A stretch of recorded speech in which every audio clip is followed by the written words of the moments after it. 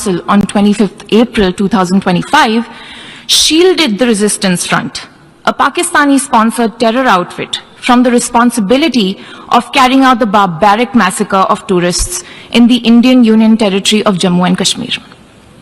Mr. President, a country long steeped in the tradition of deploying and exporting terrorism has no shame in advancing the most ludicrous narratives to that end.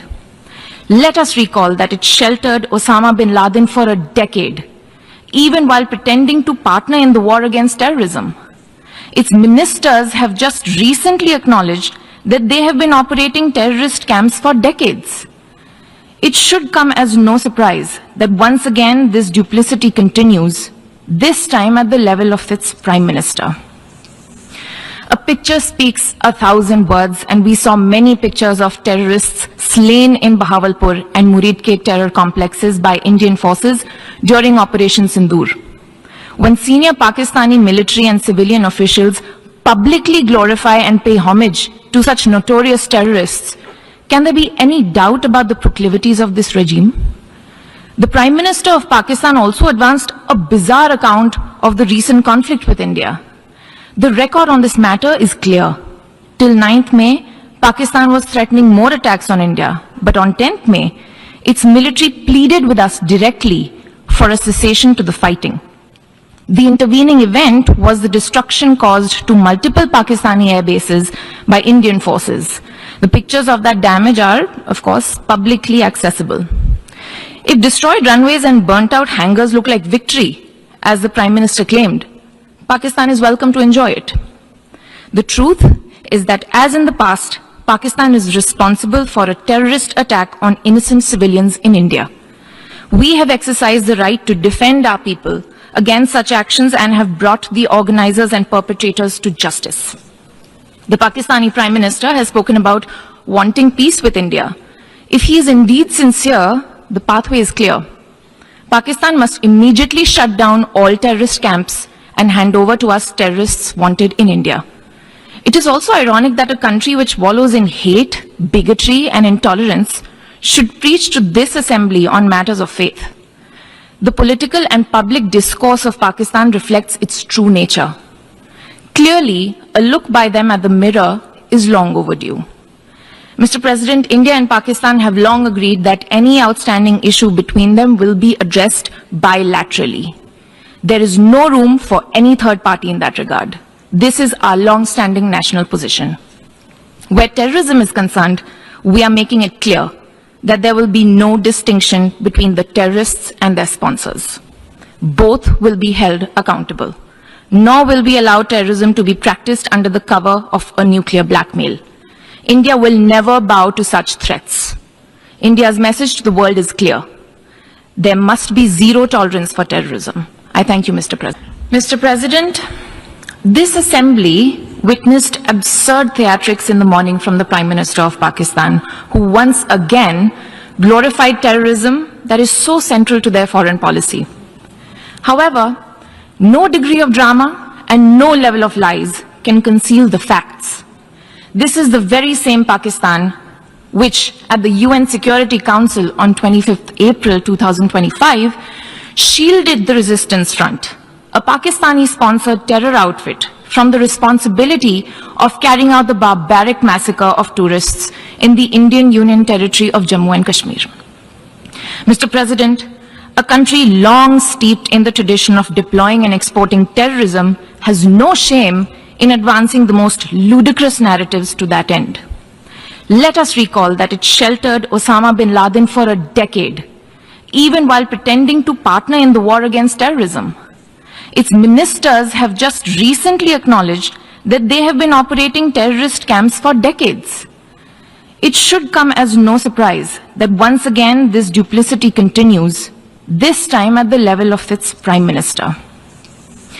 A picture speaks 1,000 words, and we saw many pictures of terrorists slain in Bahawalpur and Muridke terror complexes by Indian forces during Operation Sindoor.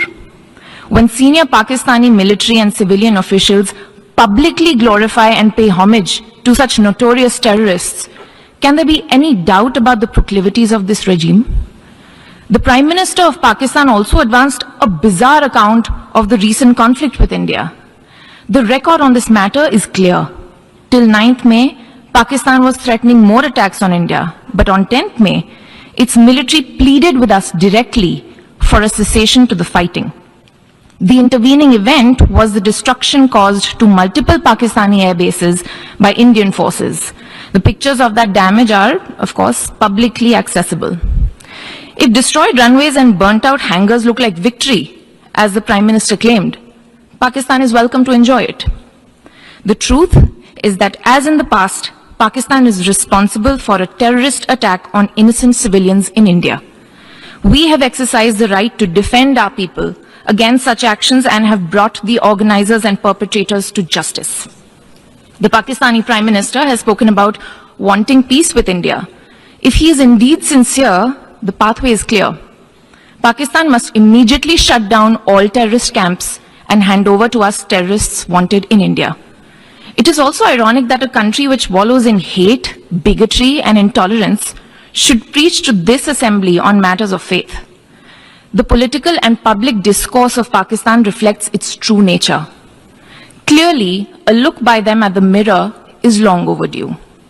Mr. President, India and Pakistan have long agreed that any outstanding issue between them will be addressed bilaterally. There is no room for any third party in that regard.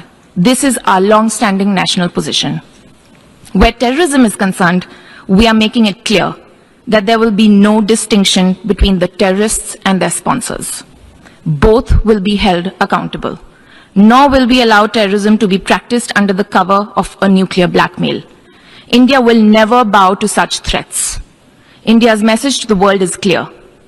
There must be zero tolerance for terrorism. I thank you, Mr. President. Mr. President, this assembly witnessed absurd theatrics in the morning from the Prime Minister of Pakistan, who once again glorified terrorism that is so central to their foreign policy. However, no degree of drama and no level of lies can conceal the facts. This is the very same Pakistan which, at the UN Security Council on 25th April 2025, shielded the resistance front, a Pakistani-sponsored terror outfit, from the responsibility of carrying out the barbaric massacre of tourists in the Indian Union territory of Jammu and Kashmir. Mr. President, a country long steeped in the tradition of deploying and exporting terrorism has no shame in advancing the most ludicrous narratives to that end. Let us recall that it sheltered Osama bin Laden for a decade, even while pretending to partner in the war against terrorism. Its ministers have just recently acknowledged that they have been operating terrorist camps for decades. It should come as no surprise that once again this duplicity continues, this time at the level of its Prime Minister. A picture speaks 1,000 words, and we saw many pictures of terrorists slain in Bahawalpur and Muridke terror complexes by Indian forces during Operation Sindoor. When senior Pakistani military and civilian officials publicly glorify and pay homage to such notorious terrorists, can there be any doubt about the proclivities of this regime? The Prime Minister of Pakistan also advanced a bizarre account of the recent conflict with India. The record on this matter is clear.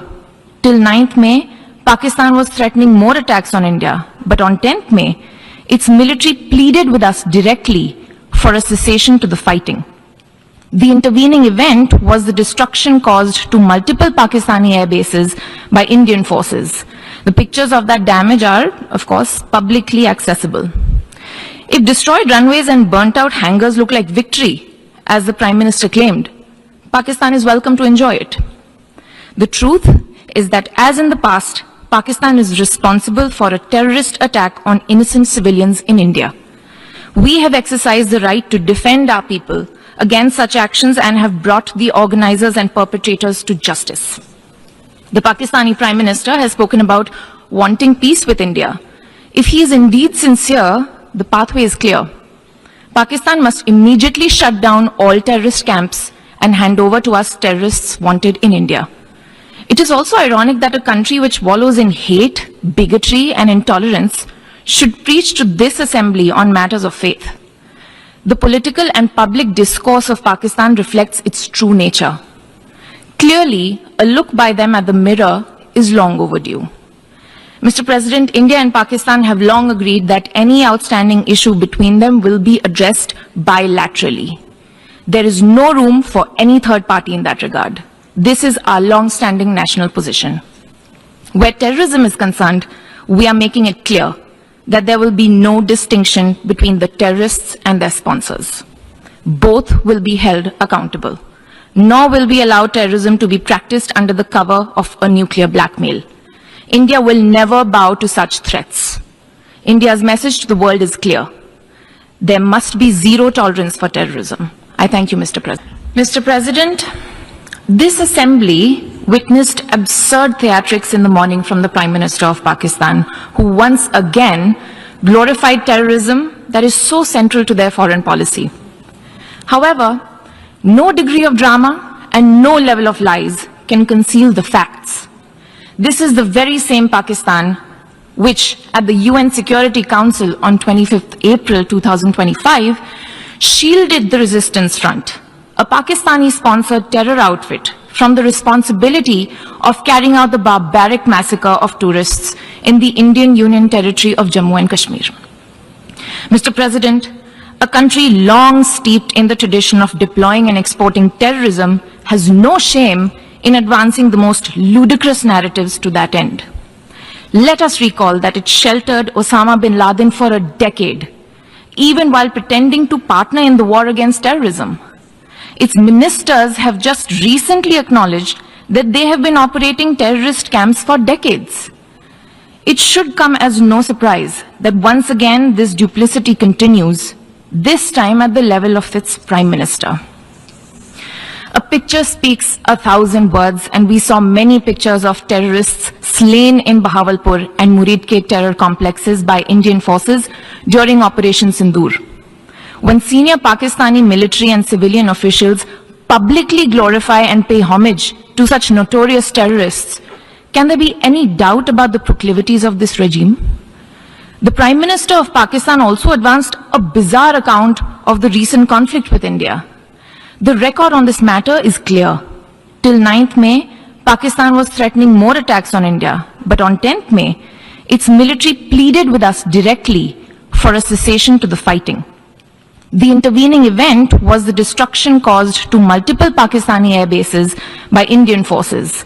The pictures of that damage are, of course, publicly accessible. If destroyed runways and burnt out hangars look like victory, as the Prime Minister claimed, Pakistan is welcome to enjoy it. The truth is that, as in the past, Pakistan is responsible for a terrorist attack on innocent civilians in India.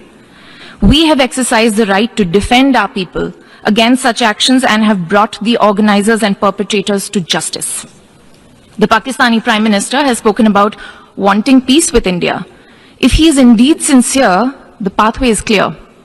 Pakistan must immediately shut down all terrorist camps and hand over to us terrorists wanted in India. It is also ironic that a country which wallows in hate, bigotry, and intolerance should preach to this assembly on matters of faith. The political and public discourse of Pakistan reflects its true nature. Clearly, a look by them at the mirror is long overdue. Mr. President, India and Pakistan have long agreed that any outstanding issue between them will be addressed bilaterally.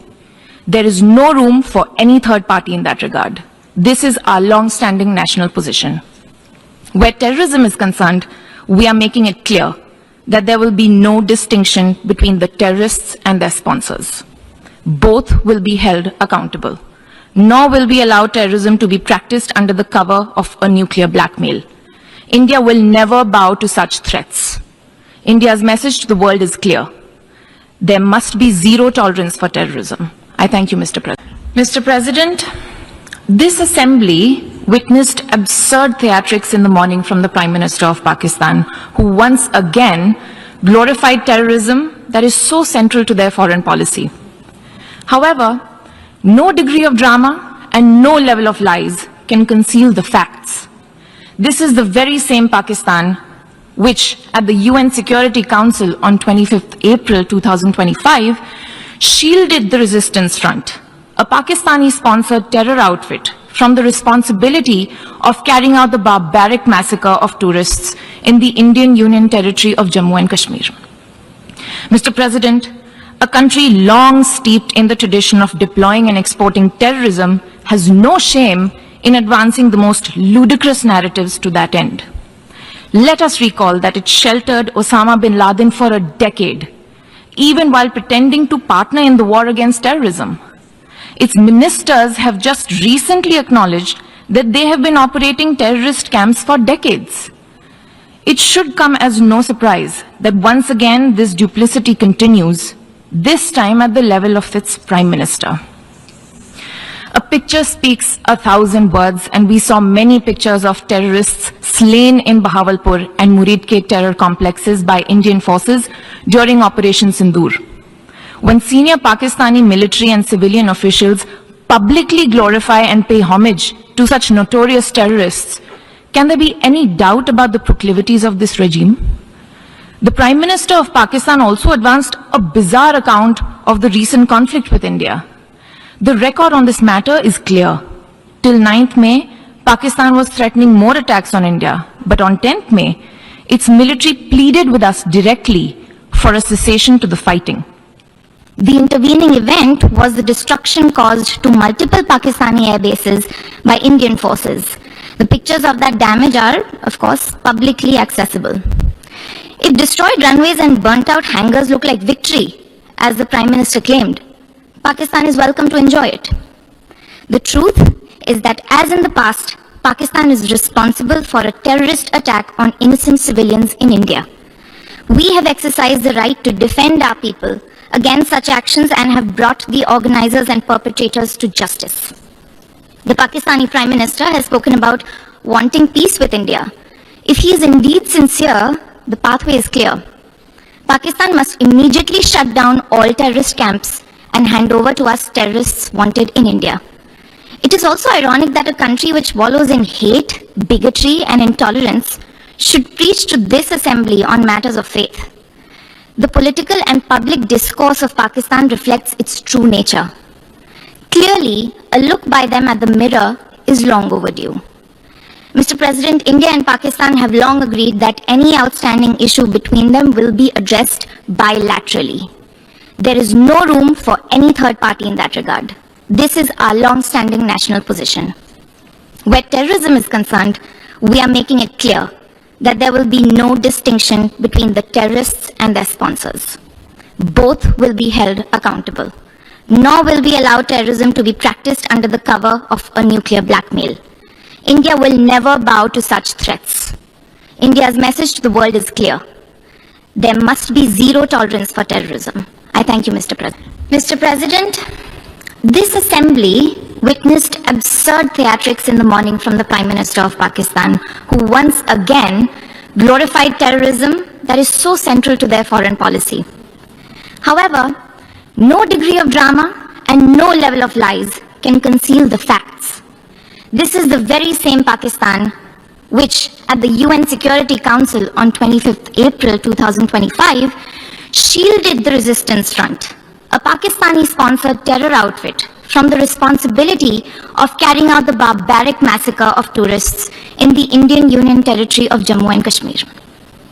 Mr. President, a country long steeped in the tradition of deploying and exporting terrorism has no shame in advancing the most ludicrous narratives to that end. Let us recall that it sheltered Osama bin Laden for a decade, even while pretending to partner in the war against terrorism.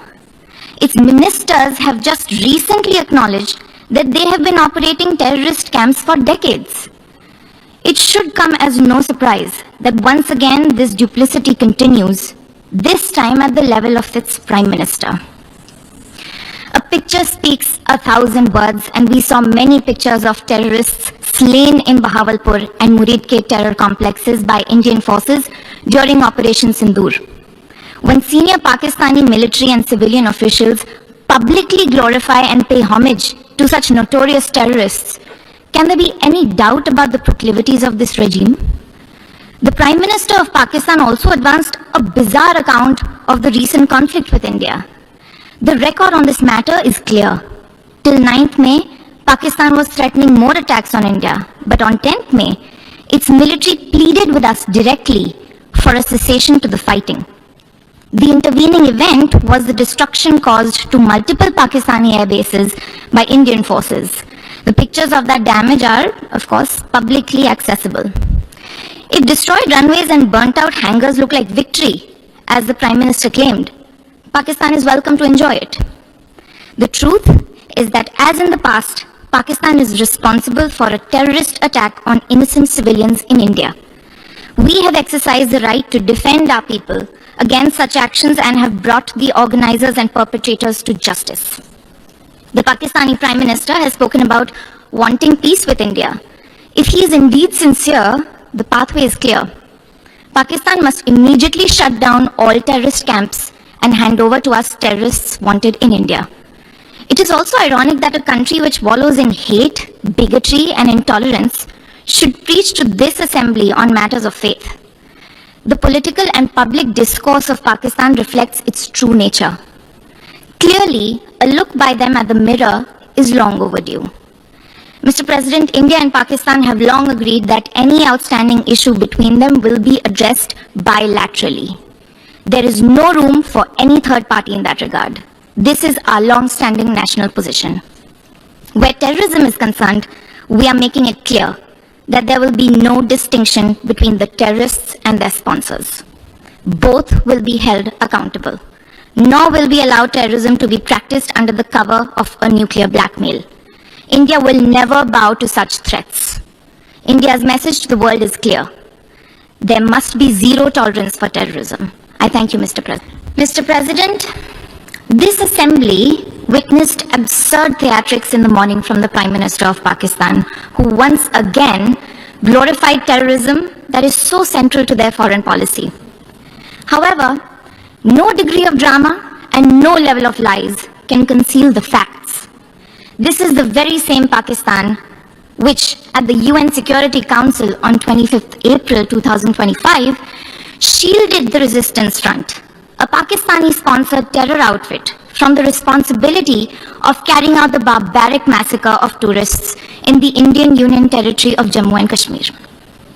Mr. President, a country long steeped in the tradition of deploying and exporting terrorism has no shame in advancing the most ludicrous narratives to that end.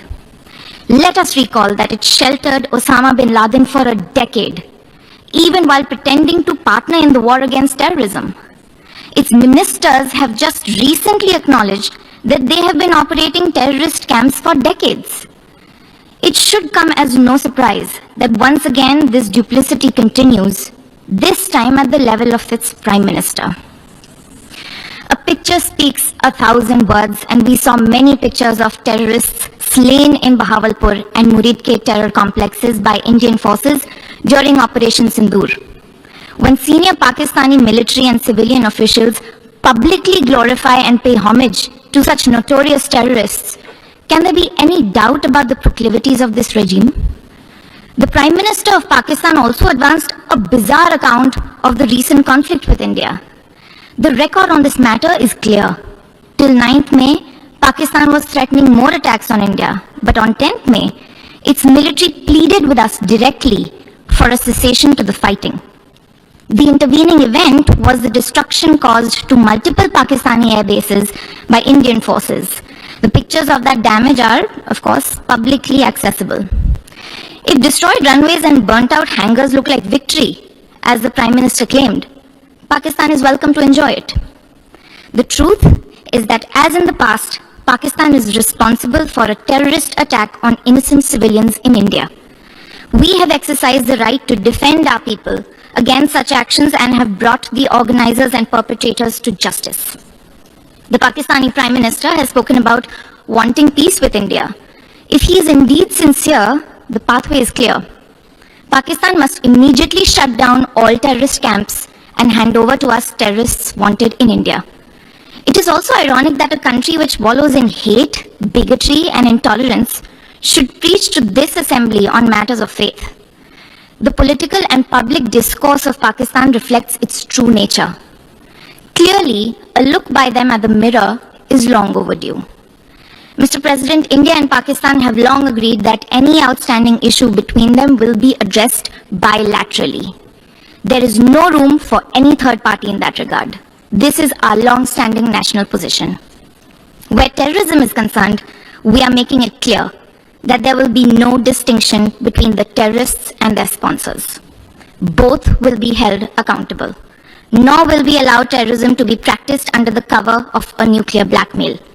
India will never bow to such threats. India's message to the world is clear. There must be zero tolerance for terrorism. I thank you, Mr. President. Mr. President, this assembly witnessed absurd theatrics in the morning from the Prime Minister of Pakistan, who once again glorified terrorism that is so central to their foreign policy. However, no degree of drama and no level of lies can conceal the facts. This is the very same Pakistan which, at the UN Security Council on 25th April 2025, shielded the resistance front, a Pakistani-sponsored terror outfit, from the responsibility of carrying out the barbaric massacre of tourists in the Indian Union territory of Jammu and Kashmir. Mr. President, a country long steeped in the tradition of deploying and exporting terrorism has no shame in advancing the most ludicrous narratives to that end. Let us recall that it sheltered Osama bin Laden for a decade, even while pretending to partner in the war against terrorism. Its ministers have just recently acknowledged that they have been operating terrorist camps for decades. It should come as no surprise that once again this duplicity continues, this time at the level of its Prime Minister. A picture speaks 1,000 words, and we saw many pictures of terrorists slain in Bahawalpur and Muridke terror complexes by Indian forces during Operation Sindoor.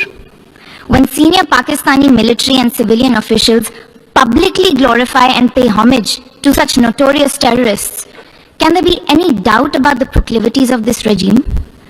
The Prime Minister of Pakistan also advanced a bizarre account of the recent conflict with India. The record on this matter is clear. Till 9th May, Pakistan was threatening more attacks on India, but on 10th May, its military pleaded with us directly for a cessation to the fighting. The intervening event was the destruction caused to multiple Pakistani air bases by Indian forces. The pictures of that damage are, of course, publicly accessible.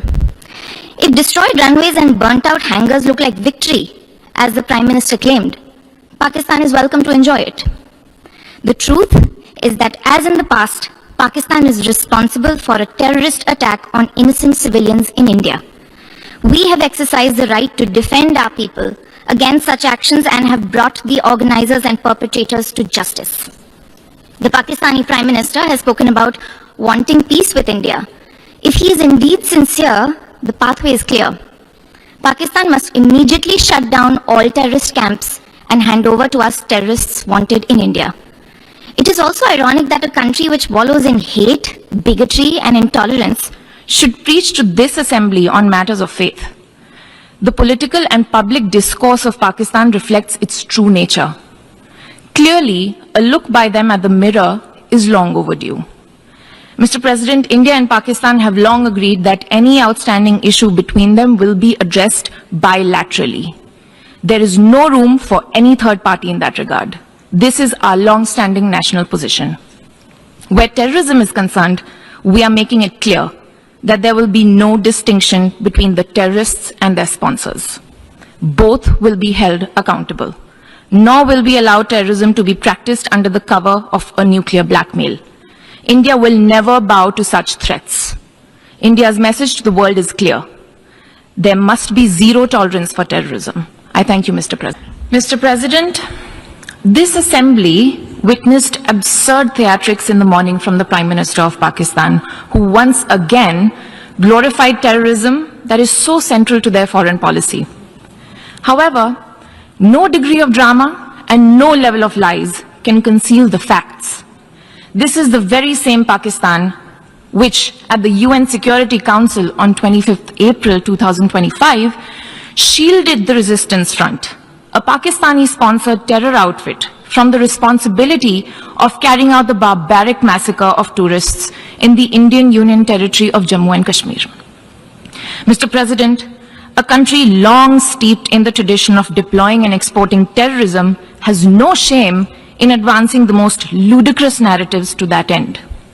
Let us recall that it sheltered Osama bin Laden for a decade, even while pretending to partner in the war against terrorism.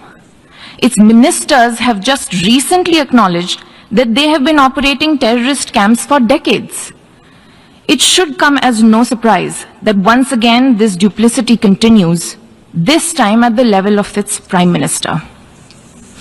A picture speaks 1,000 words, and we saw many pictures of terrorists slain in Bahawalpur and Muridke terror complexes by Indian forces during Operation Sindoor.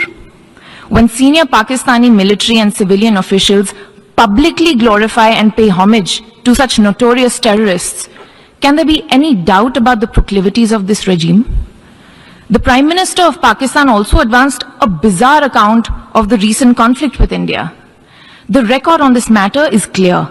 Till 9th May, Pakistan was threatening more attacks on India, but on 10th May, its military pleaded with us directly for a cessation to the fighting.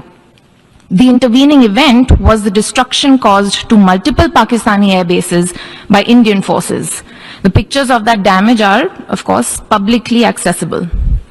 If destroyed runways and burnt out hangars look like victory, as the Prime Minister claimed, Pakistan is welcome to enjoy it. The truth is that, as in the past, Pakistan is responsible for a terrorist attack on innocent civilians in India. We have exercised the right to defend our people against such actions and have brought the organizers and perpetrators to justice. The Pakistani Prime Minister has spoken about wanting peace with India. If he is indeed sincere, the pathway is clear. Pakistan must immediately shut down all terrorist camps and hand over to us terrorists wanted in India. It is also ironic that a country which wallows in hate, bigotry, and intolerance should preach to this assembly on matters of faith. The political and public discourse of Pakistan reflects its true nature. Clearly, a look by them at the mirror is long overdue. Mr. President, India and Pakistan have long agreed that any outstanding issue between them will be addressed bilaterally. There is no room for any third party in that regard. This is our long-standing national position. Where terrorism is concerned, we are making it clear that there will be no distinction between the terrorists and their sponsors. Both will be held accountable. Nor will we allow terrorism to be practiced under the cover of a nuclear blackmail. India will never bow to such threats. India's message to the world is clear. There must be zero tolerance for terrorism. I thank you, Mr. President. Mr. President, this assembly witnessed absurd theatrics in the morning from the Prime Minister of Pakistan, who once again glorified terrorism that is so central to their foreign policy. However, no degree of drama and no level of lies can conceal the facts. This is the very same Pakistan which, at the UN Security Council on 25th April 2025, shielded the Resistance Front, a Pakistani-sponsored terror outfit, from the responsibility of carrying out the barbaric massacre of tourists in the Indian Union territory of Jammu and Kashmir. Mr. President, a country long steeped in the tradition of deploying and exporting terrorism has no shame in advancing the most ludicrous narratives to that end. Let us recall that it sheltered Osama bin Laden for a decade, even while pretending to partner in the war against terrorism. Its ministers have just recently acknowledged that they have been operating terrorist camps for decades. It should come as no surprise that once again this duplicity continues, this time at the level of its Prime Minister. A picture speaks 1,000 words, and we saw many pictures of terrorists slain in Bahawalpur and Muridke terror complexes by Indian forces during Operation Sindoor. When senior Pakistani military and civilian officials publicly glorify and pay homage to such notorious terrorists, can there be any doubt about the proclivities of this regime? The Prime Minister of Pakistan also advanced a bizarre account of the recent conflict with India. The record on this matter is clear. Till 9th May, Pakistan was threatening more attacks on India, but on 10th May, its military pleaded with us directly for a cessation to the fighting. The intervening event was the destruction caused to multiple Pakistani air bases by Indian forces. The pictures of that damage are, of course, publicly accessible. If destroyed runways and burnt out hangars look like victory, as the Prime Minister claimed, Pakistan is welcome to enjoy it. The truth is that, as in the past, Pakistan is responsible for a terrorist attack on innocent civilians in India. We have exercised the right to defend our people against such actions and have brought the organizers and perpetrators to justice. The Pakistani Prime Minister has spoken about wanting peace with India. If he is indeed sincere, the pathway is clear. Pakistan must immediately shut down all terrorist camps and hand over to us terrorists wanted in India. It is also ironic that a country which wallows in hate, bigotry, and intolerance should preach to this assembly on matters of faith. The political and public discourse of Pakistan reflects its true nature. Clearly, a look by them at the mirror is long overdue. Mr. President, India and Pakistan have long agreed that any outstanding issue between them will be addressed bilaterally. There is no room for any third party in that regard. This is our long-standing national position. Where terrorism is concerned, we are making it clear that there will be no distinction between the terrorists and their sponsors. Both will be held accountable. Nor will we allow terrorism to be practiced under the cover of a nuclear blackmail. India will never bow to such threats. India's message to the world is clear. There must be zero tolerance for terrorism. I thank you, Mr. President. Mr. President, this assembly witnessed absurd theatrics in the morning from the Prime Minister of Pakistan, who once again glorified terrorism that is so central to their foreign policy. However, no degree of drama and no level of lies can conceal the facts. This is the very same Pakistan which, at the UN Security Council on 25th April 2025, shielded the resistance front, a Pakistani-sponsored terror outfit, from the responsibility of carrying out the barbaric massacre of tourists in the Indian Union territory of Jammu and Kashmir.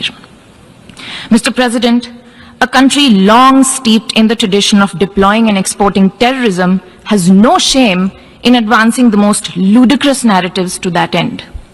Let us recall that it sheltered Osama bin Laden for a decade, even while pretending to partner in the war against terrorism. Its ministers have just recently acknowledged that they have been operating terrorist camps for decades. It should come as no surprise that once again this duplicity continues, this time at the level of its Prime Minister. A picture speaks 1,000 words, and we saw many pictures of terrorists slain in Bahawalpur and Muridke terror complexes by Indian forces during Operation Sindoor. When senior Pakistani military and civilian officials publicly glorify and pay homage to such notorious terrorists, can there be any doubt about the proclivities of this regime? The Prime Minister of Pakistan also advanced a bizarre account of the recent conflict with India. The record on this matter is clear. Till 9th May, Pakistan was threatening more attacks on India, but on 10th May, its military pleaded with us directly for a cessation to the fighting. The intervening event was the destruction caused to multiple Pakistani air bases by Indian forces. The pictures of that damage are, of course, publicly accessible. If destroyed runways and burnt out hangars look like victory, as the Prime Minister claimed, Pakistan is welcome to enjoy it. The truth is that, as in the past, Pakistan is responsible for a terrorist attack on innocent civilians in India. We have exercised the right to defend our people against such actions and have brought the organizers and perpetrators to justice. The Pakistani Prime Minister has spoken about wanting peace with India. If he is indeed sincere, the pathway is clear. Pakistan must immediately shut down all terrorist camps and hand over to us terrorists wanted in India. It is also ironic that a country which wallows in hate, bigotry, and intolerance should preach to this assembly on matters of faith.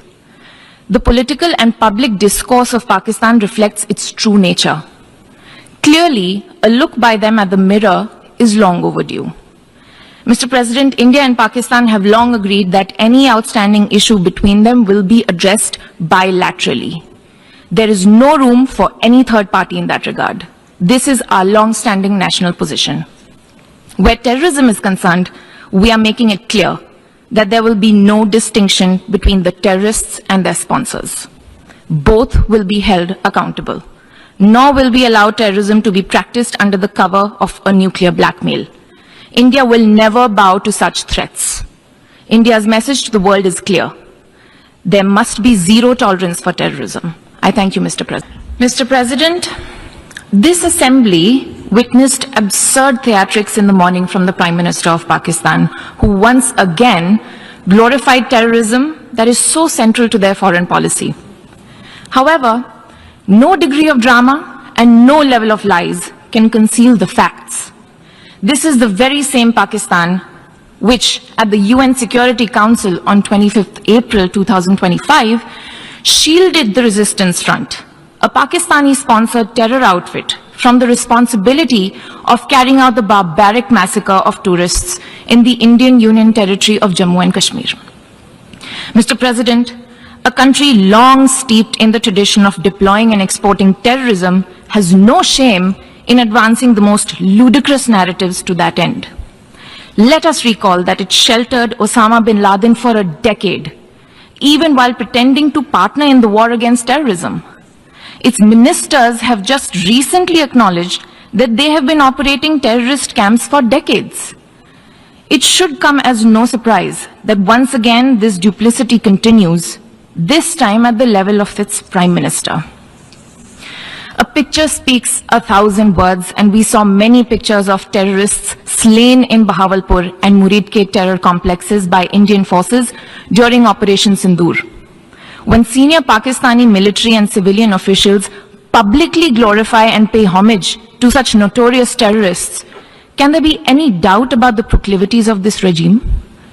The Prime Minister of Pakistan also advanced a bizarre account of the recent conflict with India. The record on this matter is clear. Till 9th May, Pakistan was threatening more attacks on India, but on 10th May, its military pleaded with us directly for a cessation to the fighting. The intervening event was the destruction caused to multiple Pakistani air bases by Indian forces. The pictures of that damage are, of course, publicly accessible. If destroyed runways and burnt out hangars look like victory, as the Prime Minister claimed, Pakistan is welcome to enjoy it. The truth is that, as in the past, Pakistan is responsible for a terrorist attack on innocent civilians in India. We have exercised the right to defend our people against such actions and have brought the organizers and perpetrators to justice. The Pakistani Prime Minister has spoken about wanting peace with India. If he is indeed sincere, the pathway is clear. Pakistan must immediately shut down all terrorist camps and hand over to us terrorists wanted in India. It is also ironic that a country which wallows in hate, bigotry, and intolerance should preach to this assembly on matters of faith. The political and public discourse of Pakistan reflects its true nature.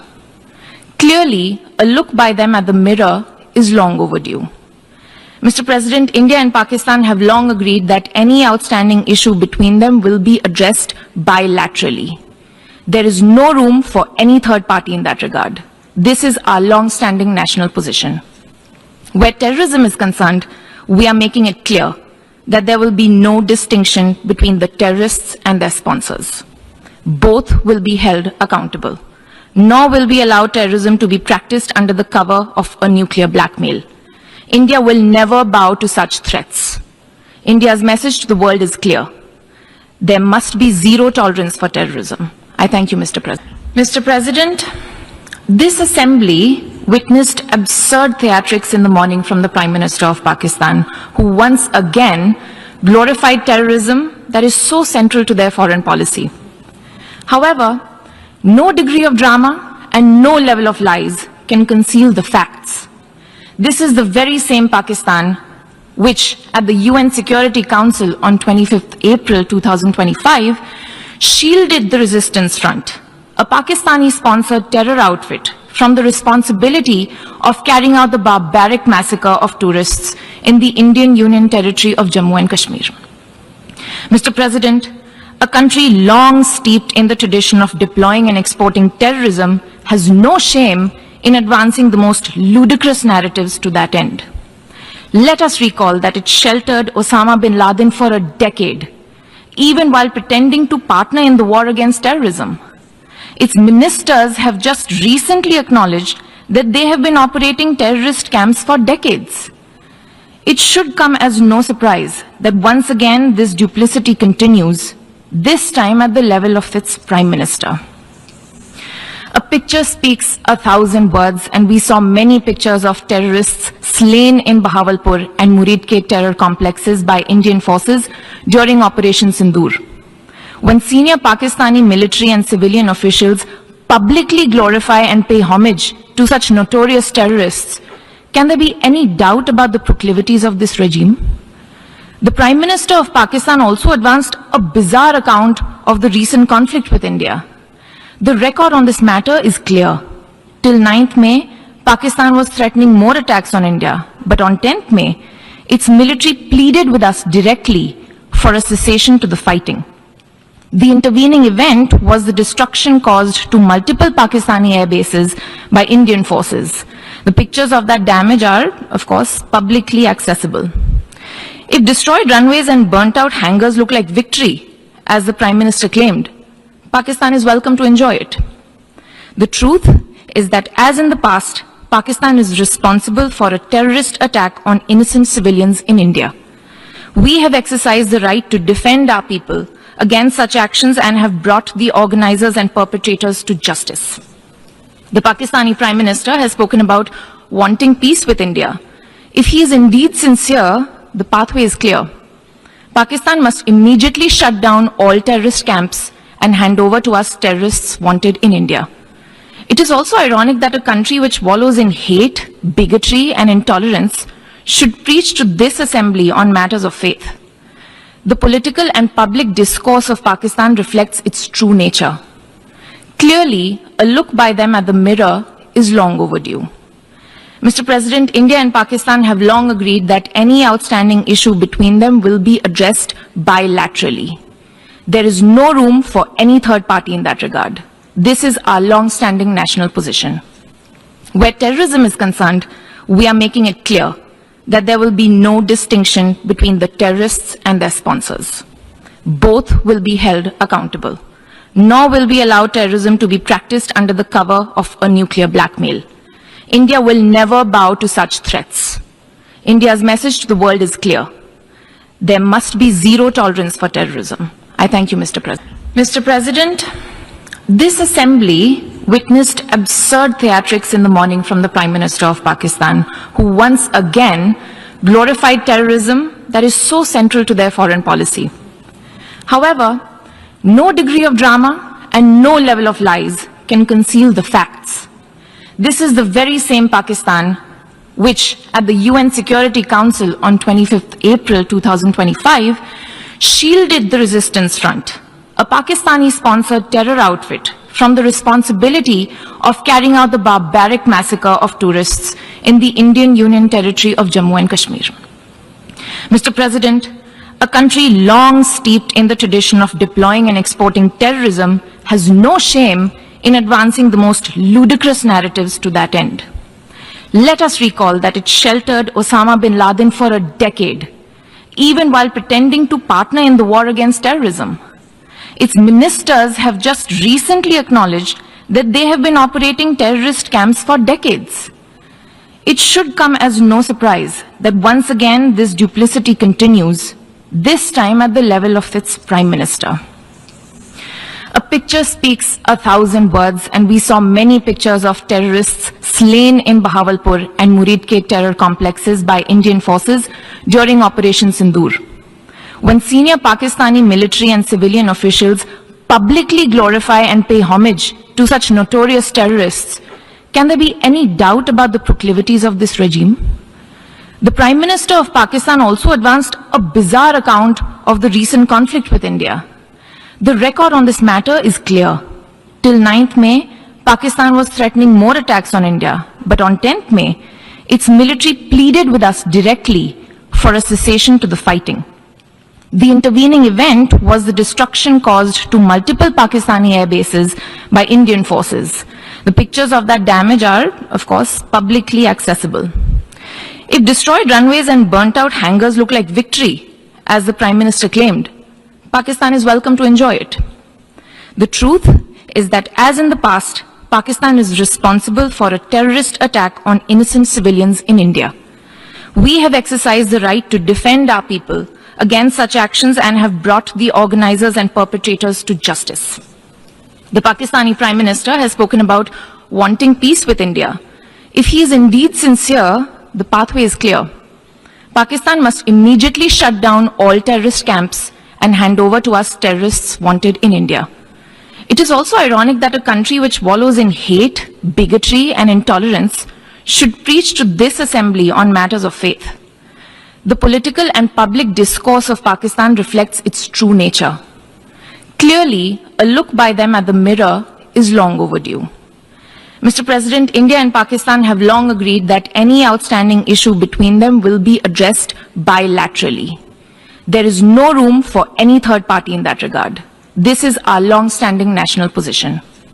Where terrorism is concerned, we are making it clear that there will be no distinction between the terrorists and their sponsors. Both will be held accountable. Nor will we allow terrorism to be practiced under the cover of a nuclear blackmail. India will never bow to such threats. India's message to the world is clear. There must be zero tolerance for terrorism. I thank you, Mr. President. Mr. President, this assembly witnessed absurd theatrics in the morning from the Prime Minister of Pakistan, who once again glorified terrorism that is so central to their foreign policy. However, no degree of drama and no level of lies can conceal the facts. This is the very same Pakistan which, at the UN Security Council on 25th April 2025, shielded the resistance front, a Pakistani-sponsored terror outfit, from the responsibility of carrying out the barbaric massacre of tourists in the Indian Union territory of Jammu and Kashmir. Mr. President, a country long steeped in the tradition of deploying and exporting terrorism has no shame in advancing the most ludicrous narratives to that end. Let us recall that it sheltered Osama bin Laden for a decade, even while pretending to partner in the war against terrorism. Its ministers have just recently acknowledged that they have been operating terrorist camps for decades. It should come as no surprise that once again this duplicity continues, this time at the level of its Prime Minister. A picture speaks 1,000 words, and we saw many pictures of terrorists slain in Bahawalpur and Muridke terror complexes by Indian forces during Operation Sindoor. When senior Pakistani military and civilian officials publicly glorify and pay homage to such notorious terrorists, can there be any doubt about the proclivities of this regime? The Prime Minister of Pakistan also advanced a bizarre account of the recent conflict with India. The record on this matter is clear. Till 9th May, Pakistan was threatening more attacks on India, but on 10th May, its military pleaded with us directly for a cessation to the fighting. The intervening event was the destruction caused to multiple Pakistani air bases by Indian forces. The pictures of that damage are, of course, publicly accessible. If destroyed runways and burnt out hangars look like victory, as the Prime Minister claimed, Pakistan is welcome to enjoy it. The truth is that, as in the past, Pakistan is responsible for a terrorist attack on innocent civilians in India. We have exercised the right to defend our people against such actions and have brought the organizers and perpetrators to justice. The Pakistani Prime Minister has spoken about wanting peace with India. If he is indeed sincere, the pathway is clear. Pakistan must immediately shut down all terrorist camps and hand over to us terrorists wanted in India.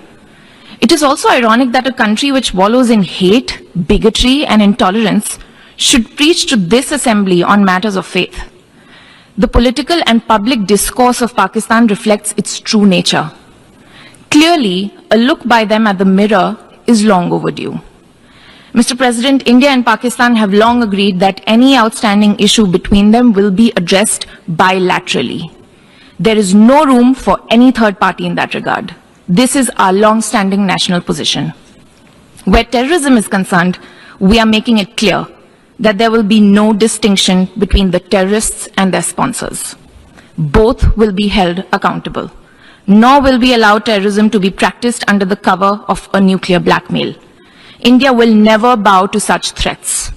India's message to the world is clear. There must be zero tolerance for terrorism. I thank you, Mr. President. Mr. President, this assembly witnessed absurd theatrics in the morning from the Prime Minister of Pakistan, who once again glorified terrorism that is so central to their foreign policy. However, no degree of drama and no level of lies can conceal the facts. This is the very same Pakistan which, at the UN Security Council on 25th April 2025, shielded the Resistance Front, a Pakistani-sponsored terror outfit, from the responsibility of carrying out the barbaric massacre of tourists in the Indian Union territory of Jammu and Kashmir. Mr. President, a country long steeped in the tradition of deploying and exporting terrorism has no shame in advancing the most ludicrous narratives to that end. Let us recall that it sheltered Osama bin Laden for a decade, even while pretending to partner in the war against terrorism. Its ministers have just recently acknowledged that they have been operating terrorist camps for decades. It should come as no surprise that once again this duplicity continues, this time at the level of its Prime Minister. A picture speaks 1,000 words, and we saw many pictures of terrorists slain in Bahawalpur and Muridke terror complexes by Indian forces during Operation Sindoor. When senior Pakistani military and civilian officials publicly glorify and pay homage to such notorious terrorists, can there be any doubt about the proclivities of this regime? The Prime Minister of Pakistan also advanced a bizarre account of the recent conflict with India. The record on this matter is clear. Till 9th May, Pakistan was threatening more attacks on India, but on 10th May, its military pleaded with us directly for a cessation to the fighting.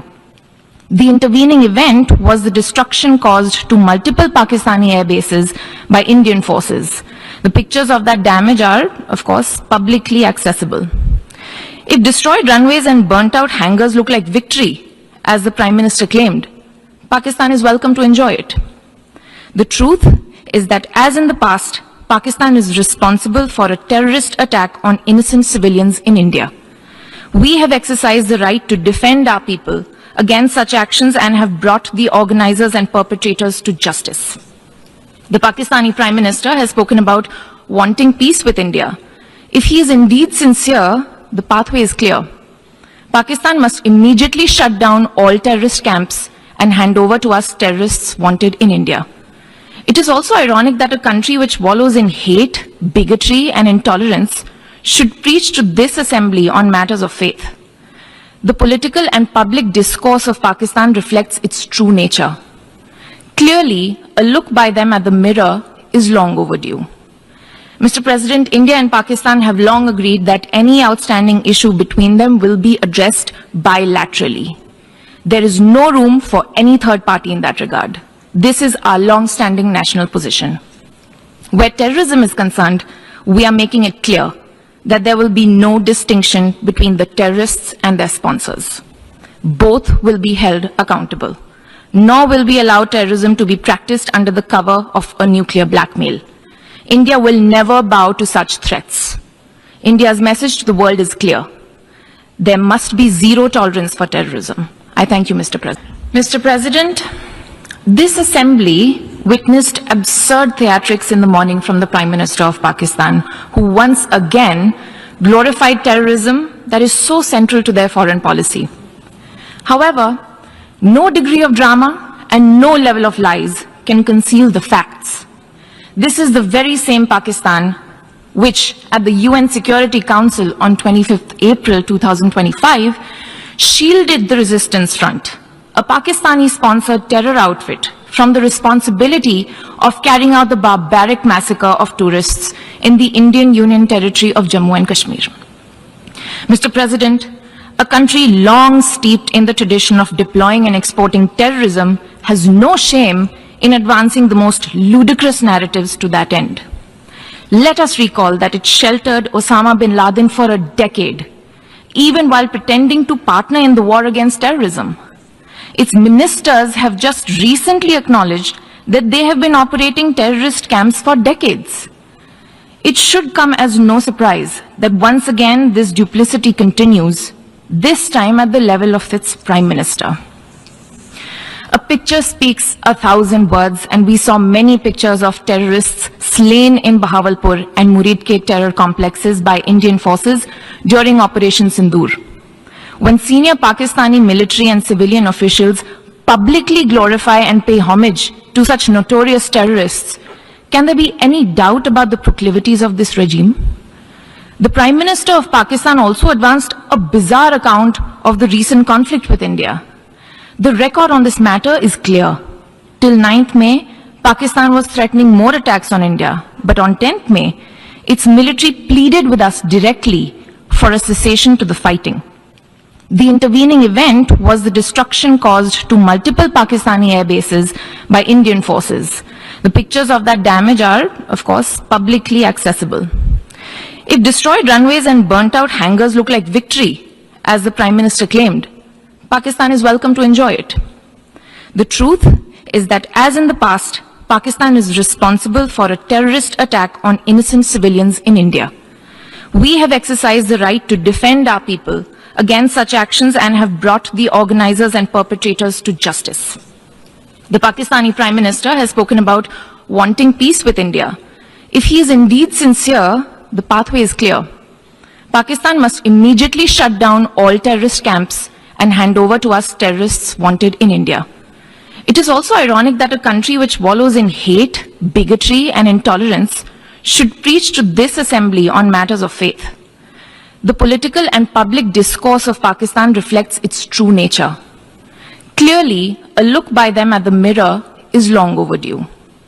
Mr. President, India and Pakistan have long agreed that any outstanding issue between them will be addressed bilaterally. There is no room for any third party in that regard. This is our long-standing national position. Where terrorism is concerned, we are making it clear that there will be no distinction between the terrorists and their sponsors. Both will be held accountable. Nor will we allow terrorism to be practiced under the cover of a nuclear blackmail. India will never bow to such threats. India's message to the world is clear. There must be zero tolerance for terrorism. I thank you, Mr. President. Mr. President, this assembly witnessed absurd theatrics in the morning from the Prime Minister of Pakistan, who once again glorified terrorism that is so central to their foreign policy. However, no degree of drama and no level of lies can conceal the facts. This is the very same Pakistan which, at the UN Security Council on 25th April 2025, shielded the Resistance Front, a Pakistani-sponsored terror outfit, from the responsibility of carrying out the barbaric massacre of tourists in the Indian Union territory of Jammu and Kashmir. Mr. President, a country long steeped in the tradition of deploying and exporting terrorism has no shame in advancing the most ludicrous narratives to that end. Let us recall that it sheltered Osama bin Laden for a decade, even while pretending to partner in the war against terrorism. Its ministers have just recently acknowledged that they have been operating terrorist camps for decades. It should come as no surprise that once again this duplicity continues, this time at the level of its Prime Minister. A picture speaks 1,000 words, and we saw many pictures of terrorists slain in Bahawalpur and Muridke terror complexes by Indian forces during Operation Sindoor. When senior Pakistani military and civilian officials publicly glorify and pay homage to such notorious terrorists, can there be any doubt about the proclivities of this regime?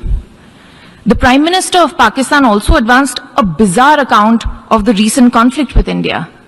The record on this matter is clear. Till 9th May, Pakistan was threatening more attacks on India, but on 10th May, its military pleaded with us directly for a cessation to the fighting. The intervening event was the destruction caused to multiple Pakistani air bases by Indian forces. The pictures of that damage are, of course, publicly accessible. If destroyed runways and burnt out hangars look like victory, as the Prime Minister claimed, Pakistan is welcome to enjoy it. The truth is that, as in the past, Pakistan is responsible for a terrorist attack on innocent civilians in India. We have exercised the right to defend our people against such actions and have brought the organizers and perpetrators to justice. The Pakistani Prime Minister has spoken about wanting peace with India. If he is indeed sincere, the pathway is clear. Pakistan must immediately shut down all terrorist camps and hand over to us terrorists wanted in India. It is also ironic that a country which wallows in hate, bigotry, and intolerance should preach to this assembly on matters of faith. The political and public discourse of Pakistan reflects its true nature. Clearly, a look by them at the mirror is long overdue. Mr. President, India and Pakistan have long agreed that any outstanding issue between them will be addressed bilaterally. There is no room for any third party in that regard. This is our long-standing national position. Where terrorism is concerned, we are making it clear that there will be no distinction between the terrorists and their sponsors. Both will be held accountable. Nor will we allow terrorism to be practiced under the cover of a nuclear blackmail. India will never bow to such threats. India's message to the world is clear.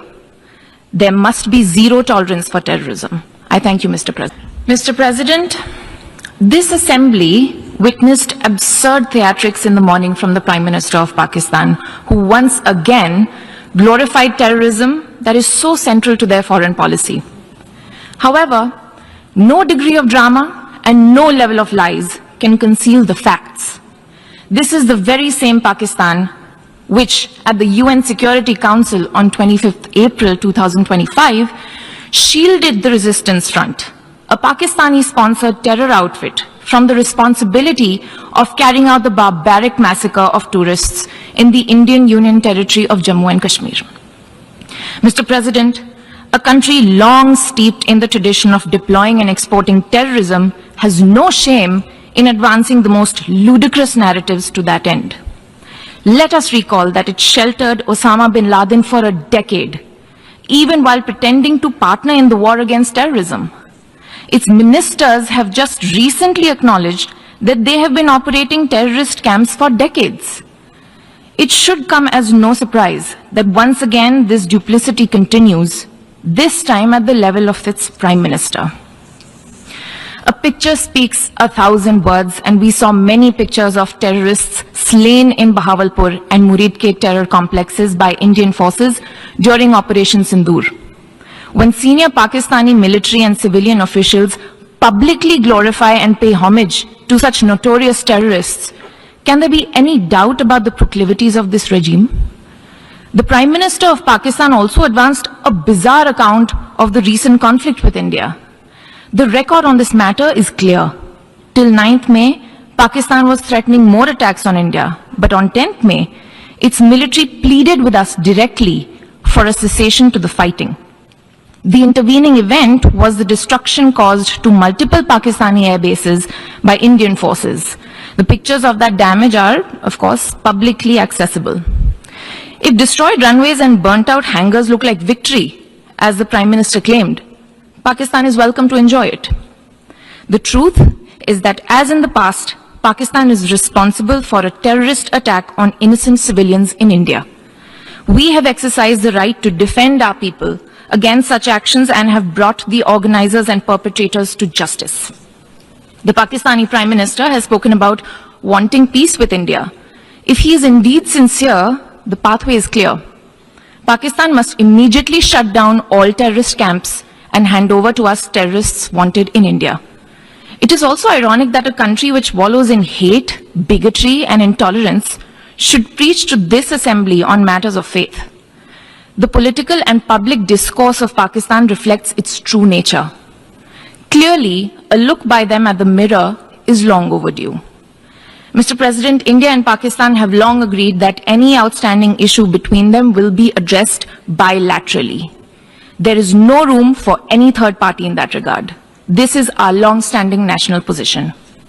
Where terrorism is concerned, we are making it clear that there will be no distinction between the terrorists and their sponsors. Both will be held accountable. nor will we allow terrorism to be practiced under the cover of a nuclear blackmail.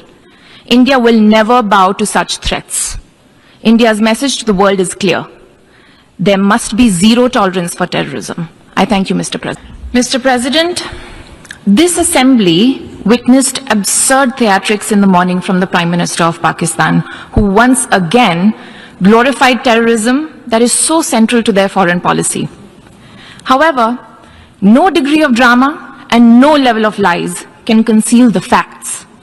This is the very same Pakistan which, at the UN Security Council on 25th April 2025, shielded the Resistance Front, a Pakistani-sponsored terror outfit, from the responsibility of carrying out the barbaric massacre of tourists in the Indian Union territory of Jammu and Kashmir.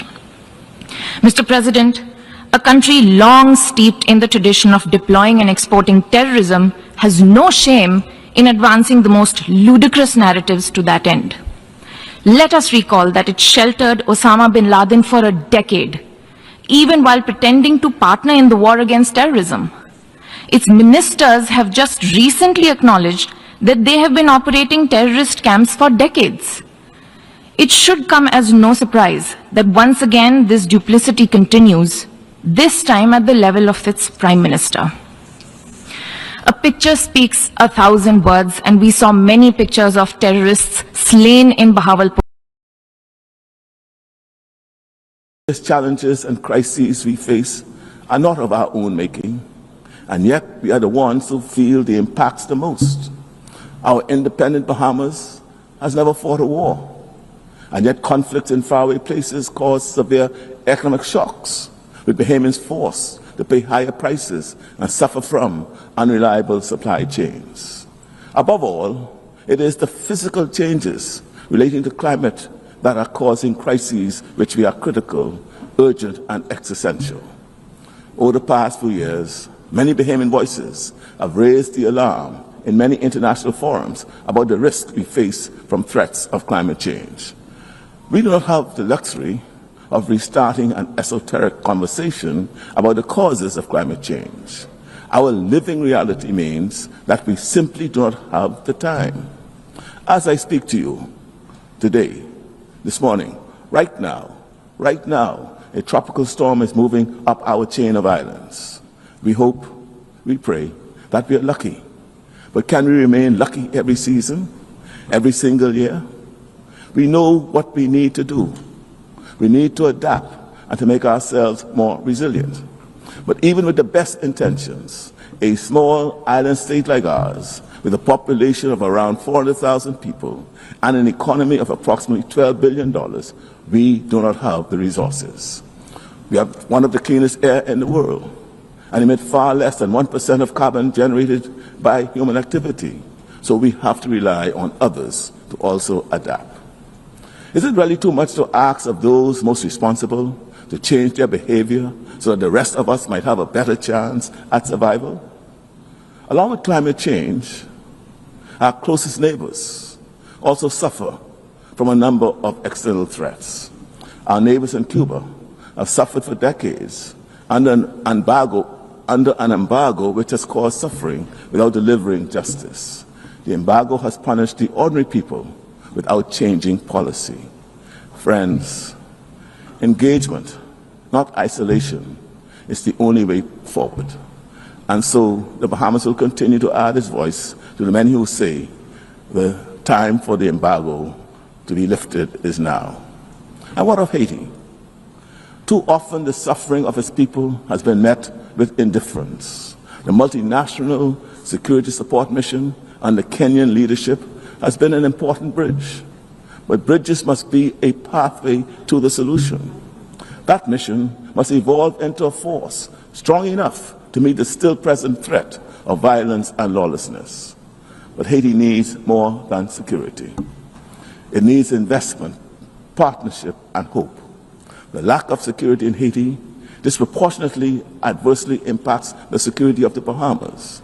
And we can no longer continue to carry so much of the burden and plight of the Haitian people. The world must act. We say this not out of fatigue, but out of conscious realization that a crisis of this magnitude cannot be left to neighbors alone. It requires a global response. The Bahamas therefore calls for a dedicated United Nations Support Office for Haiti, an institution to coordinate aid, sustain international attention, strengthen institutions, and nurture democracy. We cannot claim fidelity to peace and at the same time ignore Haiti. Your Excellencies, the lessons of history are clear. To retreat into a world of isolationist protectionism, where might is right and resources of the planet are plundered for the few, is to return to a time when life was famously described as nasty, brutish, and short. There would be a fairly swift breakdown in international peace and security. With no global forum for conflict mediation, there's a strong likelihood that disputes would more often escalate into wars, border clashes, and proxy conflicts. With every country facing increasingly dangerous and rapid climate change, the collective action needed to address it would likely hasten to climate breakdown. The kind of economic fragmentation that heralded the Great Depression in America in the 1930s would reemerge. Protectionist sanctions and trade barriers, the collapse of supply chains, and resulting higher costs of living around the world would recreate the same conditions that fueled the rise of fascism and the explosion of the Second World War. Is this what we really want? No matter how imperfect, are we really prepared to throw away what we have? Your Excellencies, we recognize that we seem to live in a time when the global community appears indifferent to the suffering and deaths of millions of our fellow human beings. And yet, even in the face of potential climate disaster, today we ask, not for your pity, we not ask for clarity, for charity, we ask simply that you act in your own enlightened self-interest. The security and prosperity of all of us in the region, the hemisphere, and the world are interconnected.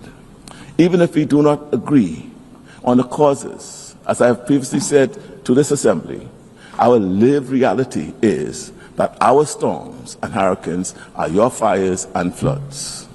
If the Bahamas were to collapse because of the disproportionate risks we face from climate change, economic vulnerabilities, and external geopolitical pressures, the world would lose one of the best tourist destinations on this planet. We ask for nothing more than what we all want: the right to live in peace and security and in the pursuit of happiness. But most of all, just let us live. Just give us the right to live. Thank you.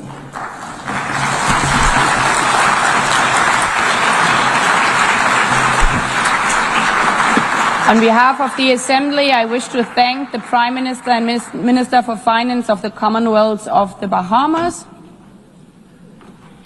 The Assembly will hear an address by His Excellency Dickon Mitchell, Prime Minister and Minister for Infrastructure and Physical Development, Public Utilities, Civil Aviation and Transportation, and Minister for National Security, Home Affairs, Public Administration, Information and Disaster Management of Grenada. I request the protocol to escort His Excellency and invite him to address the Assembly.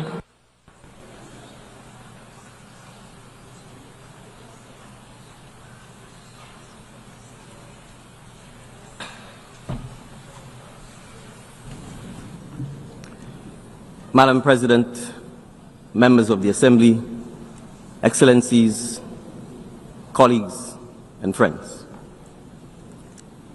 It is my honor to address this Assembly on behalf of Grenada and as a member of the Caribbean Community CARICOM. Madam President, I extend my heartfelt congratulations on your election as President of the 80th session of the United Nations General Assembly. We look forward to working with you under the guiding theme of Better Together, and to supporting your efforts in advancing peace, sustainable development, and inclusive reform within the United Nations. We meet today in a time of paradox. The headlines tell us of division, instability, and conflict. Yet, never have human beings had such access to innovation, creativity, and opportunity. In one corner of the world, classrooms are reduced to rubble. In another, laboratories create breakthrough in science and technology that can transform our future. A paradox. In one hemisphere, children walk miles to fetch water from school. In another, children are using artificial intelligence in their lessons. A further paradox. The paradox defines our era. Progress and peril, innovation and instability, hope and hardship coexisting side by side. And so, Madam President, my remarks today are centered on the one force powerful enough to bind these contradictions together. The only force that can turn innovation into inclusion and conflict into cooperation. That force is education. That is a simple yet profound truth. Education is the single greatest social, economic, and creative equalizer that we possess. It transforms circumstances into possibility. It turns the child a laborer, the daughter of a seamstress into a scientist, the son of a fisherman into an innovator. This is the heart of my message. Education is not a narrow path to employment. It is a broad road to resilience, to innovation, and to peace.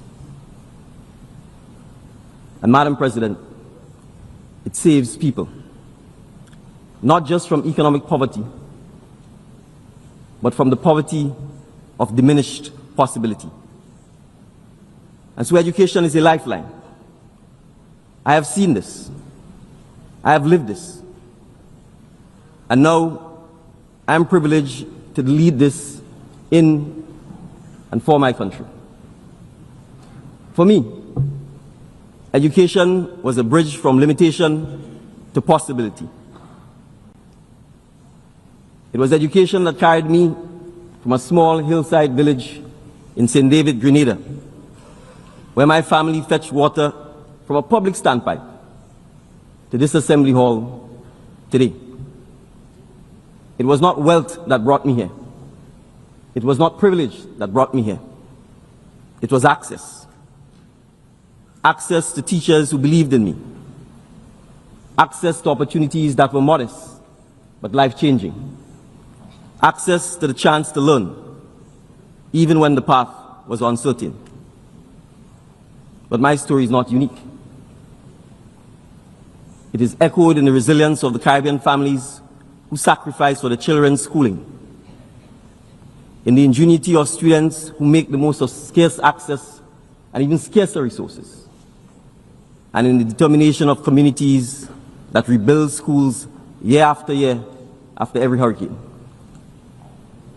That is the shared story of CARICOM, a story of people who learn to adapt, to innovate, and to persist, always with education as our anchor.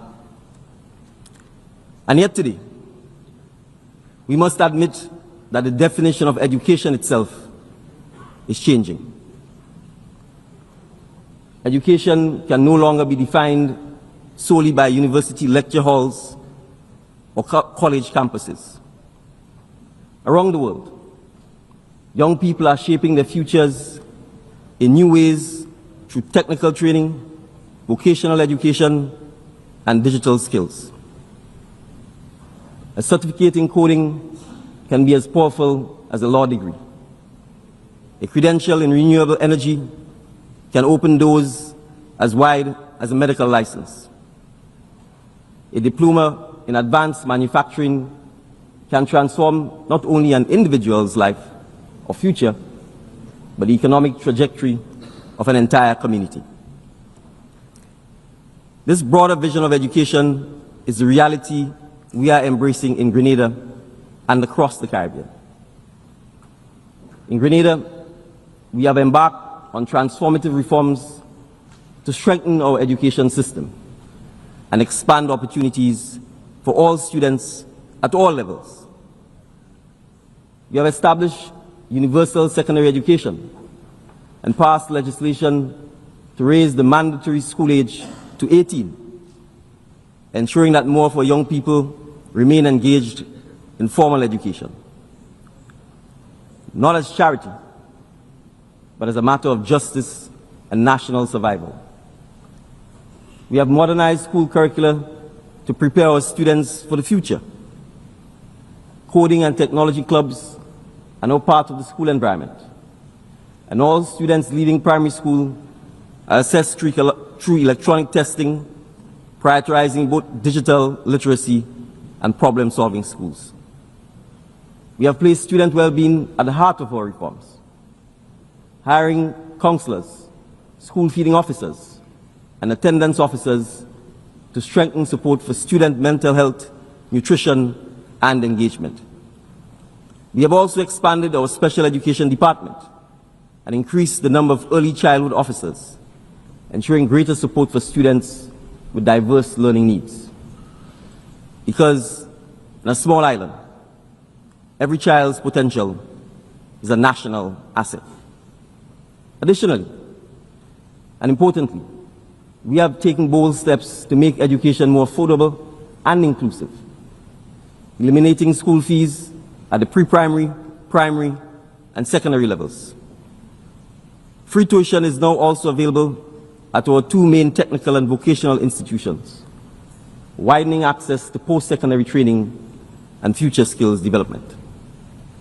Across the Caribbean community, we are investing in skills for the new economy, such as digital literacy, renewable energy, climate adaptation, and advanced technologies. In the case of advanced technologies, we are considering the teaching, understanding, and use of AI and AI-related skills to enhance education access, delivery, and outcome, as we understand that the jobs of tomorrow cannot be met with the skills of yesterday. And through the Caribbean Future Skills Fund, conceived with the Cooperative Republic of Guyana, we are pioneering an endowment model for education, where international contributions are matched by local investment. This ensures that our young people gain not just training, but also a sense of ownership and responsibility. It is education with skin in the game from both donors and recipients. This is not education as an abstract ideal. It is education as a lifeline, as resilience, preparing us to withstand the shocks of climate change and economic volatility. It is education as innovation, equipping us through powerful digital tools to turn necessity into opportunity. And it is education as sovereignty, ensuring that our destiny is not dictated by external forces, but shaped by the skills and creativity of our own people. And so when Grenada, Jamaica, or Dominica rebuilds a school after a hurricane, we are not just rebuilding classrooms. We are rebuilding futures. And so we need partnerships. Education thrives when ideas and systems are shared across borders. Partnerships build better schools, yes, but more importantly, they build better citizens of the world. For small states like mine, partnerships bring the reach and the resources we cannot muster alone. They open doors to technologies and opportunities beyond our shores. For larger states, partnership with us offers something equally valuable: lessons in adaptation and creativity, forged on the front lines of hurricanes, pandemics, and economic shocks. Together, these halves create something greater than either could achieve alone. An education system global in vision, but local in impact. And that is why today I call on donor countries, multilateral institutions, and the private sector, not only to fund, but to co-create, not only to give, but to learn. Because education is not charity, it is collaboration. It is investment in the kind of world we wish to leave behind. But yet, there's conflict, instability, and the attack on education. So, Madam President, we must also speak honestly of the shadows that darken our world today. Wars rage, economies falter, communities fracture, and amid this turbulence, it is children who bear the heaviest burden. When a school is reduced to rubble, when a teacher is silenced, when a family is forced to flee in fear, education becomes the first casualty of the conflict. And when education is taken away, it is not only opportunity that dies, but hope itself. We know all too well what follows: ignorance that breeds division, exploitation that preys on vulnerability, extremism that fills the void, and the cycles of despair that pass from one generation to the next. A child deprived of learning today becomes an adult deprived of dignity tomorrow. And a society deprived of educated citizens becomes a society deprived of peace. And so this is why I say to this assembly today, protecting education in times of conflict must be treated as a pillar of peace building. Just as we rush to shelter the displaced and heal the wounded, we must also safeguard classrooms and teachers. Just as we protect hospitals, so too we must protect schools. Because whether that child is in Palestine, in Haiti, in Sudan, or in Ukraine, their right to learn is as sacred as the right to life itself. A child in Grenada, a child in Canada, or a child in Qatar deserve the same opportunity to unlock knowledge, to connect with teachers and peers, and to shape their future. An attack on education is an attack on all. A commitment to education is a promise we make for all. Madam President, today I urge this Assembly, regardless of history or grievance, to come to the table in a shared realization that no child's classroom should be traded for a battlefield, and no young mind should be collateral damage of political disputes. From Guyana and Venezuela to Belize and Guatemala, from Haiti's turmoil to the wars in Israel and Palestine, Sudan, and the Democratic Republic of Congo, we see conflicts that have as another casualty the education of children. All children, not the children of one side or another, but all children. And so I repeat, I urge all parties, regardless of history or grievance, to come to the table in a shared realization that no child's classroom should be traded for a battlefield, and no young mind should be collateral damage of political disputes. And so we must appreciate that dialogue is not weakness, It is, in fact, the highest form of courage. It is a choice to preserve learning, to preserve hope, and to preserve the possibility of peace. Grenada knows from experience that education thrives when nations stand in solidarity.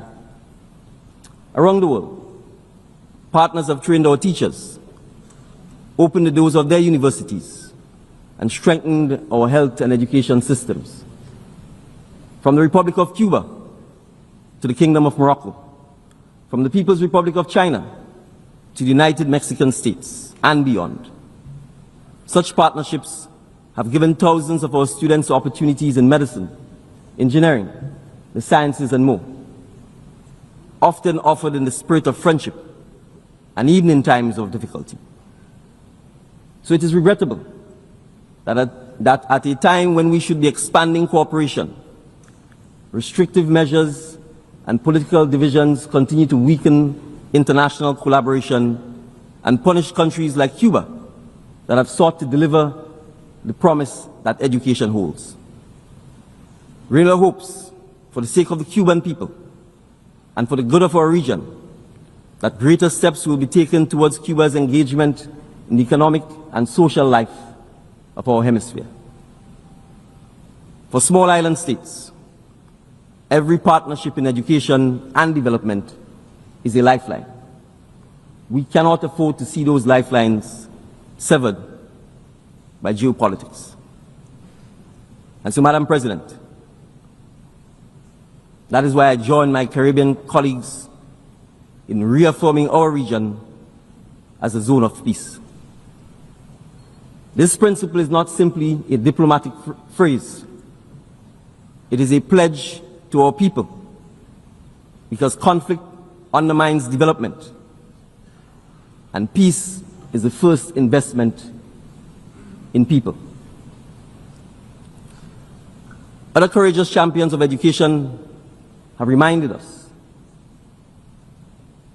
that classrooms must be defended even more fiercely than borders. Her Highness Sheikh Mahmouza bint Nasser has echoed the sentiments that in times of war, and I quote, "The right to education should be defended just as we defend the right to food and shelter," unquote. The children of Palestine deserve that right to education. They too deserve the right to a future. Gordon Brown, Rasta Machel, Khalid Satir, and Malaya Yousafzai have carried the same conviction onto the global stage, that protecting learning is protecting humanity's future. Education cannot wait for the end of conflict. It must be safeguarded in spite of it. Governments, international organizations, civil society, and the private sector must become partners in this defense. We must work together to rebuild schools and create systems that are resilient enough to withstand war and disasters. Partnership can be the difference between a child picking up a book and a child picking up a gun, between hope and hopelessness. And so my global call to action, the numbers speak for themselves. Each additional year of schooling raises a person's earnings by an average of 10%. If every child in low-income countries left school with basic reading skills, 171 million people could be lifted out of poverty. If all girls completed secondary school, child marriage would fall by 2/3, and maternal deaths would drop by almost half. And if every adult worldwide had just 2 more years of education, global GDP would grow by trillions of dollars annually. These numbers show that education does not just change the fortunes of individuals, it changes the fortunes of nations. It shapes economies, democracies, and peace itself. But let me be clear. In this era, technology and education without ethics is not enough. We must also teach our young people how to think critically, act ethically, and live responsibly in digital spaces. Education must prepare not only workers for jobs, but also active and responsible citizens. Not only coders of software, but also stewards of truth. Not only innovators of technology, but also guardians of humanity. Because we live in an age where misinformation travels faster than facts, and where algorithms can divide as easily as they can connect. In such a world, education must equip the next generation with the wisdom to discern, the courage to question, and the empathy to choose what is right. So let us imagine then a different world. A world where a child at a standpipe in St. David, Grenada, has the same access to knowledge as a child in New York or Tokyo. A world where a child in the rubble of Port-au-Prince can log on to a digital classroom and continue learning despite the chaos around them. A world where a child in a refugee camp, stateless but not hopeless, can study, dream, and prepare for a future beyond the fences that confine them. That vision is within our reach, but it will not come by chance. It will come by the choices we make here together, in this assembly, and in the partnership we embrace moving forward. And so in concluding, Madam President, colleagues and friends, education is not only a policy, it is a promise. A promise that no matter the size of a nation, the color of a passport, or the weight of a child's circumstances, that the door to opportunity remains open. For Grenada and the Caribbean community, education is the antidote to ignorance, the pathway to resilience, and the seed of innovation. It is how we turn survival into sovereignty. It is how we transform vulnerability into vision. And so I urge this assembly, let us protect our classrooms as fiercely as we protect our borders. Let us value our teachers as highly as we value treaties. And let us treat education not as a privilege for a few, but as a right for all. Because when we safeguard education, we are safeguarding peace. When we democratize knowledge, we democratize hope. And when we give a child, whether in St. David, Grenada, or Port-au-Prince, Haiti, or Gaza, Palestine, or in a refugee camp anywhere, the tools to learn, we give humanity itself the tools to endure. So let us resolve together that no classroom, no student, and no country will be left behind. Let us believe that together, that resilience is not just surviving the storms of our time, but building a world where education ensures we thrive beyond it. Thank you, Madam President. On behalf of the Assembly, I wish to thank the Prime Minister and Minister for Infrastructure and Physical Development, Public Utilities, Civil Aviation and Transportation, and Minister for National Security, Home Affairs, Public Administration, Information and Disaster Management of Grenada. The Assembly will hear an address by His Excellency Reem Talba San Emmanuel Wedra Ogo, Prime Minister and Head of Government of Burkina Faso. I request protocol to escort His Excellency and invite him to address the Assembly.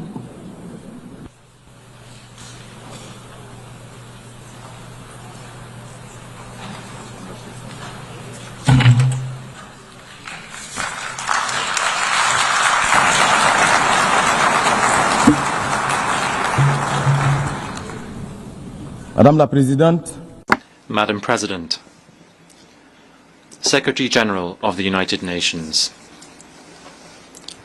heads of delegation, distinguished delegates, ladies and gentlemen. It is my great honour and privilege to address you on behalf of President Captain Ibrahim Traoré, President of Burkina Faso, Head of State, during this session, to convey the voice of the dignified, honest people of Burkina Faso. I would therefore like to convey fraternal greetings to you, to all citizens of the world committed to peace and freedom. Madam President, on behalf of Burkina Faso, I would like warmly to congratulate you upon your election to the presidency of this, the 80th session. Your election bears witness to the trust of the international community in your leadership, your ability to listen to other views, and to dialogue. In Burkina Faso, you will find a sincere, constructive, and committed partner. I would also like to express my gratitude to your predecessor, Mr. Philemon Yang. My gratitude for the high quality and rigour of the work he undertook during the previous session. Madam President, distinguished delegates, ladies and gentlemen, Burkina Faso fully aligns itself with the statement delivered on behalf of the Alliance of Sahel States by the Republic of Mali, together with Niger as well. We belong to a community of aspirations in a forum of renaissance and breaking with the past. Secretary General, Burkina Faso would like to pay tribute to the work of the UN system and its partners in this common quest for stability and prosperity. The present meeting, which is being held 80 years after the adoption of the United Nations Charter, is a suitable opportunity for us to take stock candidly of what our organization has achieved. And that is what the topic for this meeting suggests that we do. Better together, 80 years and more for peace, development and human rights.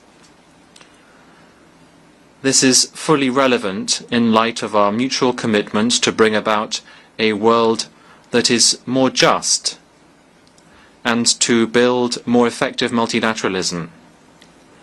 It is therefore part of this approach that should guide every nation, every sub-regional, regional and international group.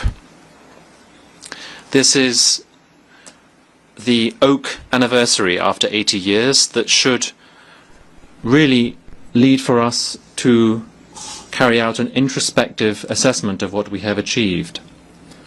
Rather than being a cause for celebration, this anniversary is in fact akin to looking at an embarrassing fiasco, a collective disappointment and a structural failure.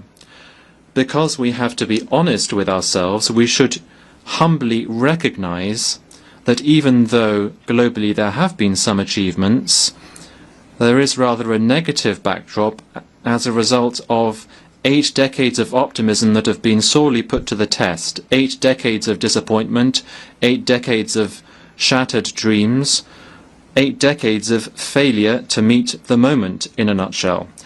That is unfortunately the bleak picture of a UN that many of our forefathers from 1945, if they were still alive, would have struggled to accept. It is therefore difficult to celebrate given such a mixed backdrop to this anniversary. How can we understand the fact that Africa, the cradle of humanity, and where there are so many conflicts, and which represents more than 1 billion human beings, remains excluded from the Security Council's decision-making bodies? How can we accept the fact that peacekeeping missions, financed to the tunes of billions of dollars, are leaving our countries in the lurch and are leaving behind frustration and suffering rather than tangible results? The causes of this collective failure are well known to all, notably the member states themselves, who after 8 decades, have, within this General Assembly, devoted their energies to defend noble causes and to propose realistic reforms without being successful in this quest. What can we do if the decisions of the General Assembly, which are not binding, are simply making it irredeemably inaudible and ineffective? Could we expect the Security Council to be more successful when it is tarnished by politicization and when it is powerless as a result of its inconsistencies and ineffective because of its permanent divisions? What is even worse is that this Council, whose role today is misused, the Council is in fact a troublemaker as a result of the tacit, underhand and sometimes active complicity of some of its permanent members, who are themselves major actors and financiers of the crises of our time. That is what the Security Council has become. It has become a pernicious body, which, as a result of the predatory behaviour of some of its permanent members, they can decide which country will be on the Council's agenda, in which other country peacekeeping operations can be sent, as if to better legitimise their role. We are therefore powerless in the face of the failure of initiatives which are nevertheless good ideas as a result of the rivalries between states and the unresolved crises that are so numerous, most emblematic of which is the conflict between Israel and Palestine, which has lasted too long. The sinful inaction of the international community in the face of a lack of trust and the authority of states which have been undermined by terrorists. It is time for an awakening and for bold reforms, without which the Security Council will remain an anachronistic institution and will not be able to meet the moment.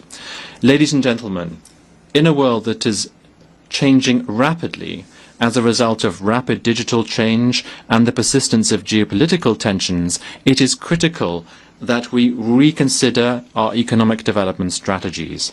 International trade can no longer be conceived through rigid schemas and imbalanced models that have been imposed upon us. Rather, it should be focused on strengthening economic autonomy, local use of resources, and promoting genuine social justice.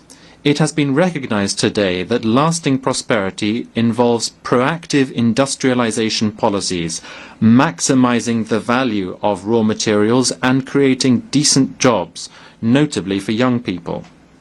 That is why we urgently need to break with the cycle of dependence on the export of raw materials. This is a model that increases our vulnerability and is a permanent brake on our emergence. In Burkina Faso, presidential initiatives bear witness to this determination to build a productive, inclusive and resilient economy which can bring new horizons for our citizens.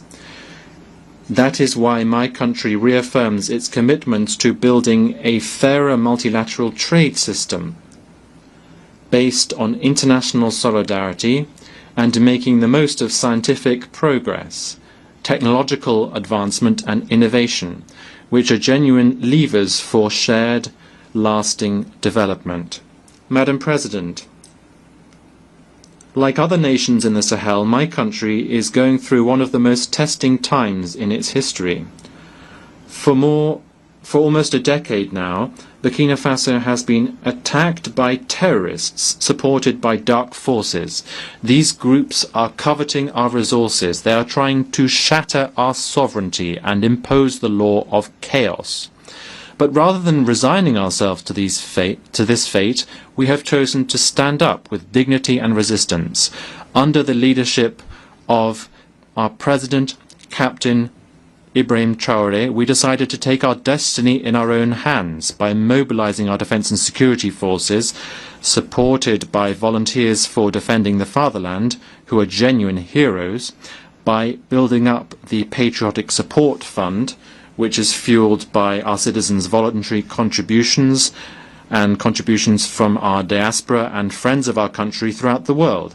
Since 2023, this fund has collected more than 413 billion CFA francs, which is startling proof of the patriotic spirit and unity of our people. By carrying out historic reforms to achieve food sovereignty, to restore our lands, and to relaunch our agricultural production, and to reduce our dependence on imports. These efforts that our determined people have undertaken are now bearing fruit. More than 72% of our territory has been recovered. Thousands of internally displaced people are going back home. Schools are reopening and social services are now resuming. Burkina Faso is thus showing that a united people can overcome even the toughest challenges. Burkina Faso hereby wishes to reaffirm fully responsibly that its priorities are non-negotiable and that its choices must be respected more than ever before. Mesdames et messieurs, ladies and gentlemen, our activities are aligned with the virtues of solidarity and unity. We are deeply convinced that a people brought together around a common ideal can achieve great things. The efforts undertaken by our fellow citizens within the country and in the diaspora, as well as their enthusiastic commitment to the momentum we've created, reaffirm that we've made the right choice, and this under the leadership of Comrade President of Burkina Faso, Ibrahim Traoré. The enthusiasm carried by the Patriotic Support Fund and the presidential initiative Faso Mebo is an excellent illustration of this. Established in 2023 in support of the Action Plan for Stabilization and Development, the Patriotic Support Fund aims to mobilize additional national resources, endogenous resources, so as to build our defense and strategic investment capacity. This fund has secured large-scale backing both within the country and in the diaspora. Madam President, the methodical pursuit of our reforms has meant that today we've made significant headway on economic governance. We have better control over public spending, we've optimized management of the state's human resources, we've streamlined institutional spending, and our debt levels are viable. These efforts can also be seen in a more equitable distribution of our national wealth, ensuring that the vast resources we have in Burkina Faso fully benefit our citizens, benefit our prosperity, instead of flowing to external interests or the representatives thereon within the country. Despite the difficulties inherent in the security and humanitarian crisis, the government has taken action across all sectors of socio-economic development, and this has brought noteworthy successes. Ladies and gentlemen, this is why we are astonished by the condescending stance of certain UN agencies who feel it within their rights to meddle in our national debate using biased narratives, narratives which are divorced from the reality on the ground. We unequivocally reject the report entitled Children and Armed Conflict in Burkina Faso, which is peppered with counter-truths and the very title of which demonstrates semantic manipulation. I would like to use this opportunity to commend the courage of our combatants and to pay tribute to military and civilian martyrs who honorably gave their lives in defense of our sovereignty. Madam President, we've always stated that terrorism is being used as a pretext, a convenient pretext, for certain states to pillage African resources. Thus, our countries are being confronted with terrorism. These terrorists being the troops of predatory foreign armies. Some states are no longer hiding this fact. They are publicly proclaiming their support provided to these criminals. A case in point is France. The Macron regime's public media, in addition to the daily disinformation it offers, has become a mouthpiece for the communication of these criminals, perpetrators of cowardly, barbaric attacks committed against our peaceable citizens. On this note, we'd like to reiterate our call for a response to be given to the request submitted on the 20th of August 2024 by the member states of the Confederation of Sahel States. This was addressed to the Security Council. To this day, this request has gone unanswered. This ongoing silence further discredits this institution, leaving doubts about its implicit connivance. What's even more concerning is the fact that some members of the Security Council are continuing to trample over Resolution 1373, which is actually binding.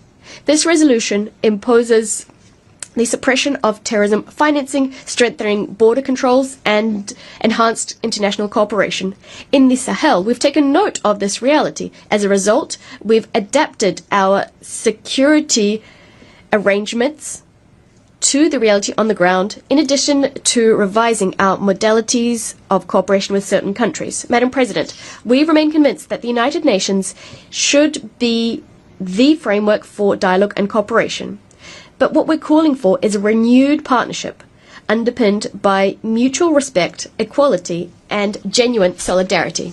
Ladies and gentlemen, confronted with common threats and external interference, Burkina Faso, Mali, and Niger have pooled our forces so as to establish the Confederation of Sahel States.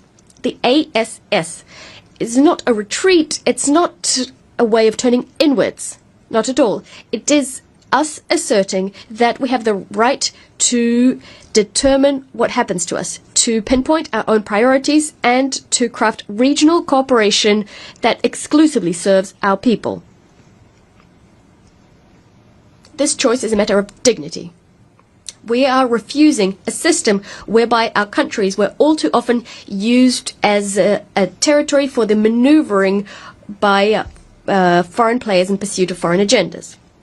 It is our willingness to be the agents of our history, to write ourselves the future our children will live out. The ASS is in keeping with the fight of Pan-African figures such as Thomas Sankara, Patrice Lumumba, and Kwame Nkrumah. Today, a new generation of leaders is taking up the baton. Firmly convinced, and this conviction brimming with inspiration, the inspiration given by the father of the August 1983 revolution, the idea that only struggle liberates. Madam President, Africa, for 80 years now, has sought to claim its legitimate place on the Security Council. It is high time to deeply reform our organization. Specifically, what we need is to introduce a bold Security Council reform, granting Africa a permanent seat on the Council. We must also improve resource management to make the United Nations more effective, to bring it closer to the people it claims to serve. We must also staunchly address the structural causes of international injustice, whether that be terrorism that's been instrumentalized by some, the embargo on Cuba, sanctions against Venezuela, Russia, Nicaragua, inter alia, and the Israeli-Palestinian conflict, the impasse that surrounds it. There's also the role to be played by China in our future. There is also the specific case of the Bolivarian Republic of Venezuela. We'd like to reiterate our unswerving support to the Venezuelan people, which for decades has suffered campaigns of isolation, illegal sanctions, and constant provocations. Faced with this flagrant interference in the sovereign affairs of this nation and this economic attack, which has disastrous humanitarian consequences, we'd like to express our solidarity with this country, Venezuela. Venezuela, which is resisting with dignity so as to maintain its right to craft its own destiny, free from ultimatums and foreign diktats. We appeal to reason and to diplomacy to end all hostile actions directed against Venezuela. Mr. Secretary General, I would now like to address you.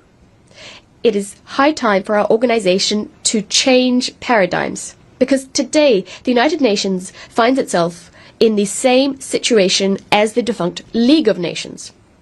the UN isn't able to make its voice heard, to ensure that its own principles are upheld. It's not capable of ensuring compliance with its decisions and resolutions by the powers that be. It's incapable of ensuring respect for international law, of settling many conflicts, or ensuring that it lives up to the task of addressing current challenges. Mr. Secretary General, you have an excellent opportunity to go down in history by shouldering your responsibilities to enact an in-depth transformation of the United Nations, on which so many hopes were pinned when it was established. You have the support of millions of people the world over to turn the organization into a genuine guarantor of peace and security in our world, instead of an instrument of domination in the hands of whoever is currently the mightiest. Despite the various pressure, despite all the power plays, we know that you have the ingenuity to liberate the organization and to ensure it is up to the task of our common ambition. Madam President, turning to development issues, Burkina Faso applauds the holding of the 4th International Conference on Financing for Development. It is our hope that the conclusions drawn in Seville will contribute to the advent of a financial architecture that's more equitable, which respects the sovereignty of states and support genuine transformation of developing countries. In a similar vein, it's absolutely vital to address the factors which serve as a brake on the full implementation of the Sustainable Development Goals, which are supposed to enact positive transformation in our world under the auspices of the United Nations. Ladies and gentlemen, 80 years after the penning of the UN Charter, our organization has not fulfilled the hopes pinned on it in 1945. Far from it. 80 years on, our world brims with injustice and suffering. There are risks of yet another large-scale conflict. They're becoming increasingly palpable. This is a source of concern for the future. But it is not too late to give new impetus to our common home, the impetus it currently lacks. Burkina Faso, true to its Pan-Africanist heritage, would like to reiterate its faith in renewed, fair and equitable multilateralism. We will resolutely defend our sovereignty and our dignity. However, we will also stretch out our hands to all nations enamored of justice, freedom and solidarity. Long live the United Nations organization, a reformed organization, a credible organization. Long live the Confederation of Sahel States. Long live Burkina Faso, a dignified, sovereign country standing firmly on our own 2 feet. Motherland or death, we shall prevail. I thank you.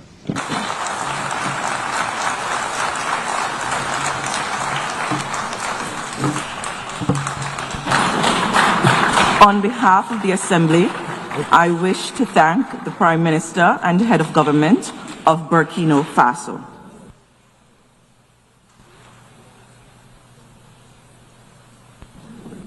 The Assembly will hear an address by His Excellency Terence Michael Drew, Prime Minister and Minister for Finance, National Security and Immigration, Health and Social Security of St. Kitts and Nevis.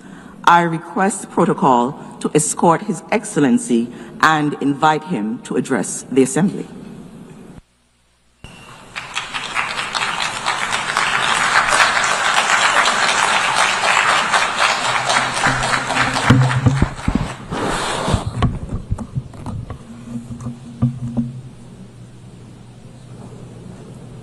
Madam President, Secretary General Antonio Guterres, Excellencies, distinguished delegates, friends of conscience and colleagues in the cause of civilization, and to my fellow Kittitians and Nevisians at home and across the seas, I bring you greetings from our twin island federation, and I bring you a plea that must no longer be deferred.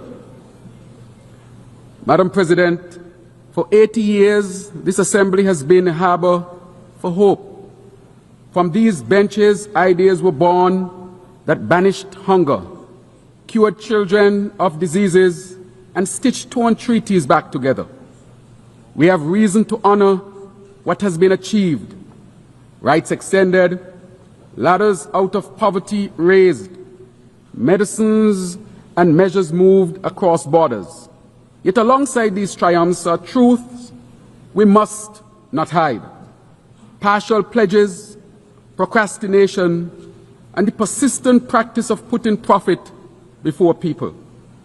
Where progress has been made, too often it has been piecemeal. Where promises have been given, too often they have been broken. We meet now at a moment of moral measure.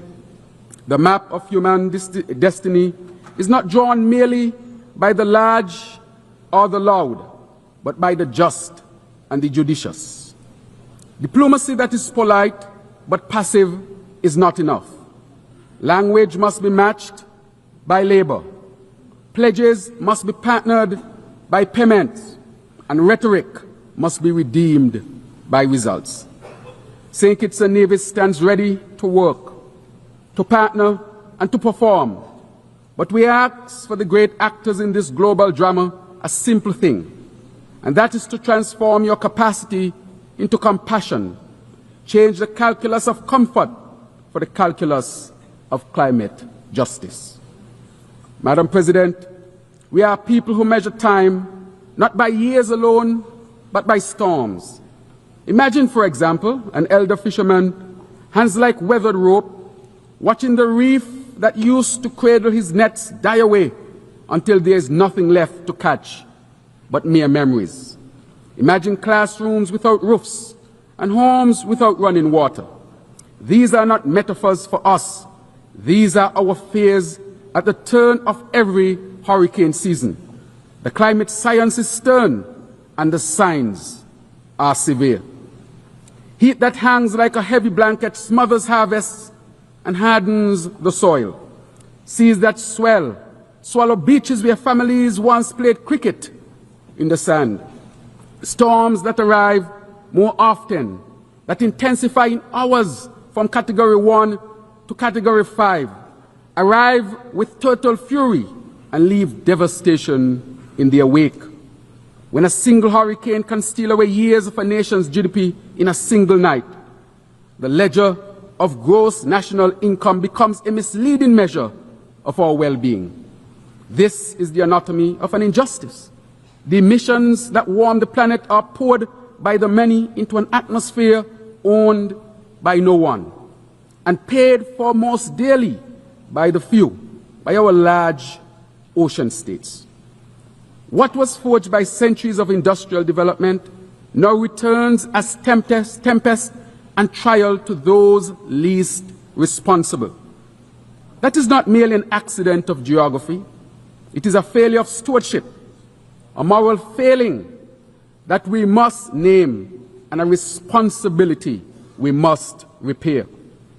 We therefore welcome the ICJ's landmark ruling on the responsibility of states for climate change, and which makes clear that under international law, states have a binding duty to protect our planet from the escalating climate crisis. We must do better. We must cut emissions deeply and quickly, scale finance fairly and urgently, and equip vulnerable nations with the tools to survive and to thrive. I am also pleased to inform that on August 29 of this year, St. Kitts and Nevis ratified the BBNJ Treaty. This is a historic achievement for the ocean and for multilateralism. Madam President, St. Kitts and Nevis has chosen to script a different future for survival and growth, one that speaks to balance of care and of durability. We have launched, therefore, the Sustainable Island State Agenda, known as CISA, a deliberate blueprint that sets our course to 2040. CISA is not a slogan. It is a structured mechanism that places people at the center of progress and entwines sustainability with prosperity. It is guided by 7 fundamental pillars: energy transition, water security, food and nutrition security, sustainable industries, sustainable settlements, circular economy, and health and social protection. each pillar reinforcing the others like ribs, holding up the body of a nation that intends to continue standing strong. Our path on the CISA is both practical and poetic. We are reimagining energy so that the power that lights our homes does not darken another nation's future. We are investing in water as a right, not as a luxury, by drilling wells, restoring reservoirs, and integrating desalination powered by the sun, so that a child need not learn to ration. We are reworking food systems, so farmers can feed nations, not just our markets.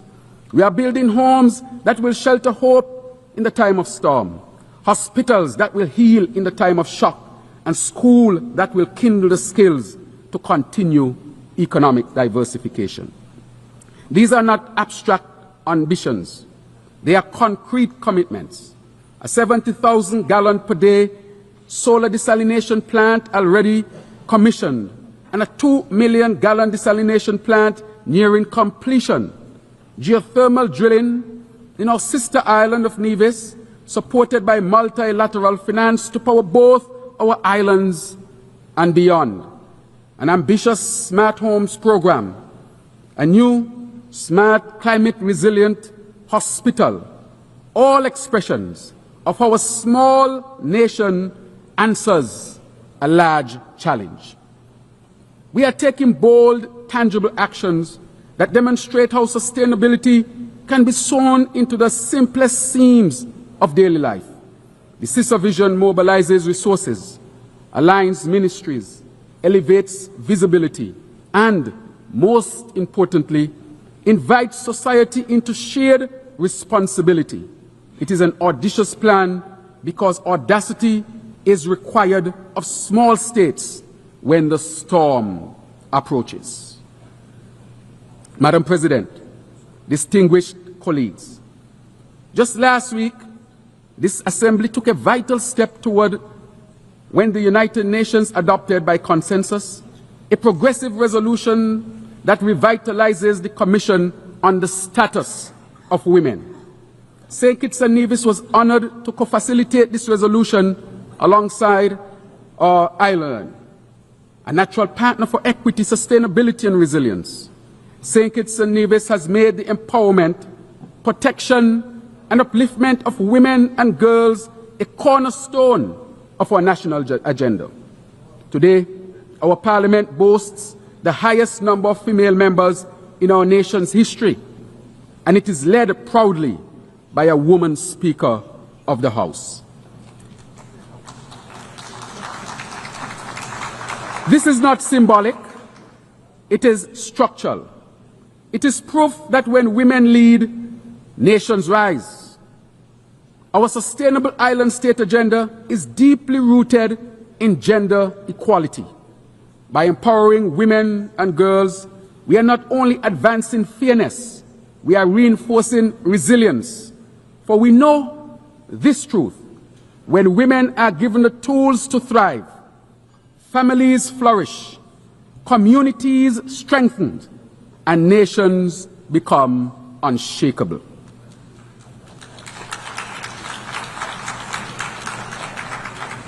Madam President, the adoption of the Multidimensional Vulnerability Index is a pivotal turning point. The MBI centers vulnerability, not just income, as the criterion for concessional financing. For countries like ours, which may register as high income on the basis of statistical averages, yet can be economically annihilated by a single climatic event. This change is life-saving. Where GDP is a static snapshot, the MVI is a living lens. It sees susceptibility, it weighs shocks, it measures exposure. The MVI can unlock concessional finance for resilience, transform loans into lifelines, and ensure that the reality of risk is not lost in translation. But let us now move from recognition to realization. From the adoption of the MVI to its full institutionalization across the World Bank, across the IMF, across regional development banks. Let us make vulnerability into the architecture, let us bake vulnerability into the architecture of global finance so that resilience is not the exception, but the expectation. Distinguished colleagues, talk of reform must not be timid. The architecture of international finance was largely built in a different century for a different world. That architecture must be remodeled so that it reflects the realities of today. Climate risk, transnational inequality, and the asymmetric impacts that fall upon the smallest and the most exposed. Kitson Nevis affirms its staunch support for the Bridgetown Initiative, where our region's clarion call for financial and climate justice. The Bridgetown Initiative offers a practical, principled platform to alter debt dynamics, to reposition credit flows toward green investments, and to operationalize liquidity instruments that protect the vulnerable. We therefore ask this Assembly and our global partners to help convert initiative into instrument and to shift rhetoric into reflowing capital for resilience. The mission of the United Nations, therefore, peace, development, and human rights, is not advanced by preserving an architecture that perpetuates fragility. Reform is justice. Reform is prudence. Reform is protection and equity. Madam President, I want to acknowledge this deep significance of the recent Africa-CARICOM summit, a historic convening that rekindles bonds severed by the brutality of the transatlantic slave trade and colonization. This diplomatic meet was a profound moment of remembrance, resistance, and reconnection. We gathered as descendants of a common ancestry, forging a shared agenda for reparatory justice, trade, transport, investment, sustainability, peace and security, climate action, and technical cooperation. Our partnership sounds loud, not only a call for financial redress, but for justice. Reparatory justice is not just about giving money, it is about correcting a moral wrong. For centuries, our ancestors were forced to work, beaten to work, dehumanized to work for free. Yet when emancipation came, it was not the enslaved who received reparations, but their enslavers. This moral inversion must be corrected. And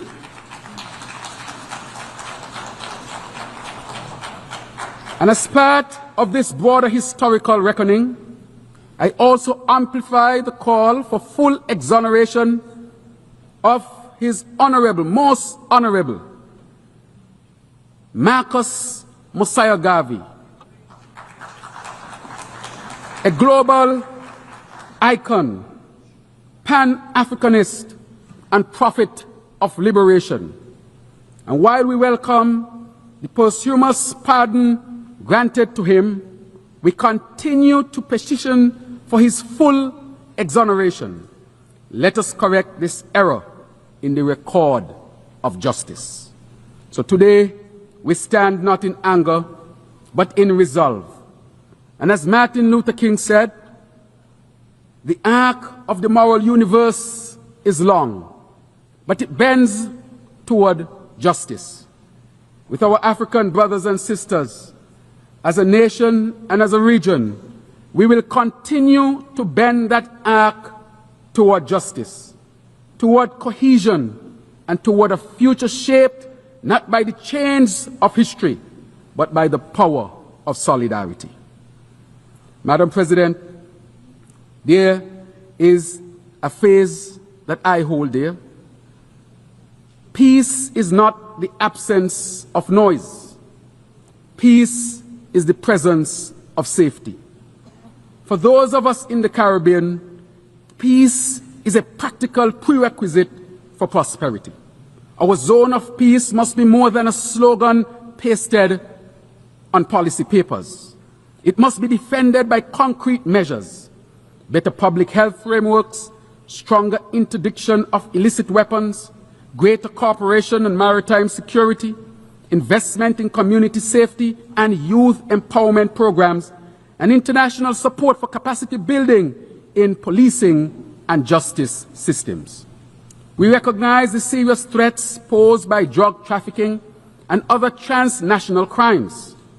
These scourges must be addressed through cooperation, dialogue, respect for sovereignty, and the full respect for the principles of international law.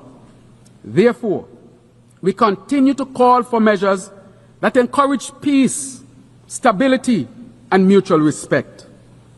These are the only foundations on which lasting security and sustainable development can be built and maintained in our hemisphere. Historically, in our region, disputes have been resolved through dialogue. As such, we encourage dialogue between our two dear friends, the Bolivarian Republic of Venezuela and the United States of America, to ensure that our region remains a zone of peace. We are not asking for pity or imposition. We are asking, therefore, for partnership, for tools to block the flow of guns and the flow of funds that fuel violence, for initiatives that create opportunities so that young men and women find purpose in productive work rather than perilous pursuits. Partnership, not pity. Prevention, not punishment. And yet, Madam President, partnership alone may not be enough. The time has come to reshape the United Nations itself, to reform its structures so that they reflect the realities of our modern world. The Security Council, the very body charged with maintaining international peace and security, cannot be credible if it excludes representation from the regions most vulnerable to the threats of our time: Africa, Latin America, and small island developing states such as those in the Caribbean. To secure a world of peace, those who suffer the sharpest edges of insecurity must have a seat at the table where peace is forged. Across the globe, conflict continues to wreak havoc. In Gaza, Ukraine, Sudan, the Democratic Republic of Congo, Yemen, and each theater of violence is a theater of human cost. Children displaced, parents bereft, infrastructure destroyed. The pathway to peace is hard and long, but there is no ethical alternative to persistent and constructive diplomacy, to humanitarian corridors that put people above politics, and the courage and will of leaders to commit to a world rooted in peace, justice, and compassion.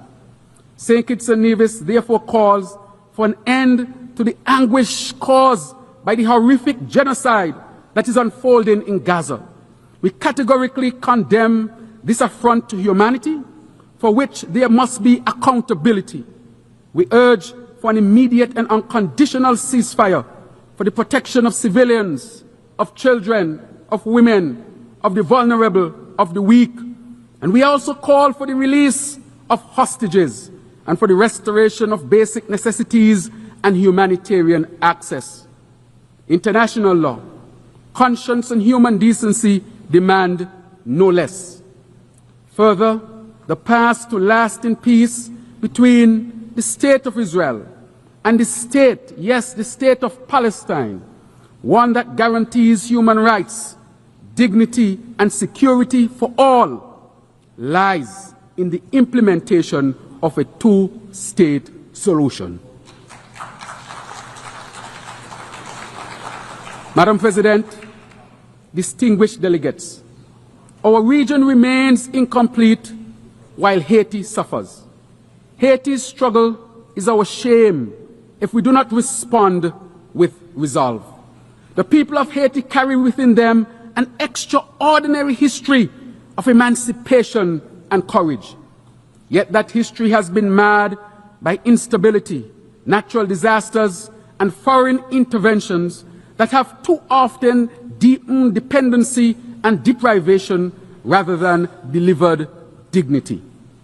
St. Kitts and Nevis and the Caribbean community welcome the commitments of partner states, notably the Kenya-led multinational security support mission and the backing of the OAS and other regional actors to help restore security and to assist in rebuilding Haitian institutions. But security is only the first step. We must invest in Haiti's health, education, agriculture, infrastructure, and governance. We must help rebuild markets so that merchants trade rather than flee. We must help rebuild schools so that children learn rather than languish. We must help rebuild hospitals so that mothers are treated rather than traumatized. Haiti must be allowed to write and lead its own restoration story, and the international community must be a steadfast partner, not a script writer. Madam President, the economic, commercial, and financial embargo against Cuba is a relic that continues to wound an entire people and weaken regional solidarity. Year after year, this Assembly has reaffirmed that the embargo is gravely unjust.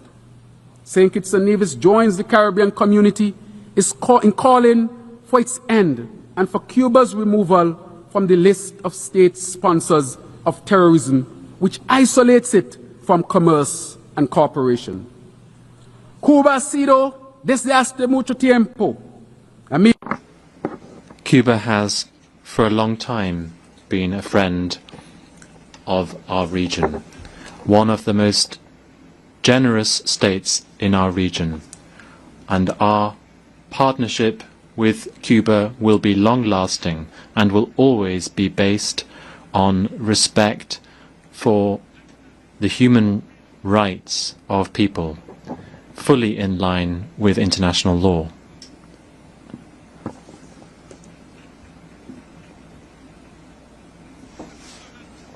A stronger Cuba, a more sustainable Cuba,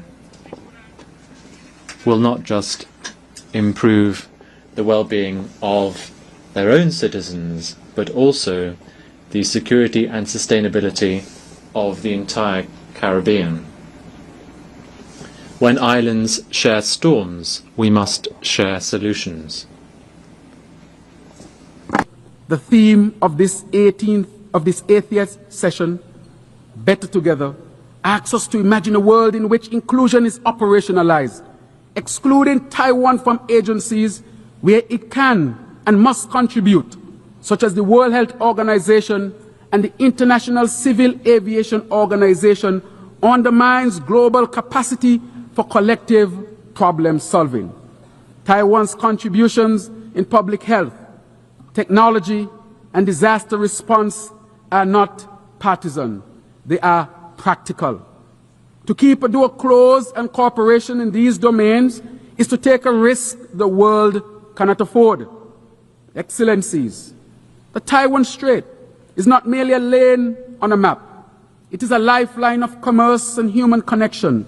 We must urge calm, counsel conversation, and choose this diplomacy of dialogue over the dramatics of discord.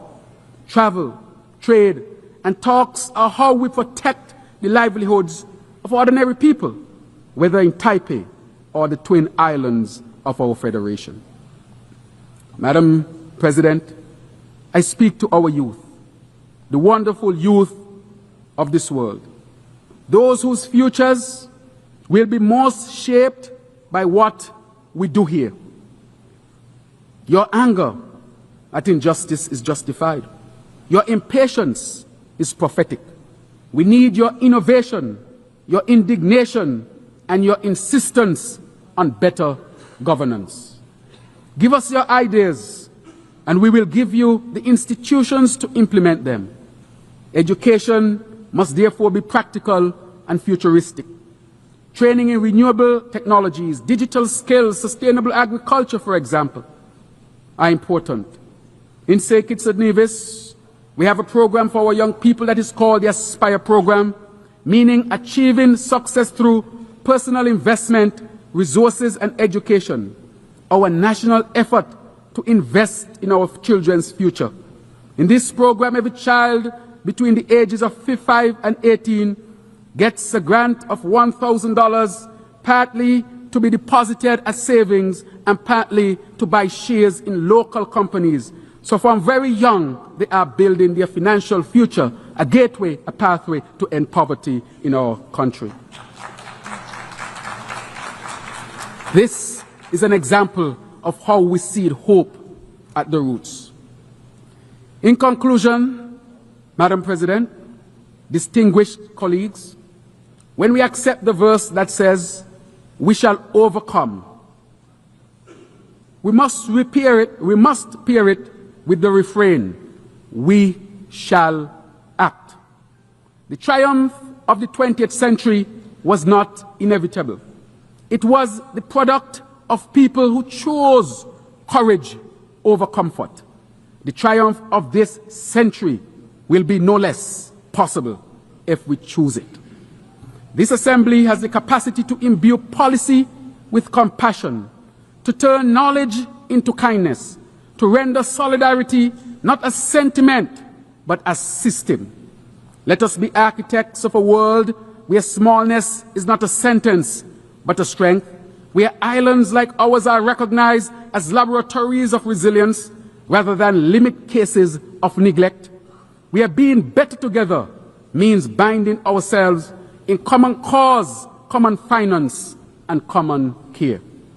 May we be brave enough to act, willing enough to partner, and wise enough to ensure that when future generations ask, what did we do at this turning point, their answer will not be they hesitated, but the answer must be they not only acted, but they acted together as a human family. Thank you.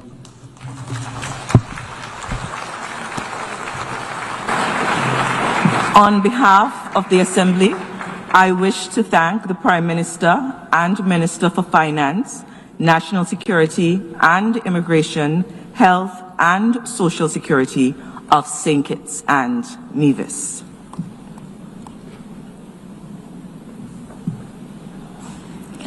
The Assembly will hear an address by His Excellency Lamin Zain Ali Mahaman, Prime Minister of the Transition Government and Minister of Economy and Finance of the Republic of Niger.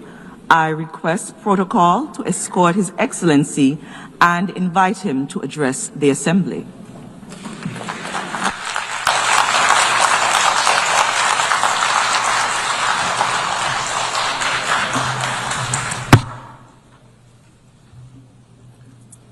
Bismillahir Rahmanir Rahim. Wa sallallahu ala nabiyil kareem. Excellence, Excellencies, Heads of State and Government, Heads of Delegation, Madam President, ladies and gentlemen, it is a great honor for me to deliver on behalf of the sovereign Nigerian people the greetings and the message of His Excellency Army General Abdurrahman Tiani, President of the Republic of Niger and Head of State. At the outset, Madam President, if I may, I'd like to extend to you our heartfelt congratulations on your election to preside over this 80th session of the United Nations General Assembly. Niger would like to assure you that you have our full support as you fulfill your mission. I also wish to applaud the commitment and leadership of your predecessor who steered the 79th session. Madam President, gentlemen, before getting to the heart of the matter, I would like to say that Niger supports the statement delivered on behalf of the Confederation of Sahel States from this very same rostrum by my brother and friend, His Excellency Abdoulaye Maiga, Prime Minister of Mali, and this yesterday on the 26th of September 2025. He forcefully expressed the aspirations of our alliance and our people, with full respect for our sovereignty, the defense of our interests, and genuine cooperation with all countries enamored of peace and justice. Madam President, ladies and gentlemen,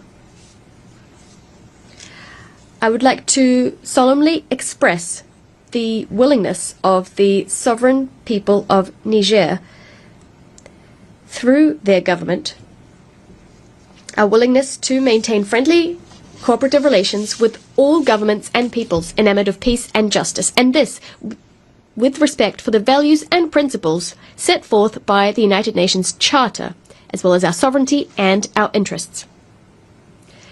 And how can it be otherwise when we know that throughout our history, the people of Niger and of the Sahel in general, drawing on their vast social and cultural diversity, always drew on their ancestral values to forge secular bonds and to harmoniously coexist amongst themselves and with their neighbors as well. Among the values which underpin our society, our unity, and our common aspirations, there are a number which stand out: inter-ethnic mixing, kinship with humor, respect for otherness, as well as religious tolerance and solidarity, not to mention peace. Throughout our history, we've strengthened mixing between the Hausa, Zama, Pearls, Tuareg, Kanuri, Gumanche, Tubu, Arab, and Buduma people. This mixing meant that we established blood ties and indestructible alliances amongst the people of Niger. Madam President, ladies and gentlemen, as you can clearly see, the Nigerian people, the people of the Sahel, have a long-standing tradition of living together in diversity, solidarity, peace, and cohesion.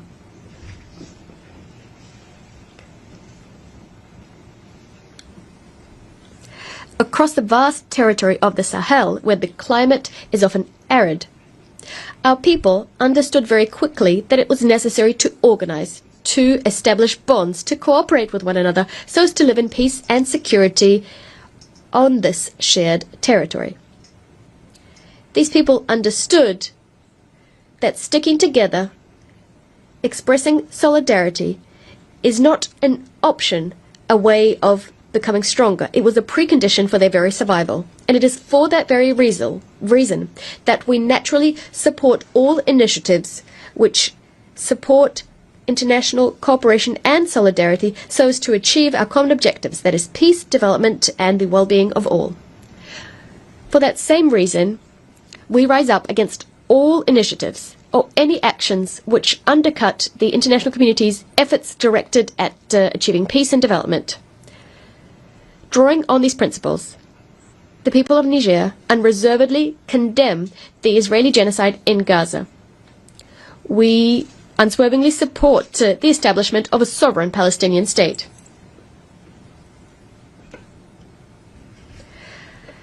Much like Niger firmly condemns the Israeli aggression against Iran and Qatar, we also rise up against the trivialization of violence in the DRC, in Sudan, and in the Sahel, while the international community looks on indifferent. And in fact, some elements of the international community, some foreign powers, are complicit in what's happening in the African continent.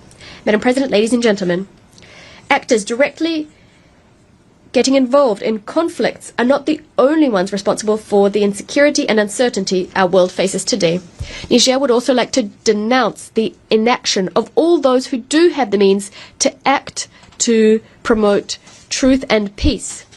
The silence of those who do have a voice, the indifference of those egoists who stand ready to destabilize entire countries or regions in their own interests, the lack of humanism on the part of those who work in underhand ways to sow death in other countries and the foolishness of those who betray their motherland and their continent. President, ladies and gentlemen, inaction, indifference, complicit silence, as well as subversive and underhand actions to destabilize the situation, violent disinformation campaigns, information wars.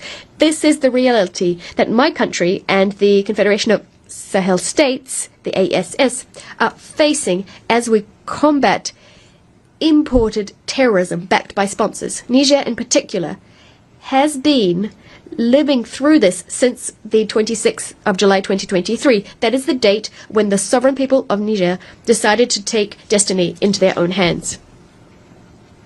We must grasp the complexity of the tragedy unfurling in the Sahel, the challenges it throws up, the ins and outs. This is necessary to understand not only the game various actors are playing, but also the determination of our people and their governments to fight for victory, to tackle this challenge, regardless of the time and the sacrifice this will require.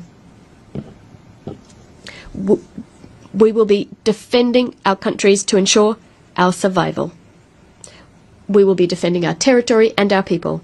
Madam President, ladies and gentlemen, the usual narrative states that the situation in the Sahel can be explained away by the fall of the Gaddafi regime in 2011 and the collapse of the Libyan state, which resulted in armed groups being unleashed in our region and large quantities of weapons flowing into that same region. Others might mention the victory of the people of Algeria, a victory over terrorism which they achieved in the 1990s, which as a result pushed the conflict to the Sahel as terrorists found refuge in the Sahara and the Sahel. We must add to that the indisputable fact that as Western powers and armies set up shop in the Sahel countries, in Mali, Niger, and Burkina Faso in particular, to supposedly help these countries to combat terrorism, what we actually saw is terrorist phenomena in the region expand and intensify. Furthermore, it is also held up as an indisputable truth that the main leaders of these terrorist movements do not come from the Sahel. It's also necessary to underscore that they have vast logistical means, a specific modus operandi, and exhibit blind, unheard of violence, which is completely foreign to our geographical and cultural space. Indeed, our countries throughout our history have known wars in the name of religion, we've seen rebellions, but we've never seen such bloody, gratuitous, indiscriminate violence on a scale that we're experiencing now. For all of the above reasons, I'm sure you'll agree that this is deliberately imported terrorism that we're facing. Madam President, this is also sponsored terrorism, and this throws up the actual genuine issue of terrorism financing and the destination of all of the resources terrorists have been capturing for over a decade now. How can we understand the fact that terrorists have maintained the war effort over such a long period of time? We must also point out the happy coincidence which saw in Kidal in Mali, a stronghold for terrorists, liberated in the third trimester of 2023, quarter of 2023, at the same time when the French army was leaving the Niger. The government of Niger, much like those of Mali and Burkina Faso, regularly informed international public opinion of the evidence we've collected, evidence of the involvement of a number of foreign powers in the destabilization of the Alliance of Sahel States and of the support they're providing to terrorists. Madam President, ladies and gentlemen, speaking from this rostrum, I'd like to condemn the self-avowed support of France to terrorism in Sahel and in particular in Niger. Indeed, since French troops were cast out from Niger in 2023, as announced, the government of France has established a subversive, underhand plan to destabilize my country. It involves sending intelligence to training, funding, and equipping terrorists. Unfortunate attempts to create the conditions for inter-ethnic conflicts in Niger and in the Sahel, a disinformation and misinformation campaign to discredit my country, our institutions, our political leaders, and our army. France has also maintained and fueled ongoing political tensions between my country and some of our neighbors. On top of that, we must mention the economic and financial war, an unprecedented war which betrays France's hateful desire to thwart any and all of our development projects by disincentivizing investment and systematically voting against my country in all international financial institutions, whether that be the African Development Bank, the World Bank, or the IMF. Madam President, ladies and gentlemen, what's happening today in our region, in the Sahel, and specifically in Niger, is the result of a number of factors. First, unpaid colonial debts. These debts must be paid off. Our people never forgot the unheard of violence which characterized the colonial occupation. The infamous Voulez Chanoine mission and other military expeditions which stood out because of all the death and the large-scale torture which they unleashed in Terra, in Junju, in Duchi, in Koni, in Tessawa, and in Zinda, and this in a matter of years. In Zinda, as you know, there were even executions. Madam President, ladies and gentlemen, speaking from this august rostrum, my country, Niger, entreats the world's conscience to point out this hostile force which has, since the 19th century, never laid down its arms, and which continues to wage total war against my country. Here is evidence of this. In November 2021, in Terra, young demonstrators were assassinated by the French army. The threat of military intervention on the part of ECOWAS has been instrumentalized by France. We must call a spade a spade. The abject terrorism behind which France stands, committing vile crimes in the ASS. For instance, those committed in Fambita on the 21st of March 2025. 44 Muslims were executed in cold blood while they were at Friday prayers. This rostrum also gives me an opportunity to pay a tribute and to think about all of the civilians and the soldiers who gave their lives shot down by the enemy. These crimes remind us of those committed by France in Niger, and this ever since 1899. Crimes which remain an open wound on our collective memory. In the name of human rights, I recall the innocent victims of the Central African Mission. I recall cities and villages which were pillaged and set on fire. I recall the carnage in Junju and Lugu. I recall martyr cities, Korenkalgo, where the population was entirely exterminated. In Beni Nkoni, where over 7,000 people were thrown into mass graves.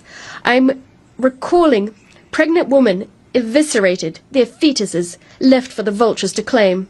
I speak on behalf of raped women and hanged little girls. I speak on behalf of men shot dead and members of the resistance decapitated. On behalf of my country, Niger, I solemnly demand that France shoulders its duty of remembrance, to shoulder its duty of remembrance and to recognize its crimes. To recognize its crimes. On this note, General Chani has established a commission of experts, academics, and scientists to study these dark pages in our history and to rewrite the true history of our country, to set the record straight,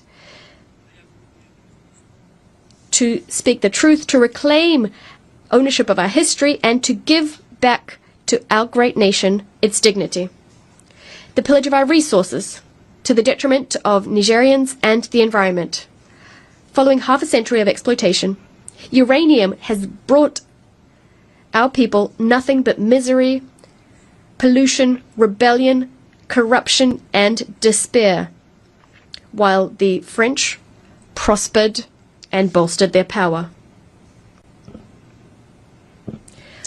All of our aquifers are contaminated. It's unacceptable. Also, since the advent of the National Council for the Safeguard of the Homeland, and the decision taken by our government to exercise its sovereignty over its resources, the French government, dismayed, has tried to drag us into endless legal proceedings before it will stop exploiting and selling our minerals. Ladies and gentlemen, I would like to be clear that rather than breaking our spirit, the struggles we've had to face have only strengthened our determination to fight to the end, to vanquish the terrorists and their sponsors.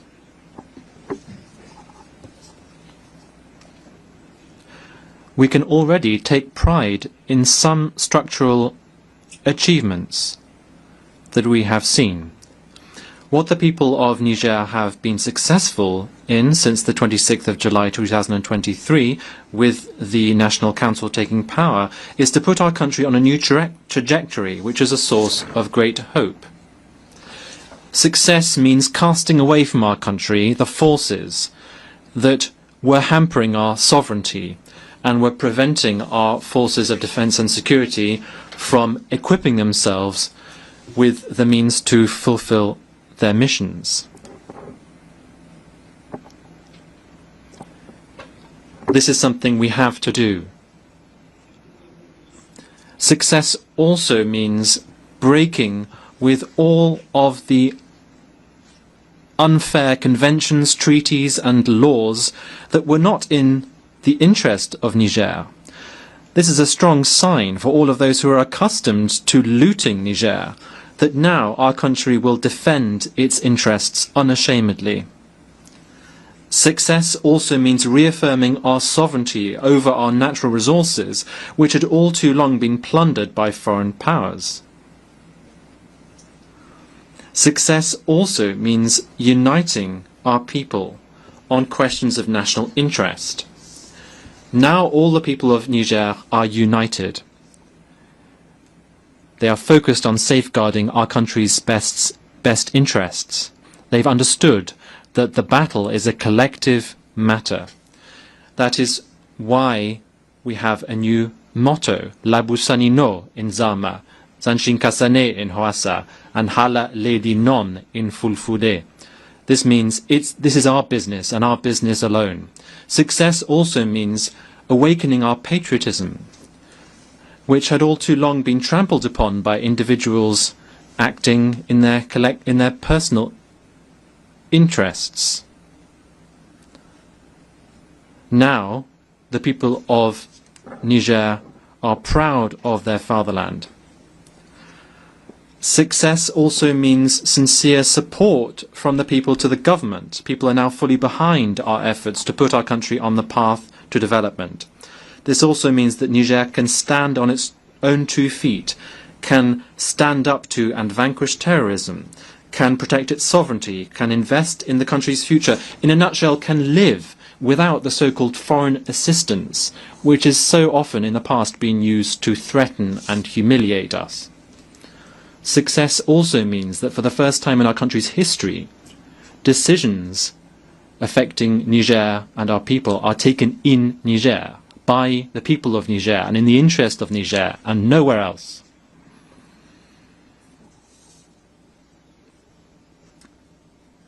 That is what has allowed us, in spite of the difficult circumstances that we're all aware of, to take social measures which are both robust and symbolic, which include lowering the price of petrol and gasoline, reducing the costs of some medical and surgical services, reducing school fees, and making sure that basic goods are affordable. Madam President, ladies and gentlemen, as you can see, Niger is well on the way to a new model of governance. This approach was built upon in the conference that was held, the national conference held in Niamey from the 15th to the 20th of February this year, which brought together all of the forces of the nation. This led to the adoption of significant recommendations and the drafting of a reform charter for our country. In line with the charter, it also allowed us to progressively establish our institutions, such as the Reform Council, the State Court, the Audit Court, the Commission to Combat Economic, Financial and Fiscal Crimes, the National Communication Unit, and the Authority for Regulation of Public Procurement. Next, in the diplomatic domain, Niger has not just enlarged its diplomatic relations with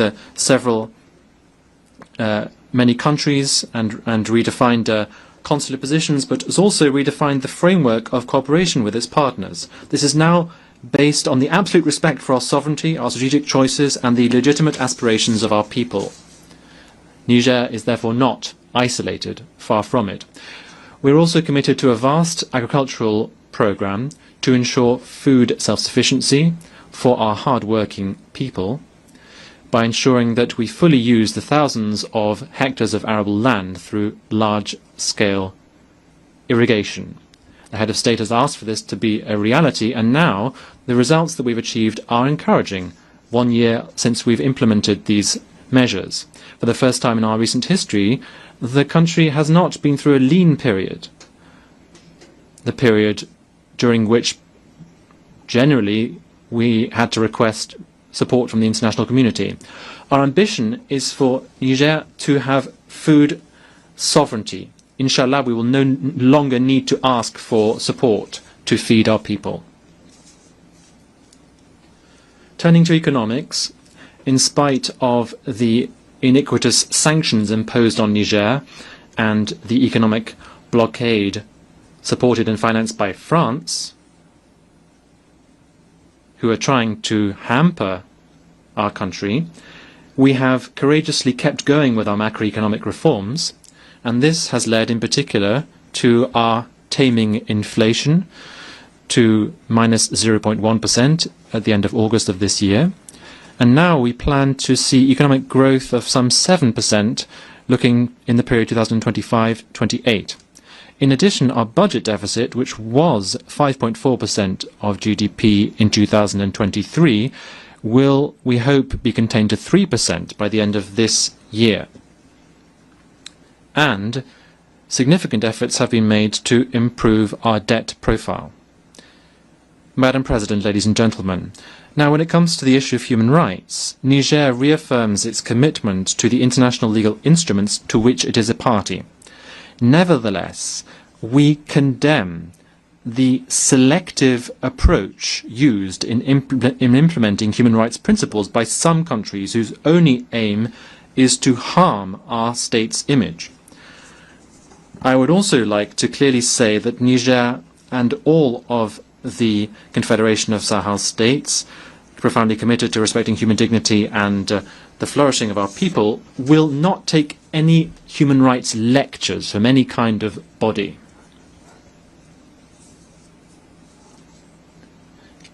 Given the security, diplomatic and development challenges, Burkina Faso, Mali and Niger have taken the historic decision to establish a strategic alliance, which is the Confederation of Sahel states.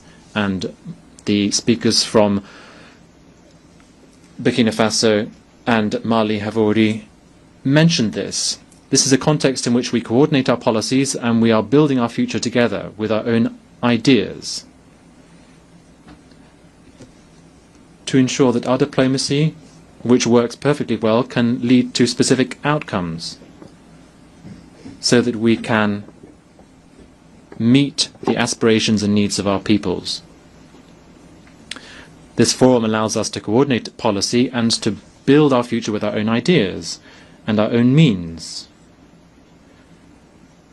based on ancestral values, in a forum which we hope will soon be rid of all forms of threats.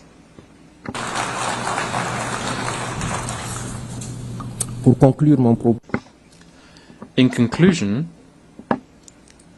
I would like to say that Niger is, as a result of its history and geography, facing many challenges. We have to acknowledge that, such as the effects of climate change, droughts, followed by floods, which are making life for our farmers even harder.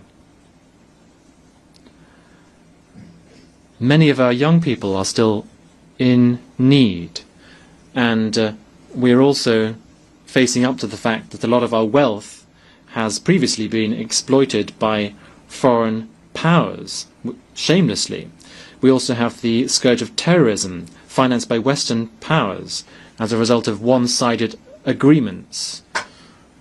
Terrorism has been plunging our towns into sorrow, and people have been deprived of their needs. However, Niger, together with the other two countries of the Confederation, are currently enjoying a renaissance, and we are currently on the road to recovery through the leadership of our three heads of state and our determination to take our destiny into our own hand. The recovery in Niger is not a break with the international community. It rather just reaffirms our sovereignty, our dignity, and our inalienable right to choose our partnerships for the well-being of our children. Our absolute priority, therefore, remains security. The fight against terrorism that we are engaged in, we are doing it ourselves, for our region, and also for the stability of the entire world, because we understand that we have to be self-sufficient. We can't rely on the UN, this powerless UN, which is hampered by the veto of Western powers. The UN has to be reformed. Niger's recovery also means economic progress through the responsible use of our immense varied natural resources. We have decided that these riches must benefit our people first and foremost. We are committed also to honest governance, and we invite international investors who wish to support us in this. It will be a win-win partnership.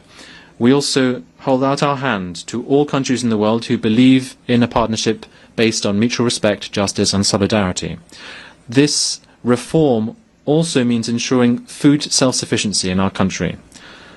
Our government is focusing on agroecology and large-scale irrigation, as I have already said. Being self-sufficient remains the watchword of our head of state.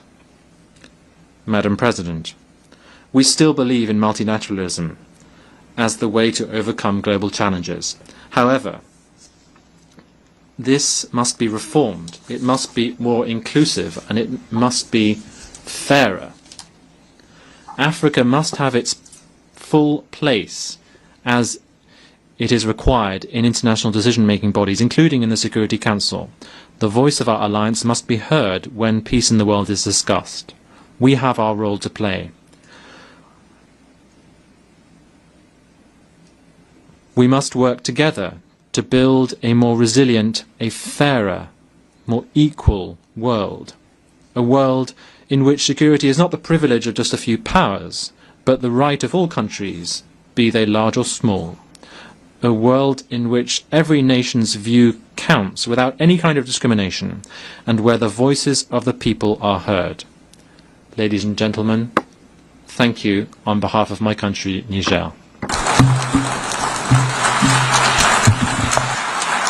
On behalf of the Assembly, I wish to thank the Prime Minister of the Transition Government and Minister of Economy and Finance of the Republic of the Niger.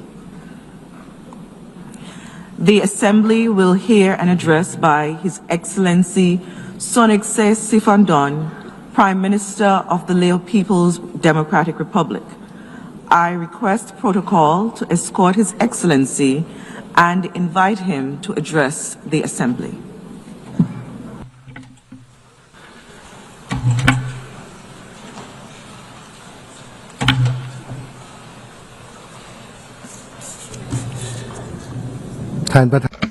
Madam President, at the outset I would like to extend my warmest congratulations to Her Excellency Annalena Baerbock on her election as President of the 80th session of the United Nations General Assembly.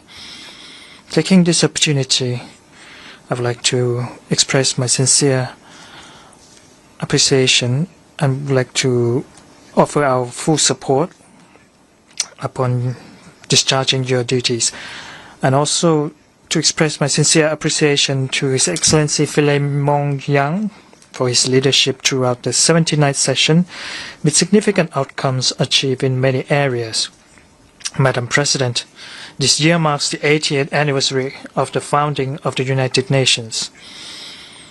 This General Assembly being held under the theme Better Together 80 Years and Beyond for Peace, Development and Human Rights is of historical significance as it recalls the shared aspiration of the international community that led to the adoption of the UN Charter in 1945, following the catastrophic destruction of the Second World War.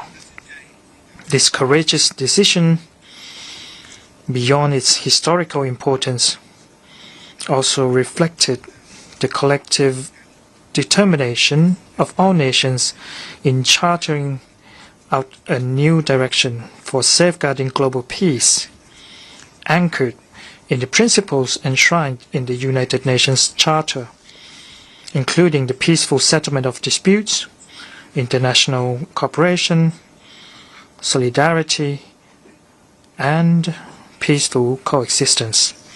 The Charter established the fundamental principles that have guided all member states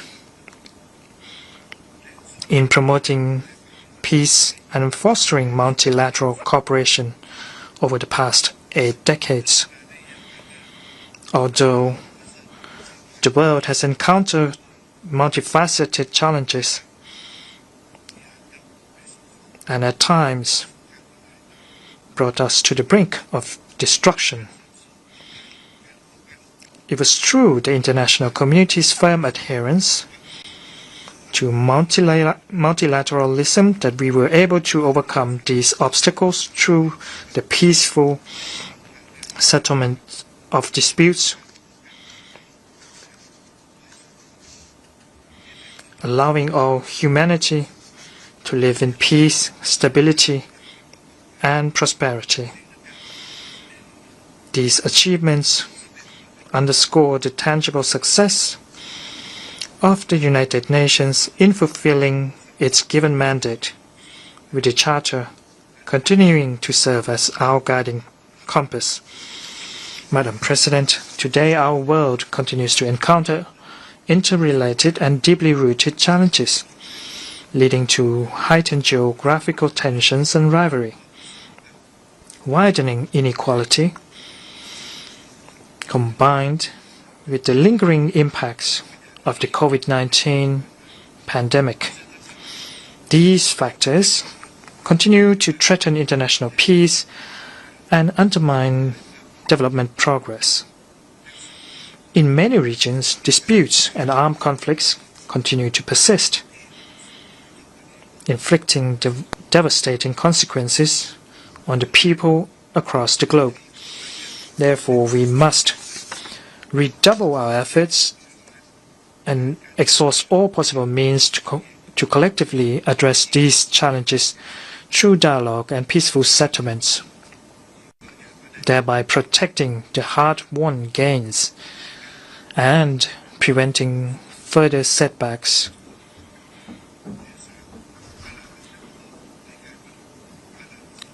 In the implementation of the 2030 Agenda for Sustainable Development.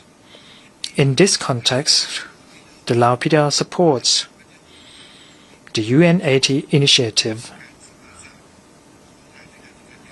proposed by the Secretary General, which fully aligns with the emerging opportunities and pressing needs of time. This initiative reflects the international community's continued commitment and aspiration to strengthen the United Nations in addressing the emerging global challenges. I firmly believe that in our ongoing efforts to reform the United Nations, priority must be given to maintaining peace, which is the most essential foundation for advancing sustainable development, ensuring justice, and preserving human dignity. At the same time, we must strive to further enhance the effectiveness of the UN's working methods and mechanisms through comprehensive and inclusive reforms. Madam President, the Lao PDR attaches great importance to enhancing its partnership with the United Nations. Over the years, our contributions in various areas as a member state reflect the steadfast commitment to promoting the role of the United Nations and upholding the principles enshrined in the UN Charter. The UN Charter provides the fundamental principles to which every member state must adhere to safeguard global peace and create an environment conducive to sustainable development. Over the past 7 decades, cooperation between the Lao PDR and the United Nations has been gradually expanded.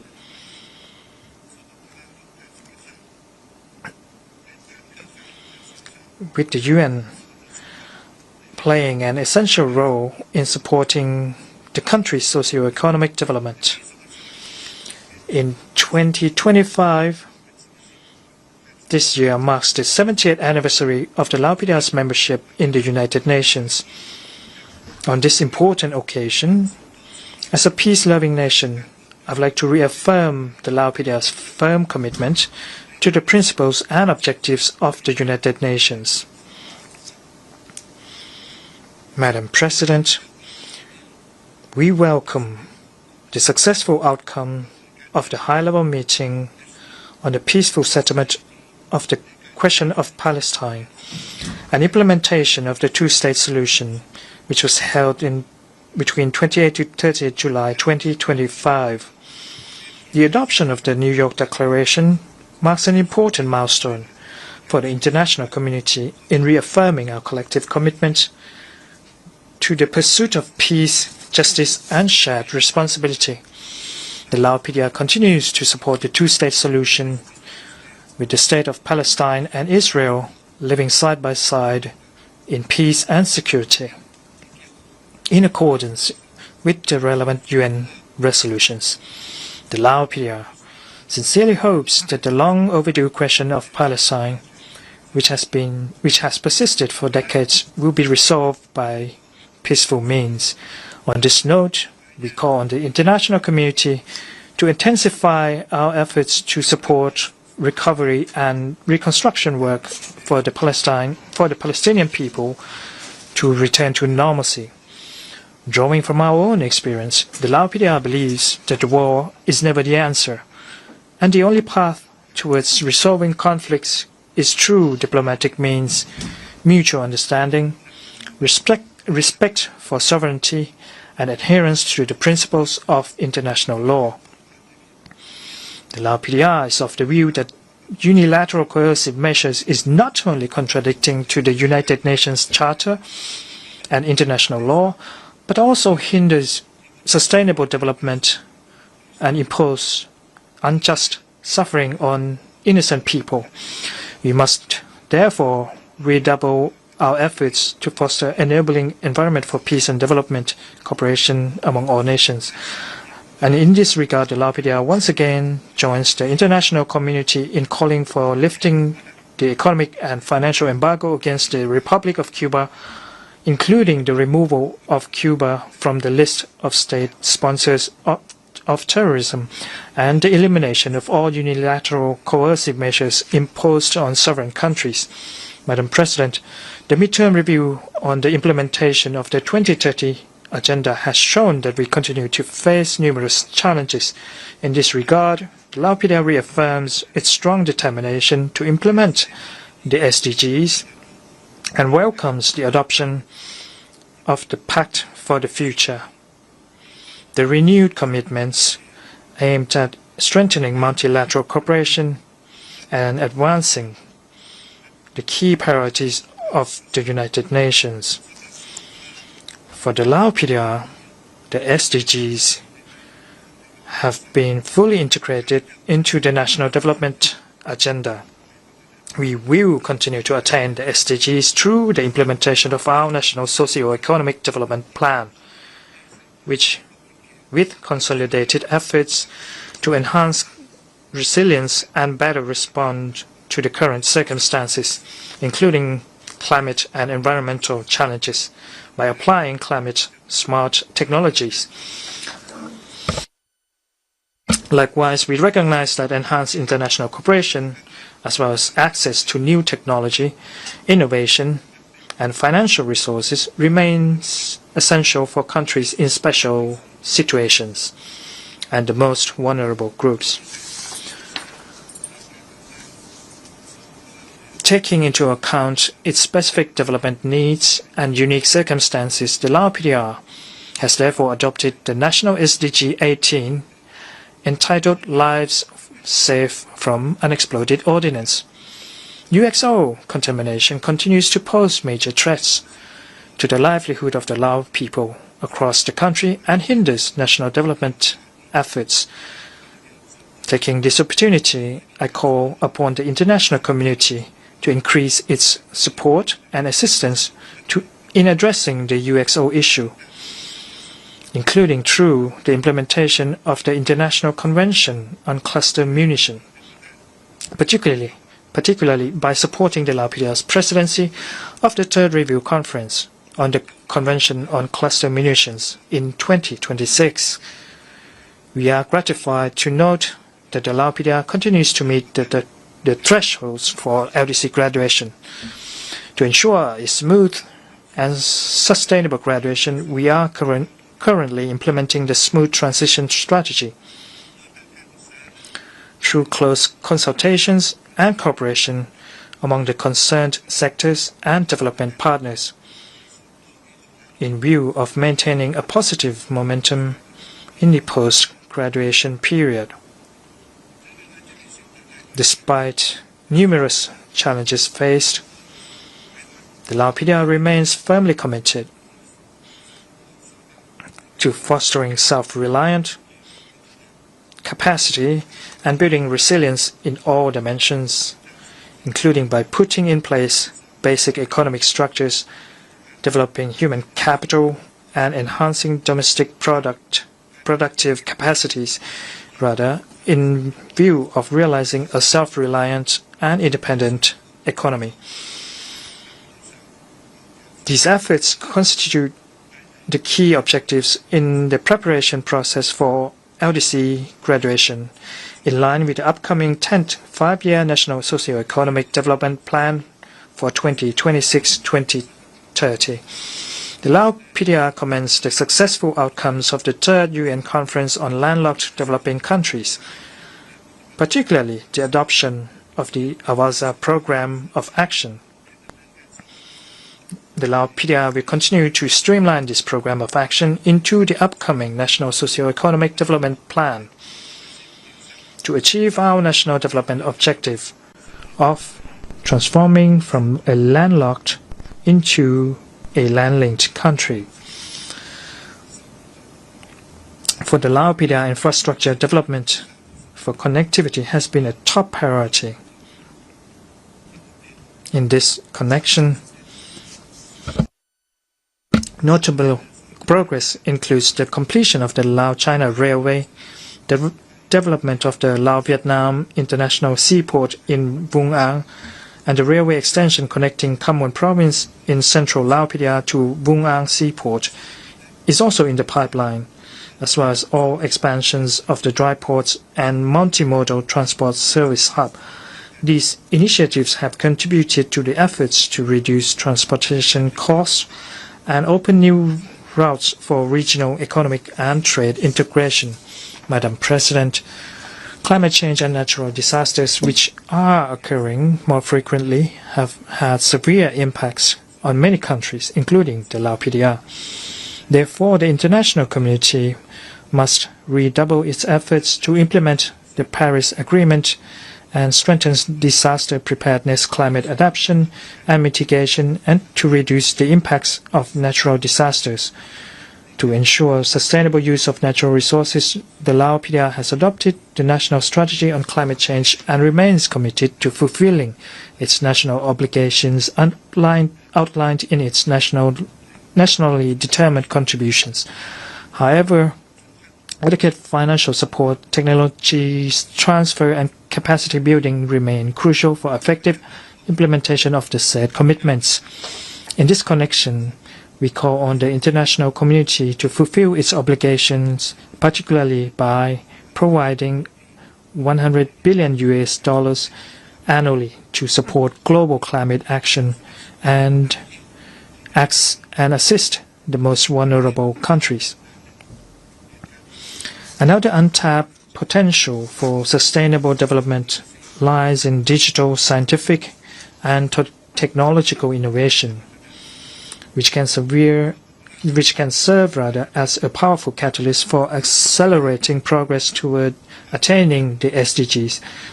The Lao PDR supports the implementation of the Global Digital Compact and underscores the importance of digital access and inclusive governance, aimed at enhancing mutual trust and shared benefits. At the regional level, ASEAN continues to underscore the importance of digital transformation and the application of modern technology to enhance efficiency and strengthen adaptability.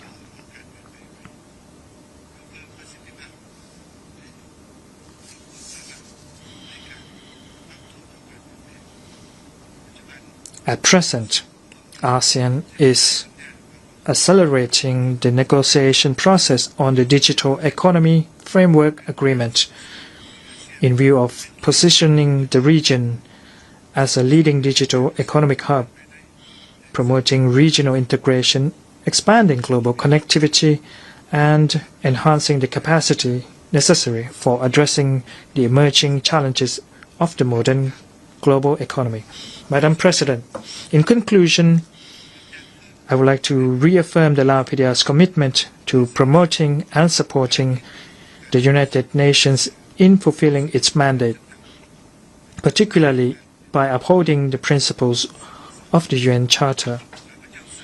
I am confident that a strong and effective United Nations not only plays a vital role in maintaining global peace and stability, but also accelerates progress towards achieving the SDGs and ensuring that the benefits are equally shared among all member states.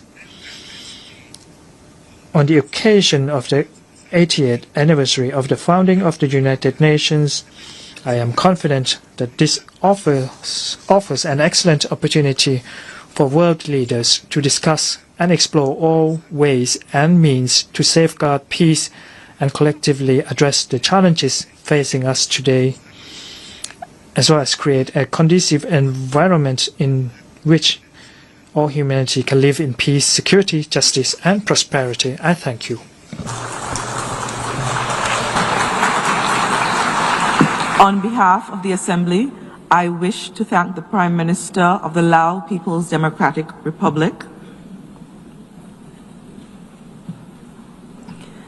the Assembly will hear an address by His Excellency Nikol Pashinyan, Prime Minister of the Republic of Armenia. I request protocol to escort His Excellency and invite him to address the Assembly.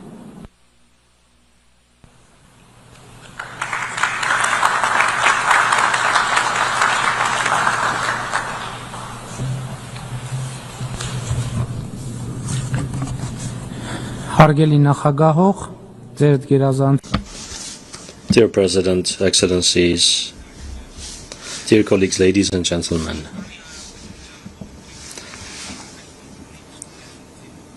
the main substance of speeches of all leaders of the Republic of Armenia from this rostrum has been dedicated to the conflict between the Republic of Armenia and the Republic of Azerbaijan. Such were also my speeches from 2018 to 2023. Last year, speaking at the 79th session of the General Assembly, I tried for the first time to speak not about the conflict between Armenia and Azerbaijan, but about peace. My narrative was very cautious, very uncertain, although at that time already more than 12 kilometers of the Armenia-Azerbaijan interstate border had been demarcated for the first time, and the regulations on the joint activities of the demarcation commissions of the two countries had been signed by the two deputy prime ministers. After my speech, pivotal events have occurred in Armenia-Azerbaijan relations. Firstly, the regulations on the joint activities of the demarcation commissions were ratified in both Armenia and Azerbaijan, receiving the highest legal force. This is the first bilateral international document signed and ratified between Armenia and Azerbaijan. In this document, the 1991 December 21 Alma-Ata Declaration is mentioned as the basic principle of border demarcation between the two countries. I'm referring to the demarcation of the interstate border. Thus, the optimistic processes of the preceding period continued over the past year. In March of this year, Armenia and Azerbaijan were able to agree upon a draft agreement on establishing peace and interstate relations and to conclude the negotiations on the draft with such a positive outcome.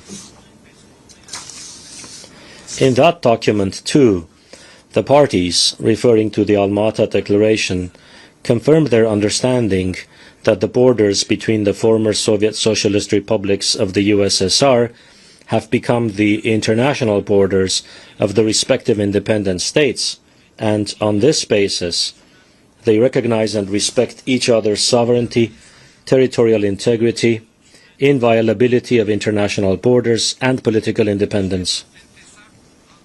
As you have now seen, the reference to the Alma-Ata Declaration means that both countries recognize that the territory of the Republic of Armenia is identical with the territory of the Armenian Soviet Socialist Republic, and the territory of the Republic of Azerbaijan is identical with the territory of the Azerbaijan Soviet Socialist Republic, and the borders encompassing these territories are inviolable.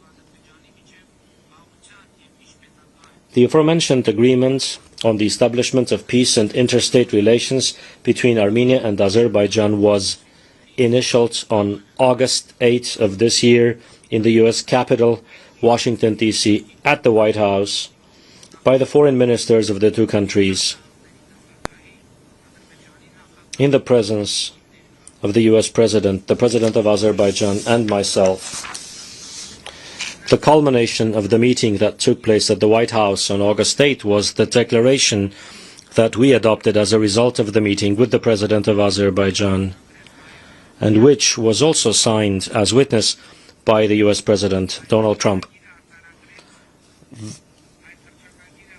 That declaration stated that Armenia and Azerbaijan recognize the need to chart a course for a bright future, not bound by the conflict of the past, consistent with the Charter of the United Nations and the 1991 Almaty Declaration, and that after the conflict that brought immense human suffering, the conditions have finally been created for our nations to fully embark on building good neighborly relations on the basis of the inviolability of international borders and the inadmissibility of the use of force for the acquisition of territory.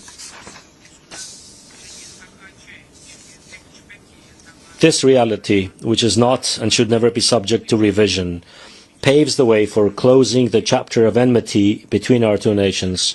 We resolutely reject and exclude any attempt of revenge, now and in the future, reads the declaration.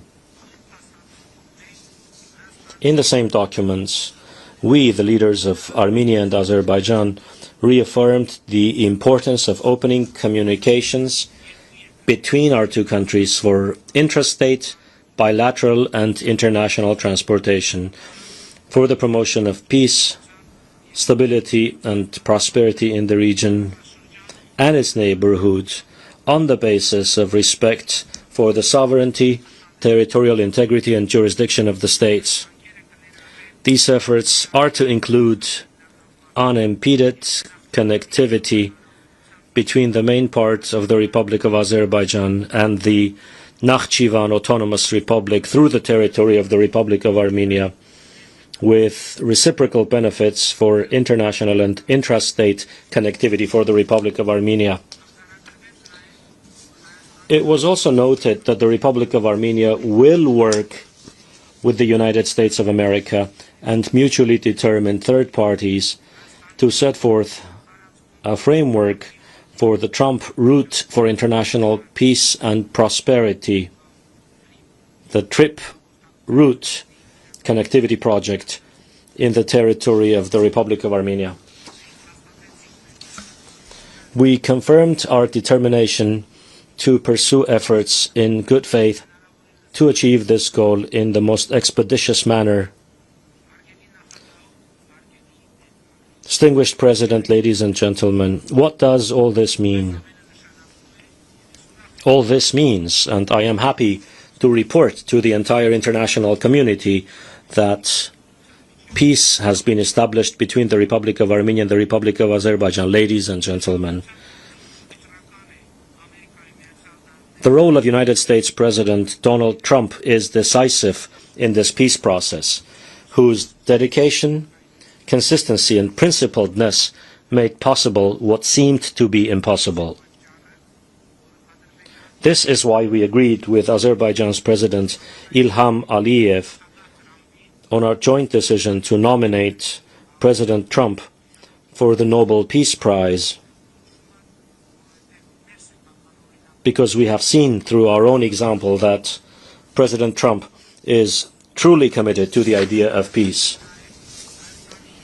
I would also like to emphasize the role of the peoples, governments and parliaments of Armenia and Azerbaijan, without whose support, of course, it would have been impossible to reach this point. Peace thus is established, but peace is not a vacation. It is work, everyday work. Peace requires daily care, like a newborn baby, to be protected from infections, the cold and the heat, the indifference and the pessimism.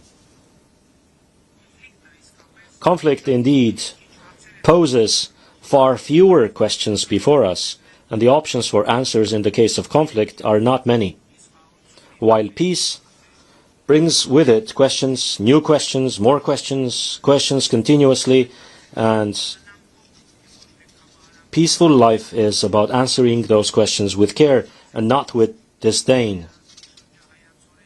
Thinking diligently about those questions and formulating the answers in good faith is the institutionalization of peace, which is a continuous necessity and something we ought to deal with every day. In this context, it is extremely important to clarify the fate of persons whose whereabouts are unknown, and to address the issue of persons deprived of liberty as a result of the long-standing conflict, which is also part of our daily work agenda.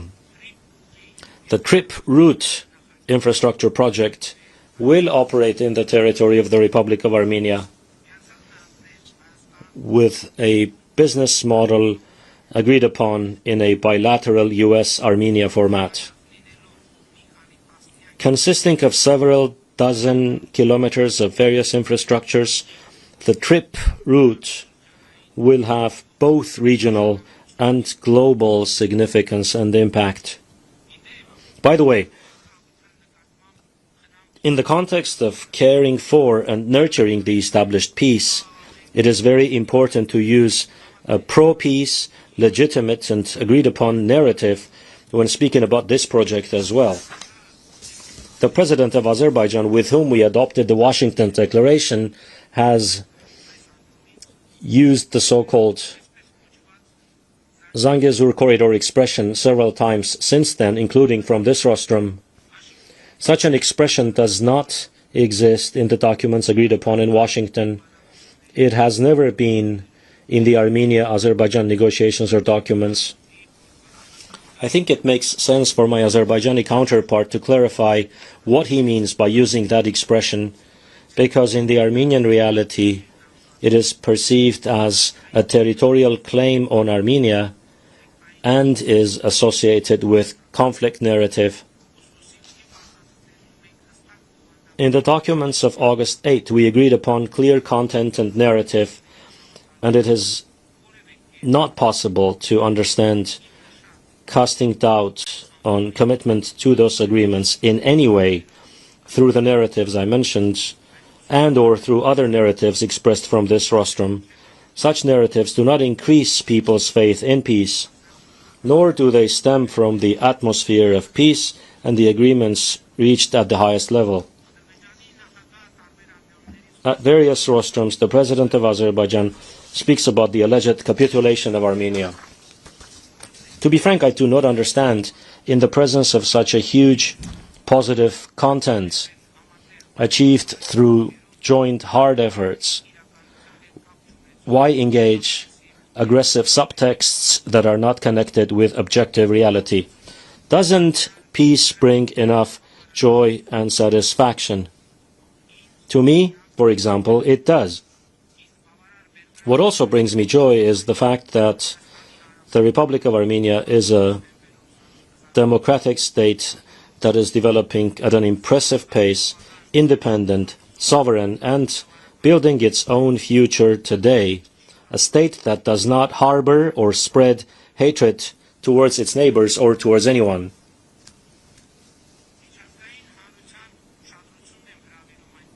I call on the international community to take note that the so-called Zangezur corridor and similar narratives do not stem from the agreements reached. They have no connection with the agreements. They have an irritating and negative impact and are perceived as a territorial claim against a sovereign country, despite the agreements reached and declared. But this will not divert us 1 millimeter from the practice of celebrating the peace achieved and implementing the agreements declared. In my speech today, by the way, you will not find even one relevant provision or phrase, the justification for which I could not point to in the written agreements reached between Armenia and Azerbaijan in various formats, or in the documents signed and published in Washington on August 8. I suggest that my Azerbaijani counterpart focus on the prompt and precise implementation of the agreements reached, for which the use of legitimate narratives is essential. And so, under the TRIP route project announced in Washington on August 8, a railway, a highway, pipelines and electricity transmission lines will pass through the territory of Armenia, linking the east to the west. As a result of this agreement, the north will also be linked with the south. The mere geographic enumeration is enough to conclude that this is an accurate reflection of the Crossroads of Peace project, which I had the opportunity to present from this rostrum. The TRIP route infrastructure project stems from the Crossroads of Peace program, about the capacity development of which we signed a bilateral memorandum with President Trump on August 8 in Washington.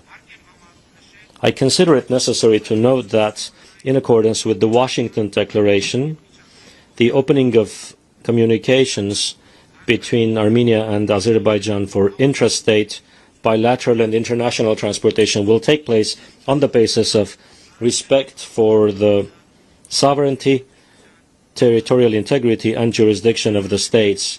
And as I indicated earlier, these efforts will include unimpeded connectivity between the main part of the Republic of Azerbaijan and the Nakhichevan Autonomous Republic through the territory of the Republic of Armenia, with reciprocal benefits for international and intrastate connectivity for the Republic of Armenia. These agreements are a good opportunity for the Republic of Armenia to implement state-of-the-art technologies for border, customs and other controls, not only on the trip route, but also at other border crossings, which will comply with the most advanced modern standards. The opening of the Armenia-Turkey border is important for the trip route infrastructure project, meaning the opening of the railway and the highways, with the prospect of developing pipelines, electricity transmission lines and cables.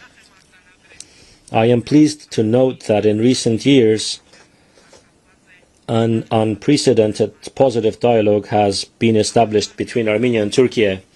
My meetings with President Erdogan are regular, with a continuously growing level of trust.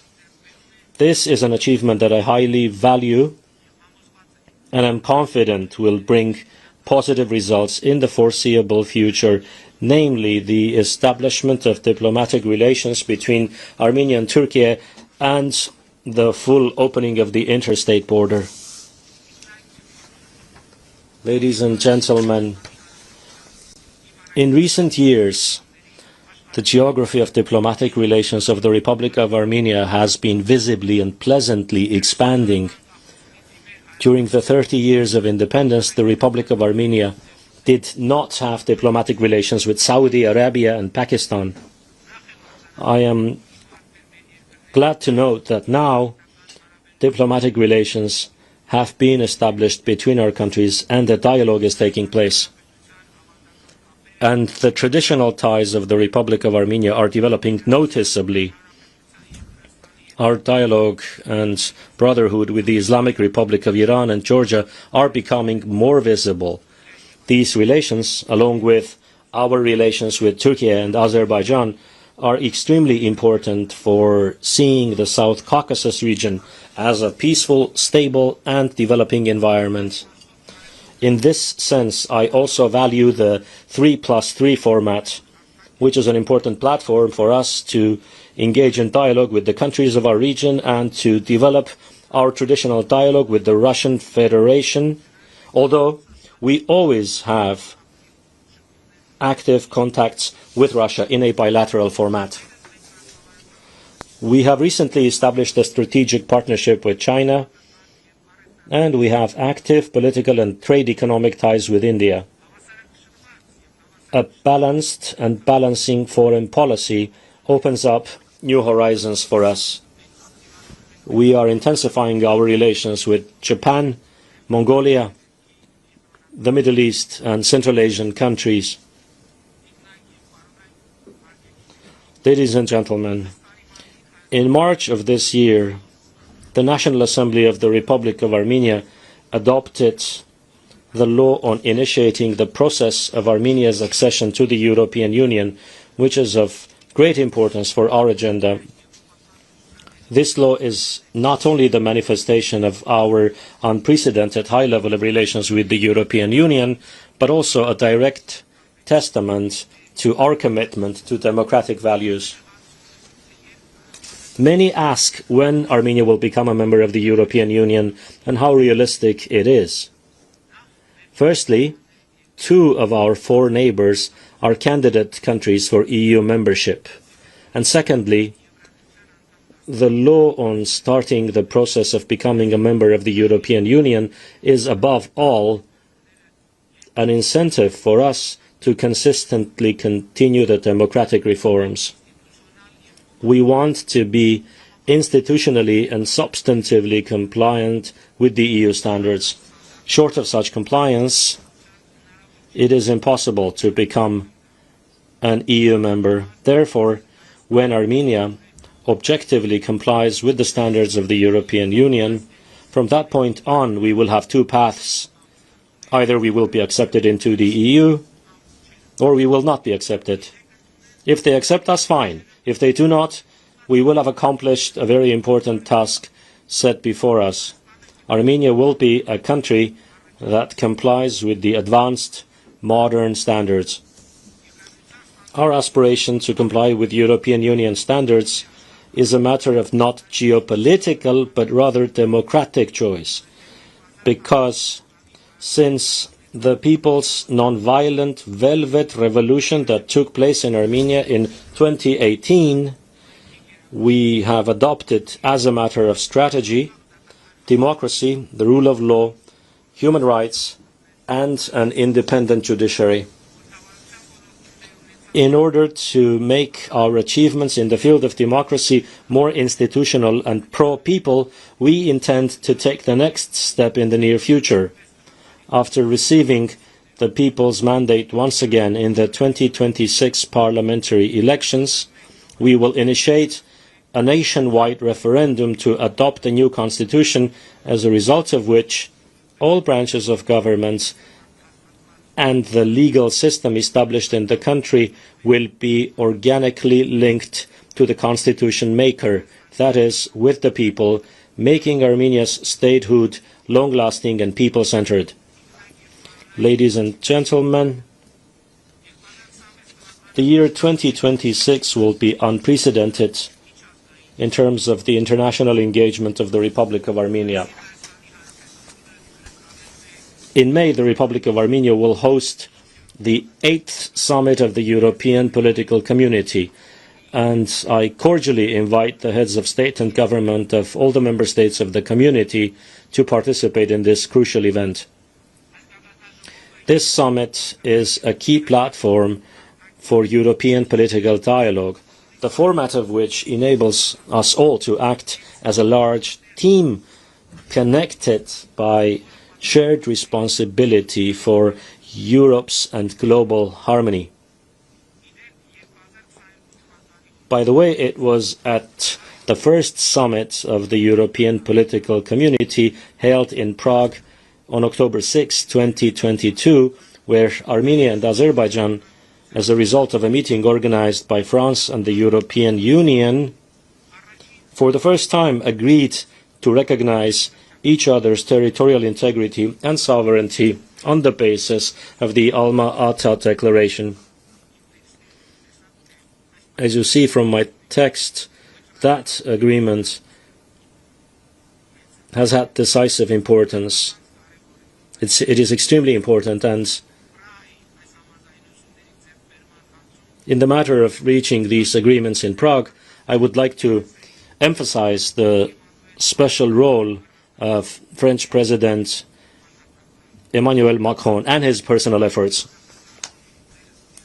Dear President, Excellencies, dear colleagues, ladies and gentlemen, from October 18 to 30, 2026, Armenia will host the 17th Conference of the Parties to the UN Convention on Biological Diversity, and it is my honor to invite all heads of state and government to participate in that conference in Yerevan. I hope that by then I will have reported at the 81st session of the UN General Assembly that the agreement on peace and the establishment of interstate relations between Armenia and Azerbaijan has been at least signed, the border between Armenia and Turkey has been opened, and the large part of the trip route investment project has been implemented. The Republic of Armenia reaffirms her commitment to the peace agenda and the achieved peace. I am convinced that with close dialogue with Azerbaijan and the support of regional countries and the international community, we will never again deviate from the path of peace.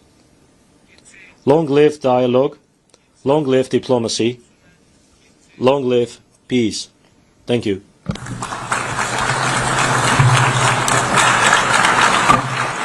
On behalf of the Assembly, I wish to thank the Prime Minister of the Republic of Armenia. I now give the floor to His Excellency Sokan Prak, Deputy Prime Minister Minister for Foreign Affairs and International Cooperation of Cambodia.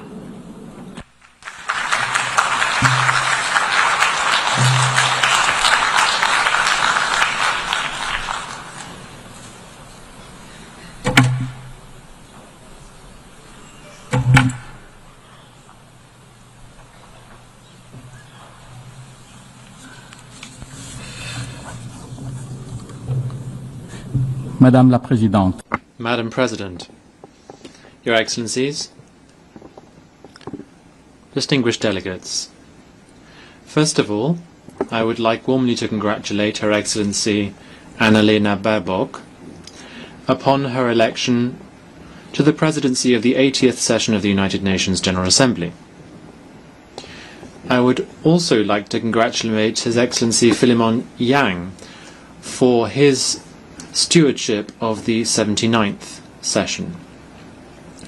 The Pact for the Future that was adopted during his mandate is fully relevant given the topic for this year, Better Together, 80 Years and More for Peace, Development and Human Rights. This illustrates the spirit of continuity and cooperation that underpins this august global body to remain a source of hope for all of humanity. This year's theme is not just a slogan. It solemnly reminds us that the UN's promise only remains when we act united, when we work to achieve solidarity between nations and peoples, and when we measure success not just in national terms, but in line of the common well-being of citizens of the world. 8 decades ago, after a devastating global war, nations large and small gathered together behind a unique vision. Peace, development and human dignity can only be guaranteed through collective action. Nevertheless, as we gather here to mark this important stage, the ideals of multilateralism are being put to the test.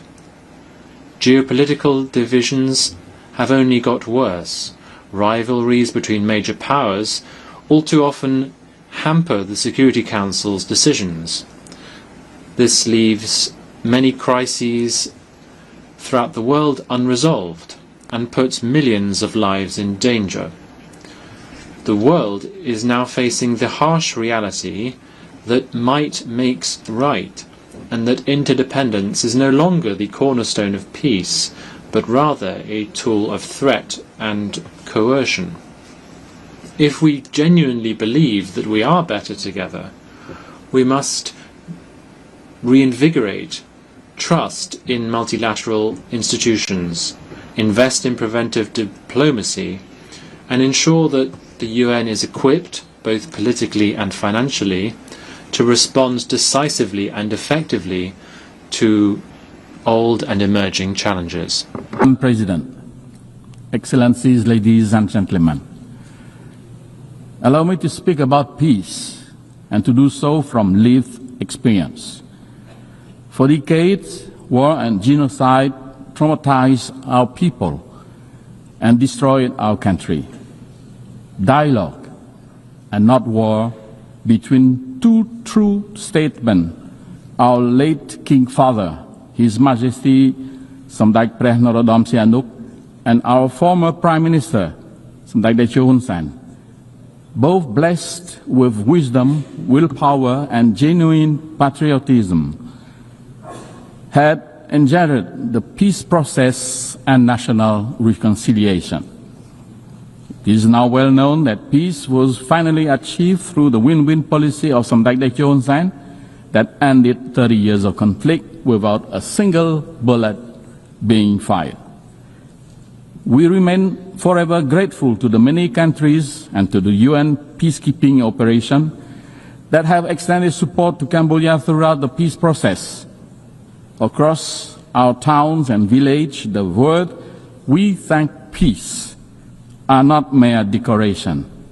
They are a daily affirmation that peace in our nation's is our nation's most precious treasure. This peace allows us to rebuild from complete ruin. Before the pandemic, our economy achieved an average annual growth of around 7%, positioning Cambodia to graduate from least developed country status by 2029. Through this development, millions has been lifted out of poverty in the past decades. We are grateful for our partners who are supporting Cambodia towards smooth graduation through, among others, open and inclusive trade. Guided by our pentagonal strategy, Cambodia aligns its development agenda with the Sustainable Development Goals. We officially launched last year the roadmap to achieve the universal health coverage in Cambodia by 2035, and expanding access to quality education, ensuring that our youth are equipped for a changing world. Our women now hold leadership positions in government and private enterprises at unprecedented level, strengthening the fabric of our society. We are firmly committed to protecting and expanding the civic space and strengthening democratic governance, knowing that development and human rights are inseparable pillars of lasting peace. On climate action, one of humanity's greatest collective tests, Cambodia has submitted its third nationally determined contribution to the UN FCCC. Last June, we signed the agreement on biodiversity beyond national jurisdiction and already deposited our ratification instrument earlier this month. These steps reflect our belief that environmental stewardship is a global duty and a moral imperative. With complete peace at home, Cambodia has been able to offer our humble contribution to peace building and peacekeeping around the world. From a country once hosting UN peacekeeping mission, Cambodia has become a steadfast contributor to global security. Since 2006, we have deployed over 10,000 peacekeepers, more than 800 of them women, to 10 UN missions across the globe. We have protected civilians, clear landmines, and support rebuilding war-torn communities. We are currently an active member of the UN Peace Building Commission, helping nations emerging from conflict to build institutions and foster reconciliation. Madam President, Excellencies, ladies and gentlemen, Cambodia's transformation embodies the UN GA80 theme, namely, countries once in need can now become providers of peace and stability for others. It is therefore deeply painful to inform this august assembly that the hard-won peace that we so profoundly cherish and wholeheartedly share around the world is today threatened in our own home, not by internal division like in the past, but border conflict with a neighbor. We are grateful that a ceasefire brokered by US President Donald Trump effectively halted armed clashes that has caused death, injury, and destruction, and the displacement of hundreds of thousands innocent civilians. Like Armenia and Azerbaijan, Cambodia has nominated President Donald Trump for the Nobel Peace Prize for his crucial role in this important step to peace. However, the ceasefire remains very fragile, despite expressed commitment from both countries on the sincerity to strictly comply with the ceasefire terms, to rebuild trust and restore normalcy, and the positive outcome of following meetings hosted and coordinated by Malaysia, the ASEAN chair. But sincerity is only credible and trust can only flourish when respect with both the letter and the spirit of the agreement matches with real action on the ground. Sadly, continued unilateral move to impose territorial sovereignty from our neighbor, using forces instead of agreed mechanism, unilateral maps instead of internationally recognized ones that were produced in accordance with treaties that bind the two countries, and countless other actions undermine this trust-building and peace effort. Of great concern is the forced eviction of Cambodian civilians and threat to use national law against them, and to evict hundreds more from the lands they have lived in for decades.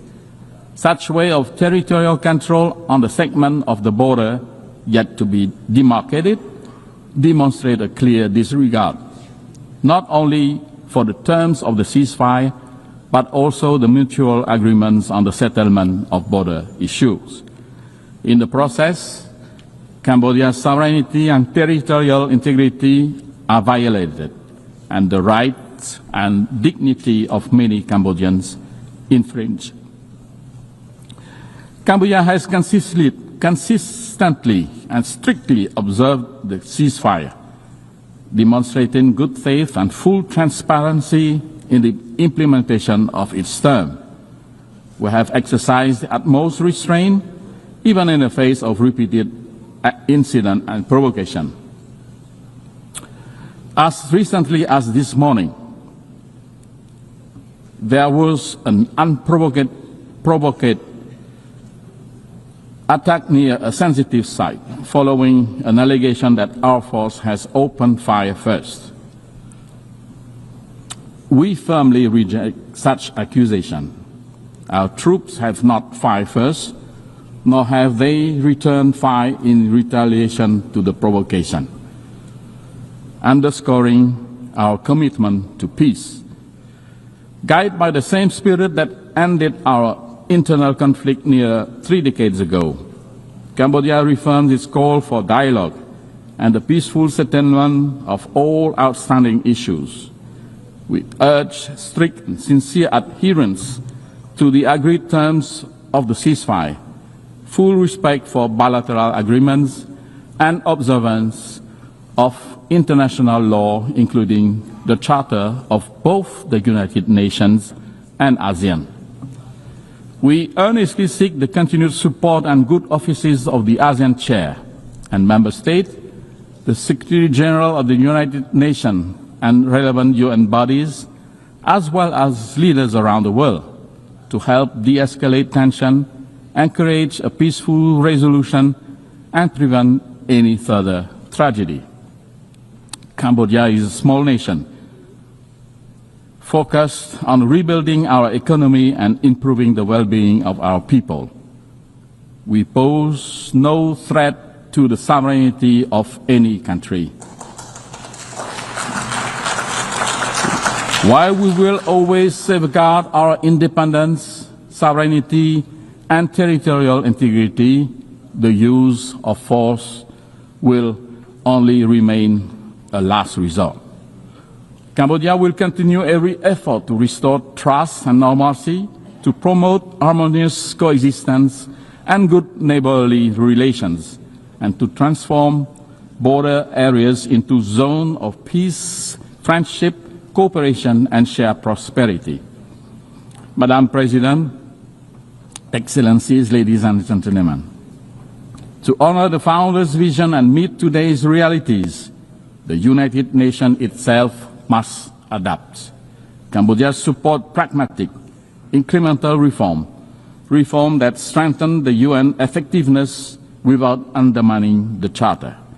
We believe that key priorities include empowering preventive diplomacy and mediation, giving the UN more tools to defuse crises before they erupt, strengthening the General Assembly, which is the most representative body, by giving its resolution greater follow-up capacity and moral weight, expanding non-permanent Security Council seat to better reflect today's multipolar world and enhance legitimacy of the Council. Enhancing peacekeeping and border monitoring missions, especially in dispute areas, so that small states have equal access to mediation and protection. Complementary measures such as funding, technology, and gradual legal adjustment can turn broad reform principles into concrete progress. For countries like Cambodia, the UN greatest strength is not cohesive force, but its moral authority, legitimacy, and convening power, quality that can shield small nations and sustain peace. As we commemorate 80 years of the United Nations, let us honor the vision of its founders by choosing cooperation over confrontation, dialogue over division, and hope over despair. Cambodia stands ready to work to be better together with all member states, the UN system, and our partners worldwide to ensure that the decades ahead are defined by peace, sustainable development, and the unshakable dignity of every human being. I thank you.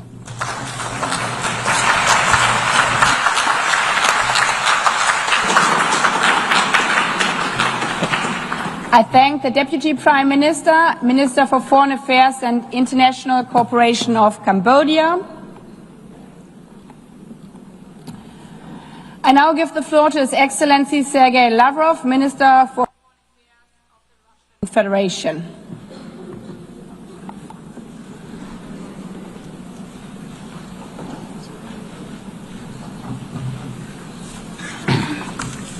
Госпожа председатель. Madam President, ladies and gentlemen, 80 years ago, the most terrible war in human history came to an end. More than 70 million people fell victim to the fighting, famine, and disease. In 1945, the course of world history changed forever. The triumph over German Nazism, under whose banner most of Europe had rallied, and Japanese militarism paved the way for peace, recovery, and prosperity. This year, Moscow and Beijing held celebrations devoted to the 9th of May and 3rd of September holidays to mark the victory in the Great Patriotic War and World War II. The world witnessed grand military parades commemorating the decisive contribution of the peoples of the Soviet Union to the defeat of Nazi Germany and the particular role of the people of China in defeating militaristic Japan. We sacredly honor the memory of our brotherhood in arms with all of our allies who stood on the side of truth in the fight against the forces of evil.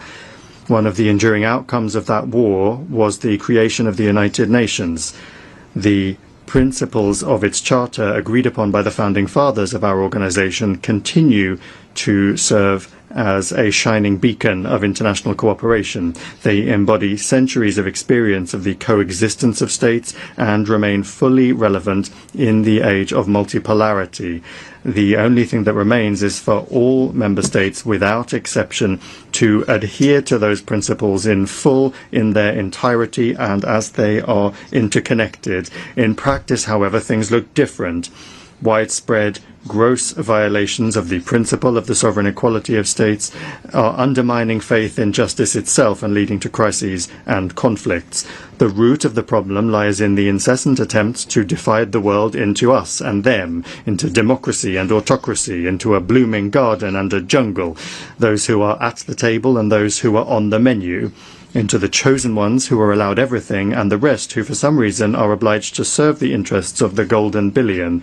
We advocate for unquestioning adherence to the principle of equality. It is the guarantee that all countries will be able to take their rightful place in the world order, regardless of their military might, the size of their population, or the size of their territory and economy. The principle of the non-use of force and threat of force has also been repeatedly flouted by the West. The NATO bombing of Yugoslavia, the invasion of Iraq by the US-led coalition, and NATO's military operation for regime change in Libya all ended in tragedy. Today, Israel's illegal use of force against the Palestinians and aggressive actions against Iran, Qatar, Yemen, Lebanon, Syria, and Iraq threaten to blow up the entire Middle East.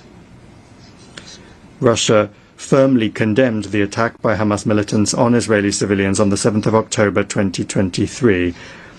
However, there is no justification for the brutal killings of the civilian population of Palestine or for terrorist attacks.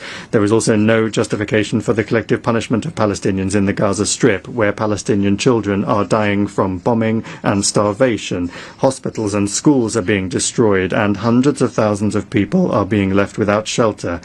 There is no justification for plans to annex the West Bank. We are essentially dealing with an attempt at a kind of coup d'etat aimed at burying UN decisions on the creation of a Palestinian state. Recently, a number of Western governments announced their recognition of the State of Palestine. Moreover, they announced their intention to do so several months ago. The question then arises, why did they wait so long? It seems that they had hoped that soon, by the time the General Assembly session was convened, there would be nothing and no one left to recognize. The situation requires urgent action to prevent such a scenario, which was strongly advocated by the participants at the high-level international conference on Palestine. The strikes on Iranian facilities under IAEA safeguards deserve condemnation, as do the strikes on the capital of Qatar at a time when negotiations with Hamas were being held there with the participation of American mediators, among others. Yesterday, in the Security Council, the West rejected a rational proposal by China and Russia to extend the 2015 agreement on Iran's nuclear program in order to allow time for diplomacy. This has finally exposed the West's policy of sabotaging the pursuit of constructive solutions in the UN Security Council and its desire to extract unilateral concessions from Tehran through blackmail and pressure. We consider such a policy to be unacceptable and consider all manipulations to restore anti-Iranian UN sanctions as well as the sanctions themselves to be illegal. The West is not accustomed to observing the principle of non-interference in internal affairs. The color revolutions have become a sad phenomenon of our time, and illegal unilateral sanctions have long since become the main tool of Western diplomacy. No matter what excuses are used to justify them, the essence of such sanctions is the same: to suppress and intimidate competitors in the global economy and politics. Russia, together with an absolute majority of UN members, calls for the immediate lifting without prior conditions of the trade blockade against Cuba, which has been in place for more than 60 years, and for it to be removed from the notorious list of state sponsors of terrorism. We express our solidarity with the people of Venezuela in the face of external sanctions pressure and threats. We advocate for Latin America and the Caribbean to remain a zone of peace and cooperation. A flagrant example of the undermining of sovereignty and gross interference in internal affairs is the actions of the West in the Balkans, where such a fundamental principle as the need for all UN members to comply with Security Council decisions is being violated.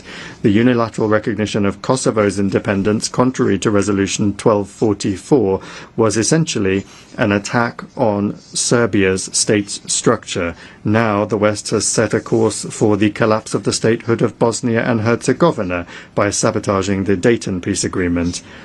In both Kosovo and Bosnia, an attack has been launched on the vital interests of the Serbian people, including the ancestral rights of Serbian Orthodoxy.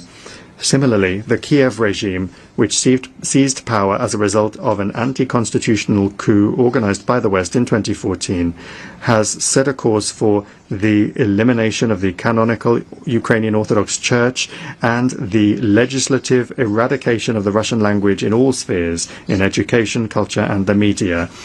Ukraine is the only country in the world that has legislatively banned the use of the native language of almost half of its population.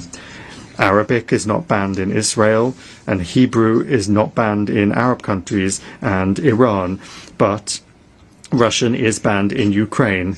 Let me remind you that Article 1 of the UN Charter states the need for respect for human rights and fundamental freedoms for all, without distinction as to race, sex, language, or religion. Europe remains silent on this issue, obsessed as it is with the utopian goal of inflicting a strategic defeat on Russia. To this end, the Ukrainian regime is permitted to do anything, including terrorist attacks against politicians and journalists, torture, extrajudicial executions, indiscriminate bombings of civilian targets, and reckless sabotage of nuclear power plants. As President Vladimir Putin has repeatedly emphasized, Russia has been and remains open to negotiations on eliminating the root causes of the conflict. Russia's security and its vital interests must be reliably guaranteed. The rights of Russians and Russian-speaking people in the territories that remain under the control of the Kiev regime must be restored in full. On this basis, we are ready to discuss security guarantees for Ukraine. So far, neither Kiev nor its European sponsors seem to realize the gravity of the situation or to be willing to negotiate honestly. The North Atlantic Alliance continues to expand right up to our borders, contrary to assurances given to Soviet leaders to advance not a single inch to the east. Contrary to the commitments made by NATO members at the OSCE to respect the principles of the indivisibility of security and not to strengthen their own security at the expense of others and not to strive for dominance, we repeatedly proposed that NATO capitals respect their commitments and agree on legally binding security guarantees. Our proposals in 2008 and the subsequent ones, including in December 2021, have been ignored and continue to be ignored to this day. Moreover, threats of the use of force against Russia are increasingly being made. Russia is being accused of almost planning to attack the North Atlantic Alliance and the European Union countries. President Putin has repeatedly debunked these provocations. Russia has never had and does not have any such intentions. However, any aggression against my country will be met with a decisive response. There should be no doubt about this among those in NATO and the EU who not only are telling their voters that war with Russia is inevitable and are forcing them to tighten their belts, but are also openly talking about preparations for an attack on our Kaliningrad Oblast and other Russian territories. We have some hopes for the continuation of the Russian-American dialogue, especially after the summit in Alaska. In the approaches of the current US administration, we see a desire not only to contribute to ways to realistically resolve the Ukrainian crisis, but also a desire to develop pragmatic cooperation without adopting an ideological stance. Russia and the US bear a special responsibility for the state of affairs in the world and for avoiding risks that could plunge humanity into a new war. The maintenance of strategic stability is the aim of a new initiative by the Russian Federation that was put forward by President Putin on the 22nd of September. It concerns Russia's readiness to adhere to the central quantitative limits of the New START treaty for 1 year after its expiry on the 5th of February 2026. This is upon the condition that the United States acts similarly and does not take steps that would violate the existing balance of deterrence capabilities. We believe that the implementation of our proposal would create the conditions necessary for avoiding a strategic arms race, to maintain an acceptable level of predictability in the nuclear missile sphere, and to improve the overall atmosphere in Russian and American relations. Colleagues, in December this year, we will mark the 65th anniversary of the adoption by the General Assembly of the Declaration on the Granting of Independence to Colonial Peoples and Countries. The decolonization process, with a leading role played by the Soviet Union, was a direct consequence of the realization of the right of nations to self-determination. The peoples of Africa and Asia refused to live under the yoke of the colonizers, just as after the coup d'etat in 2014 in Ukraine, Crimea, Donbass and Novorossiya refused to submit to the Kiev neo-Nazi regime that had illegally seized power. It not only does not represent the interests of the population, but has also unleashed a war against them. In both cases, the principle enshrined in the 1776 Declaration of Independence and subsequently reaffirmed by many American presidents was put into practice. The following principle: governments derive their just powers from the consent of the governed. Neither the colonizers nor the Kiev regime had any consent from the peoples that they sought to rule.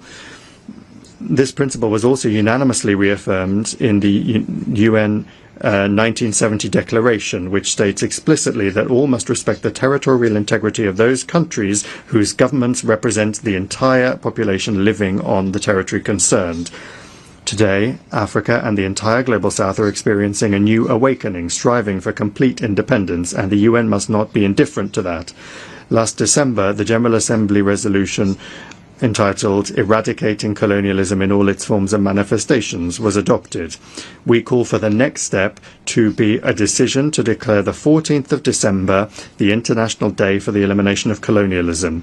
We welcome the role of the Group of Friends in defense of the UN Charter in consolidating efforts to counter neo-colonial and other discriminatory practices against the global majority, and we invite all independent states to join the membership of that initiative and that group. The current balance of power in the world is radically different from that established 80 years ago. The decolonization process and other major upheavals have changed the political map of the planet. The global majority is loudly asserting its rights. The Shanghai Cooperation Organization and the BRICS play a special role as mechanisms for coordinating the interests of the countries of the Global South and East. The influence of the African Union, CELAC, and other regional associations is growing. These new realities have not yet been adequately reflected in our organization's institutional framework. The issue of Security Council reform is particularly important. Russia calls for its democratization exclusively through the expansion of the representation of Asia, Africa, and Latin America.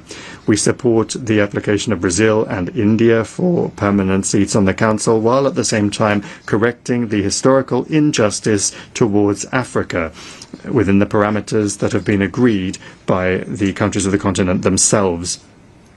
Recently, Secretary General Antonio Guterres proposed a comprehensive reform of the UN. We are not opposed to an open discussion of this initiative. The guiding principle should be the UN's return to the fundamental principles enshrined in its charter, which the West for many years has been seeking to replace with its rules-based order. It's important that the work be carried out transparently, with the participation and consideration of the interests of all member states. We call on the Secretary General and all Secretariat staff to strictly adhere to the principles of impartiality and equidistance in accordance with Article 100 of the Charter. Attempts at a palace coup in the Secretariat, its privatization by a small group of countries, must not be allowed. The composition of the Secretariat should reflect the new realities and ensure the fair representation of the countries of the global majority.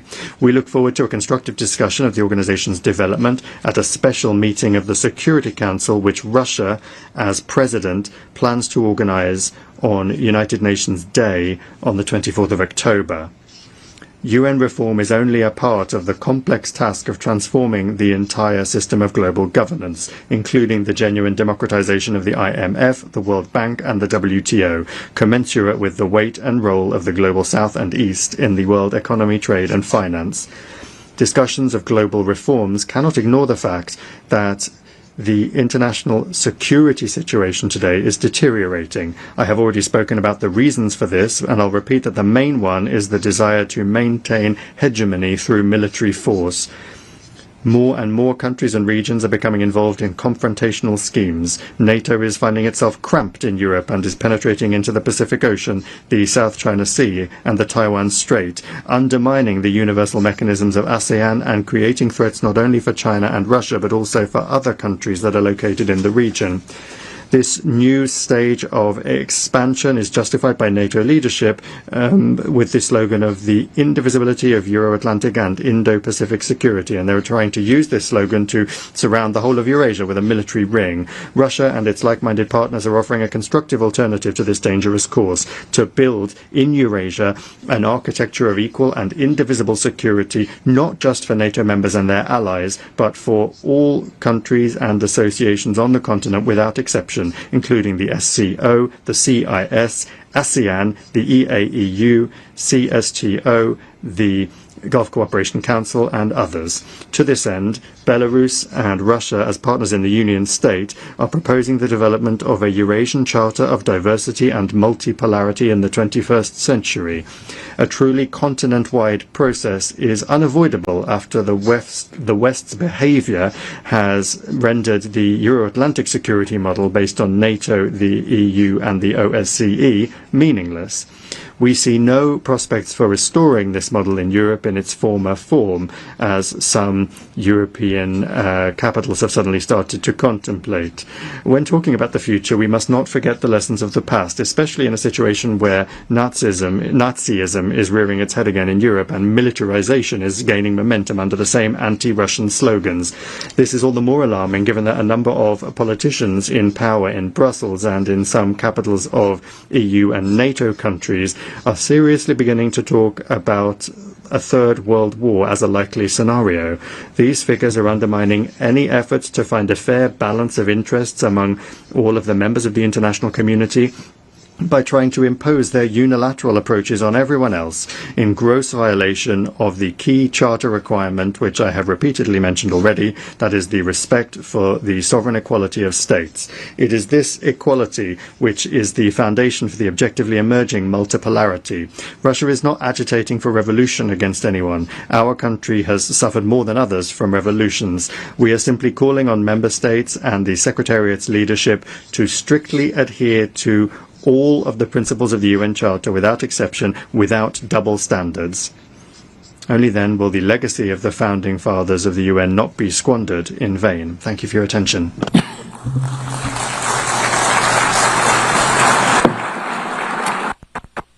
On behalf of the Assembly, I thank the Minister for Foreign of the Federation. I now give the floor to His Excellency Bruno Eduardo Rodriguez Barea, Minister for Foreign Affairs of Cuba.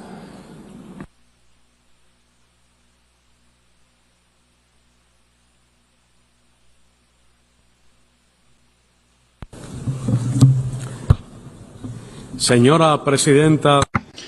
Madam President of the General Assembly, Secretary General, as we meet here, 2.2 million human beings in Gaza are condemned to hunger by the genocidal extermination and ethnic cleansing actions of the Zionist regime, which enjoys the military and financial supplies and the impunity guaranteed by the government of the United States. On behalf of the government and people of Cuba, I reiterate our firmest solidarity with the Palestinian people and with their just cause for freedom, independence, and an end to the Zionist occupation. If the Security Council proves itself impotent because of the veto that the United States wields or threatens to wield, and is incapable of adopting effective measures to halt the barbarity, then this General Assembly has the duty and the capacity to put forward concrete measures without delay. At the very least, it must unequivocally declare Palestine's right to be a UN member state within the pre-1967 borders, with East Jerusalem as its capital, and with the right of refugees to return. 11 million people, 3 million of them children, die every year from hunger and associated diseases. The climate crisis is destroying nations and lives, devastating communities and economies. A handful of countries and individuals have amassed more wealth than the vast majority of all other countries combined. Colossal inequalities stifle and prevent sustainable development. There has been no effective global response to today's serious challenges. There could not be, because the current world order reflects a bygone era when most developing countries did not even exist as independent states. 80 years ago, the United Nations was founded with only 51 member states. Today, we are 193. The most urgent priority is to create a new international order that guarantees peace, the right to development, sovereign equality, participation and representation of developing countries in global policy decisions, that provides for the common good and prosperity in harmony with nature and ensures the exercise of all human rights for all people.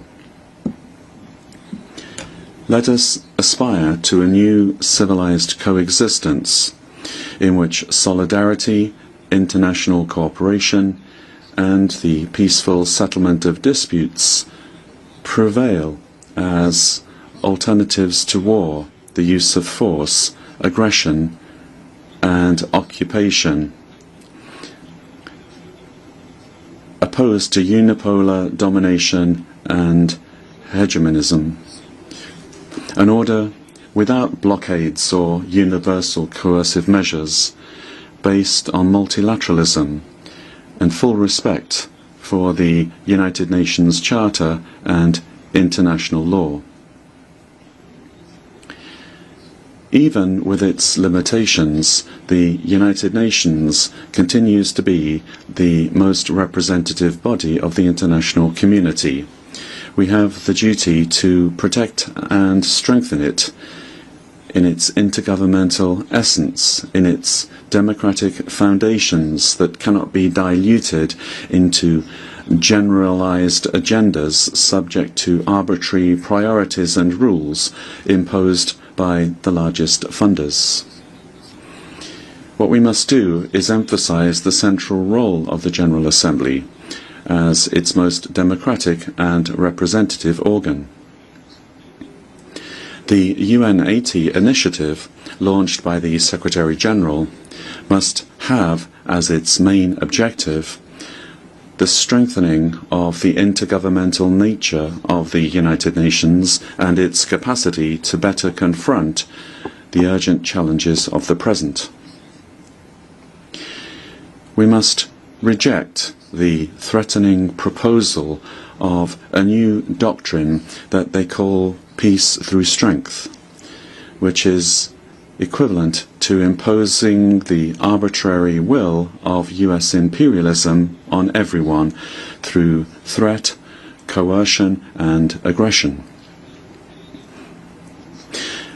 This is a doctrine conceived to satisfy the ambitions of a unipolar power already in decline, which, by the way, serves the interests of big transnational corporations at the cost of sovereign nations and their peoples, and to the cost of the values upon which this organization was founded.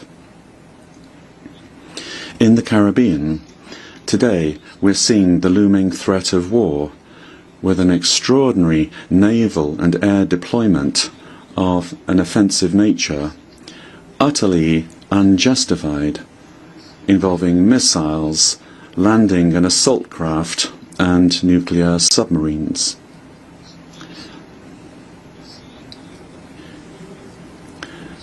Test missiles with nuclear capacity are being launched.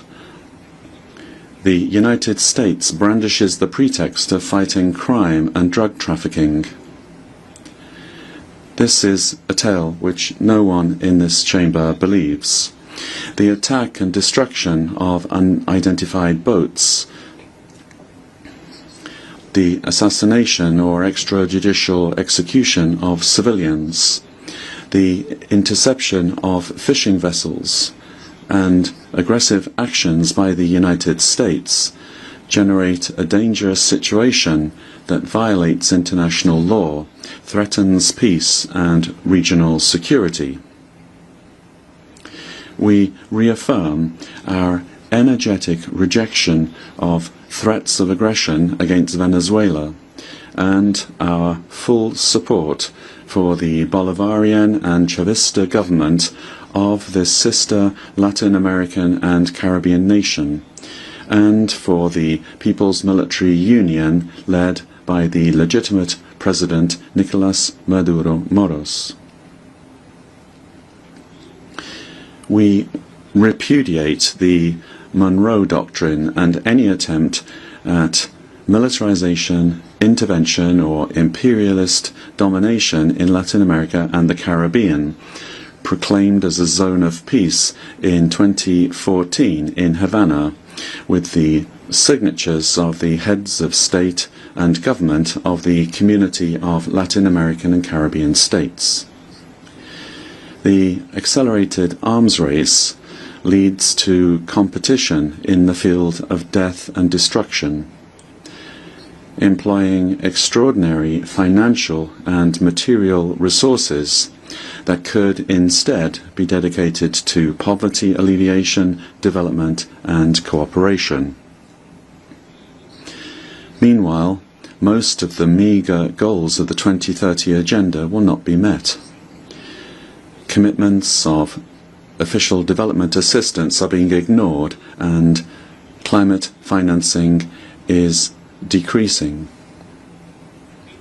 In 1960, before this very assembly, the historic leader of the Cuban Revolution, Fidel Castro, stated, and I quote, "Eliminate the philosophy of plunder and the philosophy of war will disappear." Madam President, climate change is advancing inexorably and quickly. The first 6 months of this year have been the hottest ever recorded. Last year was already the hottest.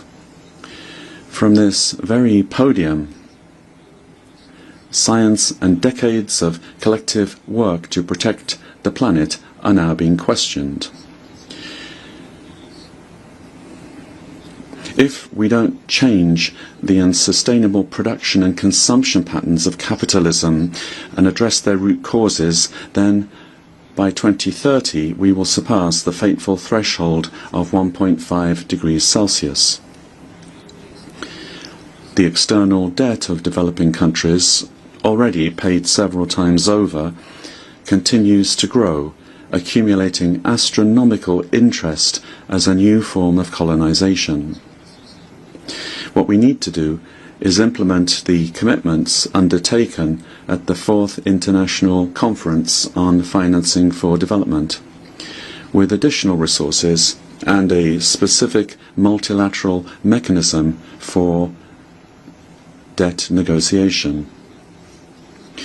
We're suffering the consequences of powerful cultural domination in an era when digital technology increasingly impacts our lives across the board. A few transnationals, almost all of them from the US, impose their operating systems and control the content that is seen, read and heard, manipulating human behavior. We are suffering from the dictatorship of the algorithm. What we need to do is establish at the UN as soon as possible common norms in order to unlock the transformative potential of new technologies, especially artificial intelligence, for the benefit of all, whilst at the same time mitigating the risks. Beyond the challenges that Cuba faces as a small island developing state, our country suffers from the devastating and accumulated impact of the policy of hostility and economic suffocation that has been imposed by the United States for more than 6 decades. The blockade against Cuba persists and is being tightened to the extreme. It is really a comprehensive and prolonged economic war aimed at depriving Cubans of their livelihoods and sustainability, of their existence as a supportive, educated and joyful people.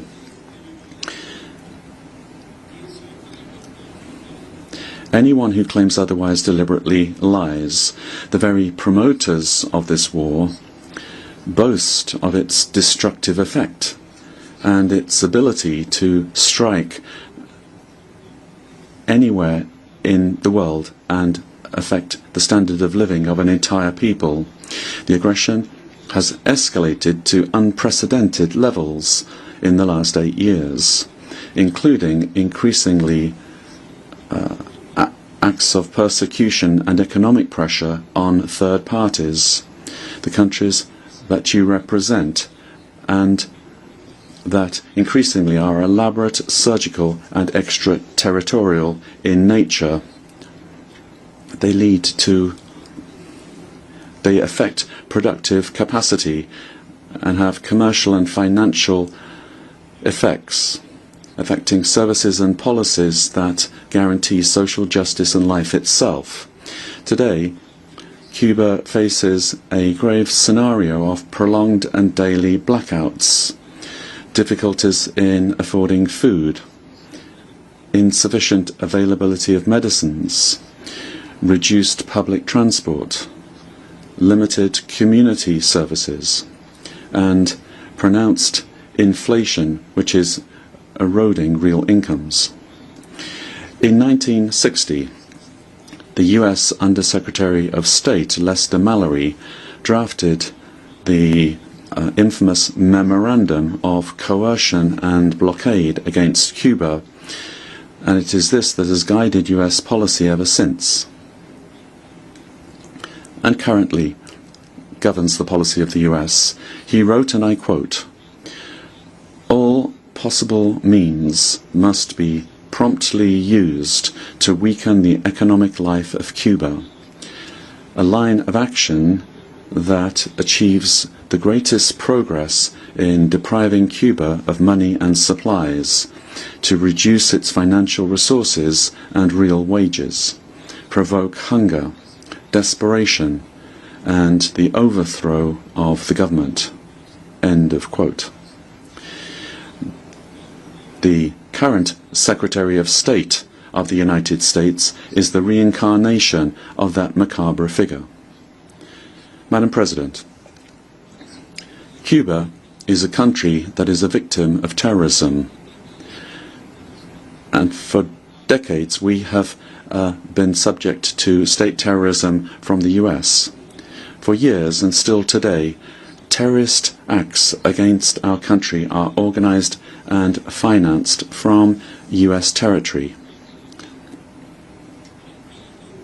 And these people live here in total impunity, and they are recognized as perpetrators of horrendous acts of aggression against the Cuban people, causing thousands of deaths, mutilations, and significant material damage. In compliance with our counter-terrorism responsibilities and with UN efforts against this scourge, the Cuban government has officially shared with the US government in recent years the names and information relating to 62 individuals and 20 organizations based in this country who have been responsible for violent and terrorist acts and who continue from US territory participating in such acts against Cuba. No response has been received, nor is it known if the US authorities have taken any action against any of them. It is cynical that the US government, for purposes of political and economic coercion, labels Cuba as a state sponsor of terrorism, a slander not shared by this organization nor by any other of its member states.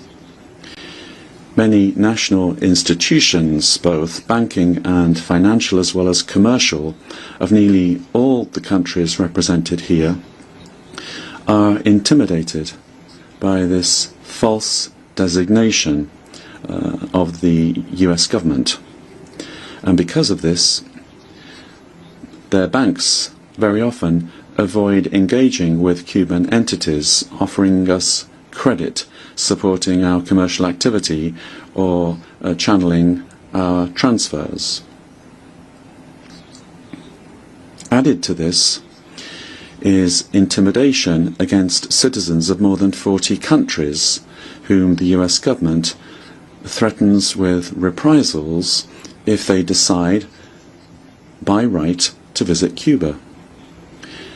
The United States has unleashed a virulent campaign of discreditation and persecution against Cuban medical corporation and of harassment and coercion against the authorities of countries that receive it. This is a strategy directed by the State Department directly. It seeks to disparage this cooperation, which has saved millions of lives and, in many cases, has been the only option for access to healthcare for large population groups. This altruistic and supportive cooperation rests on entirely legitimate bilateral agreements and aligns fully with international standards of this organization in the field of cooperation, as it does with the standards of other organizations. I confirm once again that Cuba will maintain its commitments with all countries with which we have bilateral medical cooperation agreements and programs, and we will remain willing to expand them with all governments who are prepared to develop such cooperation, respecting international law, national legislation, and all of this for the well-being of their peoples. Since 1963,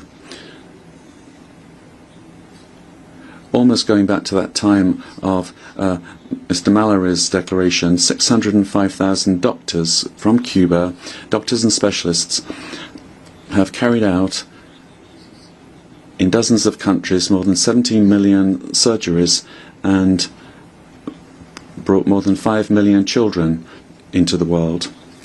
At this moment, over 24,000 health professionals provide services in 56 countries. The aggression against Cuba is reinforced by a powerful machinery of destabilization that, from US territory and with funding from that country's federal budget, mounts an offensive aimed at disturbing public order, promoting acts of violence, disorienting the population, and discrediting our country. It is a strategy of unconventional warfare that combines emotional manipulation with informational intoxication in order to impose an atmosphere of despair and political demobilization. Faced with such an asymmetric onslaught, our people's determination is strengthened. We are aware of the great challenges that we face and of the need to direct with creativity and with everyone's contribution economic recovery and the strengthening of social policies. Last July, President Miguel Díaz-Canel said, and I quote, "We are not an accident of history. We are the logical consequence of a history of resistance and rebellion against abuse and injustice. End of quotation.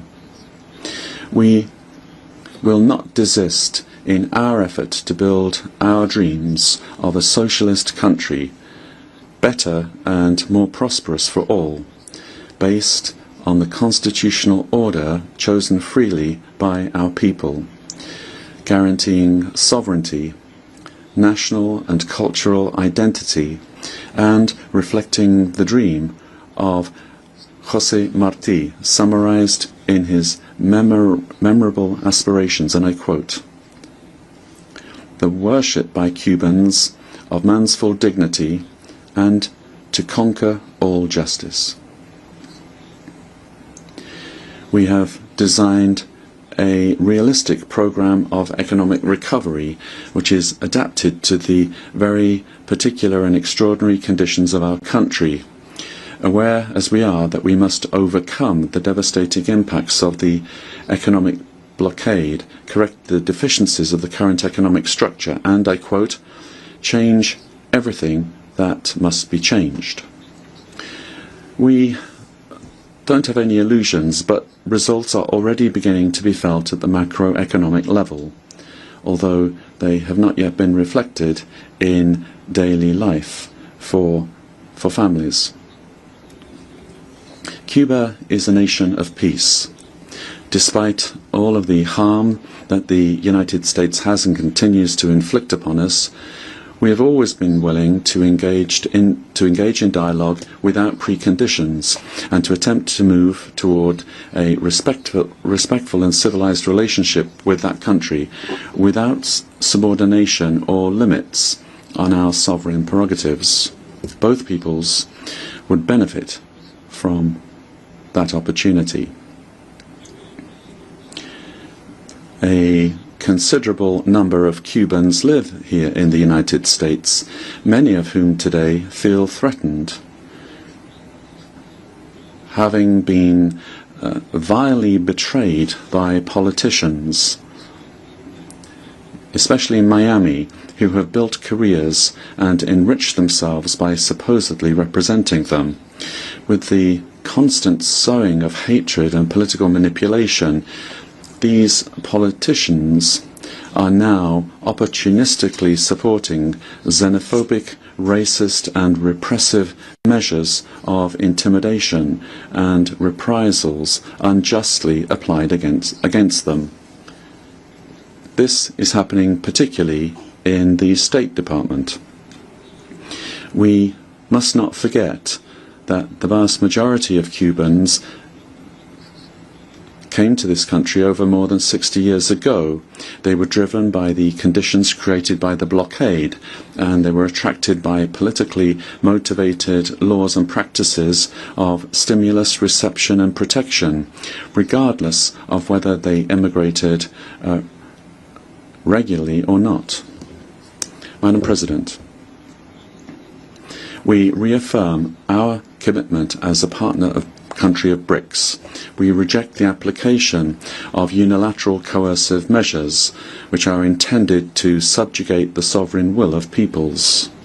We express our support for Belarus, Nicaragua, Venezuela, Zimbabwe, the Democratic People's Republic of Korea, Iran, Russia, and other nations victimized by them. We reaffirm our solidarity with the Government of Reconciliation and National Unity of Nicaragua. We reiterate our support for the inalienable right of the people of Puerto Rico to self-determination and independence. The sister nations of the Caribbean deserve fair and differentiated treatment as well as reparations for the horrors of colonialism and slavery. The international community bears great responsibility toward the Haitian people. We maintain our modest cooperation in health with this brotherly country, and Cuba will join any international effort to support it, based on respect for its sovereignty without imposition or military intervention. We support Argentina's legitimate and sovereign right over the Malvinas Islands, South Sandwich Islands, South Georgia Islands, and the surrounding maritime areas. Cuba remains committed to peace in Colombia, and we feel solidarity with President Gustavo Petro today. Africa, the cradle of humanity, will always be able to count on Cuba and the solidarity of Cubans. We support its just claim for reparations for the damage of colonization. We reaffirm our solidarity with the Sahrawi people and their right to self-determination. We reaffirm our support for the One China principle. We oppose NATO's aggressive military and nuclear doctrines. We firmly believe, without utopia, that a better world is possible. We believe it is our duty to struggle and work to achieve it.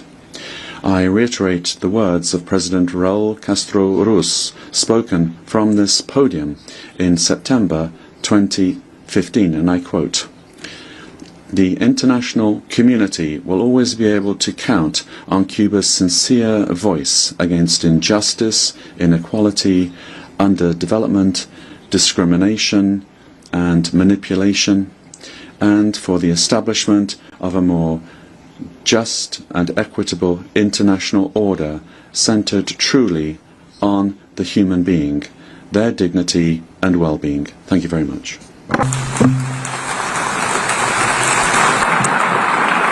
Muchas gracias. I thank the Minister for Foreign Affairs of Cuba.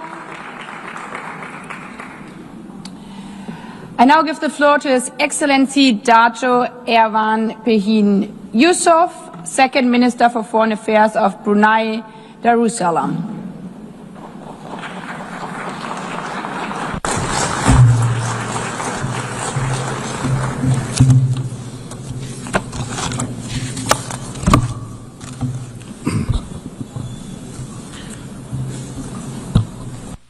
Bismillahirrahmanirrahim.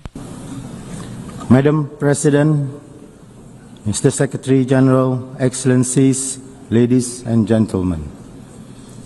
Assalamualaikum warahmatullahi wabarakatuh.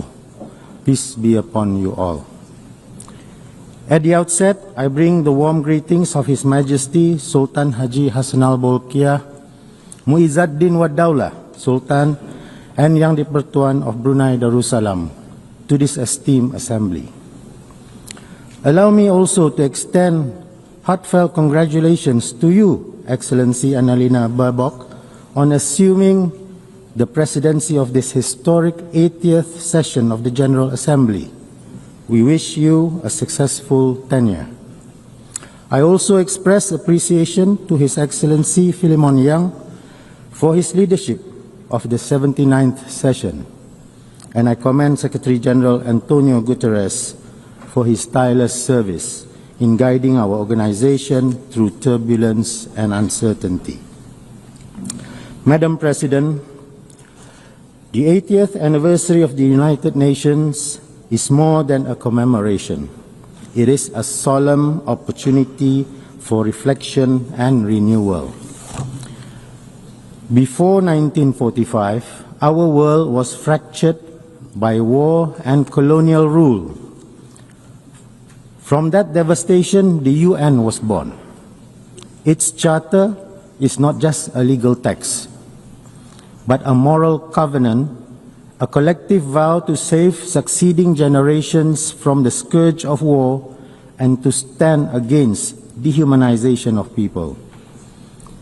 For small states like Brunei Darussalam, which regained full independence in 1984, membership in the UN affirmed not only sovereignty, but dignity, equality, and belonging within the family of nations.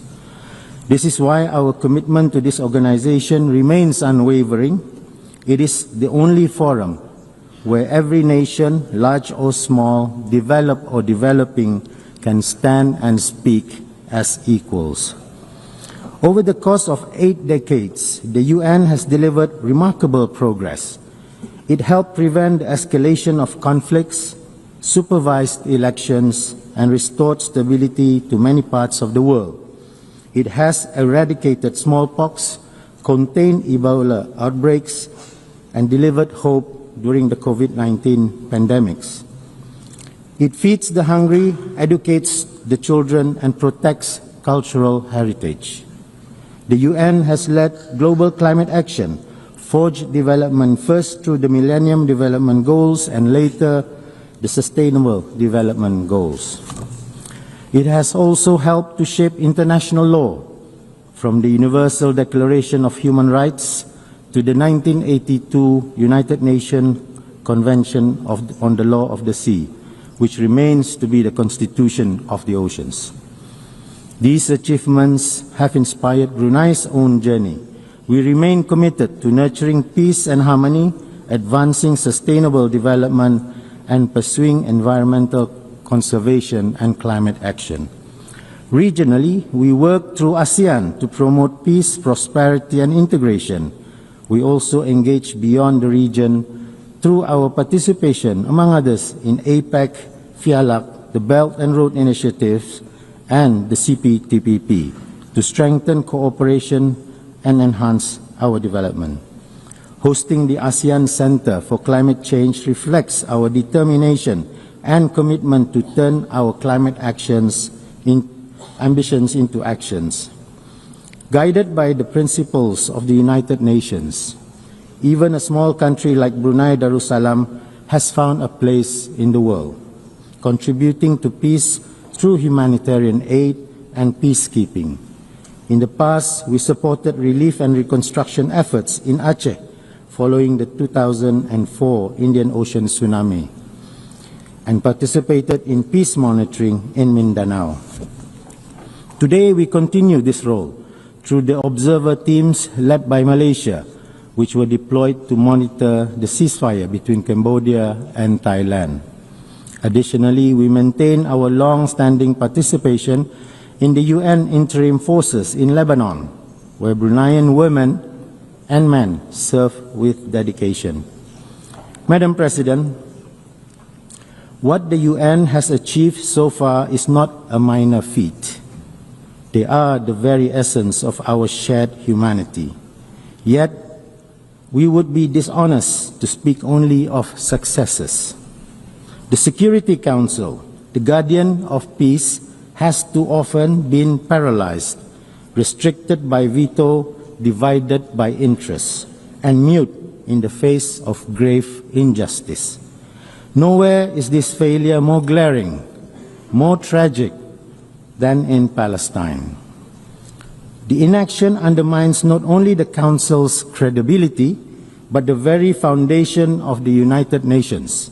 It reminds us why reform is not an option, but an urgent necessity.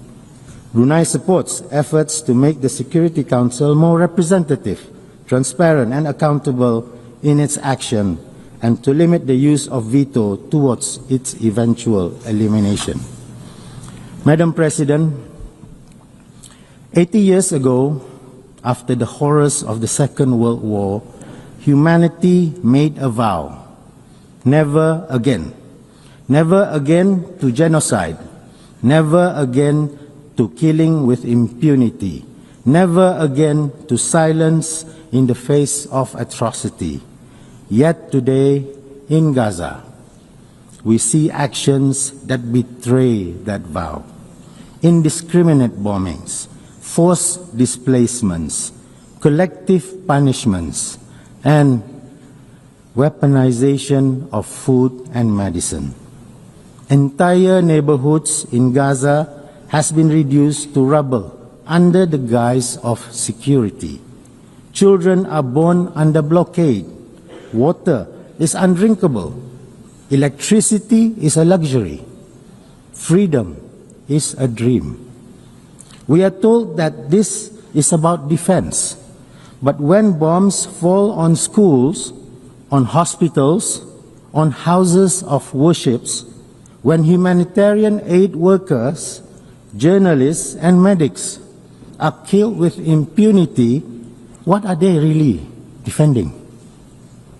The suffering inflicted upon the Palestinian people bears chilling resemblance to the last century's darkest chapters, chapters marked by the Holocaust, by ethnic cleansing, and by the mass uprooting of entire populations during the Second World War.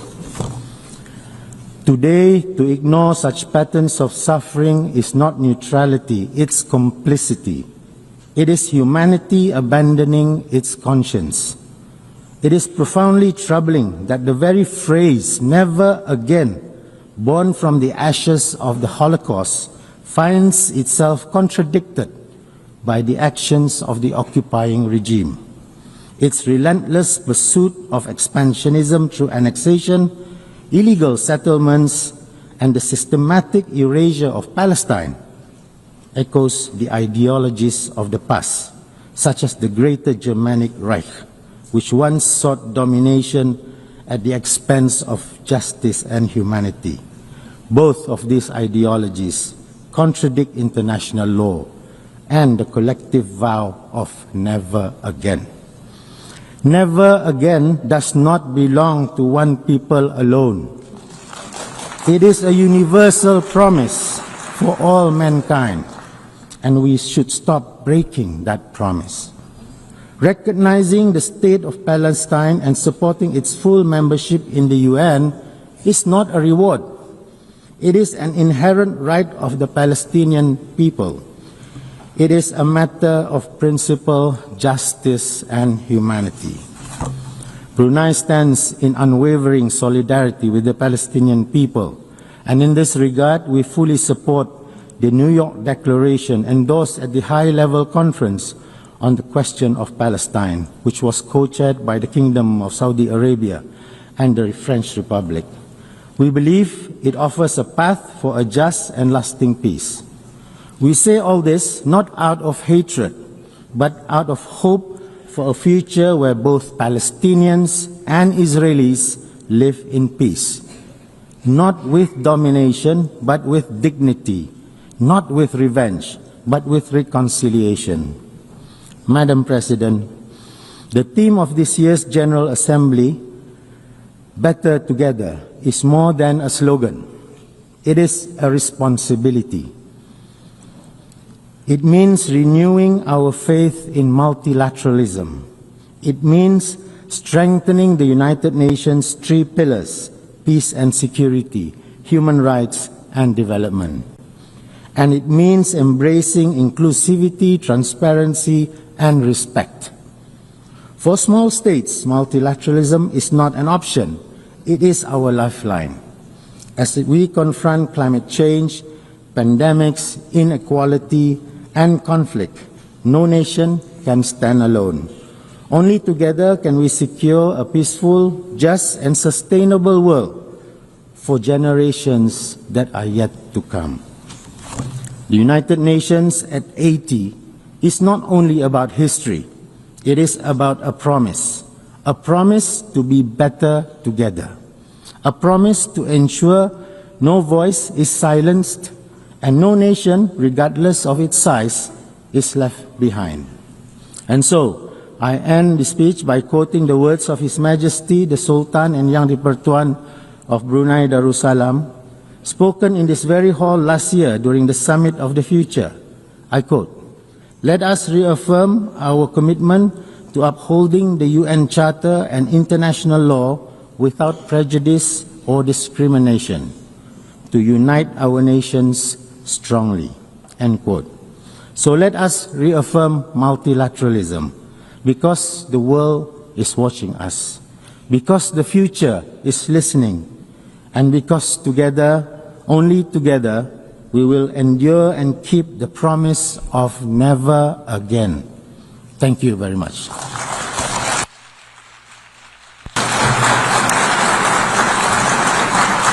I thank the Second Minister for Foreign Affairs of Brunei Darussalam. I now give the floor to His Excellency Johann Wadefull, Federal Minister for Foreign Affairs of Germany.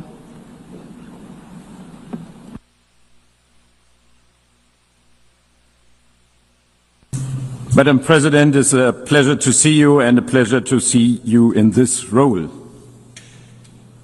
Excellencies, on December 10th, 1932, a friend picked up Albert Einstein and his wife at their house near Berlin. Together they traveled to the German port city of Bremen.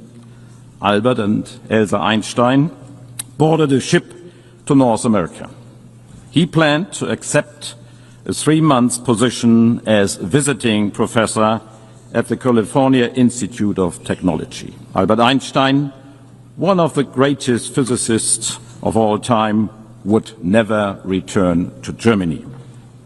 Only weeks later, the Nazi Party came to power. Excellencies, this year marks 80 years since the San Francisco Conference and the founding of the United Nations. The Holocaust and the World War, started by Germany, taught us that the denial of human dignity destroys lives, nations, cultures. The founders of the UN came together in the belief that the defense of freedom strengthens our shared humanity. It was a belief in a world order that gave my country the opportunity to be engaged for peace, prosperity and security and the family of nations, the United Nations. As Germans, we are deeply grateful for this opportunity. But it also means we feel particularly responsible for our United Nations.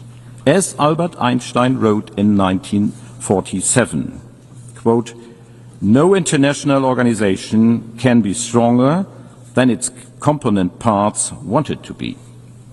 In other words, it is up to us, the member states. We are the United Nations. We want these United Nations to be strong. Today my country is running again for a seat as a non-permanent member of the Security Council for 2027-28 term. We do so at a time of unprecedented instability and upheaval. In Sudan and neighboring countries, we are witnessing the worst humanitarian catastrophe of our time. Over 30 million people in need of humanitarian assistance, over 12 million forced to flee their homes. We all need to do more to end this tragedy. The security of the entire region is on the line. The terrible war in Gaza is raging on. Hell on earth, a humanitarian nightmare as we speak. This war must end. The hostages must be released. The existence and the security of Israel will always be part of our raison d'etre. There must be a future in peace and in dignity for all in the Middle East. As we have reaffirmed in this hall this week, 2 states for 2 peoples, the only solution. I commend all those who continue to work tirelessly to find a path to peace, notably the United States of America. Excellencies, Iran has created and armed a network of malign proxy forces destabilizing the region. In addition, it has for many years been engaged in a nuclear program which goes far beyond any plausible civilian use. For us, it is imperative. Iran must never acquire a nuclear weapon. Since Iran clearly does not comply with its obligations under the Joint Comprehensive Plan of Action agreed to in 2015, we had no choice but to trigger the snapback of sanctions. Following a clear vote by the Security Council yesterday, sanctions will be effective later today. But let me emphasize, we remain open to negotiations on a new agreement. Diplomacy can and should continue. And on my own continent in Europe, Russia is waging a war of aggression against its sovereign neighbor, Ukraine. A war that Ukraine did nothing to provoke. a war that demonstrates the disregard for the most fundamental of all rules of the UN Charter, that all member states shall refrain from use of force against territorial integrity of other state, a rule that permanent members of Security Council bear a particular responsibility to uphold. And while our minds are focused on current security and humanitarian crisis, we are aware that they are aggravated by the planetary crisis of pollution, climate change, and biodiversity loss, all of which threaten to bring more instability, more conflicts over resources, more lost lives and livelihoods. At 80 years, our cherished organization is challenged by a budgetary crisis, by a crisis of multilateralism, and by lack of respect for international law. At this time of crisis, we have set ourselves 3 key objectives. These have been at the heart of Germany's work at the United Nations for decades and summarize our Security Council bid today: justice, peace, respect. Since joining the United Nations, we have been adamant justice means development. Where hunger persists, there can be no lasting peace, German Chancellor Willy Brandt said in his first address to the United Nations in 1973. Justice requires that every human being has access to food, to clean water, to education, and to health care. Germany is the second largest contributor to the UN system. We are one of the largest donors of humanitarian assistance to Gaza. We will continue to provide aid through well-established partners operating in line with humanitarian principles, including the UN. This aid must get through to the people who need it most. We repeat our urgent call on Israel to enable safe humanitarian access. We support UNHCR's work in refugee camps in Sudan and neighboring countries. Through UNHCR, we have supported countries in providing shelter, food and medical services for refugees. And we are investing in giving people a long-term perspective. I saw for myself how citizens from Mariupol have been able to find shelter in a hub created by the UNHCR in the city of Dipno, and how displaced people in Bekaa Valley in Lebanon were able to return to their restored communities through the support of UNHCR. The concept of justice also means combating climate change. I myself come from a coastal region in the north of Germany.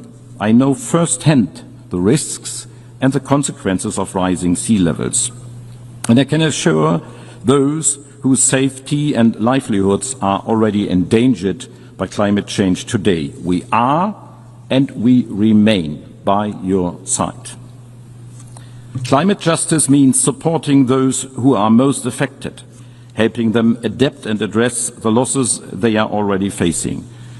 It means significantly reducing emissions globally and keeping the 1.5-degree limit within reach.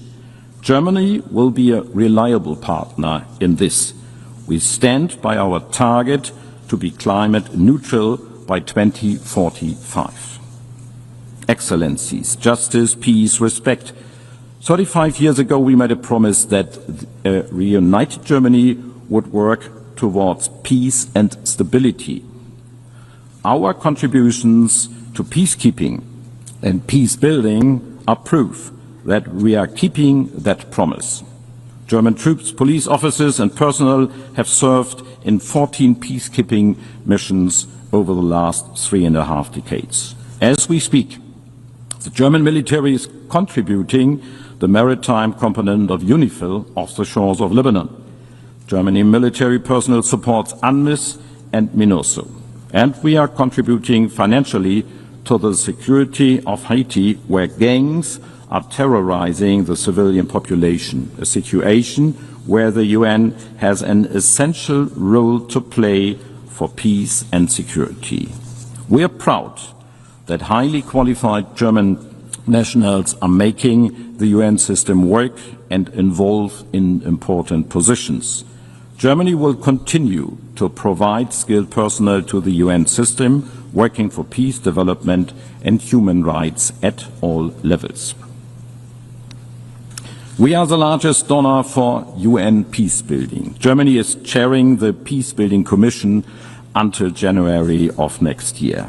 This is in line with our long-standing commitment to support national peacebuilding and conflict prevention efforts, because we are convinced that resilient civil societies and strong institutions are essential for addressing the root causes of conflict and for building peace in the long run.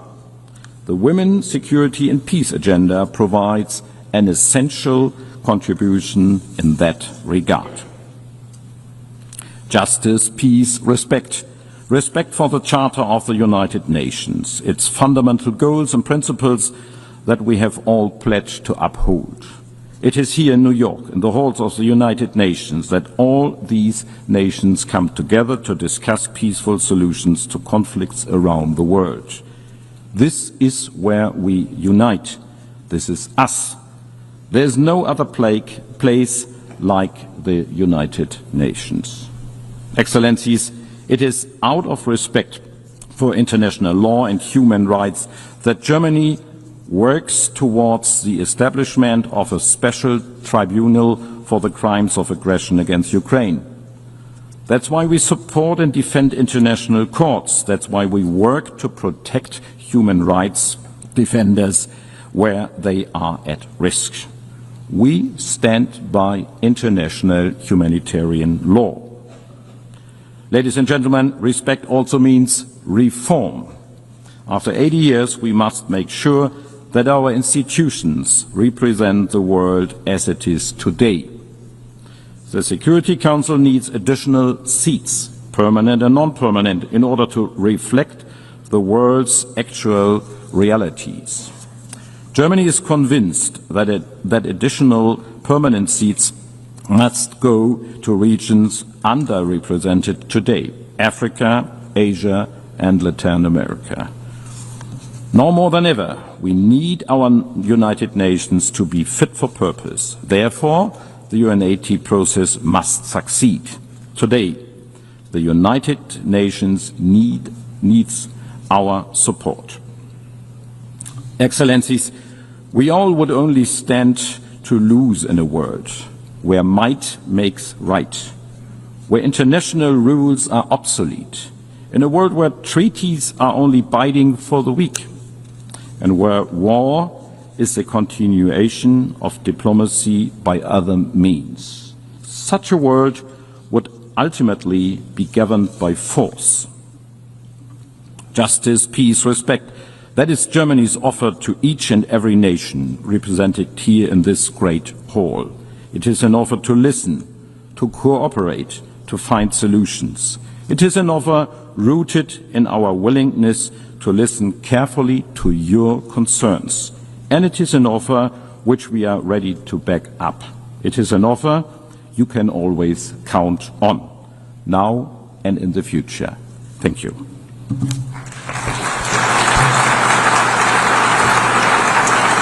I thank the Federal Minister for Foreign Affairs of Germany. I now give the floor to Her Excellency Torgedur Katrin Gunnarsdottir, Minister for Foreign Affairs of Iceland.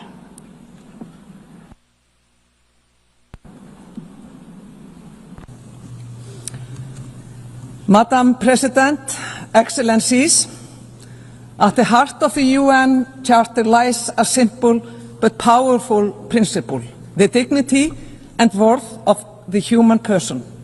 It is a reminder that the international cooperation is not about institutions for their own sake, but about people, ordinary people whose lives are freer, safer, and more prosperous when nations choose cooperation over confrontation, dignity over domination, rules over force. This vision, born in San Francisco 80 years ago, must remain our compass.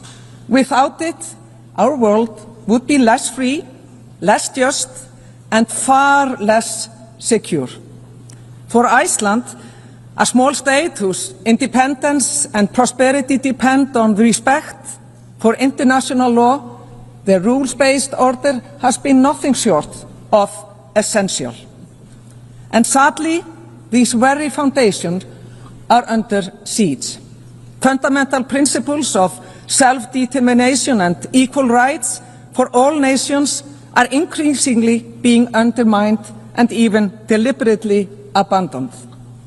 We see paralysis in the Security Councils, contempt for international law, and a disturbing rise in isolationism and big power politics. This, in turn, contributes to a decline in the public's trust in a system that has brought us so much in the past 80 years. This erosion of the rules-based international order is deeply, deeply dangerous.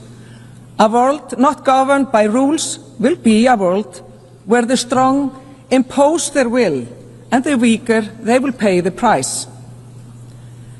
This may appeal to those who possess such power. There are clear indications that it does. But that is a world we cannot and should not accept.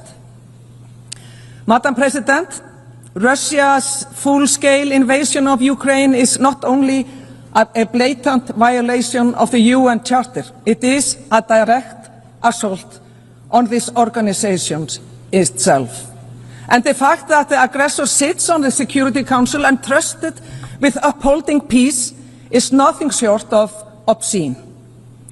Ukraine is not only bravely fighting for its independence and survival, but also defending the very, very values that the United Nations were founded upon: sovereignty, territorial integrity, and the right of all nations to live in peace and to live in freedom.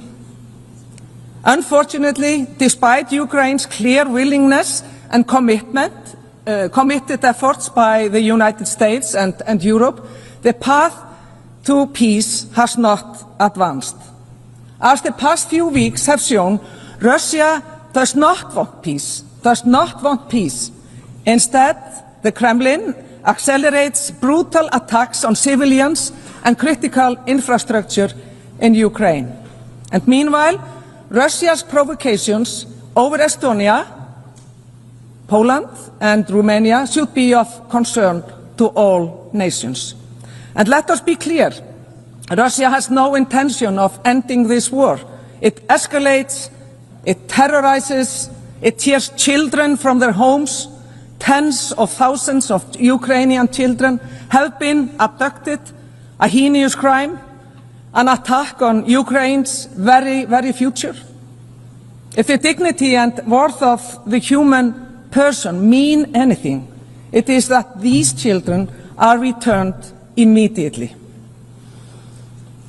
To the people of Ukraine, I say, Iceland stands with you, not only out of solidarity, but also because you are on the front lines, defending a rules-based order where law prevails over brute force. You must, dear friends, have a just and lasting peace. Dear colleagues, we must speak with equal clarity about Gaza. We are witnessing now crimes against humanity and war crimes in broad daylight. What appears before us is systematic ethnic cleansing. This needs to end. We need an immediate ceasefire, full humanitarian access, and the unconditional release of all hostages. We need peace for all the innocent people. Iceland unequivocally condemned Hamas's gruesome terrorist attack on Israel October 7th. There is no justification for such brutality, nor the taking of hostages. But nothing, and I mean nothing, can justify the collective punishment of millions of Palestinians. Starvation, bombardment, forced displacement.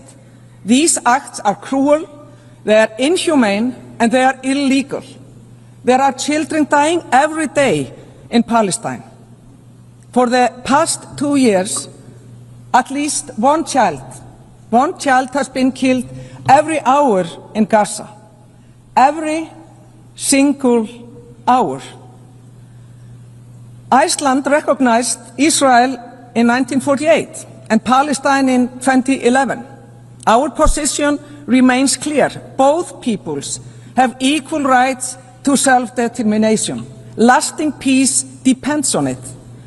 A two-state solution where Israelis and Palestinians live side by side in peace and mutual recognition remains the only viable path to peace, even if many doubt its feasibility today. If we abandon it, we abandon hope itself. Extremists and spoilers on both sides have long stood in the way of peace. Hamas has no place in the future of Palestine. And when Israeli officials call for annexation or the expulsion of Palestinians, they are not defending Israel's security. They are not defending Israel's security. They are calling for violations of international law. And we call it what it is: hateful, illegal, and a direct obstacle to peace. President Russia's aggression in Ukraine, Israel's military operations in Gaza, as well as the horrific war in Sudan, are the starkest demonstrations of deeply troubling global trend. Growing disregard for international law and multilateral commitments. We are seeing this when it comes to international courts. The opinions of the International Court of Justice, ICJ, and the International Criminal Court has been defied and targeted with punitive measures.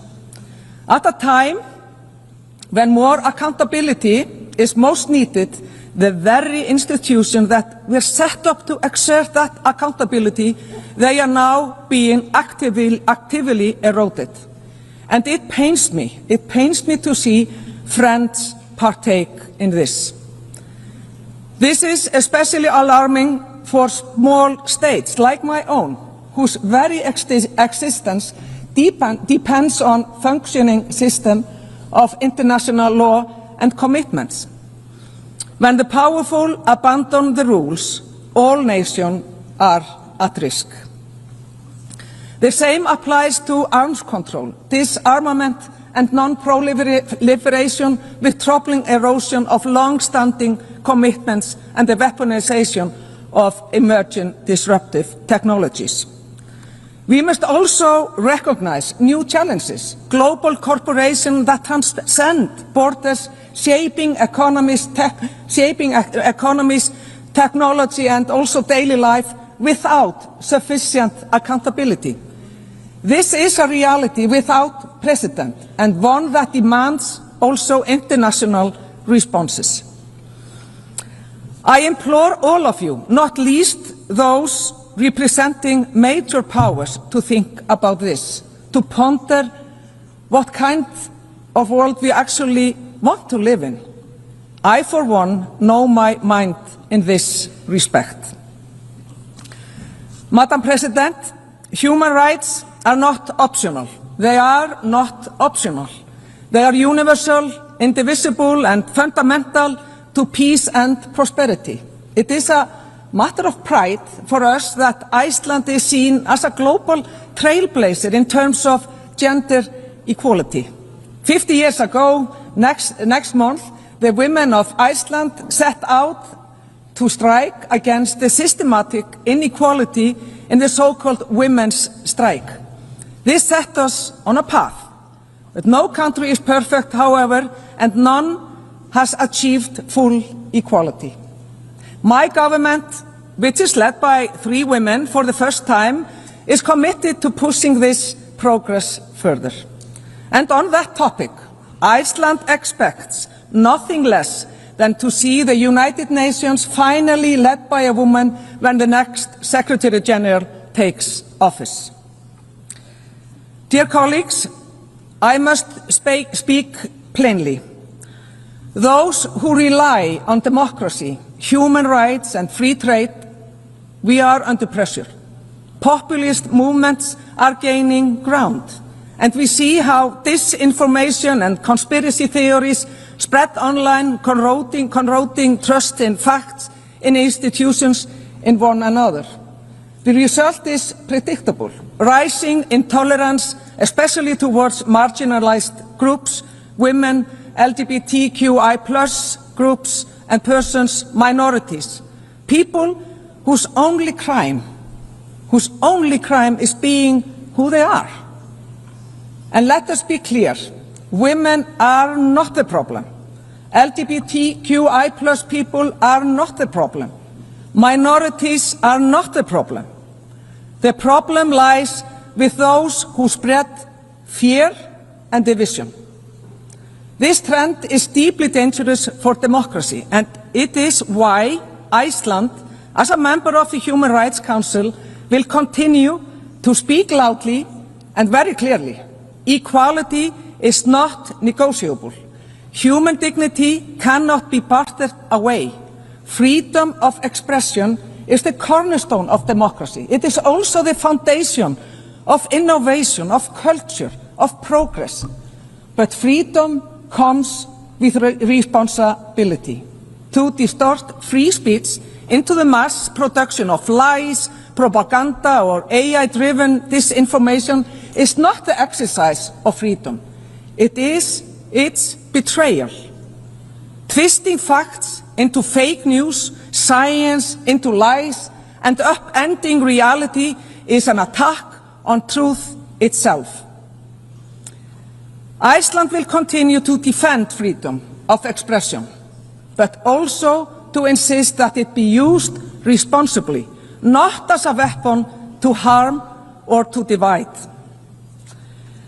President, as global needs are at an all-time high, we are seeing large-scale reductions in development budgets by several major donors with profound consequences for the poorest countries and the most vulnerable. Iceland, we will not follow that path. Ultimately, development cooperation is an investment in our common rights and freedom, bringing us towards a more stable, just and a peaceful world. The climate crisis that we are certainly facing knows no borders. In the high north, where Iceland lies, temperatures are rising more than twice the global average. Glaciers retreat, permafrost thaws, oceans warm. And it is the poorest, those least responsible, who suffer then the most. For us Icelanders, renewable energy is the backbone of our security and also of our independence. And the ocean is our lifeblood, our history, our livelihood, our identity. Its health is inseparable from the fight against climate change and from the protection of biodiversity. The ocean gives, but it also takes. That shared understanding deepens our solidarity with small island states and others who are now on the front lines of sea level rise. Their reality must be faced by the entire UN membership, together, as a global family. Colleagues, the United Nations is not only about states and structures, it is about people, the people who work tirelessly for these organizations, often under immense pressure and even risking their own lives to uphold its ideals. To them, Iceland extends its deepest gratitude. Your dedication reminds us that the United Nations, imperfect as it is, we know that, still has a beating heart. But it is also about us here, the leaders gathered here, These are serious times that demand serious leaders as well. We cannot afford cynicism, short-termism, or the comfort of slogans. We must act with love for our people, with respect for our neighbors, and with wisdom for future generations. This is not naive. This is not naive. It is the essence of responsible leadership, and it is what the world needs from us. President, undermining the very institutions that have advanced peace, prosperity and human rights over the past 80 years will only deepen the challenges we face. At this critical moment, it is crucial we reverse course so that we can pass on to the future generations that we may have at times taken for granted. The world needs the United Nations, and we have to be strong as we can be. And yes, we face daunting challenges, but our story as a global community is not only of crisis, not at all. It is also one of progress. Apartheid was abolished. Extreme poverty was cut in half.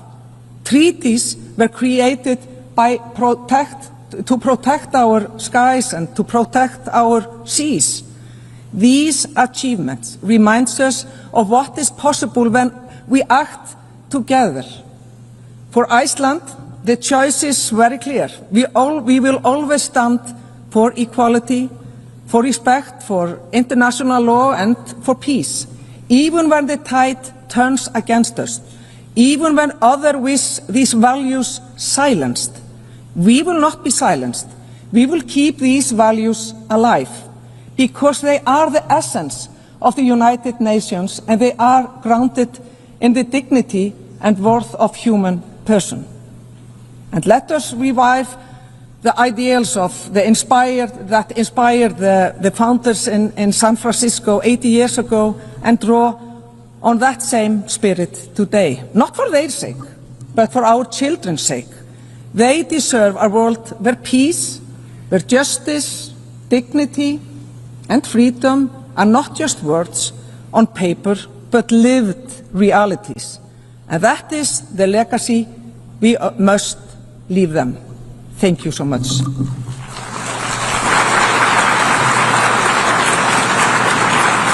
I thank the Minister for Foreign Affairs of Iceland. I now give the floor to His Excellency Subramaniam Jaishankar, Minister for External Affairs of India.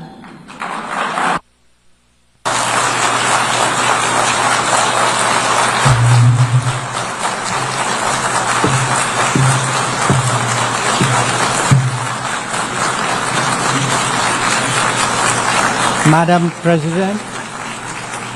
President, Excellencies, ladies and gentlemen, Namaskar from the people of Bharat. We are gathered here 8 decades since the founding of this unique body. The UN Charter calls on us not just to prevent war, but to build peace. Not just to defend rights, but to uphold the dignity of every human being. It challenges us to stand as good neighbors, uniting our strength so that generations to come inherit a world of justice, of progress, and of lasting freedom. Madam President, forces unleashed by history since the founding of the UN propelled this body forward. As decolonization advanced, the world began to return to its natural diversity. The membership of the United Nations quadrupled, and the organization's role and remit grew significantly. In the era of globalization, its agenda evolved even further. Development goals took center stage, even as climate change emerged as a shared priority. Trade acquired greater prominence, while food and health access were recognized as essential to global well-being. Where security was concerned, the UN undertook peacekeeping operations and promoted disarmament discussions. As a result, the UN became a natural platform to debate key global issues. Madam President, we must ask ourselves today, how has the UN lived up to expectations? And just look at the state of the world. There are two significant conflicts underway, one in Ukraine and the other in the Middle East, West Asia. Innumerable other hotspots don't even make the news. The slow progress of the SDG Agenda 2030 presents a sorry picture. On climate change, the reality is of recirculated commitments and creative accounting. If climate action itself is questioned, what hope is there for climate justice? When a once-in-a-century pandemic hits us, we saw open discrimination in access to vaccines and to travel. Energy and food security have been the first casualties of conflict and disruption, especially since 2022. Better off societies insulated themselves by having the first call. The resource-stressed ones scrambled to survive, only to hear sanctimonious lectures thereafter. When it came to trade, non-market practices gamed rules and regimes. The resulting concentration exposed the world to leveraging. On top of that, we now see tariff volatility and uncertain market access. As a result, de-risking is a growing compulsion, whether from limited sources of supply or over-dependence on a particular market. Economic concerns have other dimensions as well. Heightened technology control is one. The grip on supply chains and critical minerals is another. The shaping of connectivity is no less sensitive. Protection of key sea lanes has become a challenge. Restricting the evolution of a global workplace is an issue. Each makes a compelling case for more international cooperation, not less. But are we really headed in that direction? And where has the UN actually made a difference? Madam President, as members of the UN, we meet here as sovereign equals. That is not a formalism, but a recognition of the inherent diversity of our world. Understandably, we have different history, traditions, heritage, and culture. For them to coexist, for them to enrich each other, it is imperative that we foster understanding and respect. This will only happen when we resist political interference and economic pressures, when narratives are free of prejudice, when double standards are abjured, and when pluralism is truly appreciated. Madam President, Excellencies, while asserting our rights, we must also firmly face up to threats. Countering terrorism is a particular priority because it synthesizes bigotry, violence, intolerance, and fear. India has confronted this challenge since independence, having a neighbor that is an epicenter of global terrorism. For decades now, major international terrorist attacks are traced back to that one country. UN's designated lists of terrorists are replete with its nationals. The most recent example of cross-border barbarism was the murder of innocent tourists in Pahalgam in April this year.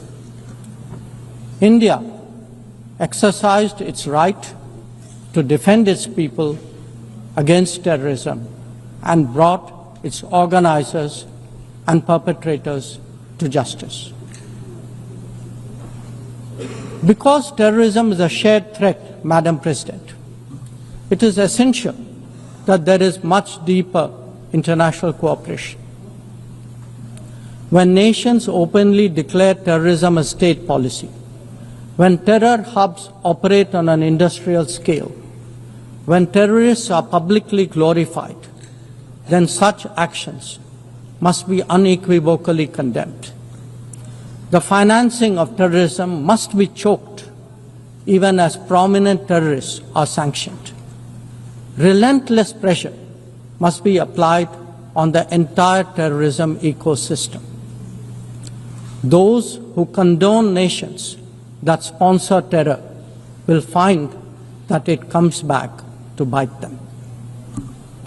Madam President, an objective report card will show that the UN is in a state of crisis. When peace is under threat from conflicts, when development is derailed by lack of resources, when human rights are violated by terrorism, the UN remains gridlocked. As its ability to forge common ground diminishes, belief in multilateralism also recedes. Central to the erosion of the UN's credibility has been resistance to reform. Most members strongly desire change, but the process is being made an obstacle to the outcome. It is imperative that we see through this cynicism and purposefully address the reform agenda. The historical injustice done to Africa should be redressed. Both permanent and non-permanent membership of the Council must be expanded. A reformed Council must be truly representative, and India stands ready to assume greater responsibilities. Madam President, today the predicament of the Global South is especially acute. Bharat, under the leadership of Prime Minister Narendra Modi, believes that it has both a duty to contribute and an obligation to motivate. That is why we have undertaken more than 600 major development projects in 78 countries, as well as innumerable community-based initiatives. They range from large infrastructure to small livelihoods, from capacity building to people's welfare, from concrete assets to education and training. Turbulent times require that we step forward during moments of crisis. India has been forthcoming in that regard, especially in its immediate vicinity. Whether it is finance, food, fertilizer or fuel, we have responded to the urgent requirements of our neighbors. Madam President, climate events and conflicts have created a demand for HADR assistance. Reflecting our growing capabilities, Bharat has endeavored to be a first responder. Be it essential medicines or relief supplies, the operations of a field hospital or limb fitment camps, these efforts covered 19 nations last year. The people of Afghanistan and those of Myanmar saw India extend its hand during recent earthquakes. Our efforts at ensuring safe commerce, combating piracy, and preventing attacks on shipping in the Northern Arabian Sea also bear mention. And the Indian tradition of UN peacekeeping operations continues in the Democratic Republic of Congo, in Western Sahara, Central African Republic, Golan Heights, Cyprus, Lebanon, Abyei, South Sudan, and Somalia. To put it clearly, our soldiers ensure peacekeeping, our sailors protect maritime shipping, our security counters terrorism, our doctors and teachers facilitate human development the world over, our industry produces affordable products, our techies promote digitization, and our training facilities are open to the world. These remain the core of our foreign policy. Madam President, each one of us has the opportunity of contributing to peace and prosperity. In the case of conflicts, especially Ukraine and Gaza, even those not directly involved have felt its impact. Nations who can engage all sides must step up in the search for solutions. India calls for an end to hostilities and will support any initiative that will help restore peace. The last decade in Bharat has also seen transformative changes due to the vision of Prime Minister Modi. Our digital public infrastructure has redefined governance and enabled delivery of public services on an unprecedented scale. Our startup ecosystem, innovation culture, and microfinance are changing the face of society. Our rapidly growing infrastructure facilitates both ease of doing business and ease of living for citizens.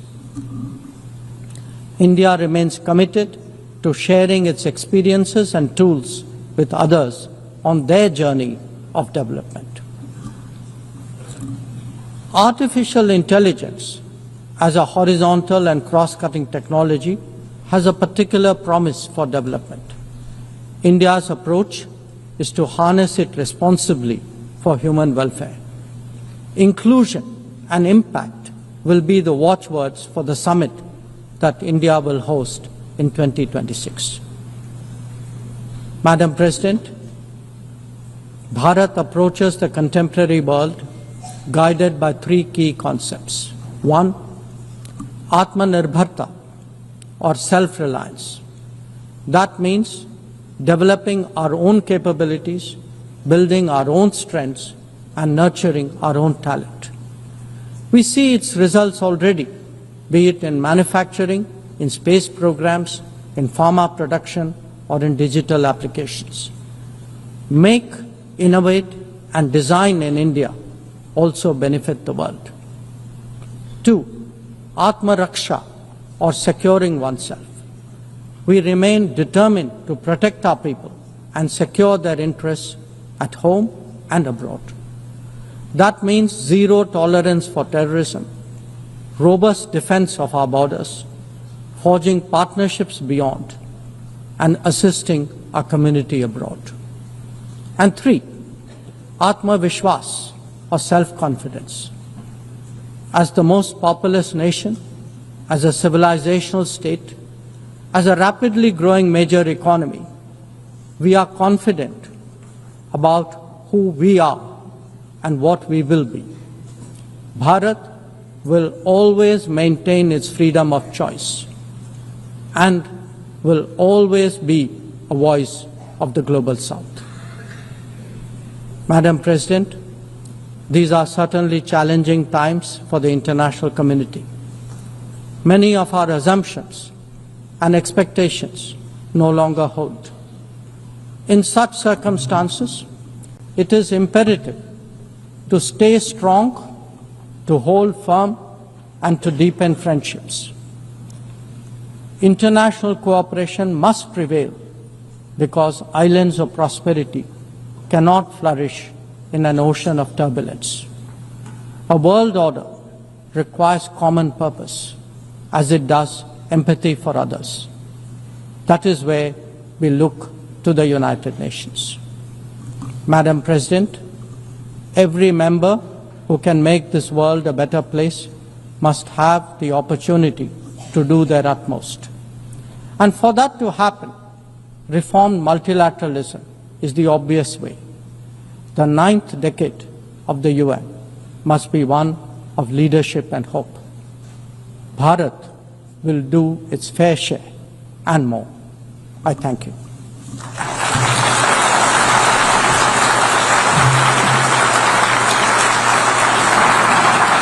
I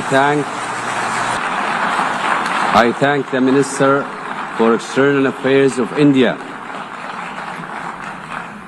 والآن أعطي الكلمة. I now give the floor to His Excellency Badr Ahmad Mohammed Abdel Ati, Minister for Foreign Affairs, Immigration and Egyptian Expatriates of Egypt.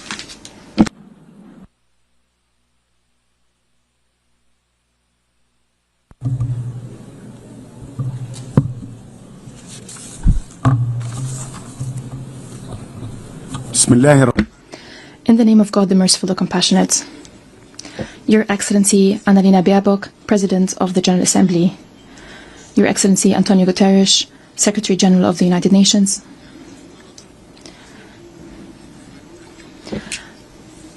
Our celebration today of the 80th anniversary of the United Nations was supposed to be an occasion, an opportunity to reflect on the journey of this organization, an opportunity to think of the achievements of the organization in maintaining international peace and security and ensuring prosperity and development for all, and establishing an international order based on international law that are applied by all, that apply to all, to preserve the dignity and rights of all. However, the reality of these international organizations today, 80 years after its establishment, has nothing to do with these noble goals. The multilateral international system is facing challenges. Its pillars are being eroded, it's fluid, as a result of crimes being committed in full view of the international community. The international community is standing idly by, is a spectator before the systemic violations of international law that undermined the international system. We're seeing double standards across the board, but especially in the Middle East. The Middle East is at a point of implosion. The bases of stability, peace and security are absent. There is no noteworthy respect of international legitimacy. Our Palestinian brethren is falling victim to the most heinous Israeli actions. It's a war, a wanton, unjust war waged against defenseless civilians for a sin they did not commit, driven by an extremist ideology that only sees destruction, killing, and systematic starvation, a toxic narrative, an incitement to hatred and violence. The aggression is transpiring without accountability, and it has affected one country of the region after the other. The most latest, what we've seen, is the wanton aggression against brotherly Qatar. Egypt is one of the first to anchor the pillar of peace in the region when President Sadat visited Jerusalem in a historic visit in 1979. Egypt feels concerned and feels responsible at the same time. 2 years following this wanton aggression against Gaza, following the daily violations in the West Bank, the foundations of peace that we have been laying for 75 years are now being threatened. In light of these difficult circumstances, Egypt presents its vision to deal with the situation in the Middle East and the international system as follows. First, we express our appreciation and gratitude to President Donald Trump, which announced his full commitment and his willingness to work with the leaders of the region to end this unjust war against Gaza, according to an integrated, comprehensive vision that stops the bloodshed, that ensures security for all, that restores the foundation to bring back lost trust. Egypt is fully willing and is fully committed to building on the vision by President Trump to restore stability, to end the war, to open a political horizon that paves the way towards the establishment of the Palestinian state, to also release hostages and detainees, and to heal all wounds, the wounds of the orphans, the wounds of the injured, the wounds of the hungry in the Gaza Strip, and put an end to the arrogance of might and to put it aside and to restore hope for tomorrow. Egypt, since the outbreak of this crisis, have done its utmost to reach a ceasefire that is sustainable in Gaza, in partnership with brotherly Qatar and the United States of America. We worked on resuming the entry of humanitarian aid without obstacles to address the starvation that is made by Israel, created by Israel. We must restore the basic necessities of life. The entry of humanitarian aid must be a priority for the international community. Together, we all must ensure the provision of humanitarian aid as soon as possible and at scale. And we also must work together to protect civilians. We reiterate that we categorically reject any scenarios to forcibly displace the Palestinian people. This would be a crime of ethnic cleansing. We say this very clearly.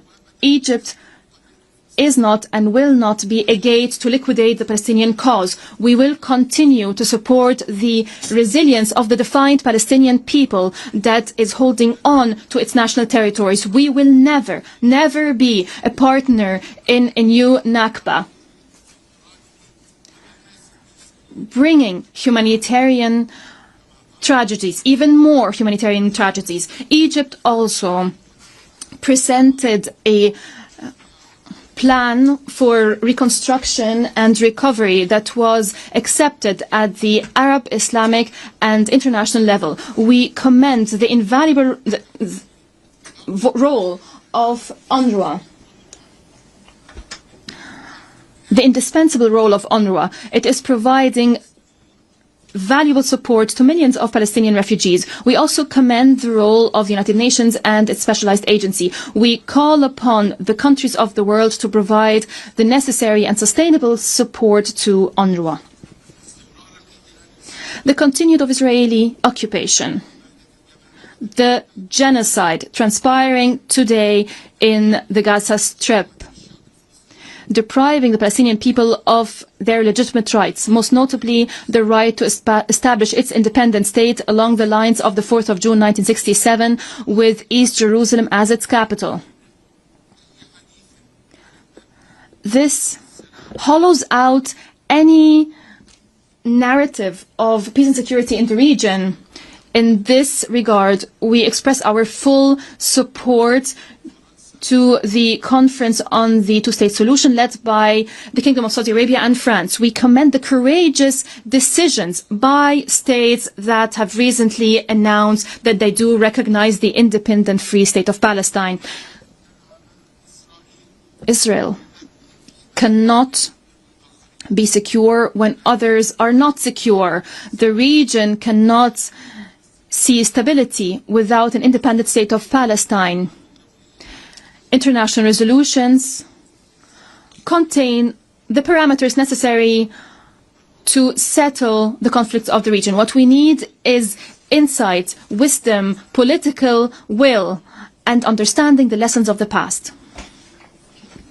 We need foresight. In this context, we warn of the continuation of oppressive policies and irresponsible Israeli practices to close the door on peaceful coexistence and regional cooperation. In light of these challenges, Egypt and Saudi Arabia presented a joint vision for security and cooperation in the region, adopted by the League of Arab States. This would be the foundation for a new vision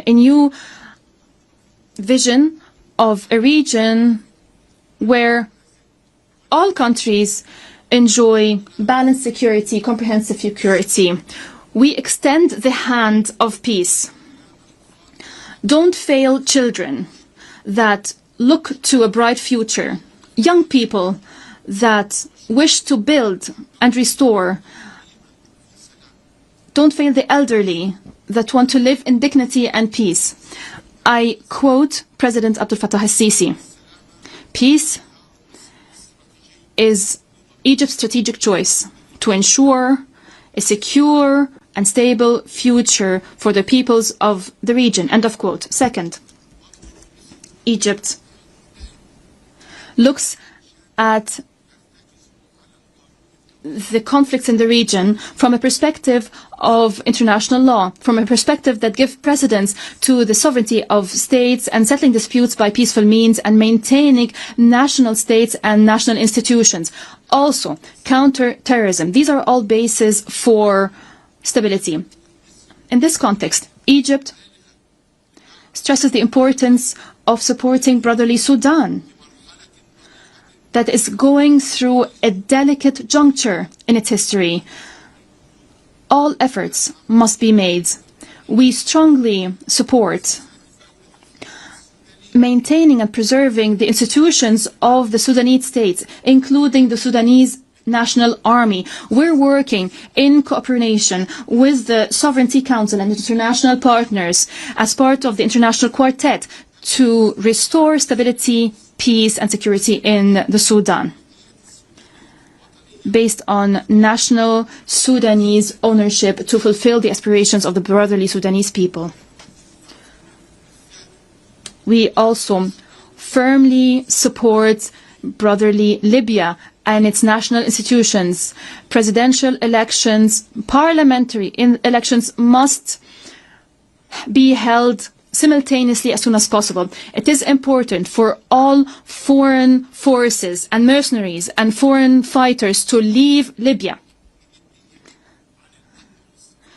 If we are serious about peace and security in Libya, this would consolidate stability and security and would unite Libyan institutions and allow it to extend its authority over all Libyan territory. The Yemeni crisis must be settled based on international parameters. We must maintain the security of navigation routes along the Red Sea. It is the lifeline of international trade. Egypt is one of the most affected parties from this escalation. We lost more than $9 billion revenues of the Suez Canal as a result of disruptions in international trade going through the Red Sea. The stability, security and territorial integrity of Somalia is part and parcel of the security of the region. We call for making concerted efforts and mobilizing the necessary funding in order to activate the AU mission in Somalia. Egypt intends to contribute to this force with a military and police component. I also must strongly condemn repeated Israeli violations of the sovereignty of Lebanon and Syria. We condemn continued violations of Lebanese and Syrian territories. It is of utmost importance to respect the territorial integrity of Syria and Lebanon. Against this background, in light of these complex regional challenges, Egypt is playing a prominent humanitarian role. We are hosting more than 10 million refugees and displaced persons on our territory. We are providing an environment that respects their dignity, that respects their rights, and that ensures that they receive basic services without discrimination. Despite increasing burdens that go beyond our capacity, and I don't think that there is any other country in the world that is hosting such number of refugees, providing this kind of services and treating them as Egyptians. As I said, these burdens go beyond our capacity, especially in light of regional and international economic crises. Nevertheless, Egypt continues to fulfill its moral and humanitarian responsibility. We believe it is important to share responsibility. The principle of shared responsibilities is contained in the International Convention on Refugees. President Abdel Fattah al-Sisi is leading the way to settle disputes. Our region has seen targeting nuclear facilities that are subject to the AIEA Safeguard Agreement, which is inconsistent with international law. Fourth, we believe that cooperation according to international law is the pillar of mutual respect and the only way to ensure joint benefits. Experience has shown that unilateral measures deepen crises and increase gaps. Ethiopia saw that imposing a fait accompli and violating international law as part of its destabilizing policy in the Horn of Africa and the Eastern Nile Basin declared that the dam has been completed and what's happened just has happened. It is delusional, as it believes that Egypt will forget its rights when it comes to the Nile. There's those who pay lip service to international law, but we are ready to resort to justice, to resort to international arbitration. If intentions to actually abide by these mechanisms turn out to be true, if they turn to stalling, if they turn to threatening the fate of people in downstream countries, we will get back our rights and we will not be lax in that journey. International law allows us to protect our existential interests in the Nile Basin. Fifth, we believe that restoring the United Nations and international financial institution is no longer a matter of choice. It's a necessity to ensure a balanced representation in the decision-making bodies at international level. Egypt is committed to the Zelwini consensus and the CERT declaration to lift the historic injustice that has inflicted the African continent. We also believe it's important to provide concessional financing and address the debt crisis. In conclusion, once again, I stress that we look forward to building upon the outcomes of the 4 Financing for Development conference hosted by Spain in July to take effective steps to finance development. We also look forward to enhancing efforts for developing countries to have access to AI and digital technologies. At COP20, at the COP conference hosted by Egypt, we made efforts to ensure we have a loss and damage fund, especially in light of crisis in climate financing. It's important to provide financing to developing countries without increasing the debt burdens on these countries. Ladies and gentlemen, the international landscape is critical and precarious at the moment. In light of our role, regionally, internationally, and in light of our historic role, we had to warn of the upcoming danger and present a roadmap to address this critical phase. We are at a critical juncture. Either the Middle East would go back to reason, to go back to international law, or we rush towards a state of chaos that some might think would be able to control by force, by the arrogance of force. However, experience and history has shown that using force would inevitably lead to a disaster, and the first to be affected by that are those who have used force. I stress that Egypt, as a founding member of the United Nations, remains, after 80 years of the existence of this United Nations, we remain committed to international law. We remain committed to enhancing multilateral action, as we recognize that absence of international governance will affect us all. We have a negative impact on us all. There is no alternative to committing to international law and to enhance the implementation of international law. There is no alternative to holding violators of international law accountable. There is no country above the law. There is no country, whatever it is, that cannot be held to account. All this to maintain international peace and security, to achieve sustainable development, and to promote human rights. In conclusion, I quote President Abdel Fattah al-Sisi: peace is not born out of force and bombardment. It's not born out of normalization that peoples reject. Peace is only built on understanding, equity, and justice. I thank you very much.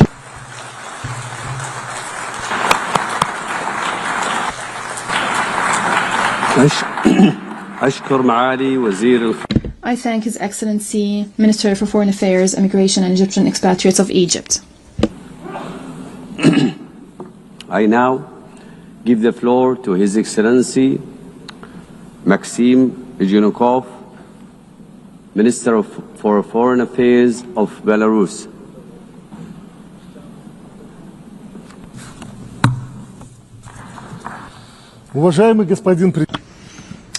Distinguished Mr. President, ladies and gentlemen, the theme of this year's general debate is Better Together, 80 Years and More for Peace, Development and Human Rights.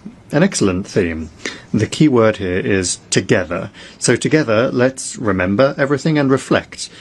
And I'm confident that we will find the true root causes of the challenges and threats facing the planet today. First, the 80th anniversary of the great victory in the Second World War. 8 decades ago, a bloody and merciless war ended, which was a great tragedy for all of humanity. And only at the cost of millions of lost and broken lives did we overcome this challenge. The contribution of the United States and Great Britain to great victory is obvious, as is that of the Chinese people who threw off the yoke of Japanese militarism. However, the decisive factor was the feat of the Soviet people, a multinational people who fought down to the last drop of blood for their freedom and the freedom of oppressed peoples.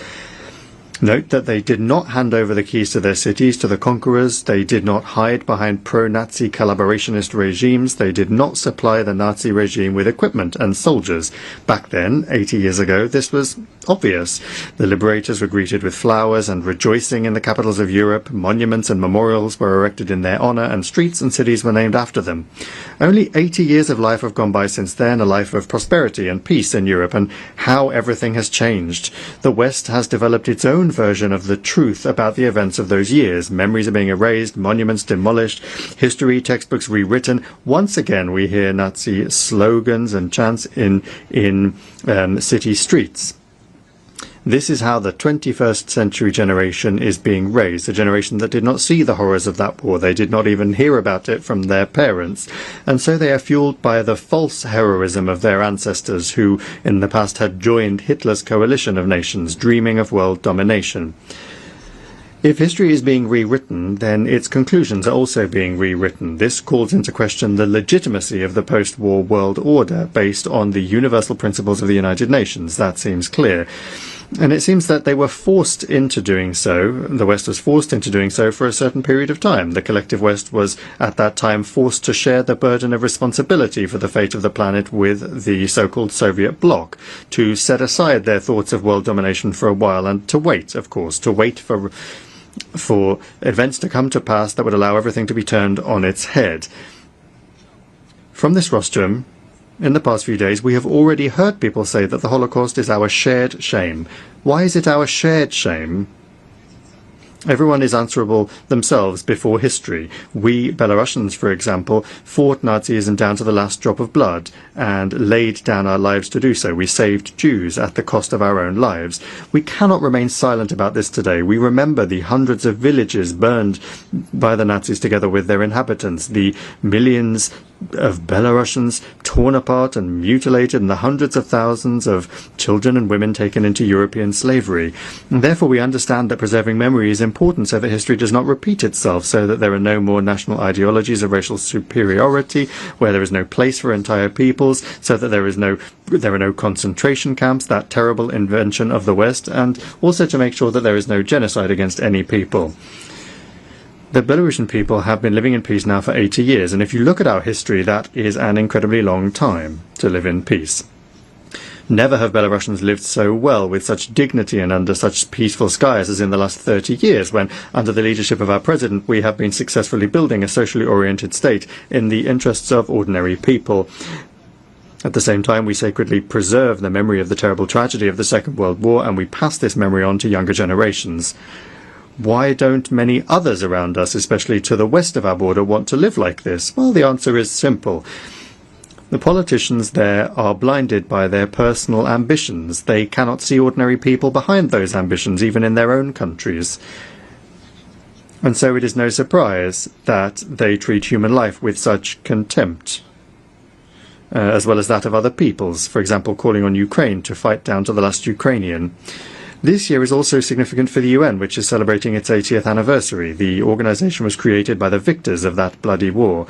We remember that Belarus was among the first founders as well. Belarus, a country where 1 in 3 people were killed, tortured or burned. And throughout all these years, the Belarusian delegation has been one of the most reliable supporters of strengthening the foundations of the UN, initiating the most bold, peace-loving and historically hard-won initiatives. Therefore, we have the right to speak directly today about what our organization has achieved by the time of its anniversary. And I would like to talk about 3 key elements.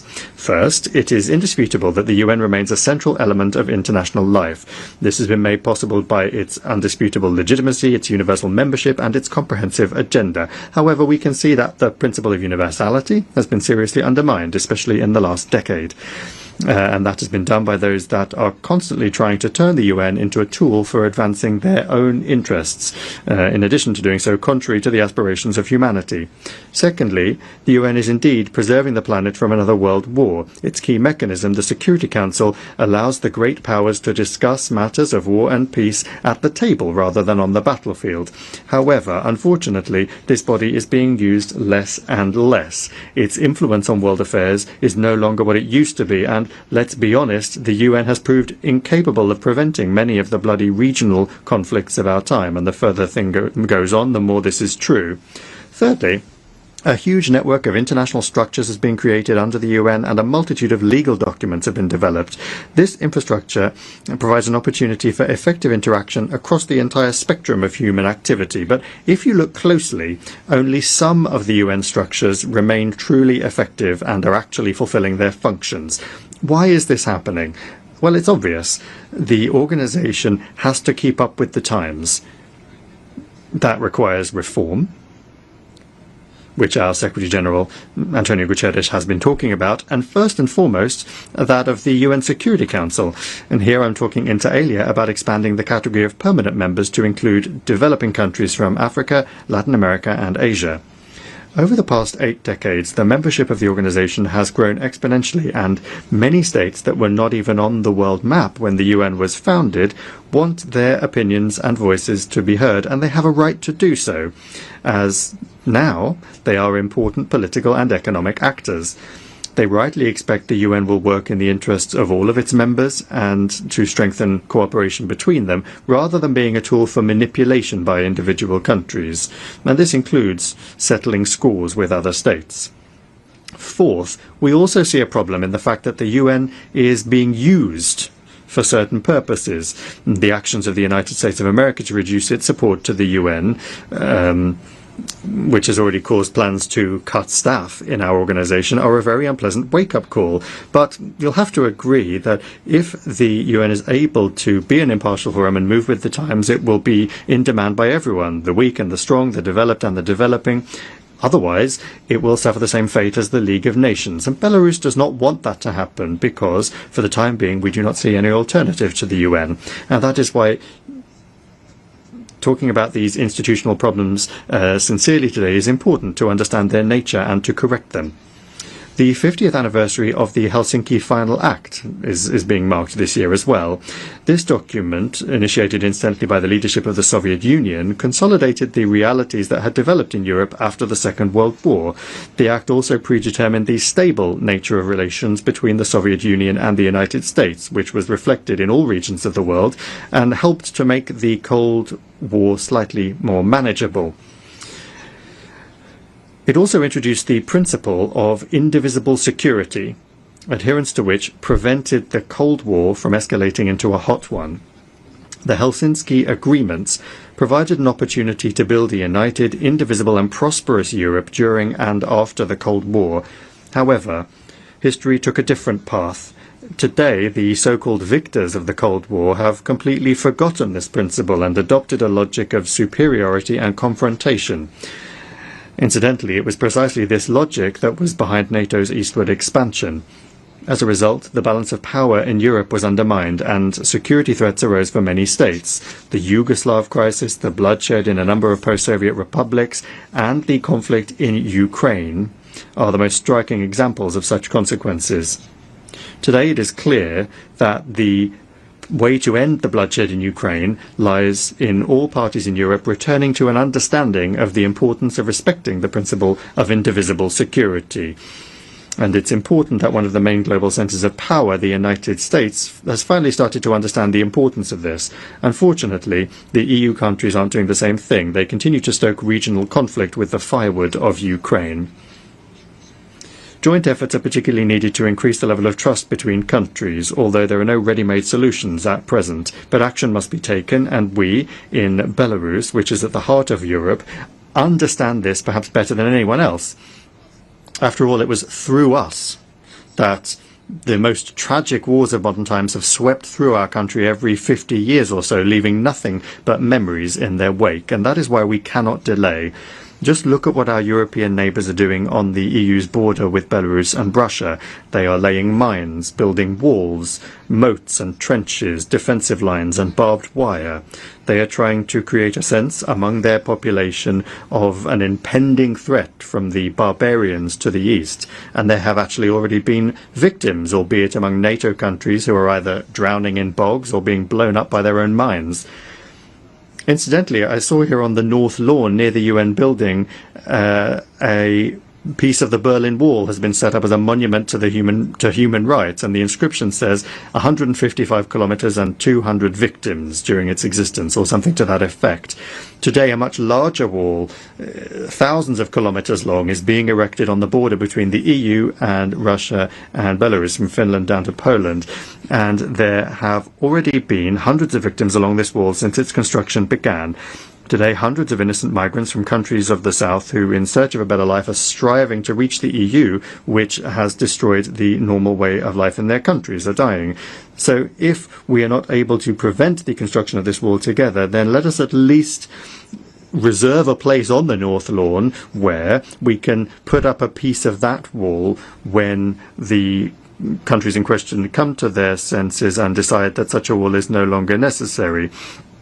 We could say how long it was and how many people died as a result. And we can say that this is a monument to the right of freedom of movement. Belarus is speaking out and proposing concrete solutions. In particular, the President of the Republic of Belarus has put forward an initiative to develop a Eurasian Charter of Multipolarity and Diversity in the 21st century, to launch a new paradigm for a Eurasian architecture of equal and indivisible security. I won't talk about this in detail. The Minister of Foreign Affairs of the Russian Federation already spoke about this very well. We then call upon all Eurasian states to join in this process and to show the same responsibility that our predecessors demonstrated half a century ago. There is no alternative to this dialogue. We need to rid ourselves of prejudices and sit down at the negotiating table. Our appeal, of course, also is addressed to the countries of the European Union, which have traditionally been sceptical of any initiatives coming from the East. But I would like to remind them that this East is far from what it was even a decade ago. It is, in essence, the global South, or even the global majority, you could call it, and that is what must be reckoned with. It's time to finally understand that the days of the dictates of the collective West are a thing of the past.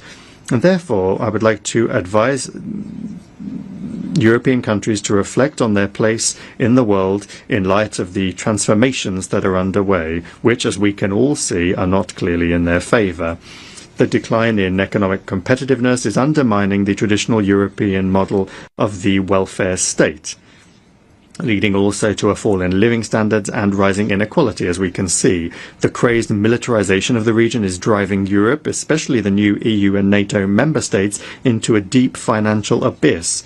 The foundations of European society are being rapidly destroyed as a result of the virtually uncontrolled mass migration that's taking place and a failed policy of false multiculturalism as a response to this challenge. And all of this is happening against the backdrop of ever more fences that are being hastily erected in the East.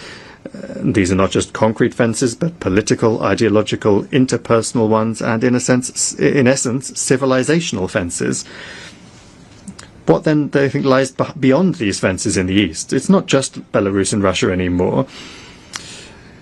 There's also the Indian Ocean, and as our Chinese friends say, a community of shared destiny and shared responsibility for the future of humanity that is stretching all the way to the Pacific horizon that exists there, with the weakening of customs and physical borders, the strengthening of cooperation across the entire spectrum of pressing issues, the development of interpersonal contacts and multifaceted interaction. This is a community where, despite numerous cultural and national differences, people respect each other at the very least and do not impose ideological dogmas and rules of behavior on one another. Billions of people, millions of kilometers of territory, a powerful, rapidly growing economy, and the most advanced technologies, ones that are now our own. We have everything, and our own modern mechanisms for cooperation as well. The BRICS, the SCO, ASEAN, the African Union, the League of Arab States. Therefore, in essence, all of these political and militaristic shenanigans by the EU on its eastern border and economic sanctions against us, these are all measures of harsh self-isolation that are driving EU countries even deeper into domestic economic and political crisis. And allow me to say again, this is self-isolation. If European elites intend to continue in the same vein, it will become even worse for the peoples of Europe. However, all of these problems can be solved if, instead of self-isolation, Europe accepts the concept of Eurasian cooperation and security on our vast continent. And another thing, this year we are marking the quarter century that has passed since, from the rostrum of the General Assembly, one of the greatest hopes and promises in the history of the United Nations were voiced. A full 25 years now separate us from the Millennium Summit, at which the Millennium Development Goals were adopted. At that time, it seemed that with the dawn of a new millennium, we were also entering a new era, one of beneficial globalization and universal prosperity. Where do we find ourselves a quarter of a century later? On the one hand, we have become even more interconnected and interdependent, and this is thanks to technological development, which is constantly changing the concepts of time and space. But on the other hand, multiple fault lines have emerged that completely negate all of the positives. Consider the following figures. In 2000, there were around 50 million displaced persons in the world. Today, there are more than 120 million. More than 1 billion people on the planet still live in multidimensional poverty. Conflicts in Ukraine, Palestine, Syria, post-war syndrome in Afghanistan, Iraq, Libya, and a number of other countries that is preventing the peoples of those countries embarking on the path of recovery. Large-scale military action against sovereign countries outside of any legal framework.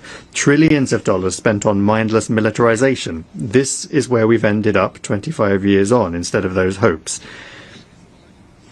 Just consider the 6.5 decades of the economic blockade of Cuba, which has also been completely unjustifiably declared a sponsor of terrorism. And in the same vein is the story about some kind of drug threat from Venezuela, which is completely unfounded and unacceptable. Is this really the result that the UN system was striving for 25 years ago? So why did the expectations and hopes of the beginning of the millennium not come true? In this regard, the words of the president of Belarus spoken at that Millennium Summit proved prophetic. For many centuries, a small group of states has determined the fate of the world, viewing other nations as peoples as a disenfranchised mass. The past quarter century has shown that many in the West have been unable to abandon their centuries-old mentality. As a result, the West has not become a leader in the process of change, but rather a source of threats and losses. Certain Western elites that are accustomed to living for centuries at the expense of others continue to exhibit a colonial mindset, albeit a modernized one. It's no surprise that even today they continue to display arrogance and power that they exert over developing countries, which was characteristic of colonial times. Our African friends can speak very eloquently about colonial times, and certainly they're calling for reparations as well for the harm caused by the West. Over the past quarter of a century, then, we have seen the West not working together to solve development problems, but rather imposing democracy and the weaponization of the economy. This policy has spawned many wars, chaos, millions of refugees, created barriers to international trade, undermined global food security, entrenched poverty, hunger and inequality, and international organizations, chief among them the UN and the WTO, have been sidelined. That is why, in response to these negative trends, the idea of regionalization is becoming popular, and cooperation mechanisms that aren't linked to Western countries, such as, well, as I already mentioned, the BRICS, SCO, ASEAN, CIS, the League of Arab States and the African Union, they're growing and strengthening. They reflect the interests of the global majority countries. They work on the basis of mutual respect, equality and consensus, rather than domination and plunder. They essentially are forming a fair multipolar economic architecture for development, and it's only natural then that the Chinese President Xi Jinping has put forward a very timely initiative on global governance, which Belarus fully supports. Mr. President, the words of the great Italian thinker of the past century, Antonio Gramsci, who wrote from a fascist prison, are more relevant today than ever. The old world is dying and the new world is struggling to be born. It is indeed paradoxical that even today the new world is being born in agony because the old world does not want to quietly leave the stage. We're not the ones destroying the old world. The West itself is doing a perfectly fine job of that, but we, the global majority, are trying to build a new one, and I would like to underscore that particularly. It's together. It is the key word from the theme of this General Assembly. We're doing this together with our like-minded partners. Thank you for your attention.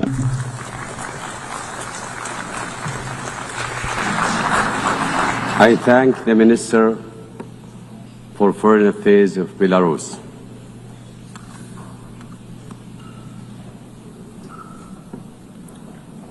أعطي الكلمة الآن. I give the floor to His Excellency Mohammed Salem Wild Marzouk, Minister for Foreign Affairs, African Cooperation and Mauritanians Abroad of Mauritania.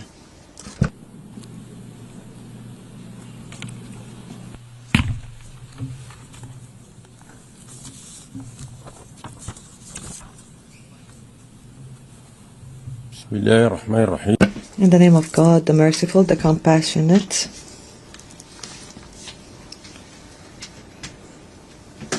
Your Excellency, Mr. President, Your Majesties, Excellencies and Highnesses, His Excellency Antonio Guterres, Secretary General of the UN, Your Excellencies, ladies and gentlemen, may God, peace, mercy and blessings be upon you. I would like at the outset to extend my warmest congratulations to Her Excellency Ms. Annalena Baerbock on her assumption of the presidency of the 80th session of the General Assembly. I am confident that her rich experience and her high competence will contribute to her successful leadership of this session. I would like to also extend my sincere thanks to His Excellency Philemon Young for the highly competent leadership of the 79th session. I also extend my thanks to His Excellency Mr. Antonio Guterres, the Secretary General of the UN, for his tireless efforts to develop and enhance the role of the UN. Mr. President, ladies and gentlemen, I'm pleased to convey to you the greetings of His Excellency Mr. Mohammed Wuld Sheikh Al Ghazwani, President of the Islamic Republic of Mauritania, and his wishes for the success of the 80th session of the GA. His Excellency honored me by allowing me to deliver on his behalf the address of the Islamic Republic of Mauritania. This session, of course and naturally, represents an opportunity to celebrate 80 years of achievements by our organization in the service of humanity as a whole and in various fields. But it is also an opportunity to objectively diagnose the major shortcomings and deficiencies that have characterize this or that aspect of the UN's journey over the past 8 decades. In this context, it is clear that our world today consists of two contrasting realms, two contrasting worlds. One is rapidly advancing toward the fourth industrial revolution and artificial intelligence, while the other remains hostage to poverty and marginalization. This gap, this ever-widening gap, particularly in view of the current context of growing conflicts and wars, this gap presents a difficult test to humanity. It requires us to unite our efforts, to devise solutions that are capable of narrowing this gap by achieving just and comprehensive human-centered development and the right of every human to a dignified life. The theme of our session today reflects and accurately captures this noble goal. Better together, 80 years and more for peace, development, and human rights. Mr. President, ladies and gentlemen, the session is convened amidst a global context that is extremely complex and challenging. We see tensions, wars, conflicts that are escalating in various regions. We see also the exacerbating effects of terrorist threats and natural disasters resulting from climate change. Human suffering is increasing, and the humanitarian burdens on entire populations are multiplying. This exposes international peace and stability to increasing risks and reinforces the need for a more effective role of the UN. Amidst all of this, the genocidal war being waged against our people in Gaza is a true litmus test to the human conscience and the credibility of the international system. We in the Islamic Republic of Mauritania condemn this aggression and this genocidal war and reiterate our support for the Palestinian people. And we stress that violence cannot bring lasting peace and security, and that stability in the Middle East as a whole depends inevitably on enabling the brotherly Palestinian people to realize their right to establish an independent state with East Jerusalem as its capital, in line with relevant international resolutions and the Arab Peace Initiative. In this context, we are pleased to have seen the momentum in the efforts to recognize the State of Palestine. That was powerfully demonstrated by the overwhelming vote in the UN General Assembly in favor of the New York Declaration on the implementation of the two-state solution, which was the outcome of the high-level international conference that was held in July 2025 at the initiative of the Kingdom of Saudi Arabia and the Republic of France. I have here to thank, on behalf of my country, the Kingdom of Saudi Arabia and the Republic of France for organizing the aforementioned conference despite all the challenges and the obstacles. I commend the positions of those countries that have recognized the State of Palestine, and I hope that other countries will follow suit in upholding the principles of truth and justice until Palestine becomes a full member of the United Nations. In the same vein, my country reiterates its strong condemnation of the recent Israeli aggression against the brotherly state of Qatar, which constitutes a flagrant violation of this country's sovereignty and of all international norms and conventions. We also affirm our support for peaceful solutions in Libya, Sudan, Yemen, and Syria. We support all international efforts regarding Western Sahara, and we call for a negotiated end to the Russia-Ukraine war to spare the world further tragedies. At the same time, we commend the peace agreements between Rwanda and the Democratic Republic of Congo on the one hand, and between Pakistan and India on the other. Mr. President, ladies and gentlemen, in a world where conflicts, poverty, disease, climate change are burdening humanity, the need is more urgent for more just and effective international and global political, economic, and health governance that places and prioritizes human life and dignity. This can only be achieved through a balanced reform that restores confidence in the United Nations and renders the organization more capable of fulfilling its noble purposes and goals of safeguarding peace and security and building a more equitable world.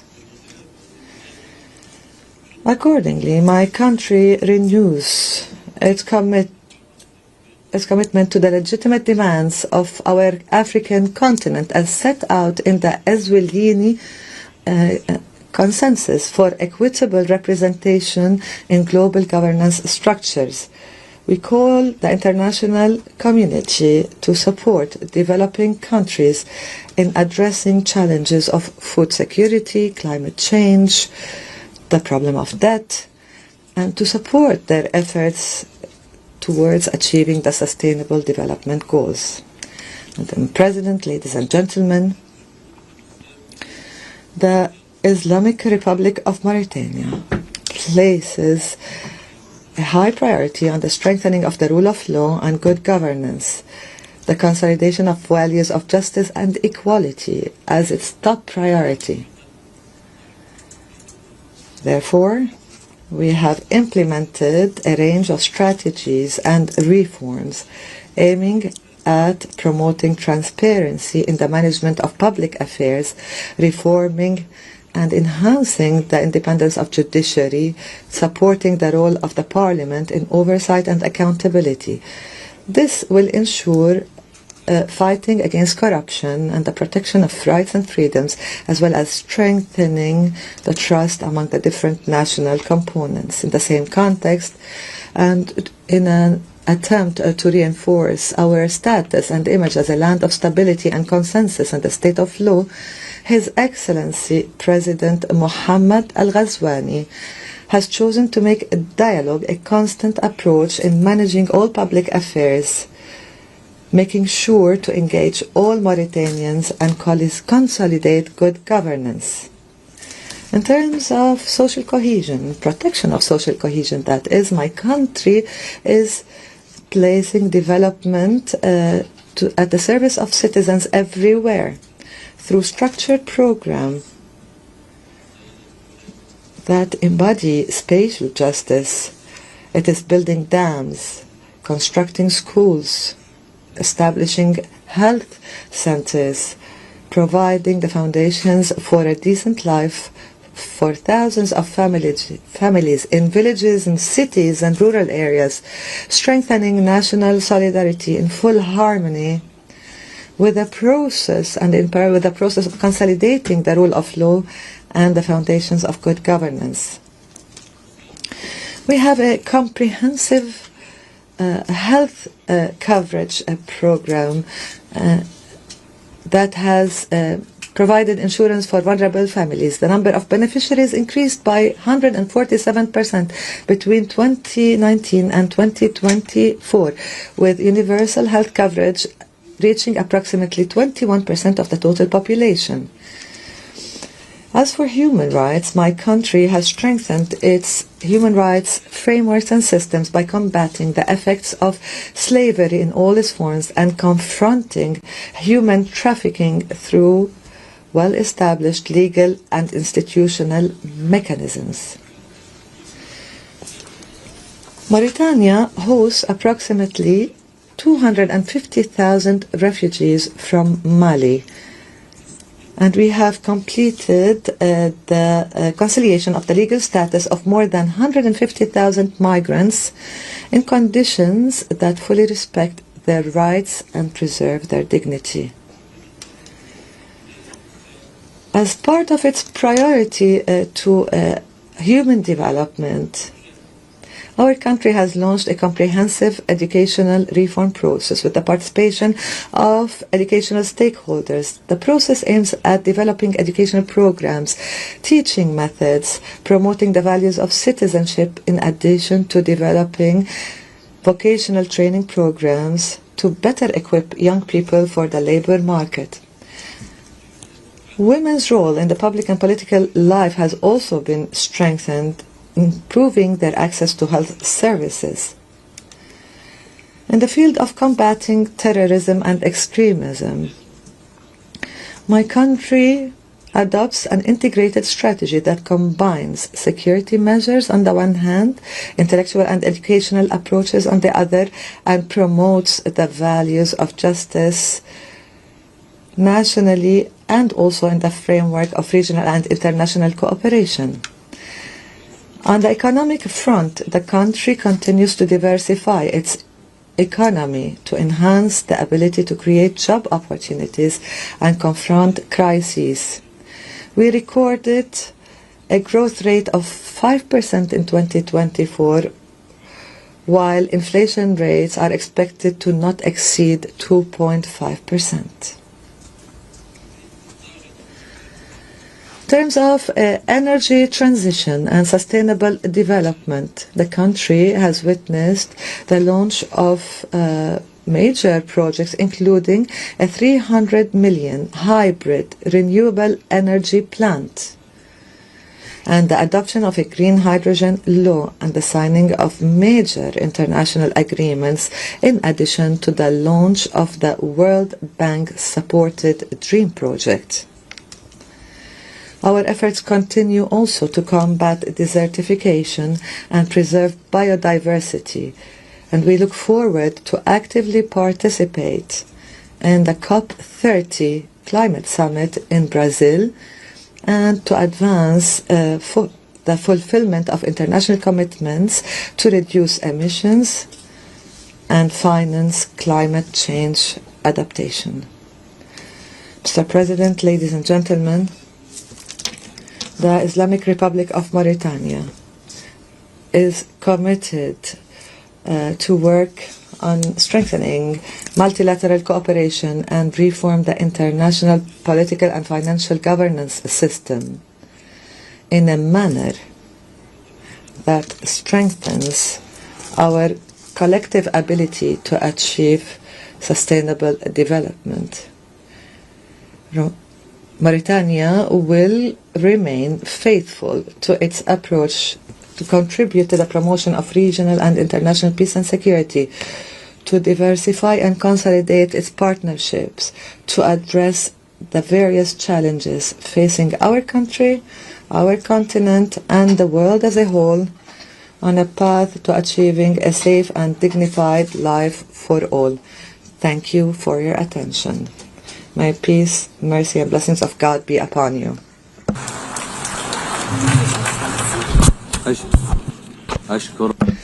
I thank His Excellency Minister for Foreign Affairs, African Cooperation and Mauritanians Abroad of Mauritania.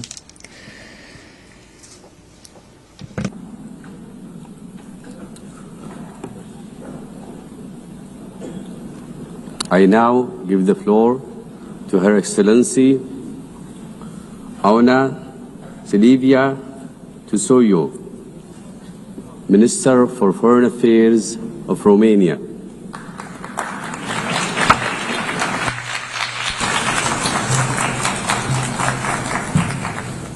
Excellencies, our very presence here today, representing our countries together in the same room, part of the same conversation, is in itself a deep expression of our commitment to multilateralism. What is also now important is that this is a place for our hopes and our trust in the framework provided by the United Nations. Romania stands firmly by the United Nations as we mark 80 years since its creation and 70 years since we joined. And yes, we do celebrate, and we are proud of both our membership and the history, the mission, and the work of this organization. But we also have a duty to see what works, to see also what does not work, and to act accordingly. We are living in troubled times, without precedent in history. People say that we want to prevent war, but war is very near to us. People say that we want to live under the reign of international law, but the world assists impassively to its repeated violation.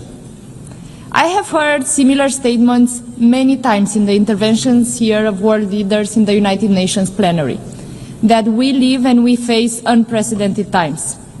However, the phrase that I just mentioned does not belong to me, and it is not about 2025. It was said by another Romanian Minister of Foreign Affairs, almost a century ago, by the Romanian diplomat Nicolae Titulescu, twice President of the General Assembly of the League of Nations. He was himself an advocate of collective security, speaking to the world in an attempt to prevent the escalation towards war, in an attempt to ensure that multilateralism has the power to fulfill a vision for peace.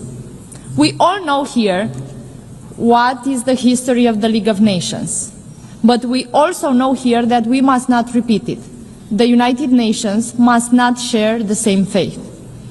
Today, the world does not assist impassively. The world is here, present, involved, committed to peace efforts. We are here to ensure that aggressors can no longer replace the rule of law with the rule of the mighty.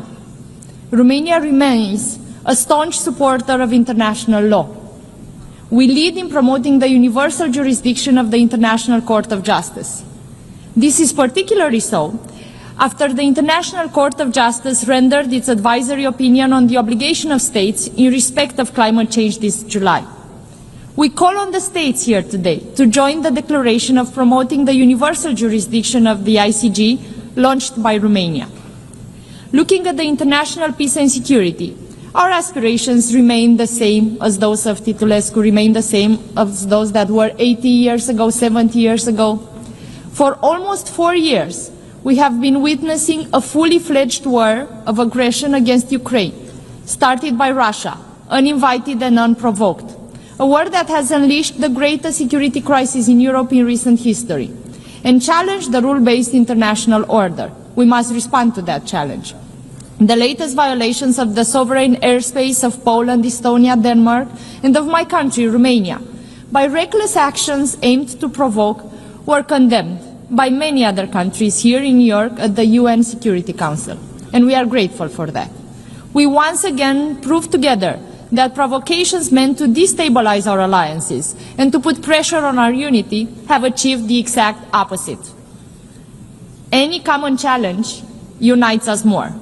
We know and reaffirm that we are stronger together, that the prosperity of any of us is based on the security of all of us.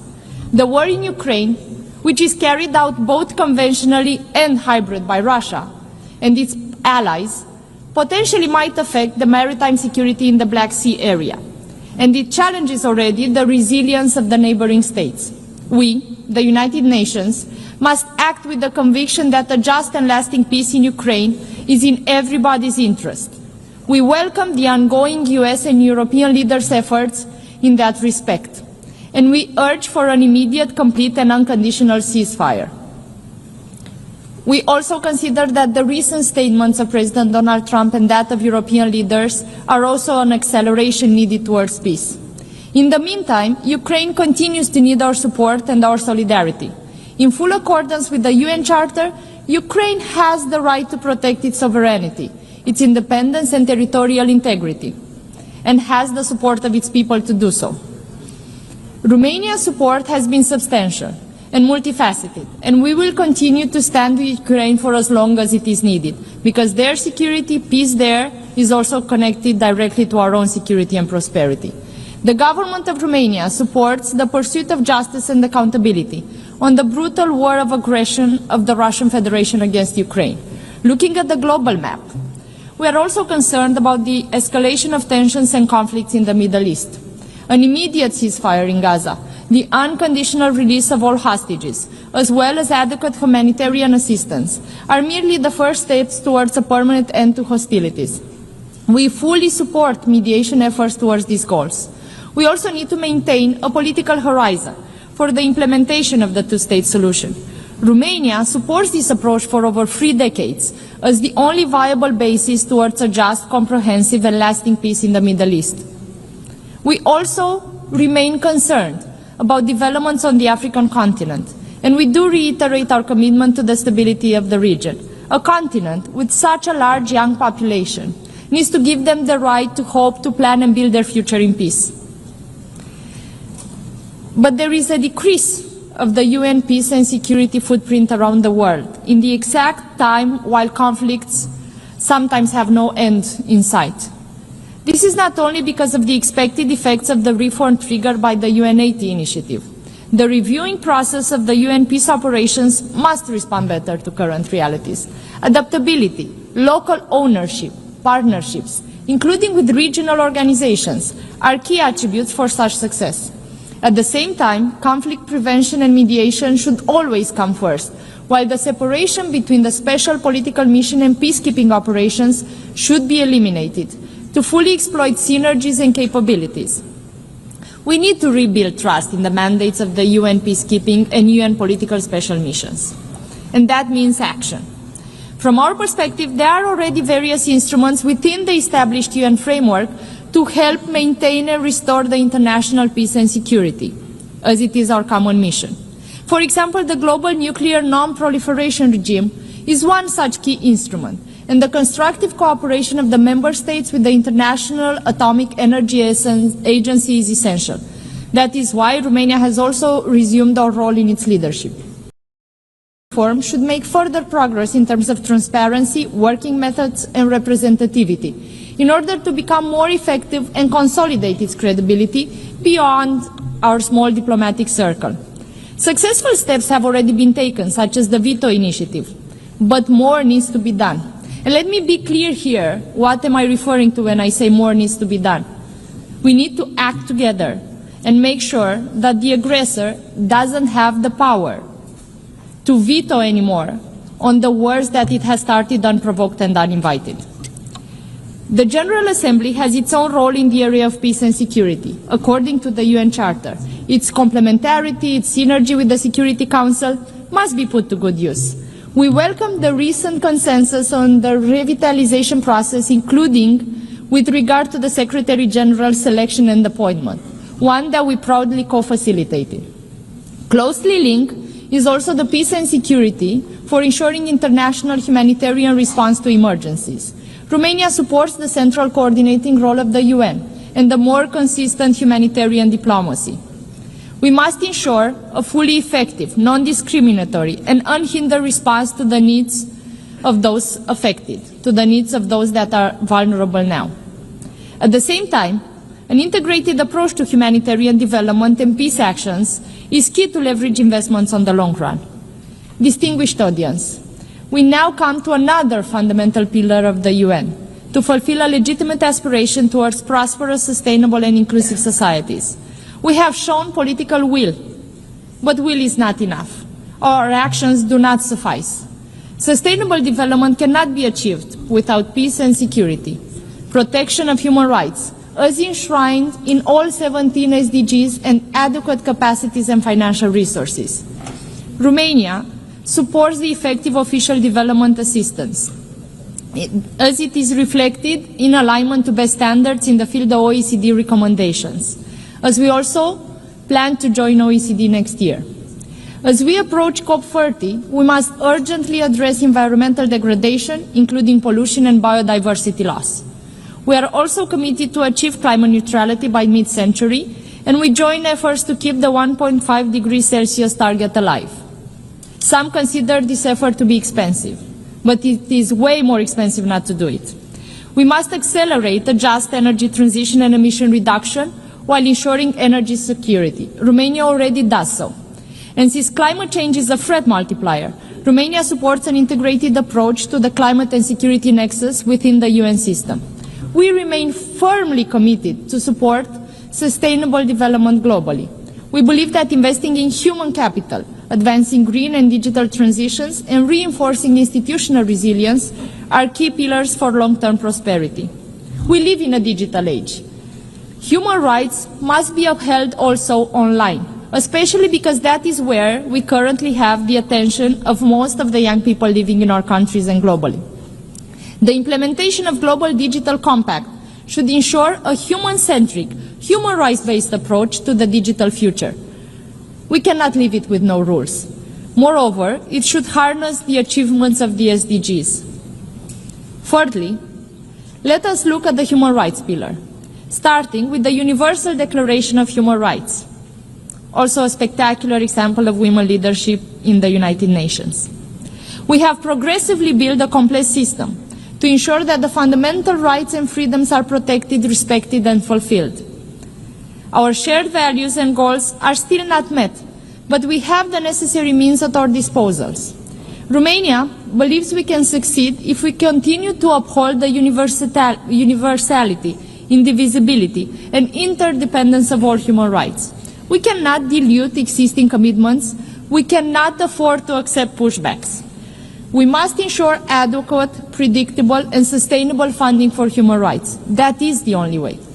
Each of us has the ability, but also the responsibility to act, since human rights, democracy and the rule of law come hand in hand. Furthermore, the civic space is a vital component of resilient and democratic societies. We have witnessed this firsthand in Romania as well. It is essential that we rely on civil society. Romania advocates for the meaningful participation of civil society actors and human rights defenders in all UN human rights processes. The voices of youth must be heard. Gender equality in law, but also in practice, must remain a priority and is a priority for my country. We are imperfect in following that priority, but we are doing our best. We celebrate now 30 years since the adoption of the Beijing Declaration and its platform for action. And we must show real progress in terms of gender parity, combating discrimination and harmful stereotypes, eliminating pay gaps, as well as violence and abuse. We look forward for the upcoming session of the Commission of the Status of Women to deliver results on the implementation of the Beijing Agenda further. Romania welcomes the adoption of UN Convention Against Cybercrime, which will contribute to preventing and combating the misuse of technology, besides safeguarding fundamental rights and freedoms.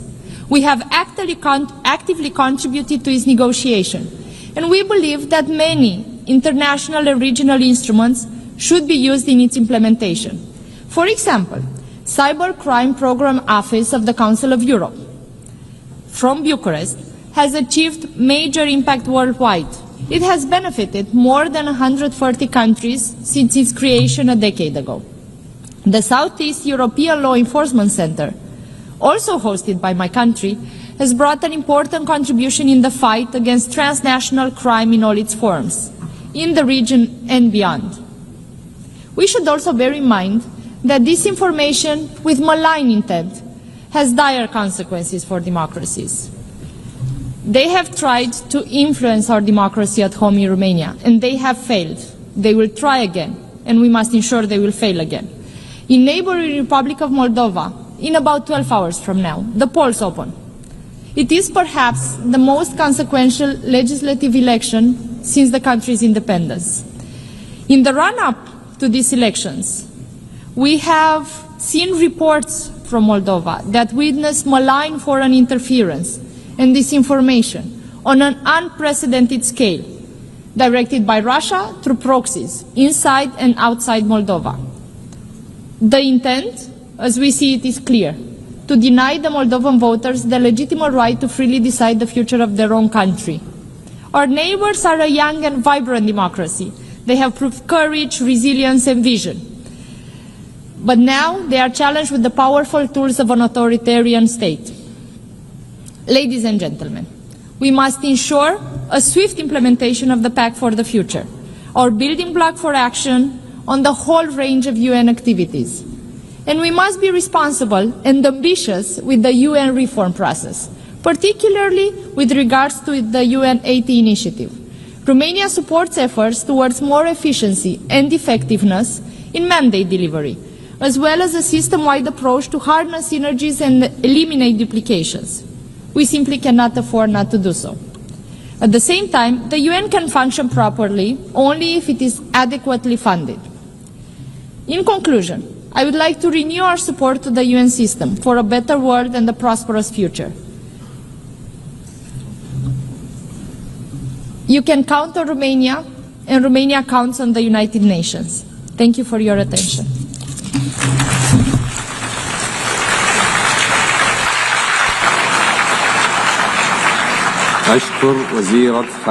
I thank Her Excellency, the Minister for Foreign Affairs of Romania.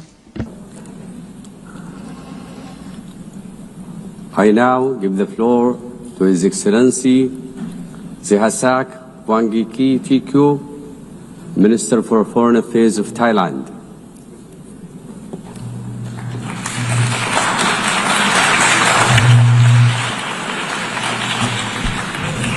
Mr. President, Excellencies, distinguished delegates, at the outset, I would like to congratulate you, Mr. President, Madam President, on your assumption to the presidency of the 80th session of the General Assembly. Though I assumed office only a few days ago, my government made it a priority for me to be here today because we believe this moment matters. This 80th anniversary of the United Nations comes at a time when the UN is at a crossroad, facing critical challenges. Let me begin by reaffirming Thailand's steadfast commitment to multilateralism. There is no doubt that the world still needs the UN, and the UN needs all of us. For the UN to fulfill its purpose, it must evolve with the changing times. Thailand, too, stands at an important crossroads, facing pressing challenges at home with no time to lose. Our vision reaches beyond our borders to the world at large, for we, like all nations, aspire for a peaceful, just, and inclusive world. It is in this spirit that Thailand stands ready to play a constructive role in shaping a United Nations that is truly fit for purpose, delivering peace, development, and human rights for all. Madam President, this year's general debate theme, Better Together, reminds us that the United Nations is strongest when we act together as one. First, we must unite as one community. 80 years ago, our community of nations adopted the UN Charter with hope for peace. Yet today, we face a world increasingly divided by protectionism, fragmentation, conflicts, and climate change that spares no nation. The war in Ukraine, now in its third year, continues to bring immense suffering and destruction. Likewise, the horrendous suffering in Gaza, where innocent civilians, especially children, are paying the heaviest price, weighs heavily on our collective conscience. It is a stark reminder that when peace is broken, the human cost is borne not only by nations, but by ordinary people whose lives are torn apart. As one community, every nation shares the responsibility to promote global peace and security. And this responsibility must be inclusive.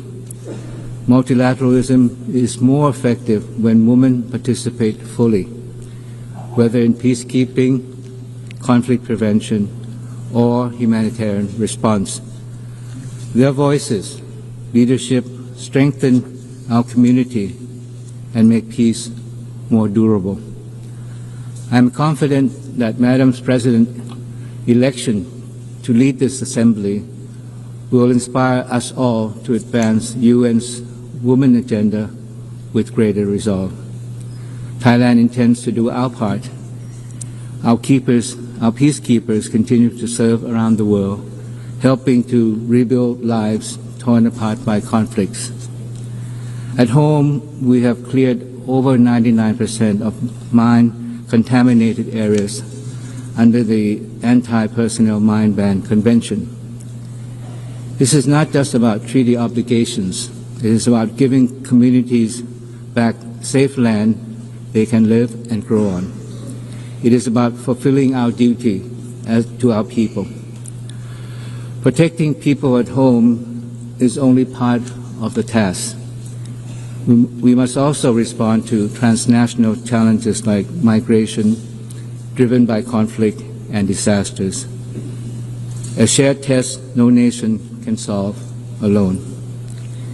This is a real task for Thailand. For over decades, we have hosted displaced persons from Myanmar.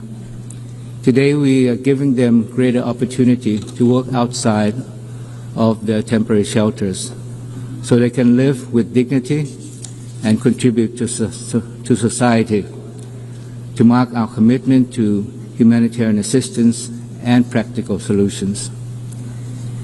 In the same spirit, Thailand is stepping up our efforts to combat transnational crime, including online scams, as their impacts ripple far and wide.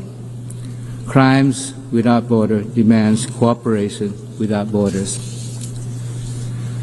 The vision of one community must begin close to home. Regions are the building blocks of the global community. In our region, peace and stability also lies at the heart of ASEAN's community building efforts. Yet, challenges exist even in our own neighborhood. The situation in Myanmar remains a grave concern. Thailand has provided humanitarian aid along our borders, and we continue to urge all parties towards dialogue and a viable peace process. This is the foundation for lasting peace in Myanmar. And even among closest neighbors, disputes can arise. Admittedly, the current situation with Cambodia is neither desirable or in the interest of either side. Our peace, stability, prosperity are closely intertwined. We cannot move away from one another. We are part of the same ASEAN family.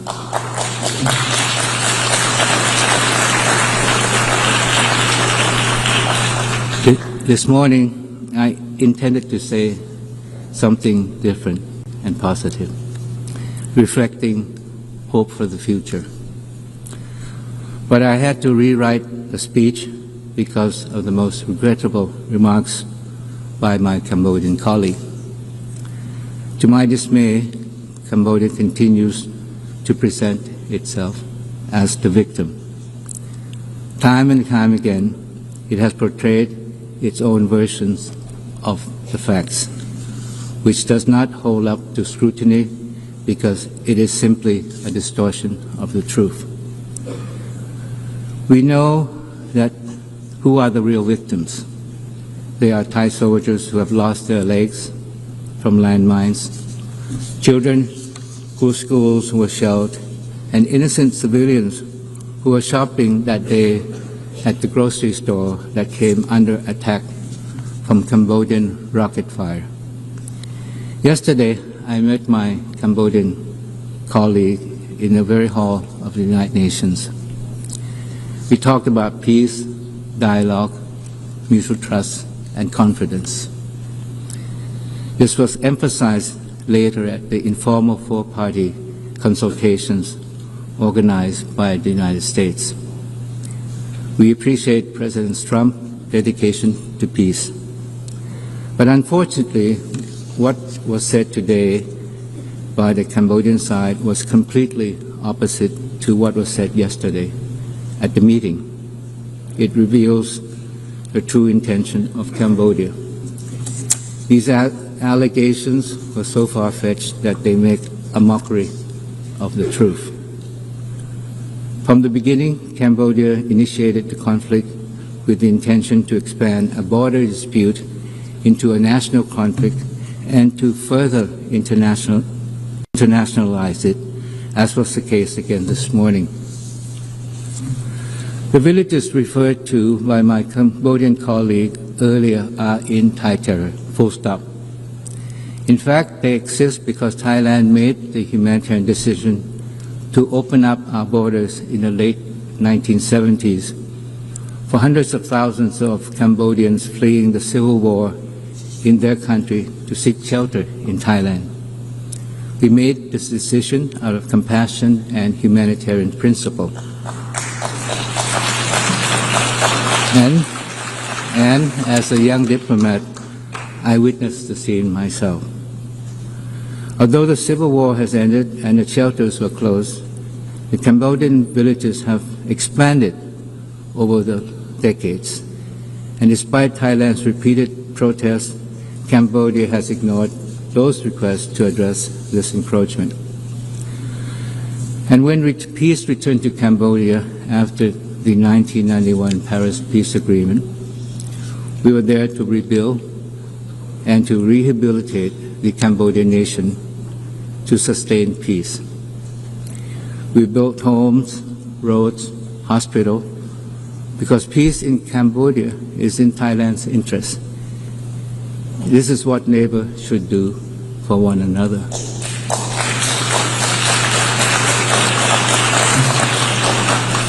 Mr. President, the ceasefire is still fragile. We must make it work. This demands commitment and sincere actions from both sides. Regrettably, Cambodia's continued provocation, including mobilization of civilians into Thai territory and recent firings toward our side, undermine peace and stability along the border. I am referring to a series of incidents since 23rd of September of Cambodia's troop firing at Thai troops stationed along the border. The most recent incident happened just today. Thai troops have also continued to detect surveillance drones intruding into Thai territory on a daily basis across the border areas. These actions constitute a violation of Thai sovereignty and territorial integrity, and the ceasefire agreement reached at the special meeting in Putrajaya, Malaysia, and reaffirmed at the bilateral border committee meeting.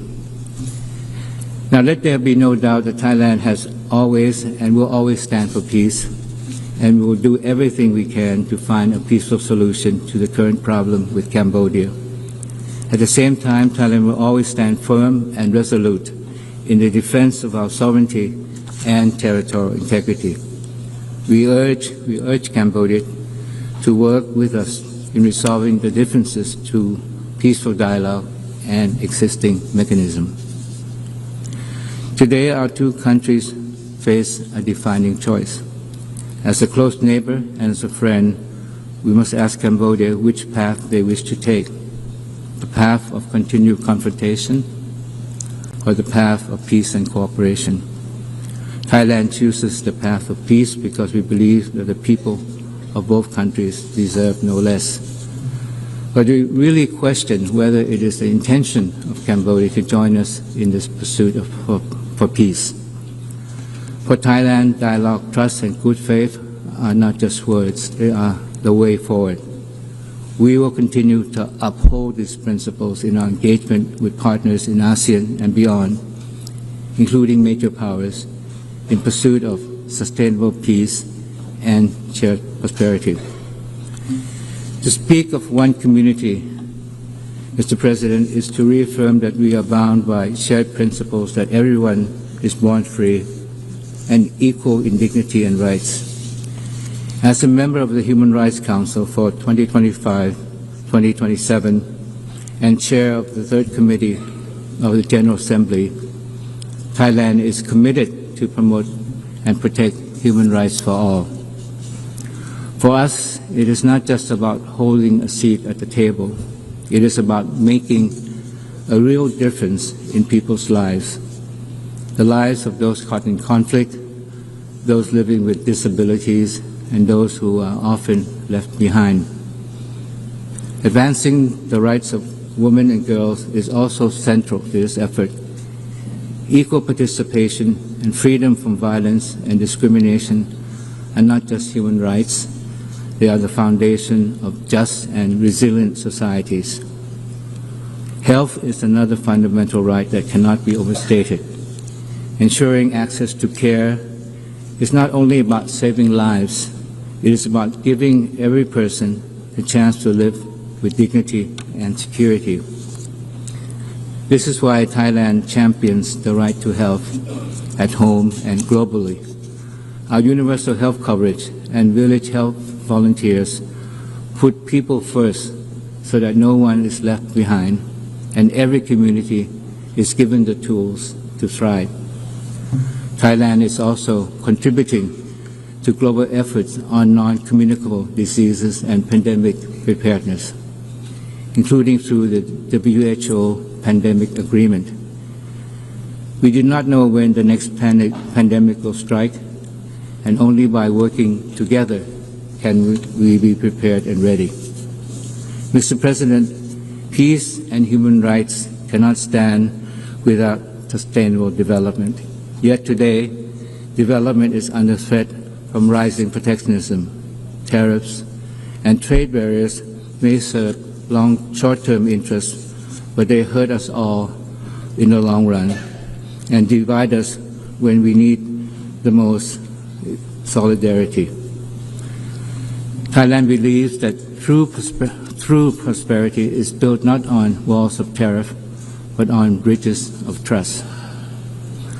Our path forward is open and fair trade, rooted in people-centered and inclusive development.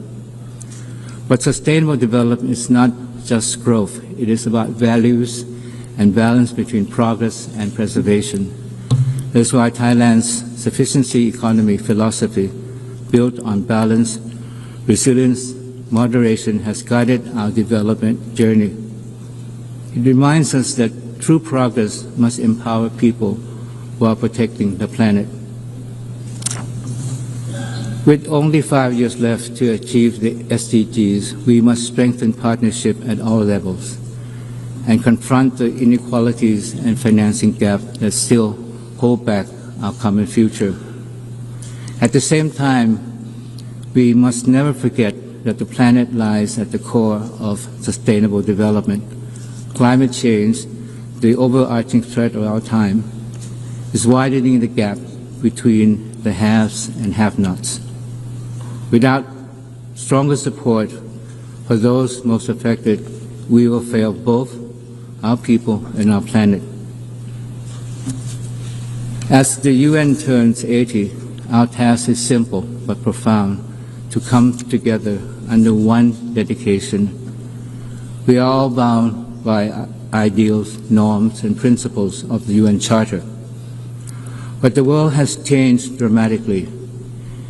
Renewing our dedication to multilateralism is no longer optional. But the truth is, the history of the UN is filled with promises made but not kept. Each unfulfilled pledge erodes the credibility and weakens global trust.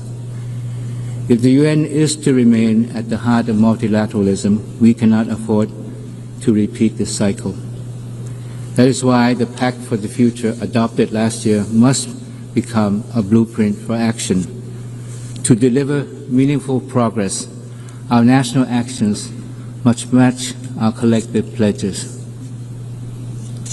But for the UN to effectively deliver on its task, it must be equipped with the resources it needs. We must ensure that the UN has the means to achieve the ends it has been mandated to undertake, so that the UN can remain a driving force for peace and development. Mr. President, as we seek to rebuild, reinvigorate, and reform the UN, we must be guided by the vision of one future.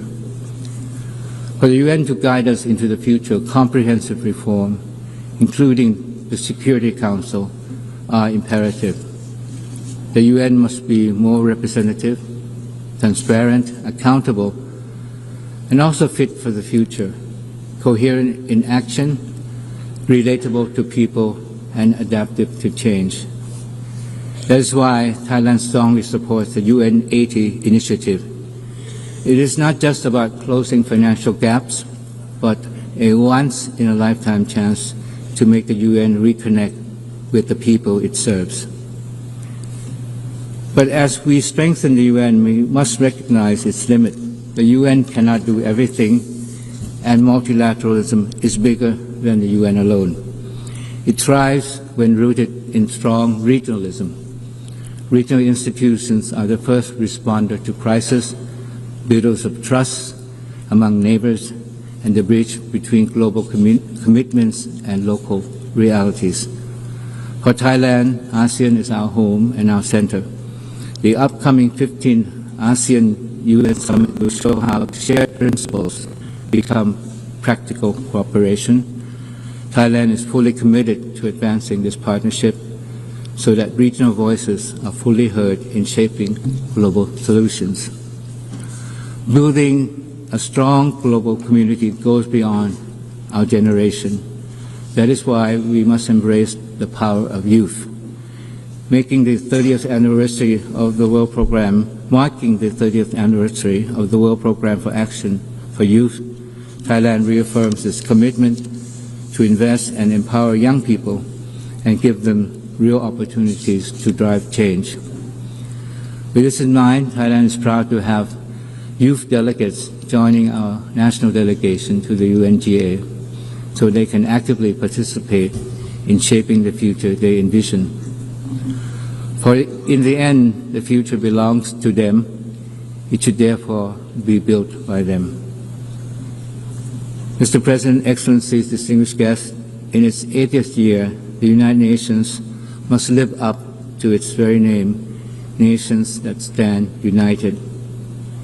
We gather here not only in celebration of what has been achieved, but to look ahead to what more we can accomplish together. The lessons of 80 years is clear. We are strongest when we stand as one community, bound by one dedication and united in shaping one future for all. This is the true meaning of better together as one.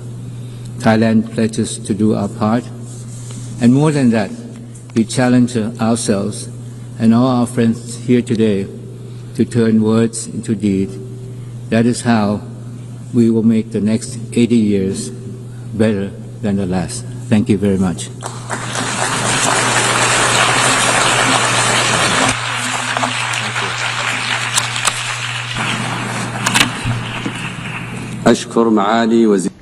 I thank His Excellency Foreign Minister of Thailand. We have thus heard the last speaker during the general debate in this session. The following session will be resumed after adjourning this session. Session adjourned. أعلن افتتاح الجلسة العامة. I call to order the 13th plenary meeting of the General Assembly. The Assembly will continue its consideration of Agenda Item 8 entitled General Debate. I now give the floor to His Excellency Luca Becari, Minister for Foreign Affairs, Political Affairs, International Economic Cooperation and Digital Transition of San Marino.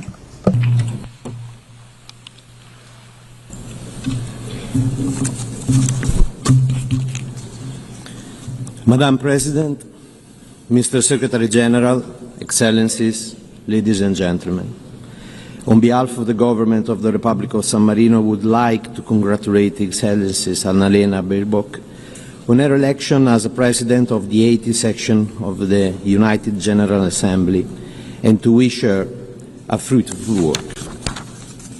The Republic of San Marino supports the priority of your program and ensure you, Madam President, full cooperation in all works of the General Assembly. I would also like to extend my special thanks to Secretary General Antonio Gutierrez for his energy and determination in leading the United Nations in these difficult and challenging times.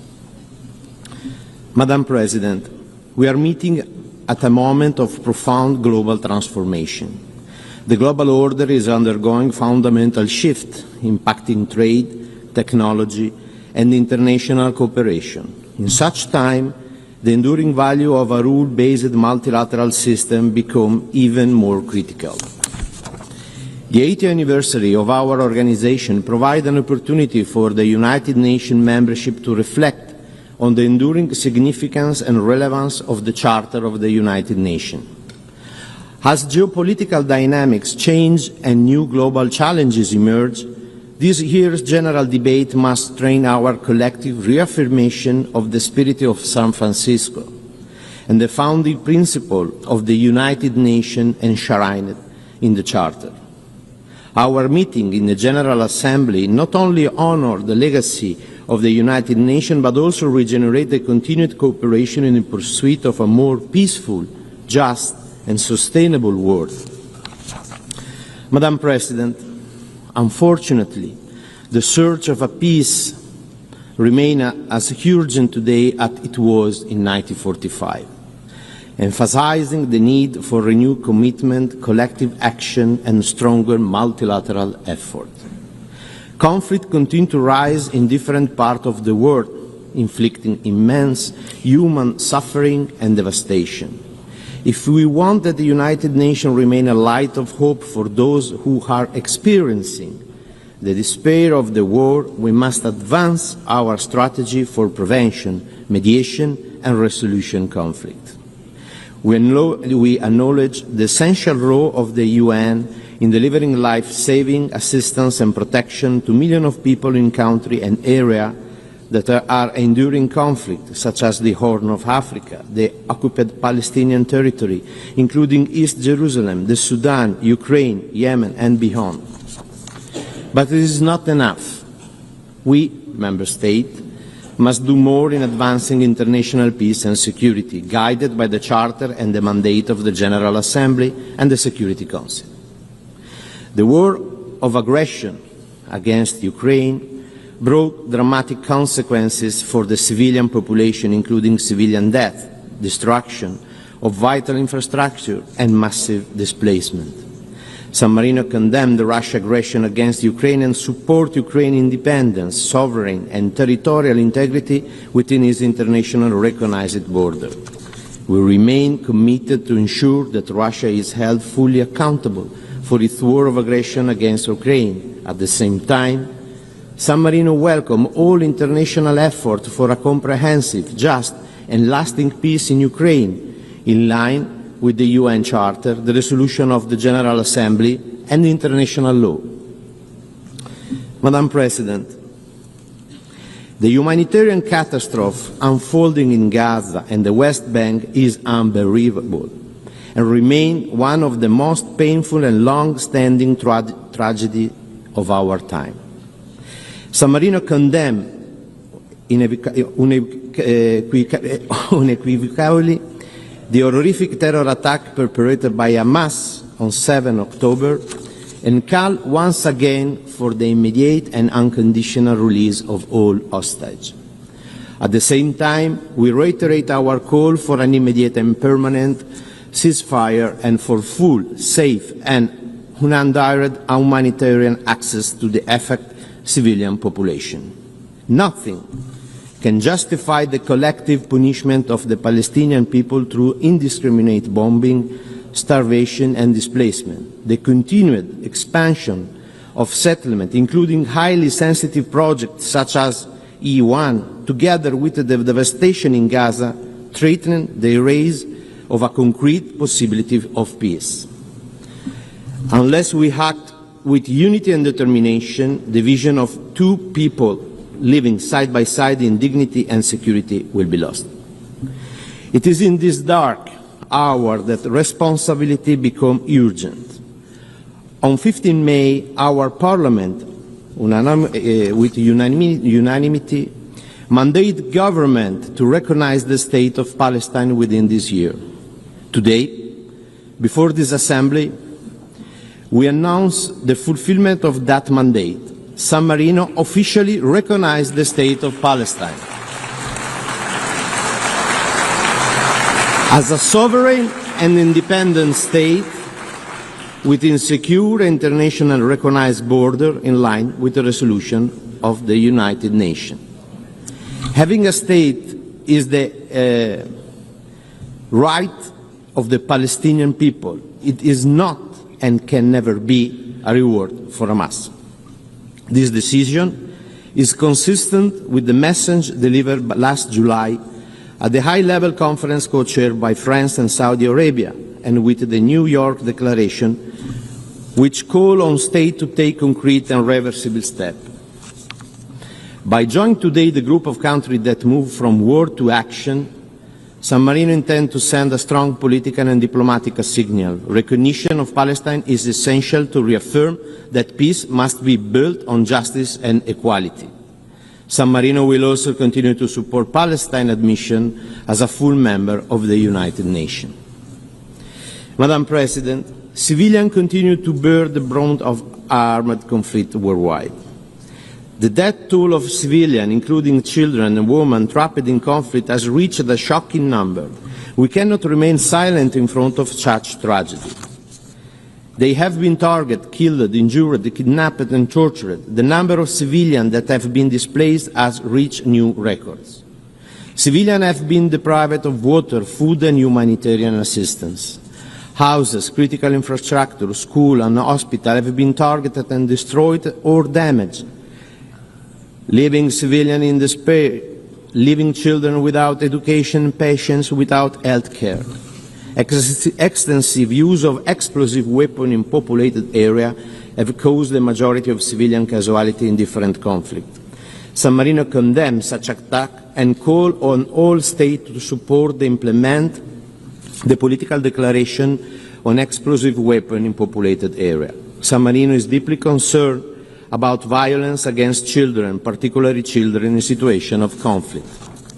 As we celebrate the 20th anniversary of Security Council Resolution 1612, San Marino renew its commitment to the CAAC agenda and support the role of the Special Representative for Children and Armed Conflict.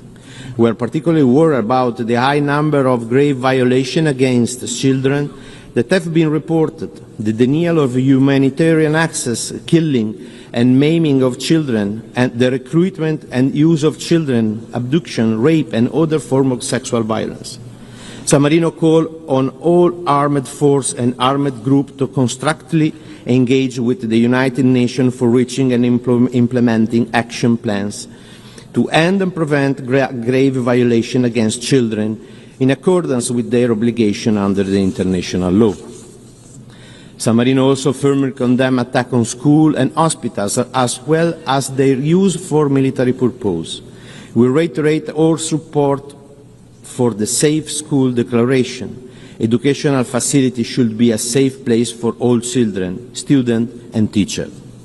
We call on all Member States to ratify the optional protocol to the Convention on the Right of the Child on the involvement of children in armed conflict.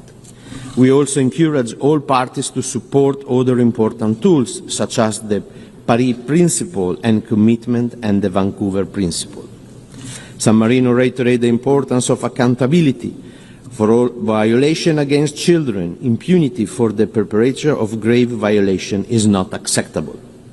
The international community has the duty not only to stop and prevent this violation, but also to assist child victims and to work for their reintegration. Regrettably, violence has increased also against humanitarian actors and journalists. Humanitarian personnel and aid workers are being killed in unprecedented numbers. Attacks against humanitarian personnel, aid workers and journalists must end, and they are illegal and unacceptable. San Marino firmly condemns such attacks and cannot remain silent against the fact that impunity is becoming the new normal. Attack on humanitarian personnel cannot be tolerated. San Marino has recently endorsed the Declaration for the Protection of Humanitarian Personnel, developed by Australia with a group of countries. This declaration demonstrates a strong political will to protect humanitarian personnel and to uphold compliance with international law. The urgency and uncertainty underpinning the current international context are jeopardizing progress towards sustainable development. San Marino is concerned about the crises that are precluding progress on the SDG, particularly where terrorism, regional conflict, acts of aggression are unraveling year of achievement. Sustainable development must remain high on our agenda. The Pact for the Future, adopted last year, is a crucial opportunity to reinvigorate multilateralism and turbocharge the SDG and the 2030 Agenda.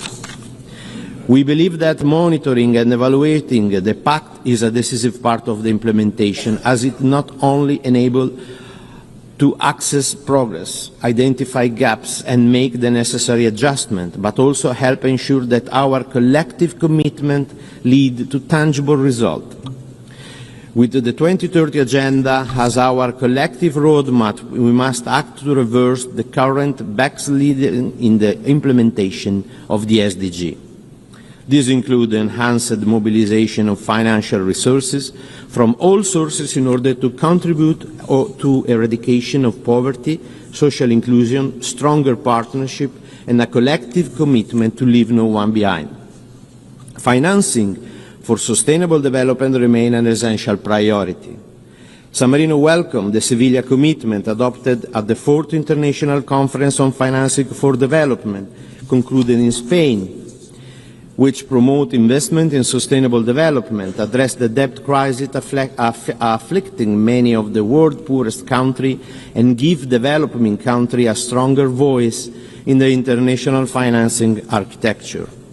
We need to strengthen a rule-based and equitable financial system that ensures a more effective and inclusive global economic governance. We are concerned by the multiple interlinked crises that are punishing our world over the brink, especially developing countries. The triple planetary crisis of climate change, biodiversity loss and pollution must remain at the center of the UN agenda. Climate change and environmental degradation lead to increased instability and conflict, as well as to human suffering, lack of sufficient accessible fresh water, food insecurity, internal displacement and forced migration. An urgent collective action is required to fully implement the Paris Agreement and keep the 1.5 degree temperature goal within reach. We must accelerate the transition away from fossil fuel and ensure a global, just and inclusive green energy transition.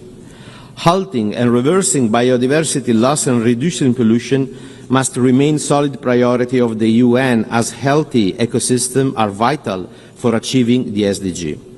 Malnutrition, unhealthy diets, unsustainable agriculture, and most alarming, the threat of famine caused primarily by ongoing conflict and negative consequences of climate change take a terrible toll on human suffering. Addressing food security must also be at the core of the work of the UN.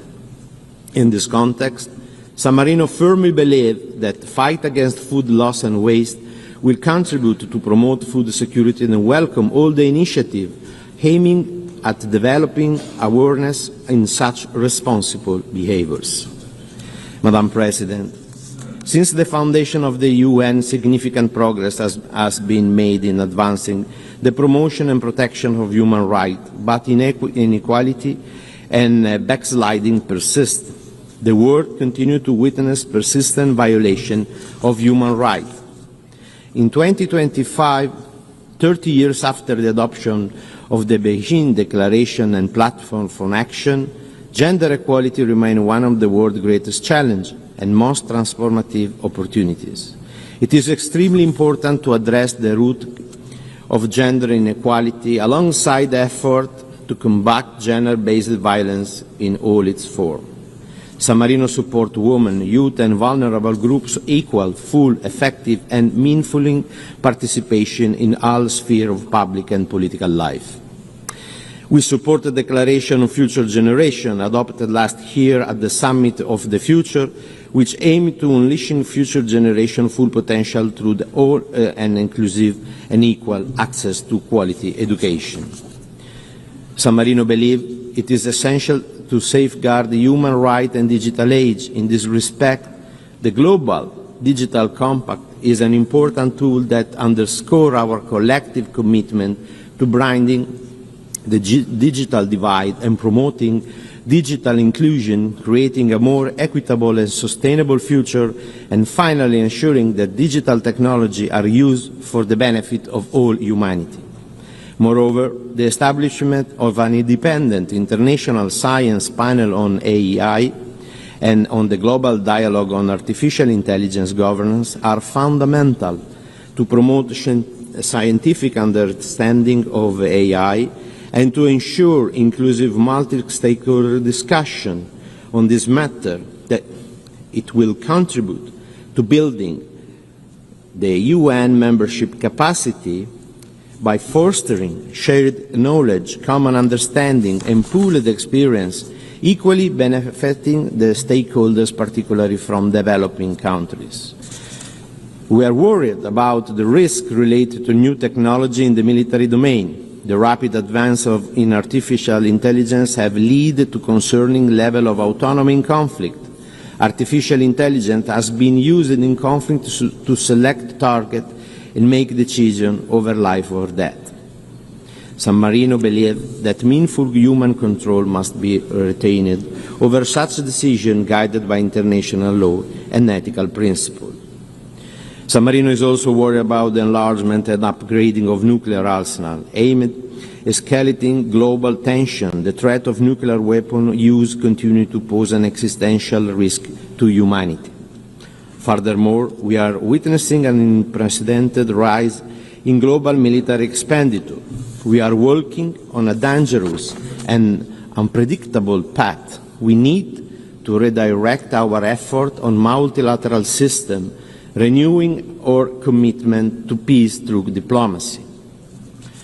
Madam President, multilateralism and our international order stand on the principle of justice and international law.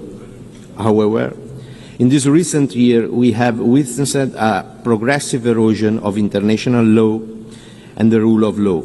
San Marino believes in the principle that the true rightness is based on fairness and ethics, not on brute force. The rule of law exists for this region to ensure that all states, regardless of their power, are held accountable, that a rule-based international order with the Charter at its center is our best guarantee against chaos and war. Thanks to its unique role at the center for setting goals, the United Nations serve the collective interest of all nations and people, transcending any individual state. San Marino reaffirmed its commitment to multilateralism, with the United Nations at its center, and in particular in the framework of the General Assembly, as the most representative body of the United Nations on account of its deeply democratic nature, universal participation, and undisputed legitimacy. Accountability is an integral and essential part of the multilateral system. It plays an important role in addressing global challenges, fostering trust and legitimacy in international institutions. We are deeply worried about the disregard and violation of international law. The Republic of San Marino reaffirmed its full commitment to the obligation under the human and humanitarian law, such as the Convention on the Prevention and Punishment of the Crime of Genocide, the Rome Statute, and the Geneva Convention. Madam President, we need to revitalize the United Nations by reinvigorating the multilateralism if we want to pursue credible solutions to the global challenges. The SDG, the 2030 Agenda, the Pact for the Future, and the Seville Commitment are recent testimonial to our joint commitment and to what multilateralism can deliver. But it's not enough. It is essential to rebuild trust in the potential of the organization, in its leadership, and most of all, trust between its members and all the stakeholders. Reform must remain the center of our action because they are crucial to future world stability and maintenance of international peace and security. The UN 80 initiative, launched last March by Secretary General, must be an inclusive reform process capable to deliver innovative solutions. Its purpose is to make the UN more efficient, integrated, effective, and tackling complex global challenges and adjusted to the financial reality. We believe this reform effort should preserve the integrity and balance of the three UN pillars on an equal basis and continue to primarily support those most in need as well as those affected by crisis, disaster, and armed conflict. In conclusion, Member States must assume their responsibility, including that of making our organization able to fulfill its mandate, which is to protect the citizens of the world. It is essential to find new ways of working together and to ensure that multilateral institutions will be able to address the rapid change taking place. I would like to reiterate the strong support of the Republic of San Marino to all initiatives aimed at implementing the principle enshrined in the Charter of the United Nations. Thank you.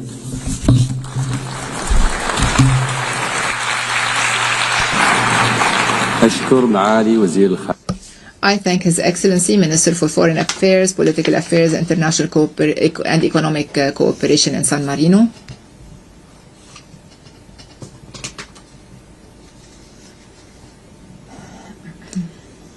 I now give the floor to His Highness Prince Faisal bin Farhan Al Saud, Minister for Foreign Affairs of Saudi Arabia.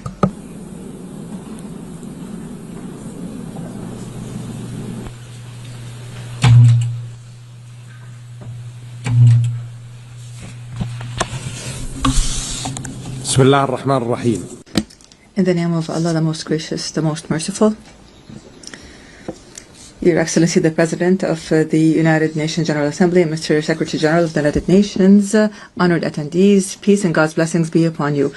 We begin by congratulating Her Excellency Annalena Baerbock on her election as President of the 80th session of the United Nations General Assembly.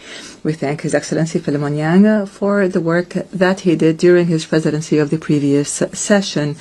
We also express our deep appreciation to His Excellency Mr. Antonio Guterres, Secretary General of the United Nations. We thank him for his tireless efforts in upholding the principles and goals of the United Nations Charter. Mr. President, the Kingdom of Saudi Arabia is proud to be a founding member of this organization. It strives to translate the principles of the Charter into a tangible reality by promoting respect for international law, enhancing international peace and security, and supporting multilateral cooperation. This position stems from our deep belief in the importance of the United Nations' role in today's world. Saudi Arabia is committed to the purposes of the United Nations Charter and has responded to humanitarian calls. In doing so, the Kingdom has spared no effort in extending aid, and doing so generously. Our country has provided over $141 billion in aid and assistance, benefiting 174 countries. Mr. President, as the organization marks its 80th year, we emphasize the urgent need for it to become more capable and more efficient in keeping pace with developments and finding the necessary approaches to resolve crises and put an end to conflicts, without deviating from its founding objectives, especially in the maintenance of international peace and security, without double standards or selectivity. The suffering of the Palestinian people and the unprecedented humanitarian crisis in Gaza that has officially been classified as a famine by the Integrated Food Security Phase Classification Report, IPC. This runs counter to the principles of the Charter and international law and international humanitarian law, in light of the brutal and unchecked practices of the occupying forces, including starvation, forced displacement, and systematic killing. This is done in complete disregard of the historic and legal rights of the Palestinian people, with an aim to erase their legitimate rights. This crisis makes it imperative upon us all to take serious action and put an end to the aggression and ensure sustainable humanitarian access. Mr. President, it is time to find a just and lasting solution to the Palestinian issue. Military escalation will not achieve peace or security. The continued handling of the question of Palestine outside the frameworks of law and international legitimacy is what prolonged the violence and deepened the suffering. Here, Saudi Arabia stresses the need for the international community to shoulder its responsibilities to put an end to this tragedy and achieve sustainable peace through the two-state solution as the only path that would guarantee the security of all countries in the region. The failure of the international community to take firm action to end the Israeli aggression and violation will only cause further instability and insecurity regionally and globally. Such an action will leave grave consequences and will escalate war crimes and acts of genocide. Saudi Arabia, in cooperation with the Kingdom of Norway and the European Union, launched the International Coalition to implement the two-state solution and co-chaired, along with France, a high-level international conference for the peaceful settlement of the question of Palestine and the implementation of the two-state solution. This conference aims to provide a clear practical path towards the implementation of the two-state solution and an end to occupation and conflict. The Kingdom will continue to exert intensive efforts to establish an independent Palestinian state on the 1967 borders with East Jerusalem as its capital, in accordance with international resolutions, the Arab Peace Initiative, and the two-state solution. Here, the Kingdom commends the international support given to the high-level international conference for the peaceful settlement of the question of Palestine and the implementation of the two-state solution. We welcome the United Nations General Assembly's adoption by an overwhelming majority of the New York Declaration on the peaceful settlement of the question of Palestine, the two-state solution, and the establishment of an independent Palestinian state. We welcome the growing number of countries recognizing the state of Palestine, including France, the UK, Canada, Australia, Portugal, Malta, Belgium, Luxembourg, Monaco, Andorra, and San Marino. Such recognition is an important step towards achieving the two-state solution and bolstering the path towards a just and lasting peace. We call on all states to recognize the state of Palestine and to support the implementation of the two-state solution. This would be in line with international law and will entrench peace and security in the region and the world. Saudi Arabia appreciates the Palestinian Authority's efforts to conduct important reforms. Such efforts require more support from the international community. Mr. President, we affirm our commitment to joint action based on mutual respect and the principles of international law, which boosts mutual confidence and lays the foundations for security, stability, and sustainable development. The Kingdom continues to strengthen ties of good neighborliness, respect for the sovereignty of states, and de-escalation, and contributes to achieving calm as a means to bolster security and stability in the region and the world. In this context, Saudi Arabia strongly condemns the Iranian attack on sisterly Qatar, which runs counter to our work to build ties of good neighborliness. Saudi Arabia condemns in the strongest of terms the continued Israeli aggressions in the region, including the recent blatant attack on sisterly Qatar. We call for international action to stop these violations. We call for international measures to put a stop to Israel's actions and to deter it from such criminal behavior that threatens the region's security and stability. Based on our firm conviction of the importance of regional security and stability and preventing a nuclear arms race in our region, the Kingdom of Saudi Arabia stresses the need to adhere to the non-proliferation regime to achieve a zone free of weapons of mass destruction in the Middle East. With respect to the right of states to the peaceful use of nuclear energies in accordance with international regulations, the Kingdom affirms that the diplomatic track is the way to address the issue of Iran's nuclear program and calls for positive engagement in negotiations and cooperation with the International Atomic Energy Agency. The Kingdom stresses the importance of protecting the security and freedom of navigation in the Red Sea, the Gulf of Aden, and the Strait, as they represent great importance to the global economy and regional international security. The Kingdom calls for strengthening international cooperation to combat terrorism by exchanging information, drying up its sources of financing, and limiting its propaganda campaigns that threaten the security and stability of societies. The Kingdom also warns of the dangers of the military uses of artificial intelligence applications and autonomous weapons, and the need to enact international laws regulating them. The Kingdom commends the positive steps taken by the Syrian Arab Republic to consolidate security and stability, and we welcome the lifting of sanctions off of Syria, which contributes to supporting its government to reconstruct and to promote steps of recovery and integration regionally and internationally. This would also open new horizons for economic cooperation between Syria and the world. This would reflect positively on achieving stability, prosperity, and development for the brotherly Syrian people. The Kingdom stresses the need to stop the repeated Israeli aggressions on Syrian territory, and we support to everything that would contribute to the consolidation of Syria's security and stability, respecting its sovereignty and territorial integrity, and non-interfering in its internal affairs. The Kingdom reiterates its keenness to restore the security and stability of the Republic of Yemen, stresses the importance of reaching a comprehensive political solution, and its support for the United Nations efforts and relevant international resolutions. The Kingdom of Saudi Arabia continued its efforts to support the Yemeni economy and alleviate the human suffering there. The Kingdom of Saudi Arabia is one of the largest donors to the Republic of Yemen. The volume of Saudi relief and development aid to Yemen exceeds $27 million. The Kingdom recently provided economic support to the Central Bank of Yemen in the amount of $500 million to address the budget deficit.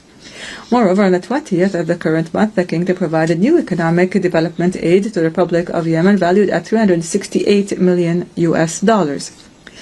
The Kingdom affirms the importance of Sudan's stability and territorial integrity, as well as the safety of its national institutions. We call for intensifying efforts to alleviate humanitarian suffering and end the war, as well as put an end to foreign interference that only feeds and prolongs the conflict. The Kingdom stresses the importance of continuing dialogue through the Jeddah platform leading to a ceasefire and facilitating access of humanitarian aid. We reject any steps outside the framework of state institutions that may harm the unity of Sudan and do not reflect the will of its brotherly people.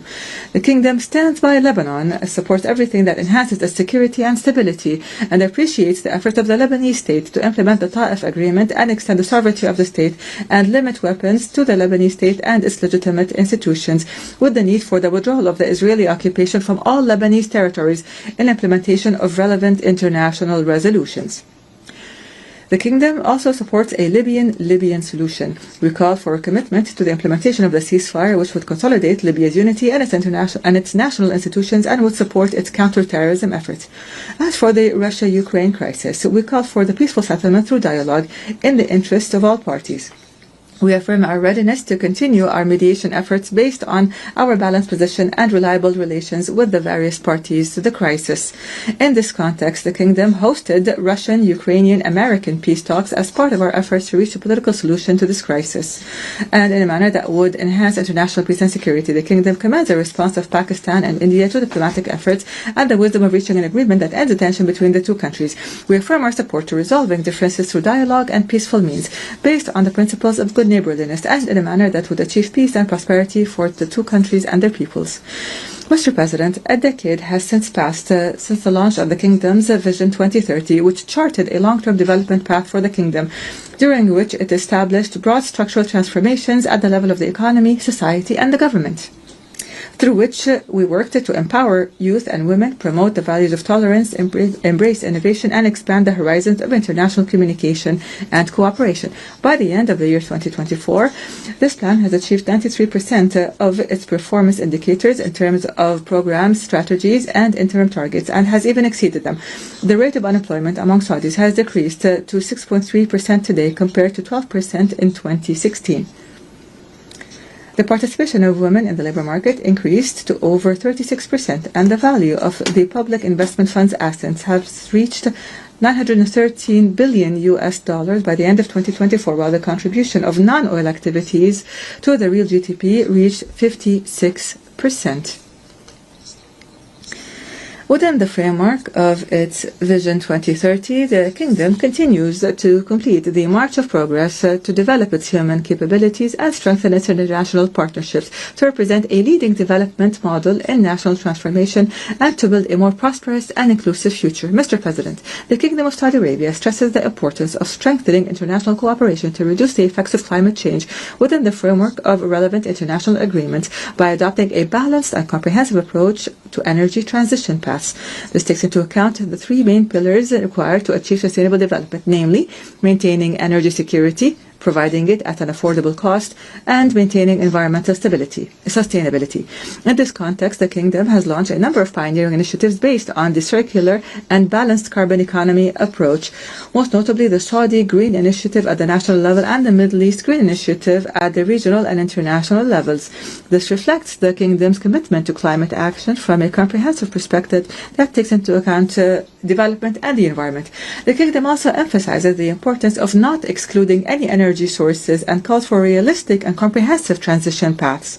In addition to having advanced technologies that have enabled it to be one of the countries with the lowest carbon and methane emissions in oil and gas production, the Kingdom is playing a leading role in investing in hydrocarbon emissions management technologies, especially technologies for carbon capture, utilization, and storage, CCUS, which allows for the efficient use of resources while reducing the environmental impact, thus contributing to the protection of the global climate system.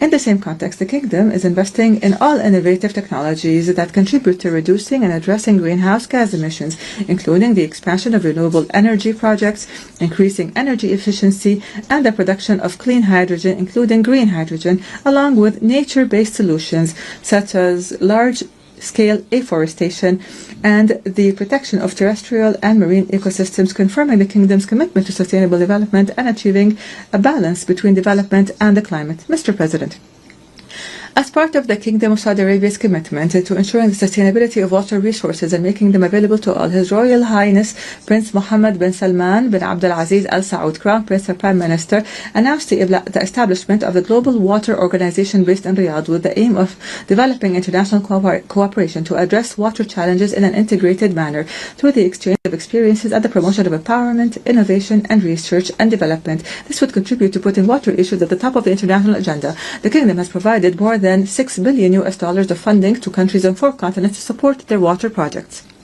The Kingdom looks forward to contributing to the achievement of the Sustainable Development Goals aimed at ensuring water availability and achieving a comprehensive impact that paves the way for a safe and sustainable water future for all. Mr. President, within the framework of environmental protection and combating desertification and drought, the Kingdom has more than quadrupled the area of protected areas so that it currently exceeds 80% of the Kingdom's area, and we aim to reach the 30% mark by 2030. The Kingdom has also adopted a new waste management system to exclude 90% of the waste through recycling and the utilization of waste, which would contribute to the protection of terrestrial and marine environments and the reduction of plastic pollution.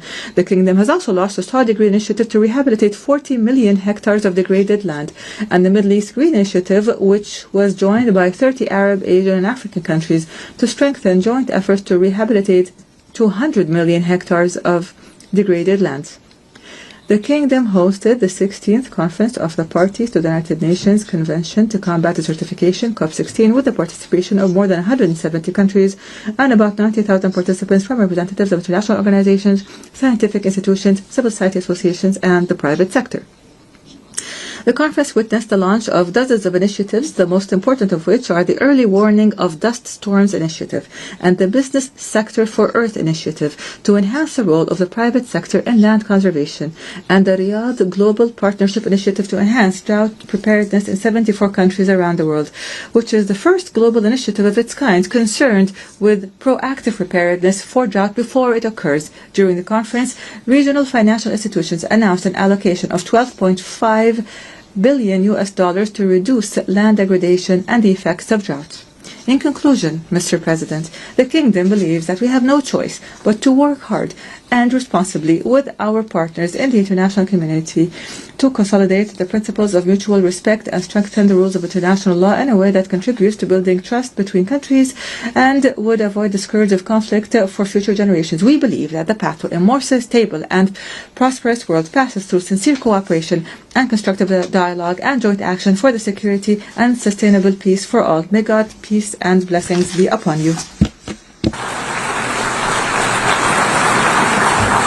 I thank His Highness Prince Faisal bin Farhan Al Saud, Minister for Foreign Affairs of the Kingdom of Saudi Arabia.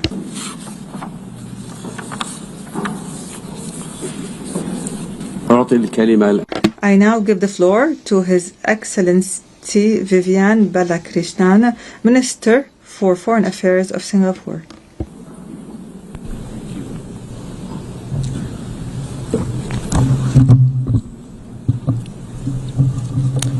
Madam President, Your Excellencies, the 80 years since the end of the Second World War has in fact been a unique period in history. The first half of the 20th century was amongst the bloodiest periods known to mankind. However, the victors of World War II were most unusual. Instead of collecting the spoils and imposing their wills on the vanquished, they decided that it was in their own enlightened self-interest to build and underwrite a system where sovereign equality, territorial integrity, and political independence of each nation, big or small, would be protected.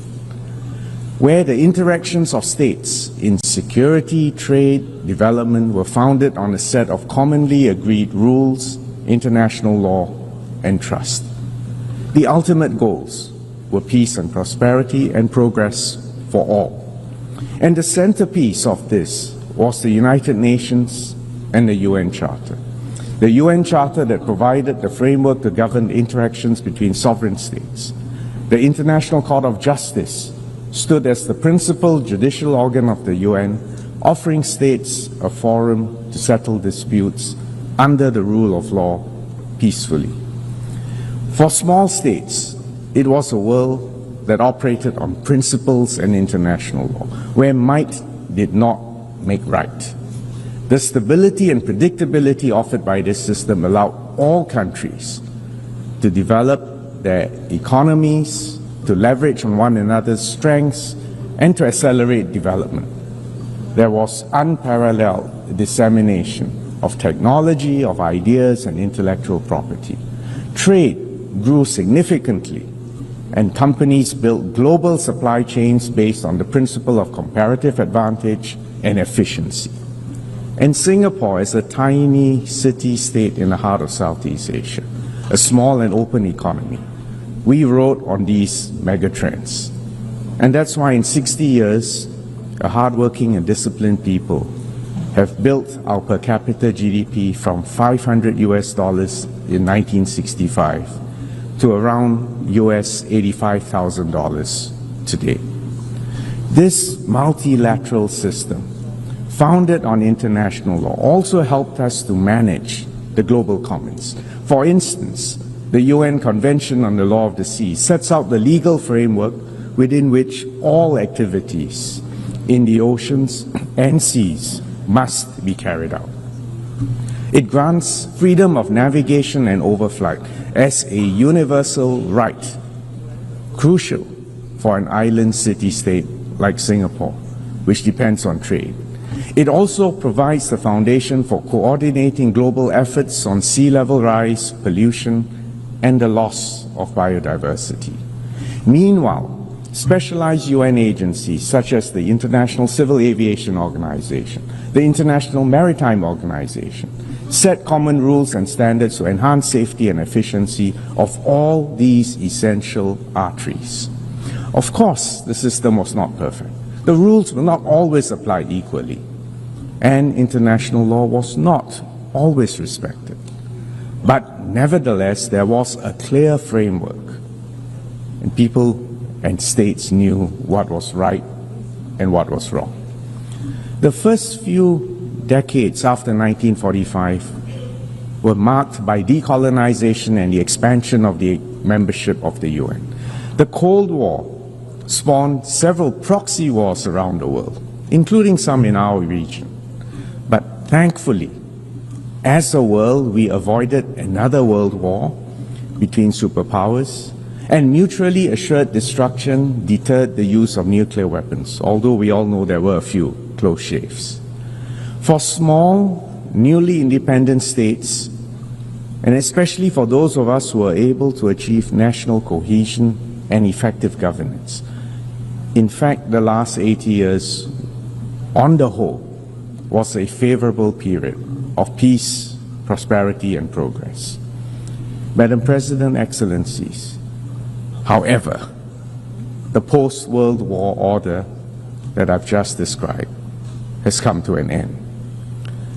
The current distribution of economic weight, of technological sophistication and military strength today is very different from the world of 1945. And it is obvious that the UN and the other international organizations have not evolved to keep up with the times. Add another factor. The primary underwriters of the old world order have now decided to take a more transactional, a narrower view of their national interests, and are less willing to provide public goods. And the sharper strategic contest between superpowers has also made them less able to cooperate, less able to underwrite, less able to manage the global commons. Consequently, today the world has become more turbulent, more uncertain, and in some places more violent. The erosion of respect for the principles of the UN Charter, the egregious violations of international law and of international humanitarian law have unfortunately become more common, as have violations of sovereignty and territorial integrity. The current wars which we all witness in the Middle East, in Ukraine, and parts of Africa reflect this tragedy. In all conflict zones, too many innocent lives are lost, preventable famines occur, and impunity abounds. The humanitarian situation in Gaza is dire and shocking. Singapore hopes there will be an immediate ceasefire, an immediate and unconditional release of all hostages, and for immediate access to humanitarian aid, food, and medical care for the civilians in Gaza. Singapore will recognize the state of Palestine when it has an effective government that accepts Israel's right to exist and categorically renounces terrorism. Singapore cannot recognize any unilateral annexation of occupied territory because this would be a flagrant breach of international law. And if the situation continues to deteriorate, or if Israel takes further steps to extinguish a two-state solution, we will then have to reconsider our position on when to recognize a Palestinian state. In the Ukraine, a permanent member of the Security Council has to comply with the UN Charter. And we must not forget the victims in Sudan and other conflict zones throughout the world. Madam President, Excellencies, these geopolitical shifts have also disrupted the multilateral trading and economic system. Decades of progressive trade liberalization and investments expanded opportunities and prosperity all over the globe. But today those are at risk. The tariffs, the export controls are being used as levers to secure unilateral advantage, including sometimes to address non-trade related issues. The repudiation of the principle of most favored nation. This is a principle which is a cornerstone of the WTO and GATT systems, erodes a transparent, rules-based multilateral system and giving way to a system where trade agreements approximate bilateral arm wrestling matches. And it's obvious that this will be to the detriment of small and trade-dependent states everywhere. In such a fragmented world, we risk compounding the tragedy of the commons because collective action for long-term good becomes even more elusive. And climate change and pandemics are existential problems that no single country can resolve on its own. And if I may add, all of us need to base our decisions on scientific evidence and a commitment to fairness, both to current and future generations. Notwithstanding this prevailing pessimism, Singapore believes that the multilateral system and international law, underpinned by the UN, still remains the best way to uphold global peace and prosperity in a fair and inclusive way. As a small state, we cannot afford to be passive or fatalistic and pessimistic. In fact, we're here to call on all of us to double down on multilateralism founded on international law. Even small states and middle powers have agency, and we have strategic autonomy to collectively protect our long-term national interests and the global commons. And Singapore will support the UN80 process to strengthen this institution and the multilateral system. The good news is that actually the multilateral system still works. And let me cite a few success stories. The BBNJ treaty agreement will enter into force on the 17th of January 2026. Earlier this week, we exceeded the 60 ratifications necessary to bring it into force. It is a legally binding treaty to conserve and to sustainably use marine biodiversity beyond national jurisdiction. And we congratulate Ambassador for International Law Rina Lee from Singapore, who presided over these very difficult negotiations that led ultimately to a consensus, and I emphasize the word consensus adoption of the historic BBNJ agreement in June 2023. In July, to cite another example, we achieved consensus on the final report of the open-ended working group on cybersecurity, which strengthened the normative framework for responsible state behavior in cybersecurity. We also agreed to establish the global mechanism on cybersecurity as a permanent home for this work at the UN. Mr. Berhan Ghafor, our PR of Singapore to the UN, had the honor and the burden of chairing this open-ended working group over the past 5 years. To give you a third example, in 2024, 2 World Intellectual Property Organization treaties on IP and the genetic resources and the associated traditional knowledge, and the Riyadh Design Law Treaty were concluded under the leadership of Mr. Darren Tang. These 3 examples demonstrate that even in these fractious times, it is possible to come together to manage our global commons and to achieve agreement and consensus. Now, this does not mean that we will always reach agreement on every issue, but it is vital that the UN remains an arena for continued dialogue and discussions so that compromises can be reached, solutions can be found for even the most hotly contested issues. The key to the multilateral system for small states is international law.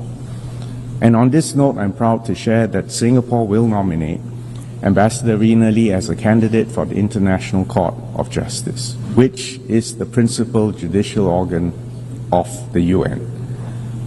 Our nomination underscores Singapore's deep commitment to upholding international law and support for the ICJ.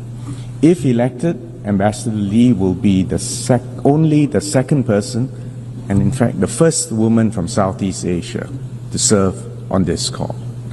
Madam President, Excellencies, just as the world has changed dramatically in the last 80 years, it is also clear that the UN needs to reform to be fit for purpose for the next stretch. We need a more representative and a more inclusive UN that reflects current realities. The UN Charter confers on the UN Security Council the primary responsibility for the maintenance of international peace and security. It clearly needs reform to better fulfill this mandate. The increasing, and if I may add, cynical use of vetoes by the P5 must be constrained, and the wider UN membership must reach agreement on how this veto is to be exercised in the future. We commend the role played by the elected members of the Council, which gives the wider membership of the UN greater agency in addressing the pressing issues of the day. We also believe it is important to strengthen the relationship between the Security Council and the General Assembly. We need a UN that delivers for real people on the ground. Clean water, education, pandemic preparedness, social mobility, jobs, education, and an international financial architecture that delivers stability and prospects of progress for all. These are the building blocks for sustainable development and human dignity.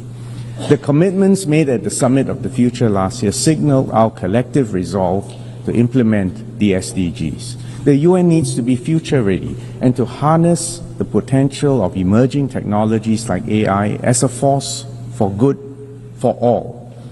Early and constructive and inclusive multilateral engagement is essential, and AI's transformative force can aid conflict prevention, peacekeeping, and humanitarian options, but you all know there are also downsides and dangers, and it requires guardrails so that it can be harnessed responsibly. Madam President, Excellencies, the first Foreign Minister of Singapore said it best 60 years ago in 1965, quote, "Despite cynics who focus attention on its many shortcomings, Singapore has faith in the future of the United Nations simply because without it, there is no worthwhile future for humanity," unquote. These words still ring true today. So together, let's ensure that this institution continues to serve as humanity's best hope for peace and prosperity for all of us. Thank you, Excellencies.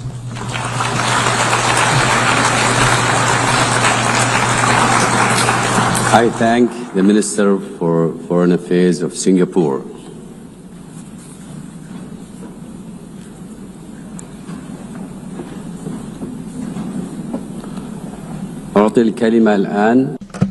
I now give the floor to His Excellency Syed Badr bin Hamad bin Hamoud Al Abdul Saidi, Foreign Minister of Oman.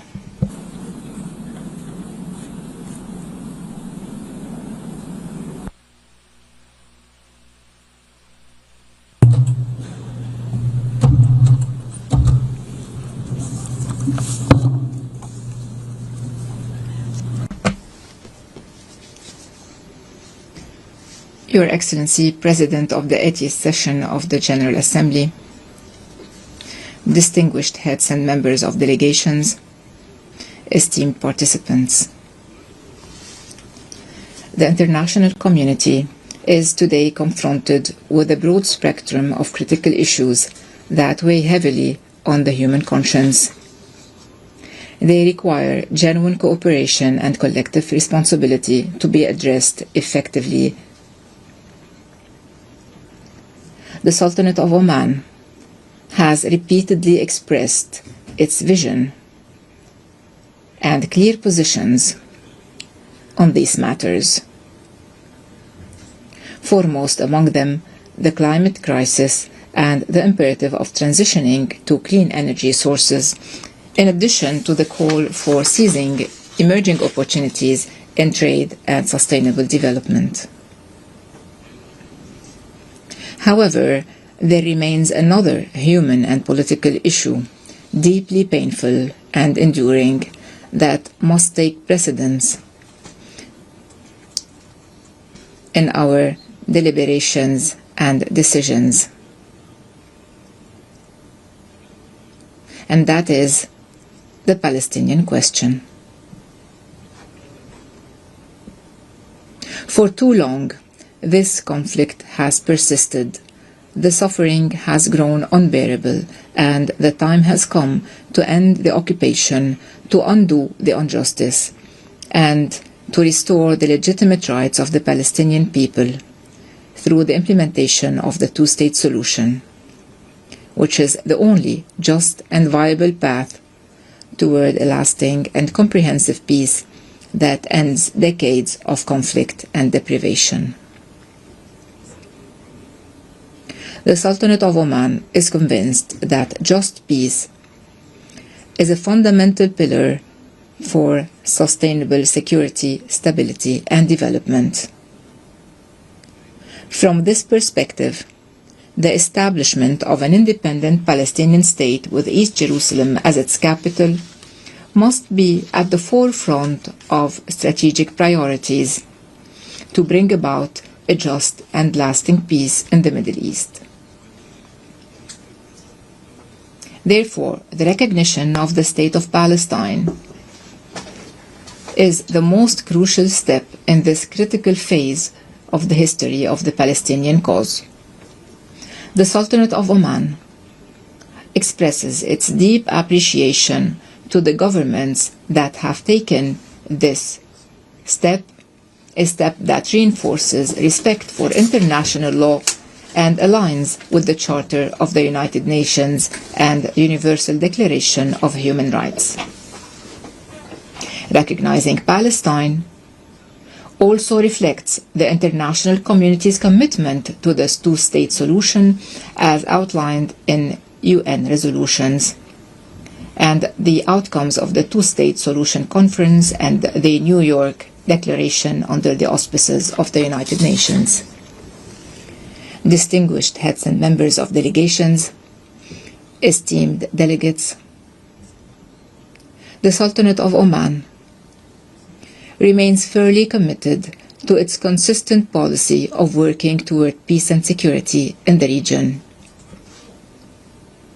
It has a record of notable initiatives and achievements in this regard. It continues to engage constructively with all parties and partners in pursuit of this noble goal for the benefit of all. Today, we celebrate 80 years since the establishment of the United Nations, this global institution that embodies our collective commitment to working together for peace and to settle conflicts through dialogue and peaceful and legal means. Yet, Israel continues to disregard international appeals, refusing to engage in a serious dialogue that would lead to a just and comprehensive solution. Its continued use of force and disregard for reason threaten the credibility of the international system. Therefore, it is our shared responsibility to intensify our efforts and to apply effective pressure to bring Israel to the negotiating table, and to make it clear that the path to peace cannot be forged through dictation or the imposition of a fait accompli, but rather through mutual understanding and respect for international law and the rights of peoples.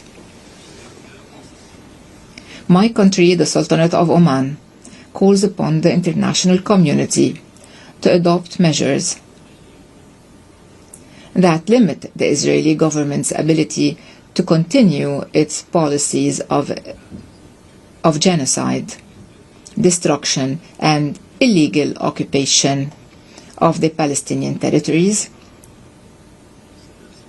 and its ongoing policies of starvation and blockade against the Palestinian people, and the obstruction of humanitarian assistance. From this very podium, we call for a global peaceful campaign to lift the blockade and undo the injustice imposed on the Palestinian people, and to secure their freedom through the establishment of an independent and sovereign Palestinian state. Esteemed delegates, drawing on its principled stances and principles of supporting peace and regional stability, and on its categorical rejection of any violation of state sovereignty, the Sultanate of Oman reaffirms its solidarity with the sisterly state of Qatar, supporting its right to take the dissuasive measures to protect its security and full sovereignty over all its territories. We renew our condemnation of the Israeli aggression against Qatar on the 9th of September of this year. We also renew our condemnation of Israeli aggressions against Iran, Yemen, Syria, and Lebanon. We call for imposing sanctions on Israel in response to its blatant violations of international law and its unlawful encroachments on the sovereignty of states. Distinguished delegates, the international community, particularly the permanent members of the Security Council, must empower the Secretary General to fulfill his mandate in line with the purposes of the UN Charter, particularly in the areas of international peace and security.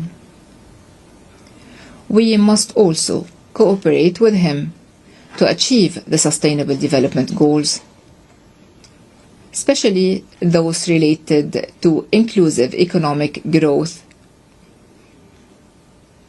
job creation,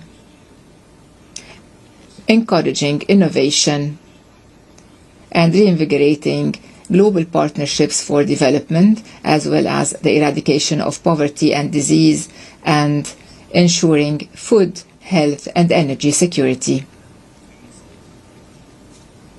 The Sultanate of Oman attaches the highest priority to education and health.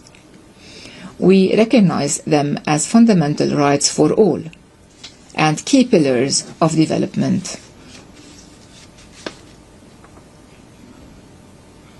We also place high importance on digital transformation, artificial intelligence applications, innovation, industrial development, and strengthening social protection, justice, and job security. Moreover, Oman remains steadfast in its commitment to youth empowerment through education and knowledge. We acknowledge youth as the driving force behind development and innovation and the knowledge-based economy. We continue to work on creating and diversifying opportunities to allow youth to harness their skills and actively contribute to building the future. Esteemed participants, the world today is undergoing one of the most complex and difficult periods in modern history, marked by unprecedented convergence of global political, economic, and humanitarian crises.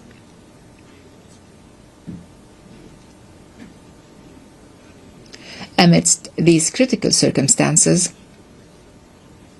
the international community is clearly unable to make decisive and effective decisions that could help de-escalate conflicts, alleviate human suffering,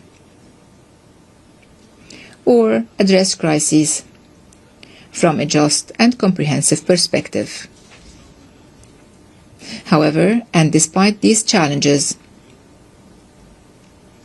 we believe that the current moment represents a real opportunity to correct course and to renew the foundations of collective international action toward the future of justice and fairness.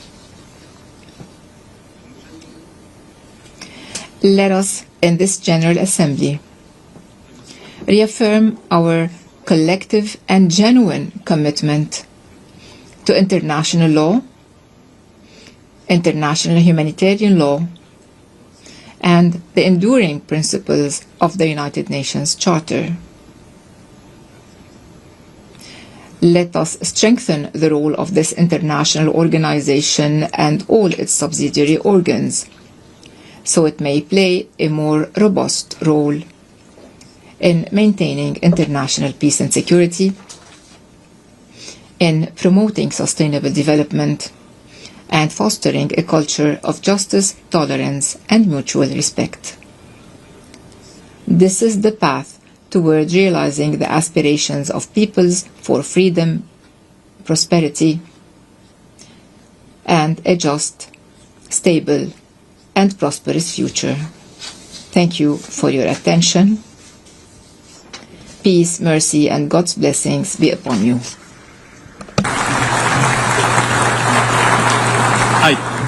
I thank the Foreign Minister of Oman. Now I give the floor to His Excellency Mr. Mohammed Hassan, Minister of Foreign Affairs of Malaysia.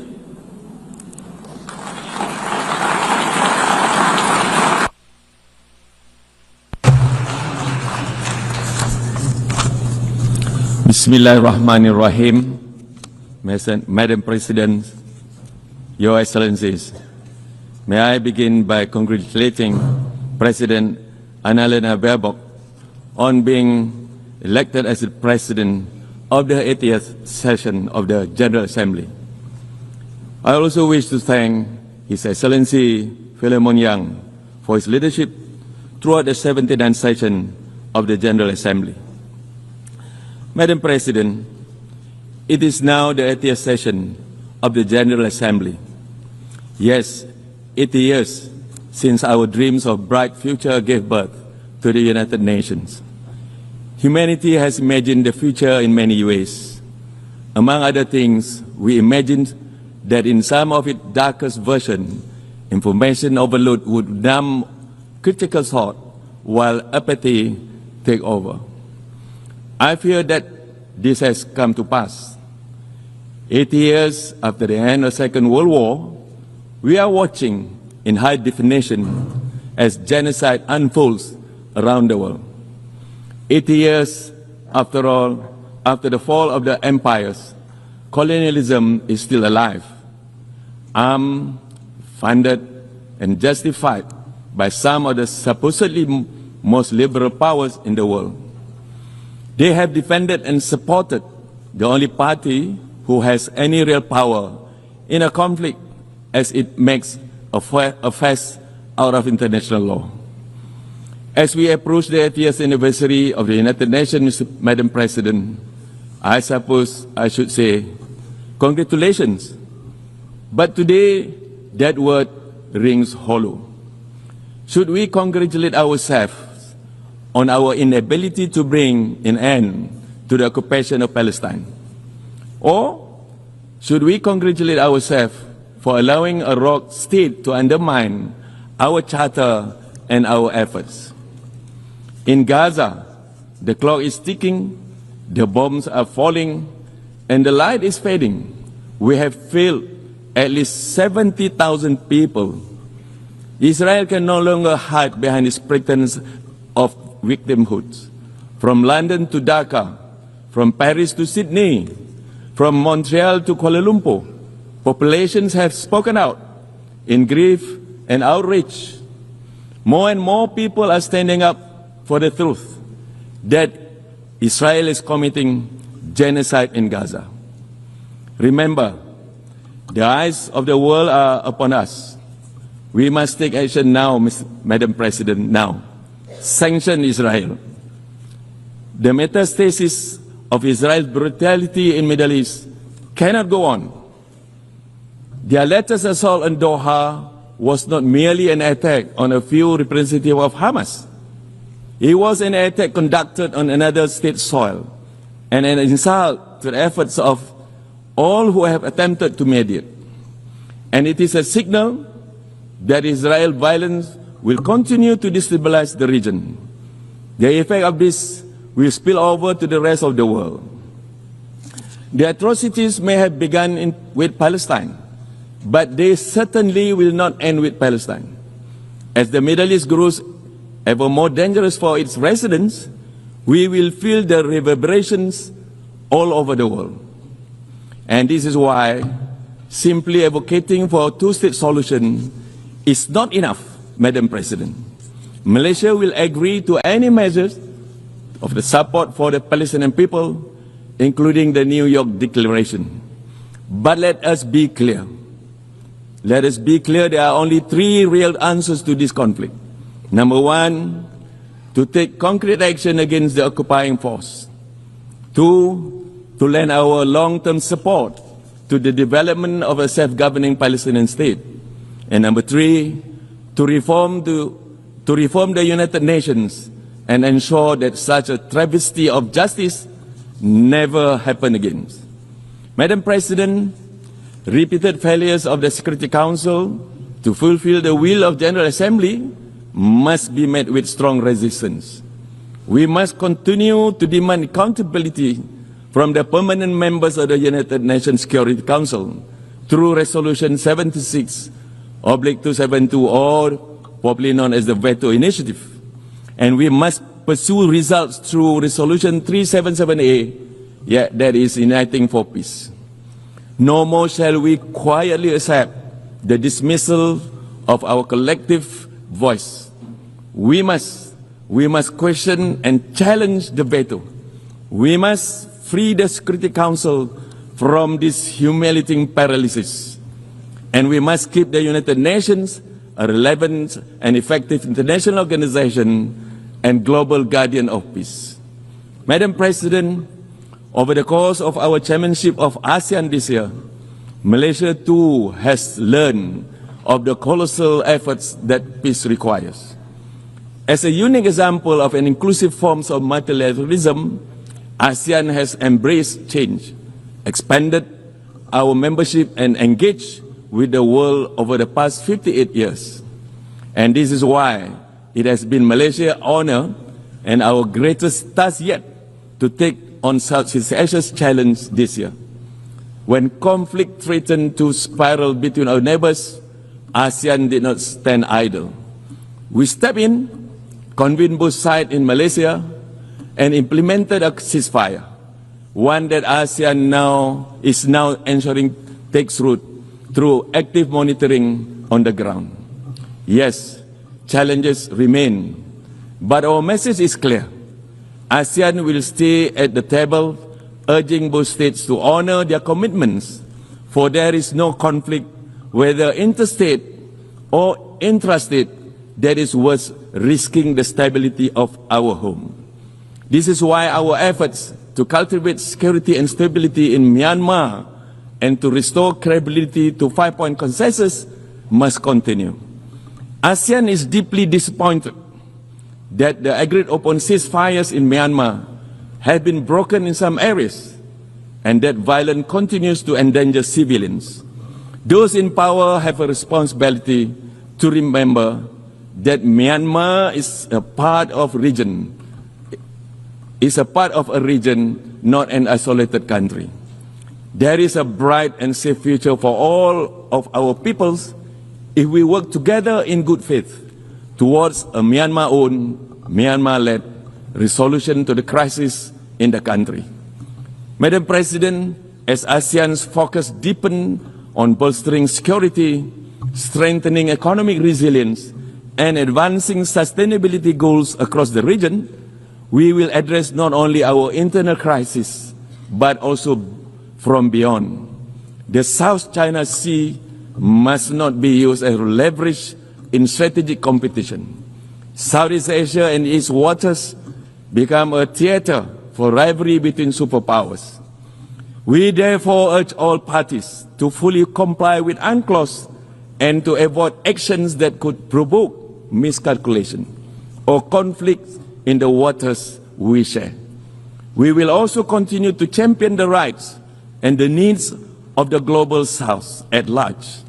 Madam President, for far too long, the global South has borne the brunt of unequal economic policies that marginalize and prevent developing nations from participating fairly in the global economy.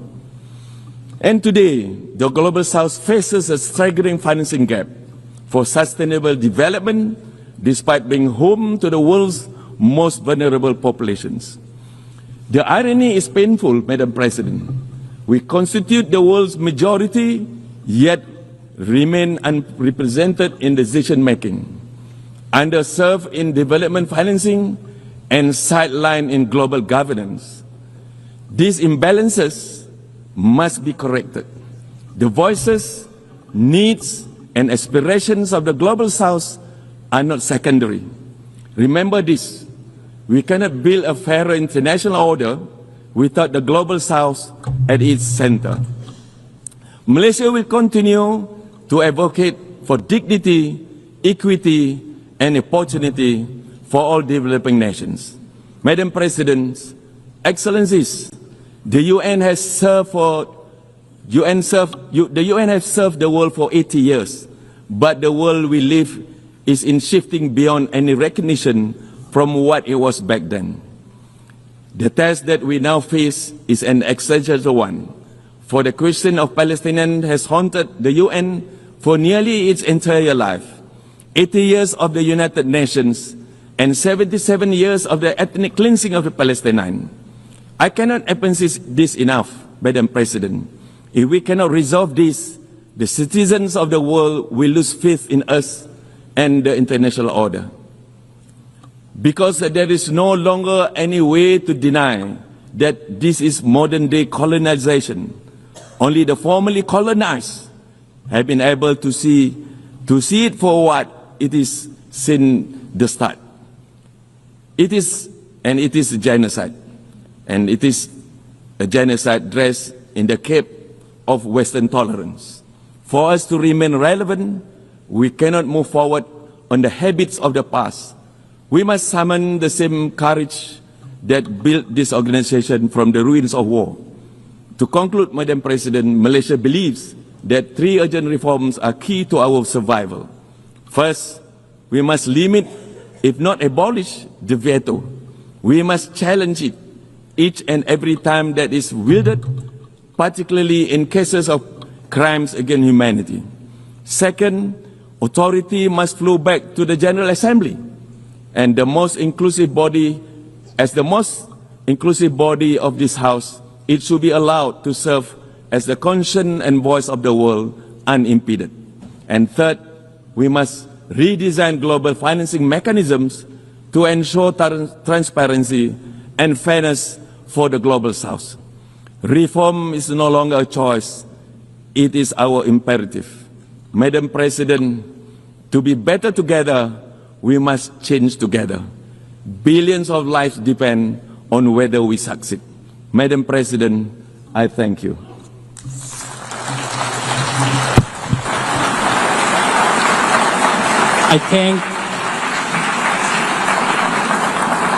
I thank the Minister of Foreign Affairs of Malaysia. Now I give the floor to His Excellency Muhammad Ali Nafti, Minister of Foreign Affairs, Migration and Tunisians Abroad of Tunisia.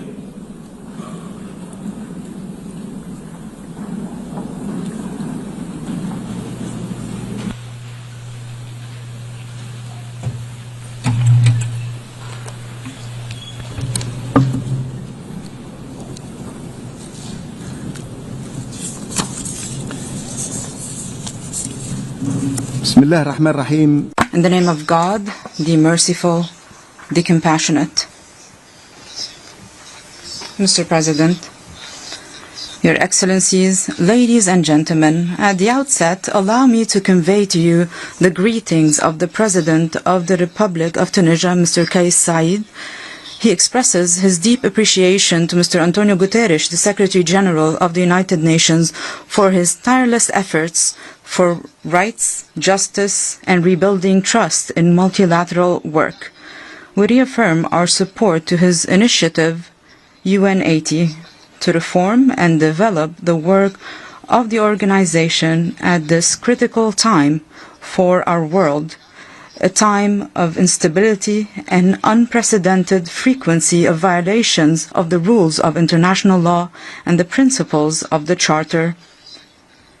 I would also like to deeply congratulate Ms. Annalena Baerbock on assuming the presidency of the General Assembly during its 80th session. We wish her luck in managing its work. We would also like to express our thanks and appreciation to Mr. Philemon Young for successfully presiding over the 79th session of the General Assembly. Mr. President, during this session, we are proud to celebrate the 80th anniversary of the United Nations. On this occasion, we recall the number of principles and noble purposes for which it was established, notably human solidarity and the unity of our destiny, which inspired those who came before us in their diplomatic steadfastness and struggle. Our United Nations was established following the most brutal and vicious of wars in our history, so that it is the voice of collective conscience for our people, so that it is the bulwark that protects humanity from the scourges of conflicts and wars. Today, we truly need to strengthen this common home so that it can be the light that guides us towards security, peace, and human dignity, so that it remains a home for international legitimacy and a platform for dialogue, negotiations, and reconciliation, so that we can build a more secure, just, and stable and peaceful world. A world that is committed to our global values. Let us learn from the lessons of the past.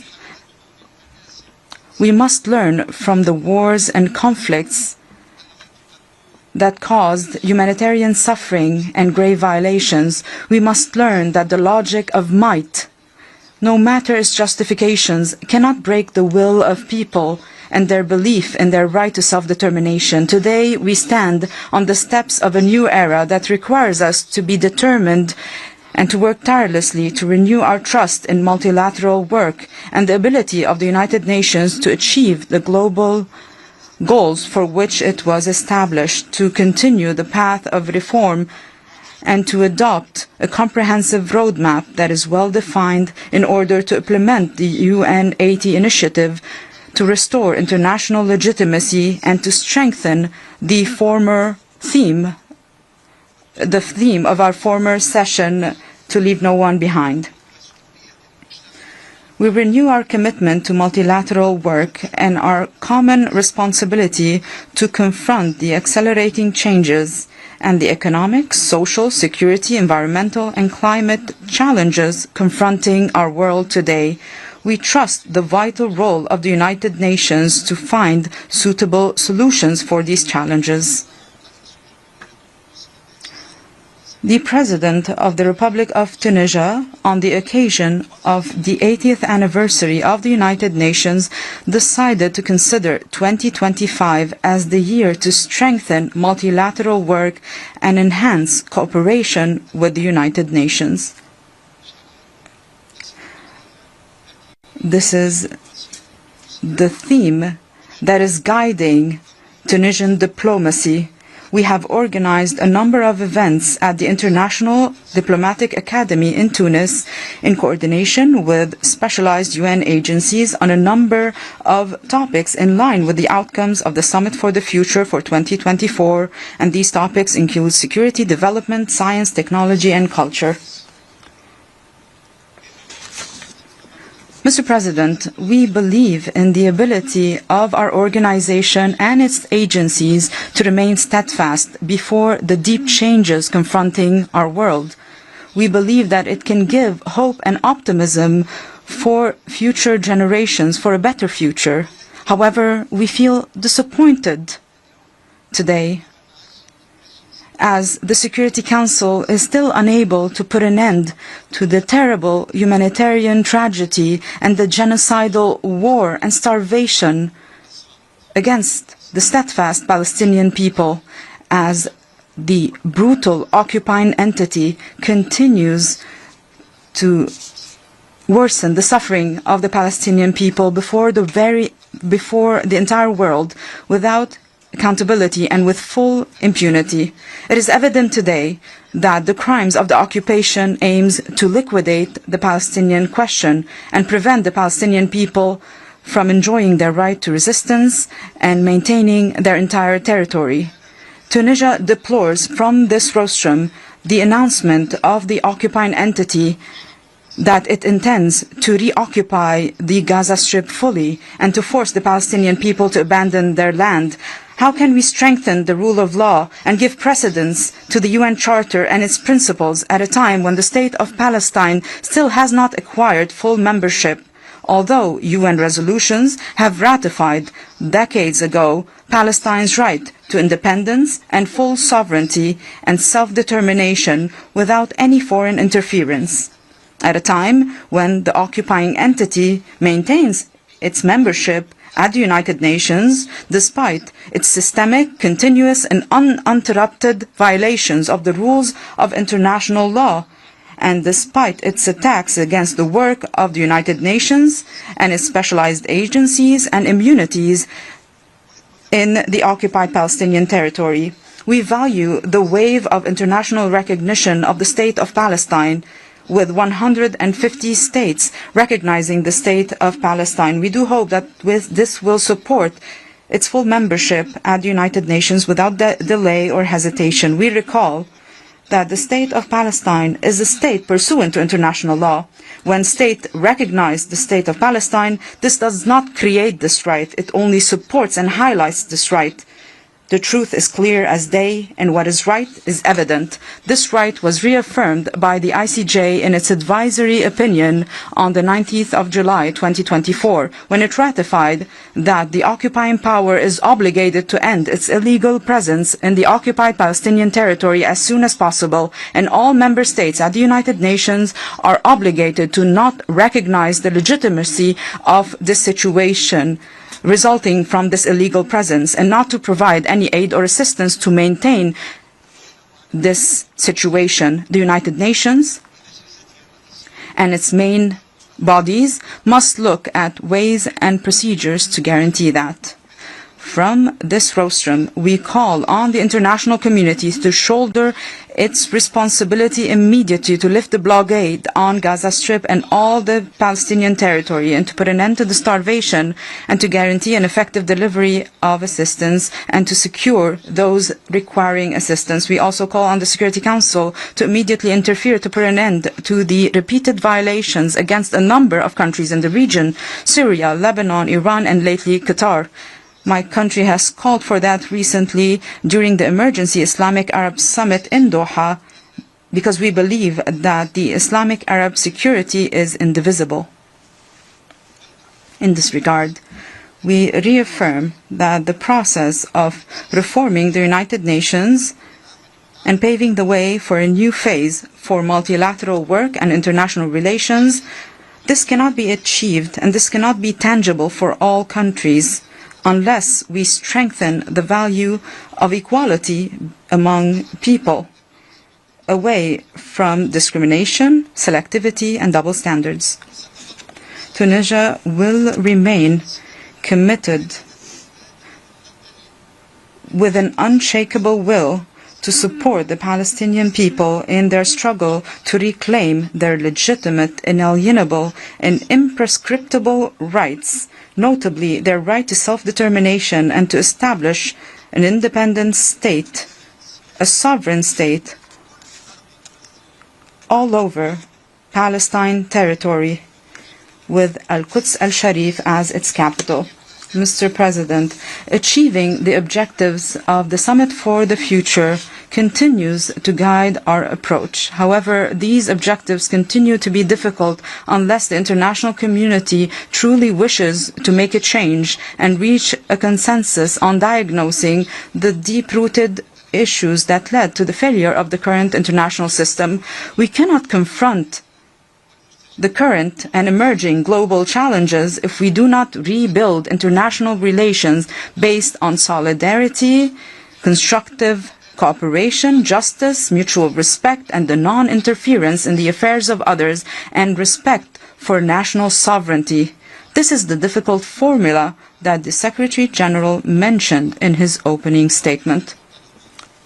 Therefore, Tunisia renews its call for a comprehensive and deep reform of the international financing system and its institutions to guarantee justice in access to financial resources, to strengthen its effectiveness to serve comprehensive development by putting in place innovative mechanisms to finance development, similar to the ESCWA initiative, to swap debts for climate action, which we have joined, which aims to transforming obligations of external debt service to investment in climate work and the SDGs.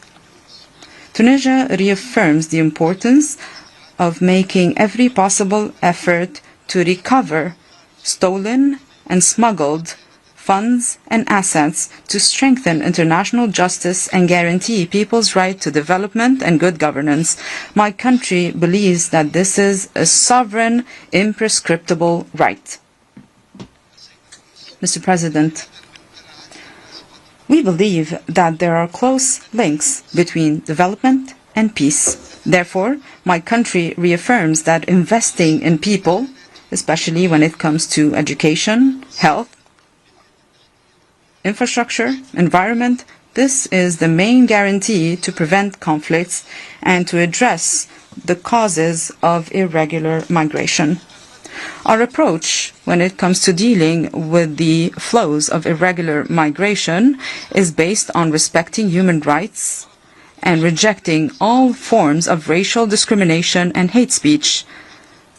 Tunisian authorities continue to make every possible effort to save the lives of irregular migrants on land and at sea, to provide them with care and enable them to voluntarily return to their countries of origin in cooperation with the IOM. We renew our call to adopt a comprehensive approach to migration that takes into account the human and historic dimensions and not just the narrow security dimension. And we should not place on countries of the South a burden that exceeds their capacity. We need to support efforts of development in countries of origin and strengthen the integration of young people at the economic and social level and facilitate regular movement. We refuse to be a country of transit for irregular migrants that are victims of networks of human smuggling and human trafficking. Migration must be a choice and not a necessity. If it's regular, it allows us to create wealth and new job opportunities and maintaining human dignity. It is a lever for development and cultural rapprochement between countries. In this regard, we recall the International Conference on Migration that was held in Rome in 2023. We recall the initiative of the President of the Republic of Tunisia of reaching comprehensive and permanent development solutions and to mobilize financial resources to implement them. Tunisia reaffirms the need to separate between financing climate and financing development. We consider that climate financing is a historic responsibility and a right in terms of reparation, despite the limited contribution of a number of developing countries to global emissions. However, they are the ones facing worsening climate challenges, water scarcity, agricultural land degradation, rising sea levels, and other extreme weather phenomena. Therefore, Tunisia calls on meeting the international pledge to mobilize $300 billion annually and to allocate a percentage of this amount to programs of adaptation while providing mechanisms to access these resources by facilitating technical and financial conditions and to activate the loss and damage fund as an effective and fair compensation mechanism. My country reaffirms that the right to development is an indivisible, essential right based on the principles of justice, equality, and social and international solidarity. We reaffirm that achieving this right requires an international environment that allows the transfer of technology and facilitates access to concessionary financing and strengthening partnerships between the North and the South. Tunisia is on the path of reform. This was launched in 2021 to strengthen a genuine democracy that guarantees rights and freedoms for all our citizens and meets the aspirations of the Tunisian people to address economic and social challenges. We are relying first on our own ability and our human capital by diversifying partnerships on the basis of mutual benefits in order to serve the interest of the Tunisian people and maintain the independence of the Tunisian decision. We reaffirm our commitment to the values of human rights and public and individual freedoms pursuant to the Constitution of July 25, 2022, and based on our international obligations and the respect of our national sovereignty and independence of our decision and the choices of our people. We reaffirm the importance of strengthening the comprehensive nature of human rights, including economic, climate, social, science, and cultural rights, notably the natural right to development. We also believe that the social dimension is important in order to achieve development, to build a coherent and cohesive society. We support the participation of young people in our policies and in solutions because we believe that we must listen to young people. We must take full advantage of their capacity, for they are able to change our reality towards the better. Tunisia will also continue to support the legislative and strategic frameworks for an economic integration of women, to make sure that women participate in the public sphere and guarantee that they have access to equal opportunities, and we are combating all forms of violence and discrimination against women. Tunisia reaffirms its commitment to the agenda of women, peace and security and the agenda of young people, peace and security, because we believe that the participation of women and young people in conflict prevention, in addressing crises and building peace is a necessary condition to achieve a just and permanent peace and a comprehensive development. Mr. President, we also believe that there are close ties between the Tunisian and Libyan peoples. We reaffirm our firm and principled position that supports the free choices of the Libyan people. We believe that the situation within Libya is a purely internal affair and not an international affair. The solution can only be Libyan-led without any interference. The Libyan people is a sovereign people and is the only one entitled to put in place solutions with the support of the United Nations. In this regard, we also call for maintaining the sovereignty, independence, and unity of Syria. We reject any violations to its territorial integrity. Furthermore, we believe that we need concerted UN and international efforts to find a political settlement for the situation in Yemen, to end the suffering of the Yemeni people and achieve peace and security in Yemen. We also call on Sudanese parties to choose dialogue and a peaceful resolution of this crisis to restore security and stability and put an end to the suffering of the Sudanese people from the scourges of war and division. When it comes to the situation on the African continent, we are proud that we are a part of the African continent. Tunisia reaffirms the need to address the vulnerabilities confronting a number of countries in the continent. We call for more concerted UN and international efforts to assist Africa to confront the different challenges and to get rid of crises and advance the efforts to achieve stability, security, peace and development. We also support the partnership between the United Nations and the African Union, especially by supporting financial resources to prevent conflicts, to address conflicts, and to guarantee the sustainability of peace and security and development all over the African continent. My country believes that we need African solutions for African problems. This should be our approach to achieve our goal of silencing the guns by 2030. We also renew our call for financial and logistic support from the United Nations to peacekeeping operations, and we also need continued cooperation and coordination between UN and regional entities within a participatory approach that prioritizes the security and stability of Africa, the Africa we want. Mr. President, Tunisia renews its commitment to the culture of peace as a strategic choice and a firm principle in our foreign policy. We also reaffirm the need to intensify international efforts to combat hate speech and incitement of violence. We need to support the role of the United Nations in terms of conflict prevention and conflict resolution through peaceful means. Without selectivity, we also need to strengthen dialogue between civilizations and cultures as a cornerstone for peaceful coexistence between nations. Tunisia participates in peacekeeping functions based on our diplomatic and security doctrine that places people at the heart of our concerns.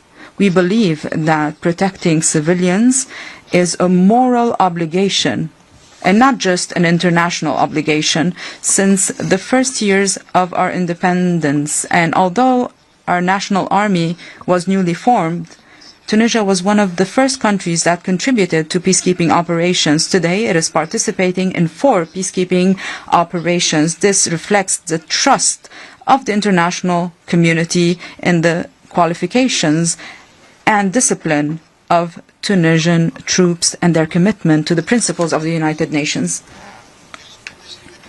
Based on our historic experience and our early engagement in these humanitarian operations, we believe that protecting civilians is not just a temporary response. It is a continuous action based on prevention and anticipation. Based on our experience, we have organized the International Conference on the Role of Armed Forces in Protecting Civilians in Peacekeeping Operations on the 10th and 11th of July 2025 in cooperation with the UN Peacekeeping Operations Department, which resulted in a number of initiatives and proposals to strengthen the protection of civilians and to achieve the desired outcomes from peacekeeping operations and to renew the trust of countries and peoples in these operations.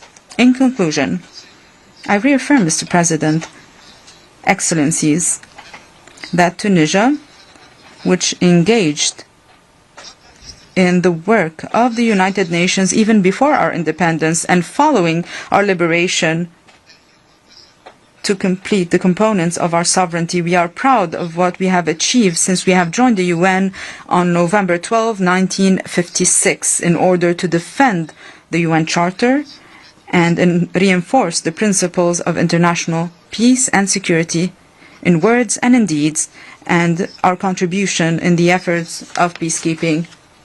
With the same determination, Tunisia will continue to actively engage in all genuine initiatives to achieve security and stability for all people of the region and the world.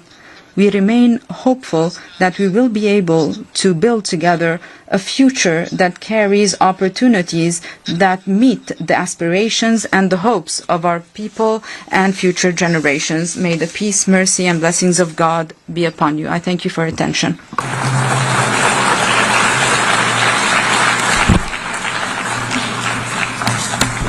I thank the Minister of Foreign Affairs, Migration and Tunisians Abroad of Tunisia.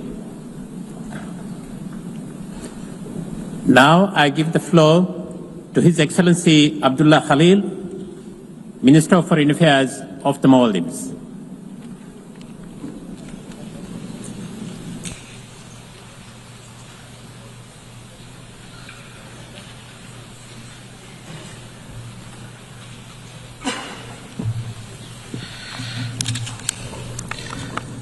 Bismillahirrahmanirrahim.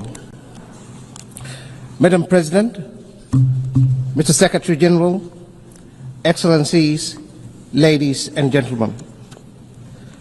On the 21st of this month, we mark the 60th anniversary of the Maldives joining the United Nations. Over the last 60 years, we have placed our confidence in this institution and in the multilateral system it represents. A promise that sovereignty matters, borders are respected, and every country, small or large, has an equal voice in shaping our shared future. That confidence was never naive. It rested on the conviction that laws restrain might and rules hold firm against coercion. But assurances endure only when the rules-based order is upheld. When it is breached without accountability, we lose more than order. We lose faith in the system itself. And when faith collapses, it is not peace that fills the void.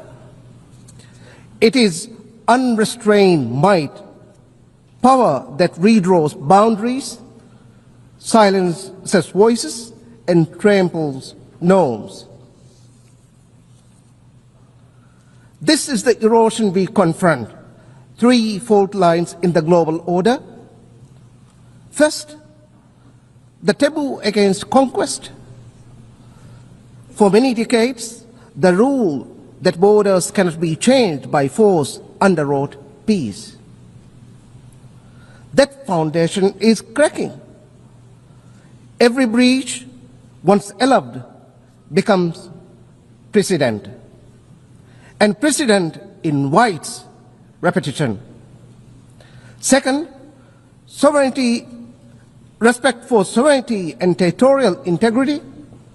These are not slogans, but the ground rules for peace, development, and dignity. But today, powerful aggressors treat them as optional. Third, multilateralism. The doctrine that shared challenges require shared solutions.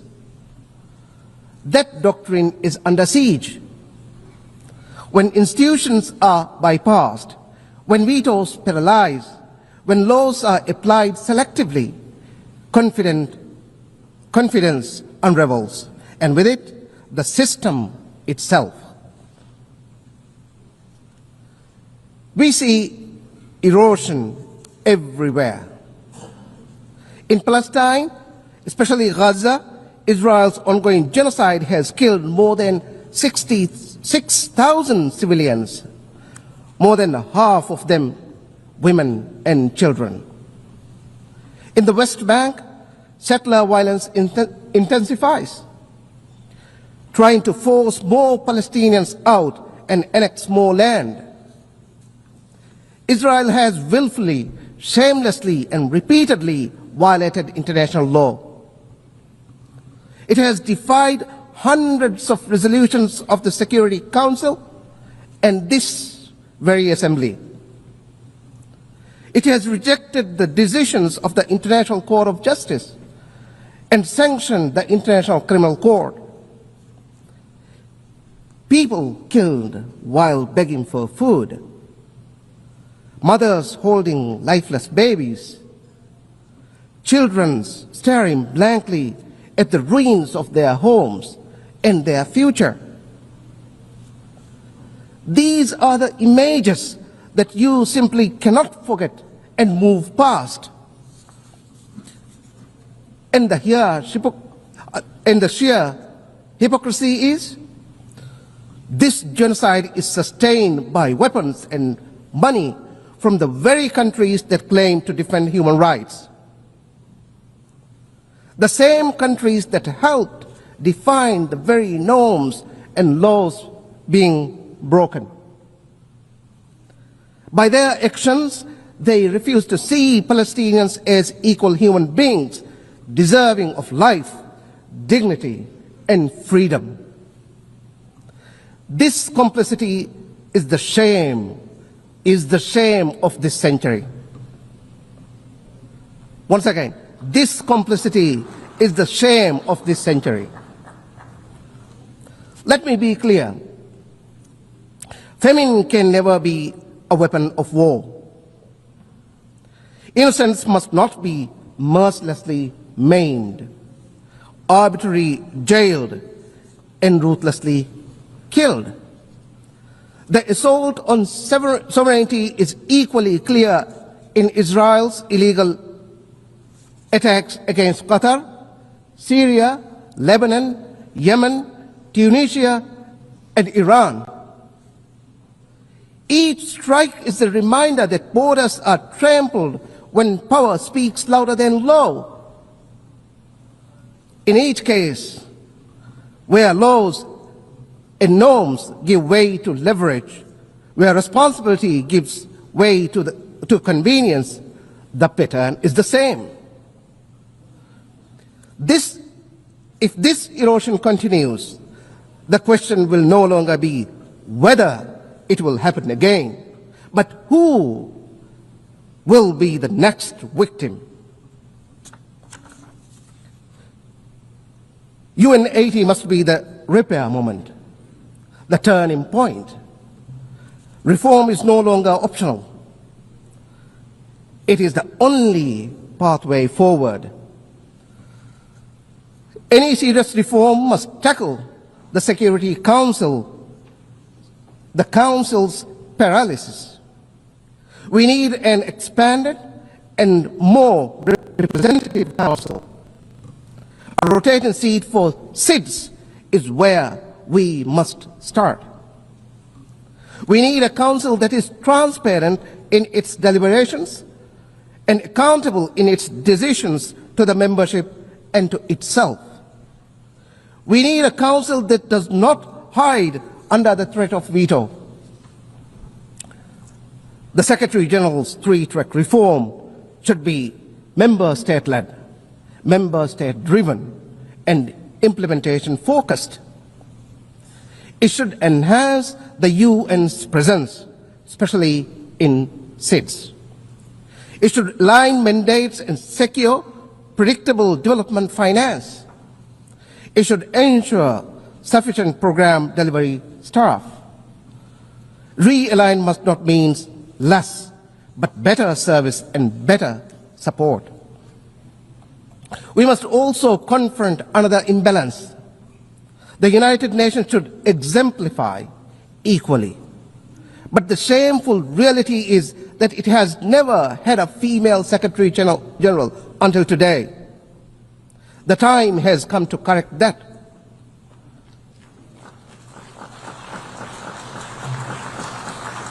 Reform is not only about structures, it is about credibility. And credibility lives or dies with trust in multilateralism.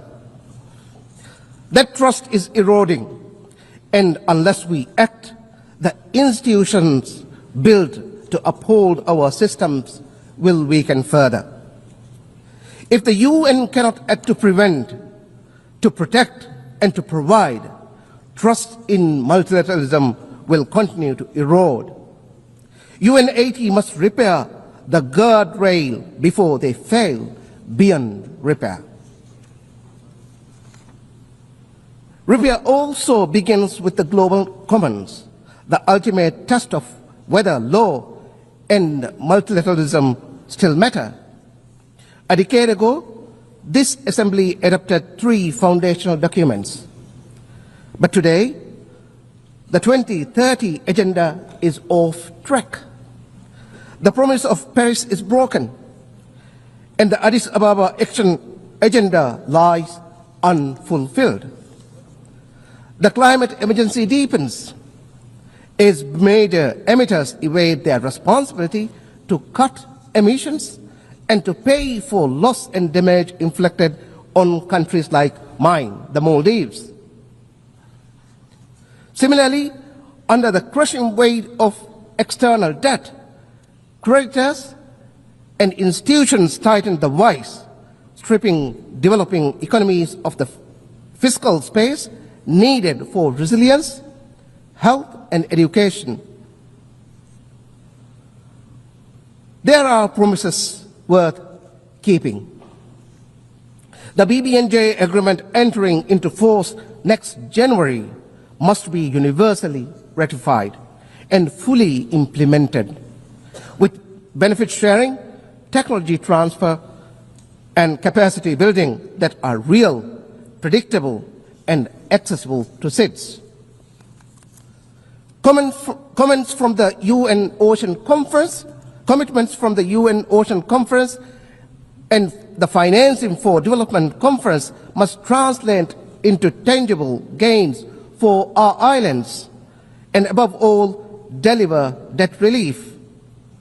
The global financial architecture must deliver deeper, faster, fairer structuring, scaling up concessional financing for SIDS, and ensure that climate finance is additional, predictable, and aligned with adaptation needs. We do not need to look far for solutions. The Antigua and Barbuda agenda provides the roadmap for SIDS to achieve resilient prosperity. But it requires building economic resilience, scaling up climate action and support, accelerating biodiversity protection, conserving and sustainably using the ocean, and mainstreaming disaster risk reduction. The upcoming World Social Summit in Doha must renew the social contract. A clean, healthy, and sustainable environment, decent work, universal social protection, and inclusion are not privileges, they are rights. Human rights must never be wielded as tools for political or diplomatic leverage. They must be a means to relieve suffering and support communities. The Maldives will continue to champion core human rights values, including climate justice, gender equality, and the voice of youth. We will continue to be a voice for small island developing states, too often excluded, unheard, and ignored. We advocate for reform abroad by taking responsibility at home. Maldives 2.0 is our blueprint for change. It is reshaping governance, digitalizing services, and building an inclusive, future-ready economy, so every child on every island has the same chance to thrive. Health is central. We have banned vaping devices, e-cigarettes, and tobacco for the next generation. We are bringing NCD treatment into communities, expanding mental health care, and preparing for the realities of an aging population. Young people are at the heart of our choices. We are broadening access to skills and vocational training, opening new pathways to work, and creating space for them to build the future they imagine. Sustainability anchors our development. Ocean accounts now guide how we protect biodiversity, while our third NDC commits us to generating 1/3 of our electricity from renewable sources. Innovation drives resilience. President Dr. Moise has positioned the Maldives as a hub for investment and ideas. The Maldives International Financial Center will be the cornerstone, supported by competitive tax and regulatory incentives under our special economic zone framework. Geography is an asset we are determined to use. By investing in maritime logistics and trade gateways, we are placing the Maldives at the crossroad of global exchange. And inclusion remains our promise. Content creators, entrepreneurs, and MSMEs, especially those led by women and persons with disabilities, will have the support they need to succeed. In doing so, we are not only building resilience at home, but also contributing to a fairer and stronger global community. The choice before us is stark. Either we rebuild the foundations of law and norms, or reconcile ourselves to a world where might makes right. Small states will be the first casualty of a lawless world. But we will not be the only ones who will suffer. No state, small or large, will be safe. In such a world, borders become bargaining chips. Human rights become selective, and the global commons become a free for all. We refuse to accept that fate. At UN 80, let us restore the taboo against conquest. Let us renew respect for sovereignty and territorial integrity. Let us revitalize multilateralism, not as a talk shop, but as a system that acts with courage, clarity, and conviction.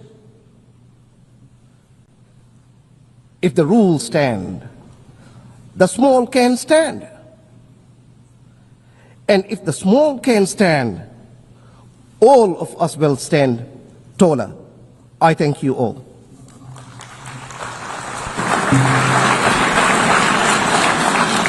I thank the Minister of Foreign Affairs of the Maldives. Now I give the floor to Minister of Foreign Affairs, Minister of State and Secretary General of Presidency of Guinea, His Excellency Amara Kamara.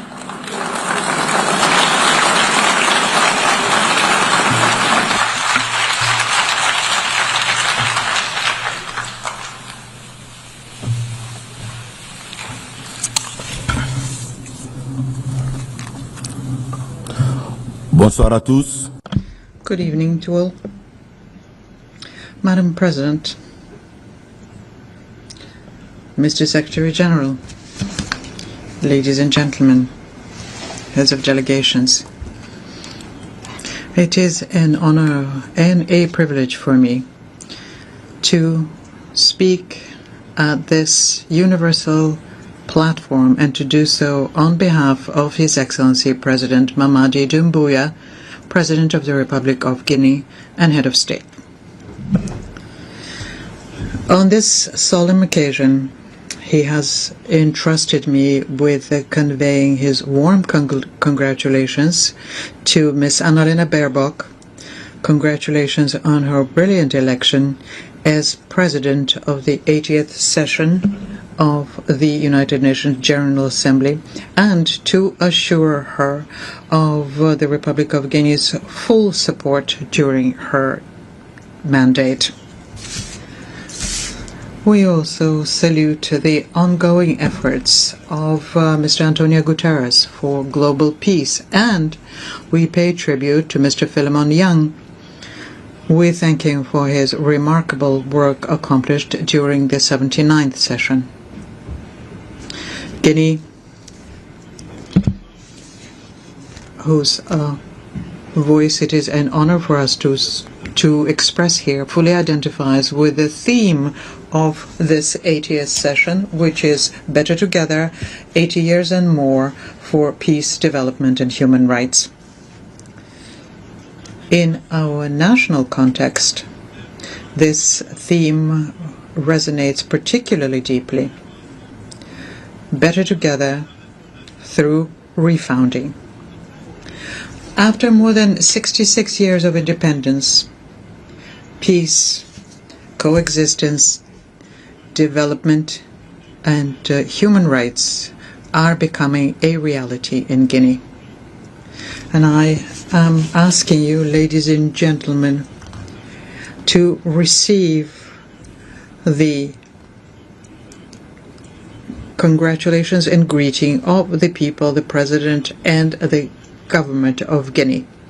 2 years ago, President Doumbouya stated, "My country continues to place hope in the United Nations to find appropriate solutions to the challenges facing our world.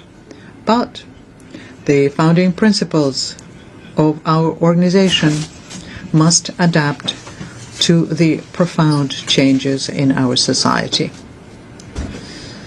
This hope, unfortunately, is increasingly giving way to concern.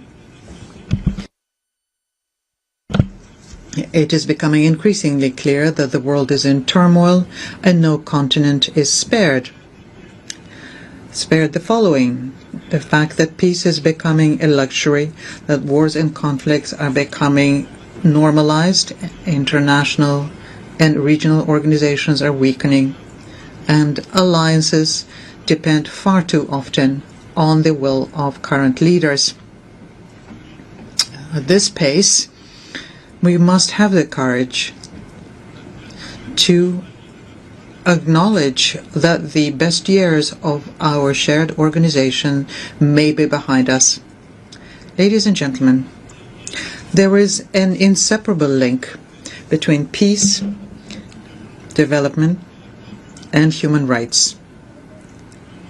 And we pay tribute to the men and women who fight for peace worldwide. But we must acknowledge that a mere denunciation of atrocities is far too often the ultimate level of international action.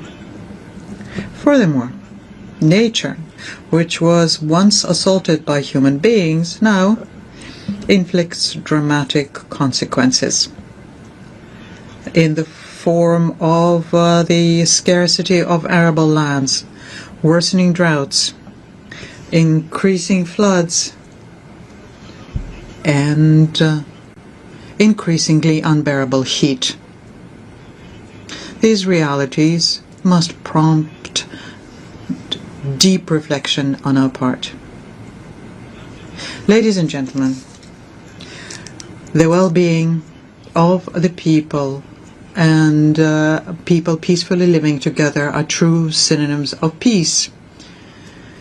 President Doumbouya made this a guiding principle of his leadership. And it is through his rigor and consistency here, Guinea has been able to reconcile with itself and is now boldly advancing towards development.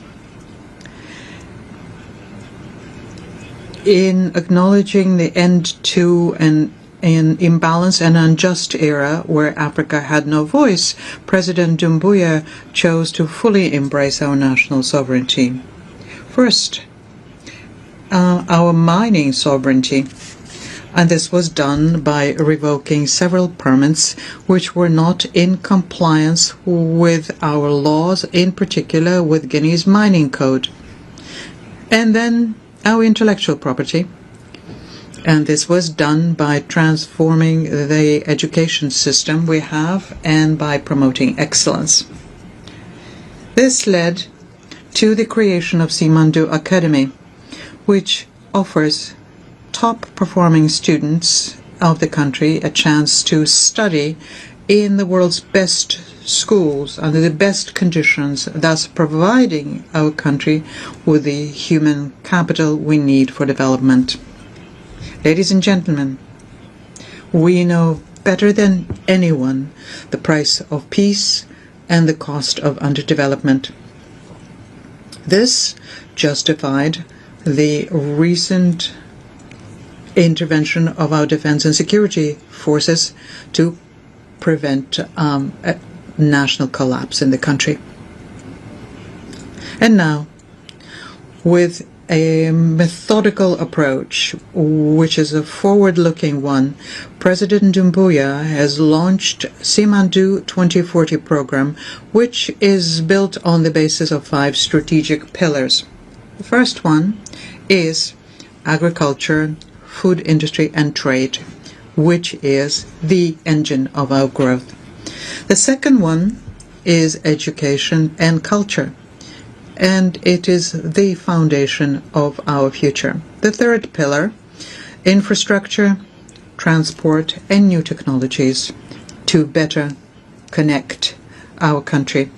The fourth one is economy, finance and insurance to ensure our financial sovereignty. And finally, the health and well-being pillar, which is a national priority.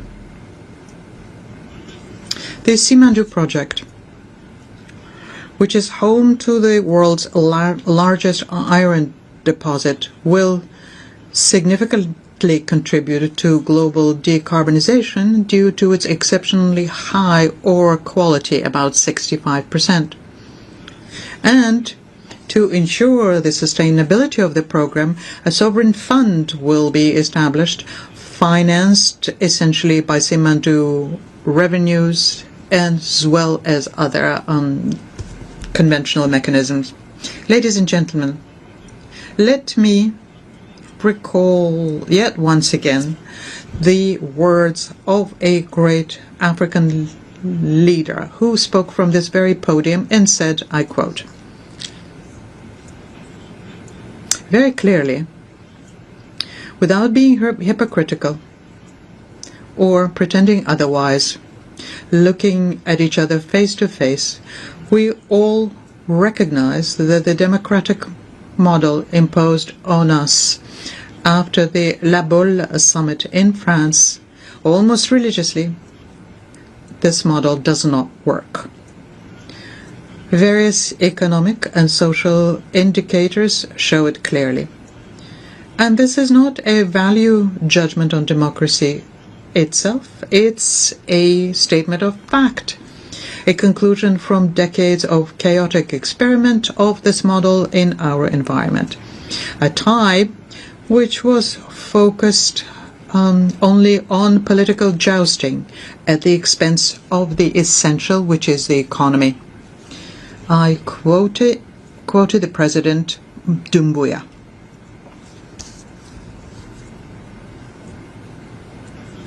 And in this regard, I am pleased to announce that the Republic of Guinea has achieved a historic milestone. It achieved its first sovereign credit rating, which was classified as B+ with stable outlook by Standard & Poor. Thanks to the vision and leadership of the President of the Republic, General Doumbouya, Guinea has reached today a major milestone with this international recognition.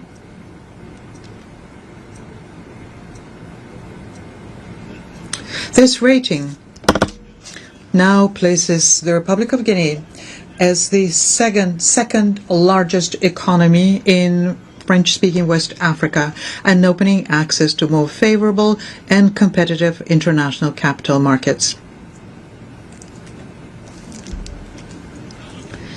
For Guinea, respect for human rights means recognizing the inherent dignity of every person and applying the principles and standards that protect these rights as defined by the Universal Declaration of Human Rights.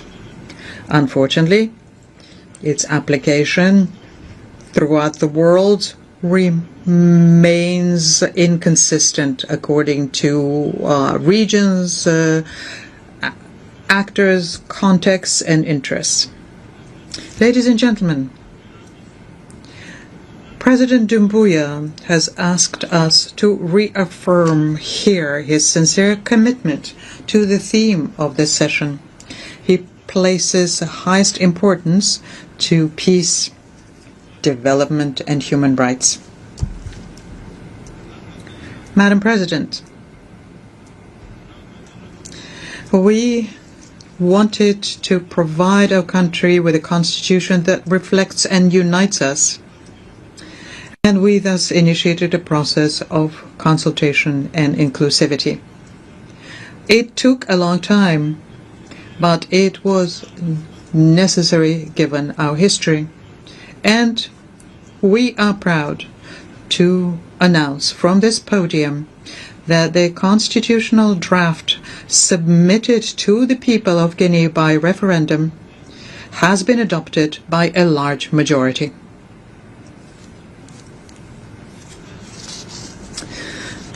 This is an opportunity for me to, on behalf of the head of state, to applaud the maturity of the people of Guinea and also applaud our commitment to the future of our country. As of yesterday, 26 September 2025, following its promulgation by the head of state, Guinea now has a constitution marking its long-awaited return to the constitutional order, much awaited by our people and the international community. I thank you for your kind attention.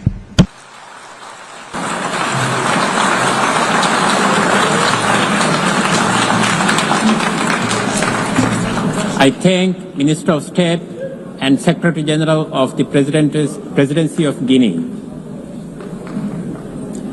Now I give the floor to Her Excellency Maria Teresa Lazaro, Secretary for Foreign Affairs of the Philippines.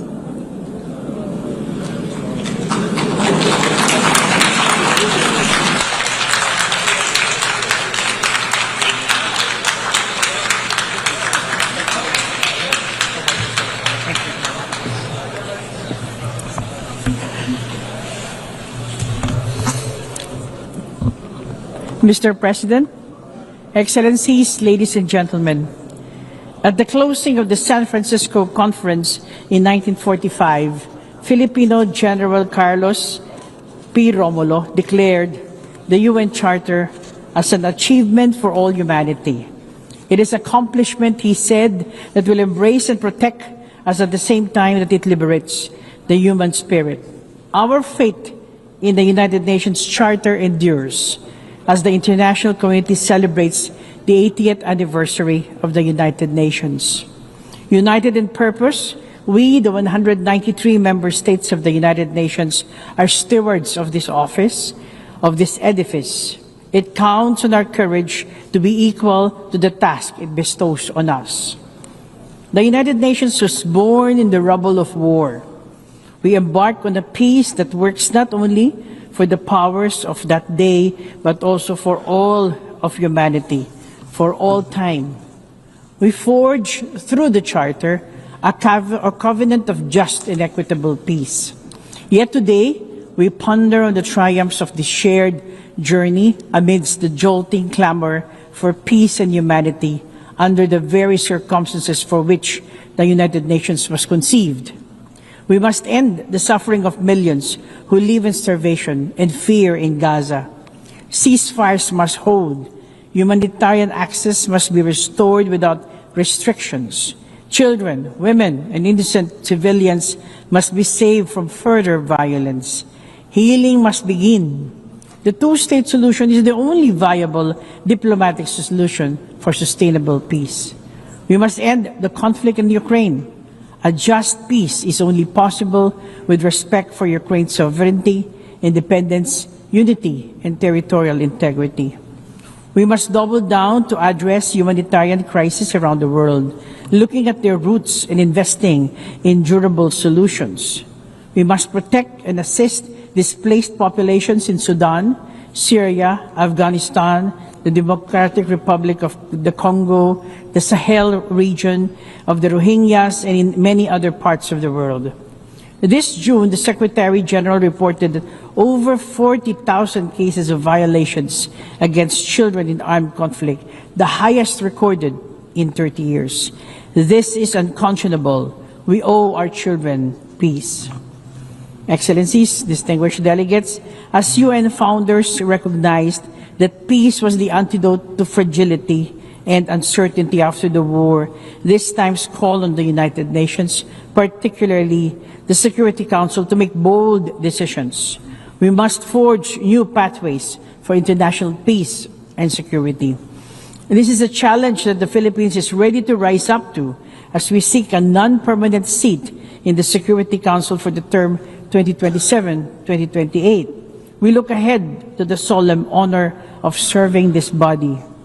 The Philippines is committed to contribute to the Security Council in a manner that takes into account the views and concerns of the general UN membership and other principal organs of the United Nations.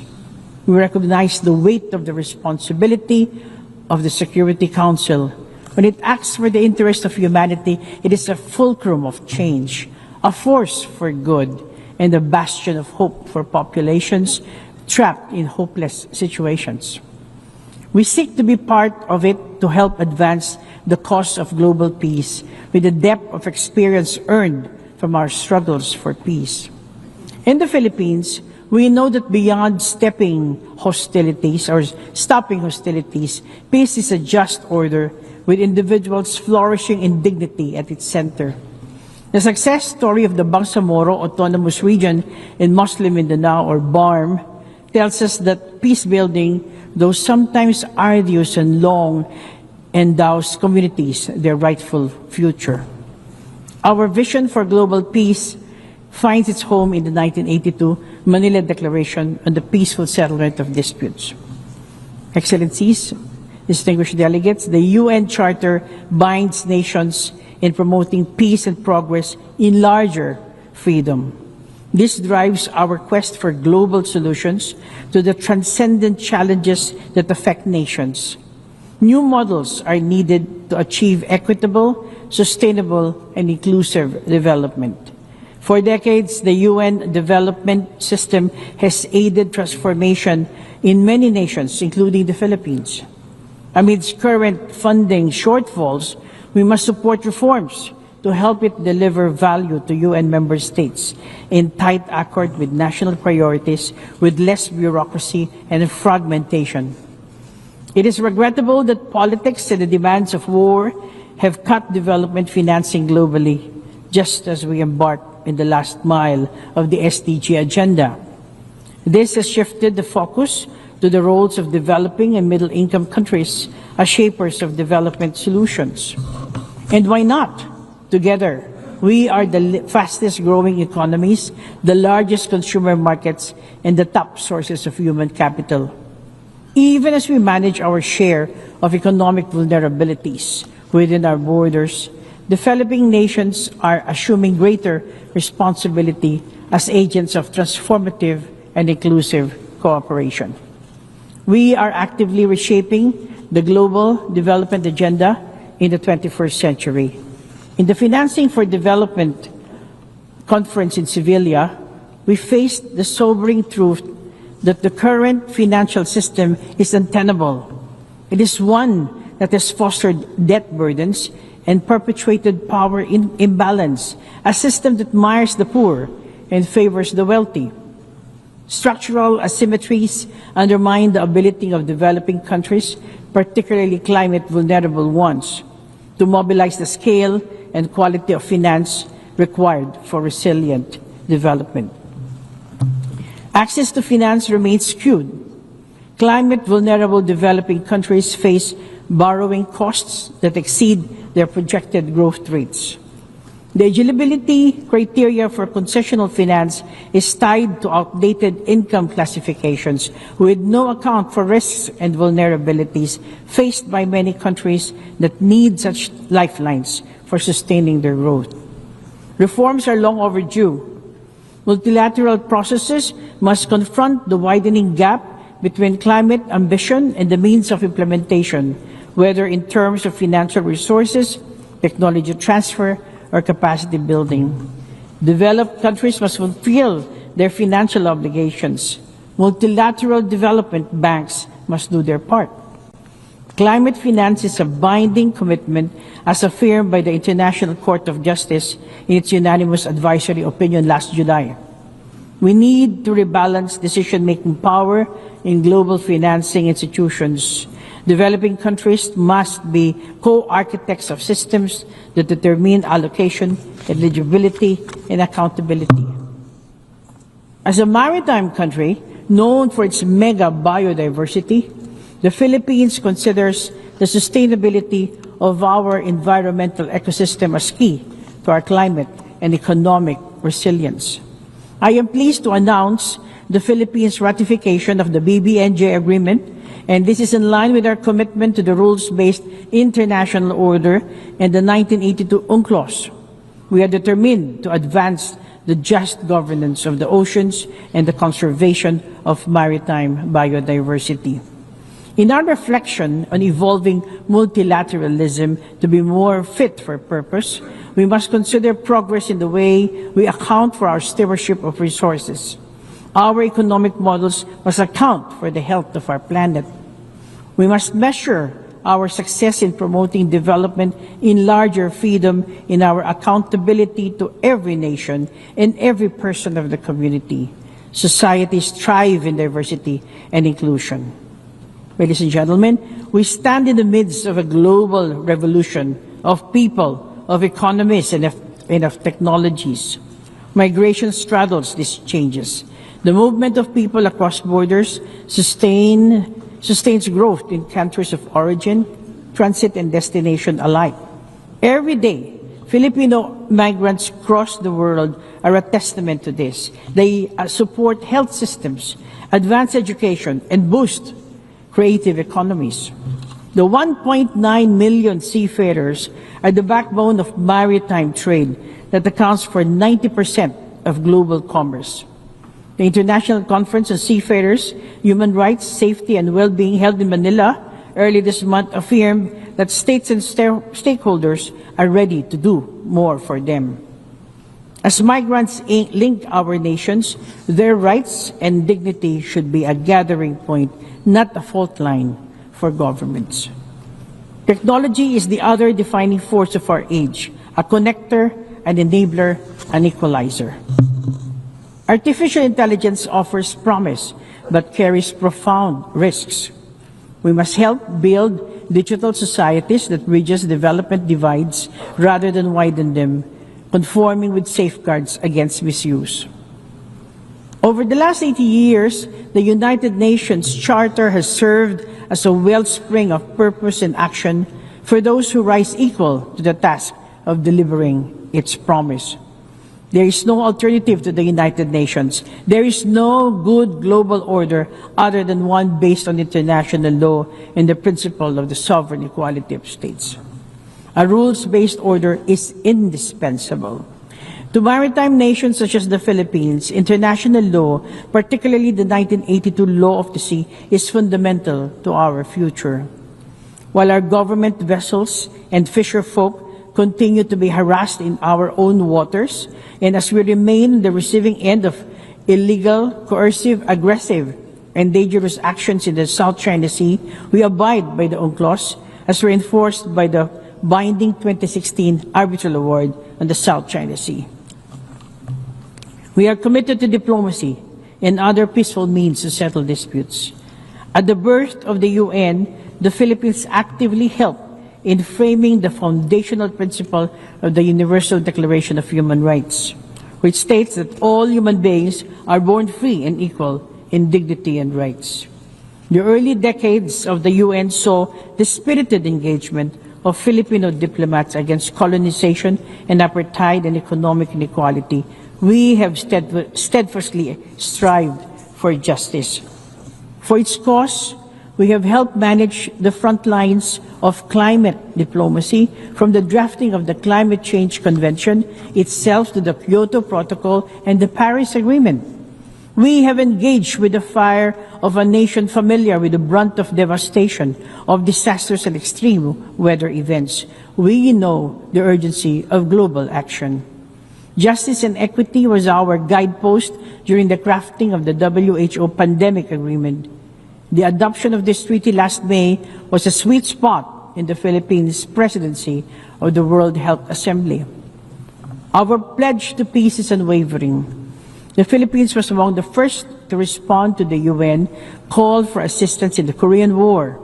A decade later, Philippine troops flew halfway across the globe to aid in peacekeeping operations in the Congo.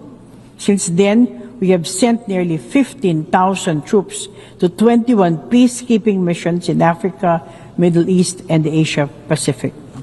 This experience has taught us that peacekeeping is about empowering communities. It must carve exit strategies with focused, non-politicized mandates from the Security Council. New models must be tailored to context and needs on the ground. Then as now, we embrace our role as a bridge builder. As General Carlos P. Romulo put it in 1946, a bridge between two worlds, among the first of many that must be erected to make them one. Then as now, we offer steady hands in New York, Geneva, Vienna, Bangkok, Nairobi, Rome, and the cradles of joint action as a partner, pathfinder, and peacemaker. Excellencies, distinguished delegates, our world is far different from the world inhabited by the founders of the UN. Our new realities test the durability of the Charter at its 80th year. The measure of credibility for the UN is whether it can hold its sovereign promise in today's world, where nations shape the future on equal terms. As I conclude, I recall again General Romulo's words at the first UN General Assembly in 1946 that the Filipino stake in the United Nations is one of an identical destiny, of shared anxiety, of hope and endeavor. The journey of the entire family of the United Nations has been one of hope and endeavor. In the strength of our diversity, the UN is the common vessel steering humanity through the onslaught of challenge and change. We count on each other for the courage to hope and courage to act. Let us persevere in purpose, in action, as the United Nations, so we can claim before those who came before us and those coming after that we have risen to the challenges of our time and have far exceeded our calling. Thank you and mabuhay.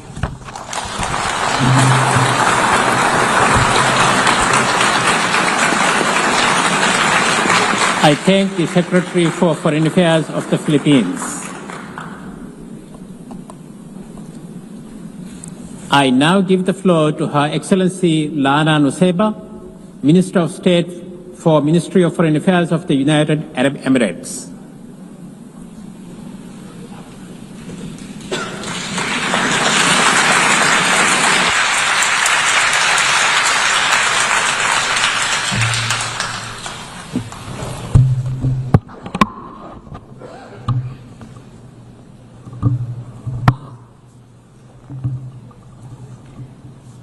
السيد الرئيس. Mr. President, when the world stood amidst the ruins of war 80 years ago, it faced a watershed moment, one that required a transition to a new order, with the previous international systems having failed to maintain international peace and security. The world was faced with a choice. It chose peace and embraced a new era of international cooperation and solidarity, embodied by the establishment of this organization. Today, we once again face a pivotal moment. Today, the world is marked by turmoil, conflict, and humanitarian crises. Threats to state sovereignty, proliferation risks, and extremist ideologies persist, undermining the foundations of stability and development. Amidst these challenges, my country has chosen the path of prudence and de-escalation, leveraging its capabilities to build bridges, prevent conflicts, and place the interests of humanity above all. We have sought to strengthen the mechanisms for international cooperation and multilateralism, as well as the norms and principles of the UN Charter and international law. In doing so, the UAE promotes the principles of good neighborliness and respect for sovereignty of states to create opportunities and advance progress in every field. My country has also championed genuine humanitarian diplomacy aimed at preserving the dignity of individuals in the most difficult circumstances. We have sought to bridge divides, facilitating the exchange of thousands of prisoners between Russia and Ukraine, hosting peace talks between Azerbaijan and Armenia, and undertaking efforts to de-escalate tensions in South Asia and beyond. In the face of these global challenges, the United Arab Emirates remains committed to diplomacy, peaceful solutions, and dialogue. Our aim is not simply to manage conflicts, but to resolve them sustainably. The urgent need for this approach is clear around the world, whether in the Gaza Strip, Ukraine, Sudan, Yemen, Libya, or the Sahel. Many of the crises around us have been exacerbated by extremist ideologies, hate speech, and incitement. That is why we are leading efforts to advance the tolerance, peace, and security agenda, to uphold the values enshrined in the UN Charter, and to break cycles of conflict. There is no doubt that what we are witnessing today in the Palestinian-Israeli conflicts is not only a result of, but serves extremists and warmongers' efforts who seek to undermine the path to a peaceful resolution. Nothing can justify targeting tens of thousands of civilians, or besieging them, or starving them and forcibly displacing them, nor can anything excuse the pursuit of unacceptable expansionist ambitions, including the threat of annexing the West Bank. Similarly, there is no justification for the taking of hostages or the targeting of civilians in conflict. We emphasize the need to protect the hostages as per international humanitarian law. This situation also cannot serve as an excuse to attack countries in the region. Israel's treacherous and reprehensible attack against the state of Qatar constituted a flagrant violation of its territorial integrity and of the security of the Arabian Gulf region, as well as a breach of the most fundamental principles of international law. Aggression will not bring stability to the region. My country has always believed in the centrality of the two-state solution and the realization of an independent, sovereign Palestinian state with East Jerusalem as its capital, living side by side with the State of Israel.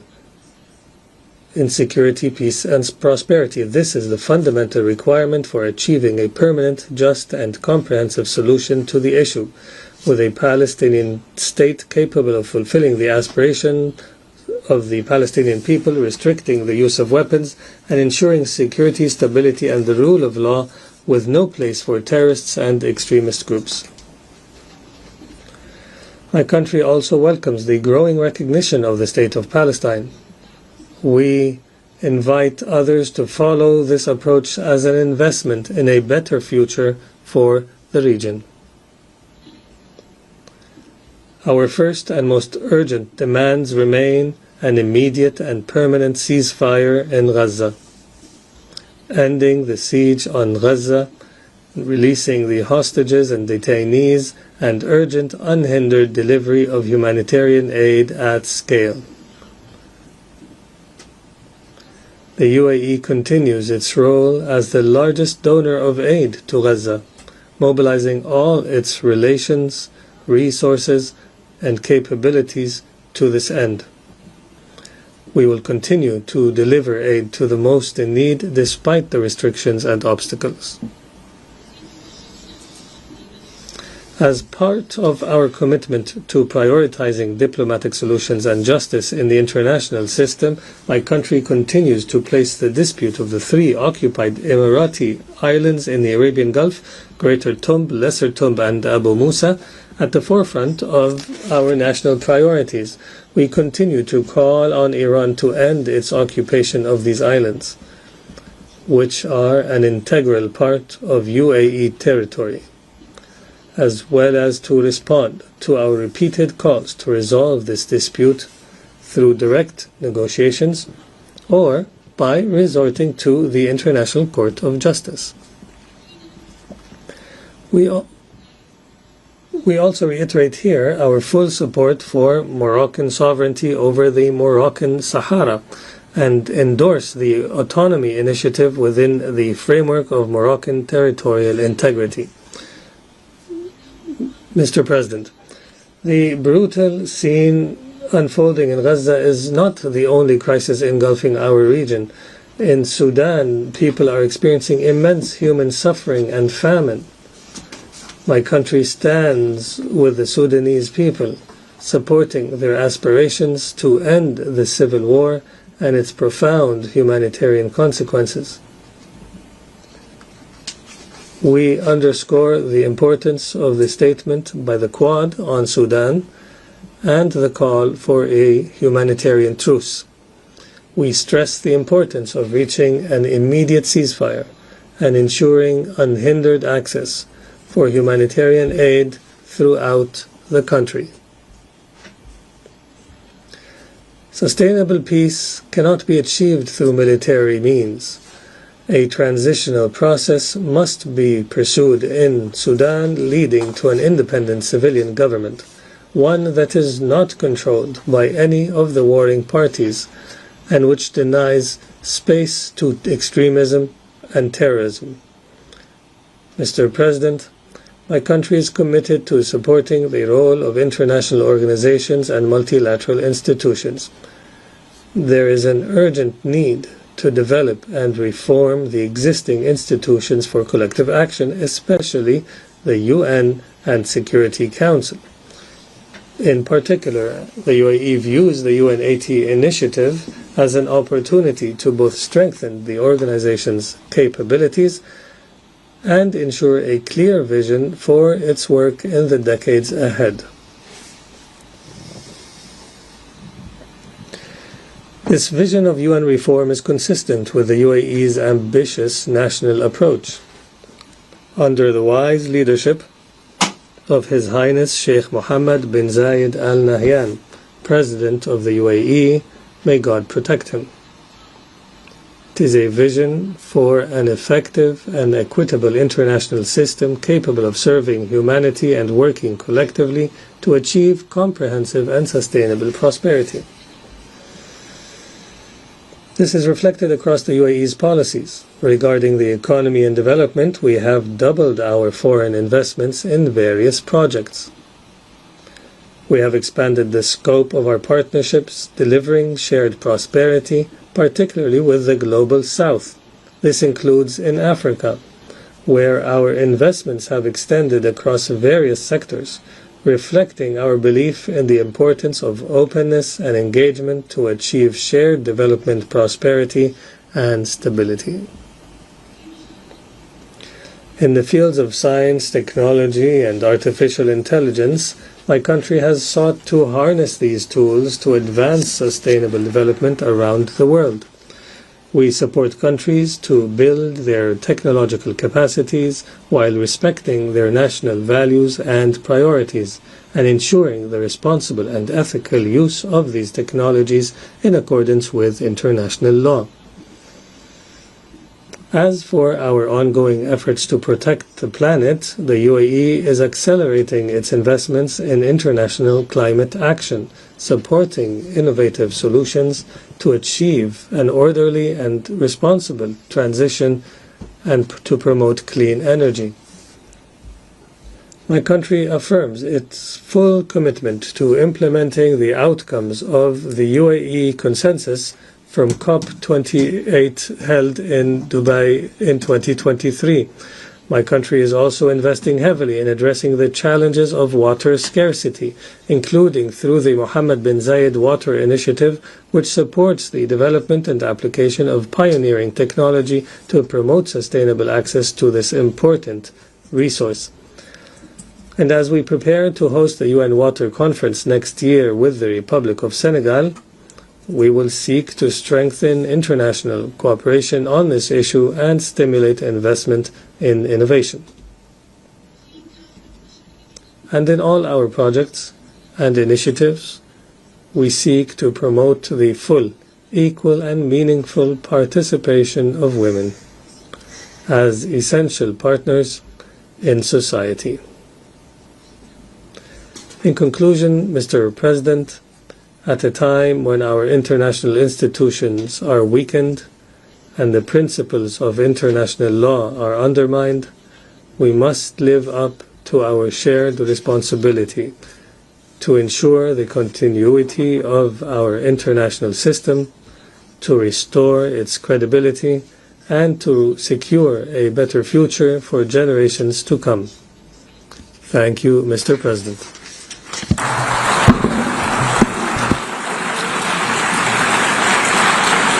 I thank the Minister of State for Ministry of Foreign Affairs of the United Arab Emirates. We have heard the last speaker in the general debate for this meeting. We will continue the general debate on Monday, 29 September at 9 a.m. in this hall. The exercise of right of reply has been requested. May I remind members that statements in the exercise of right of reply are limited to 10 minutes for the first intervention and 5 minutes for the second intervention, and should be made by delegations from their seat. I call on the representative of Ethiopia. Mr. President, we ask for the floor in the exercise of the right of reply to the statement made by the Egyptian delegate against my country, Ethiopia. The unfounded claims we heard here today are also communicated to the Security Council. Ethiopia has provided a considered response based on truth and lessons from our knowledge of Egypt's baseless claims. Our position remains principled and clear. The Nile River ties Ethiopia, Egypt, and the 9 other countries of the Nile Basin with a natural bond. Ethiopia has taken all steps to preserve this bond. The contrast between Ethiopia's long-standing policy of cooperation and Egypt's continued hostility is starkly clear. Ethiopia abides by the international law principle of equitable and reasonable utilization in its use of the Nile River. Egypt, on the other hand, is invested in imposing what it calls its historic right. Ethiopia advances basin-wide cooperation along with its sisterly co-riparian countries. Egypt pushes for colonial-era bilateral commission that grants it unfettered authority over 10 African countries.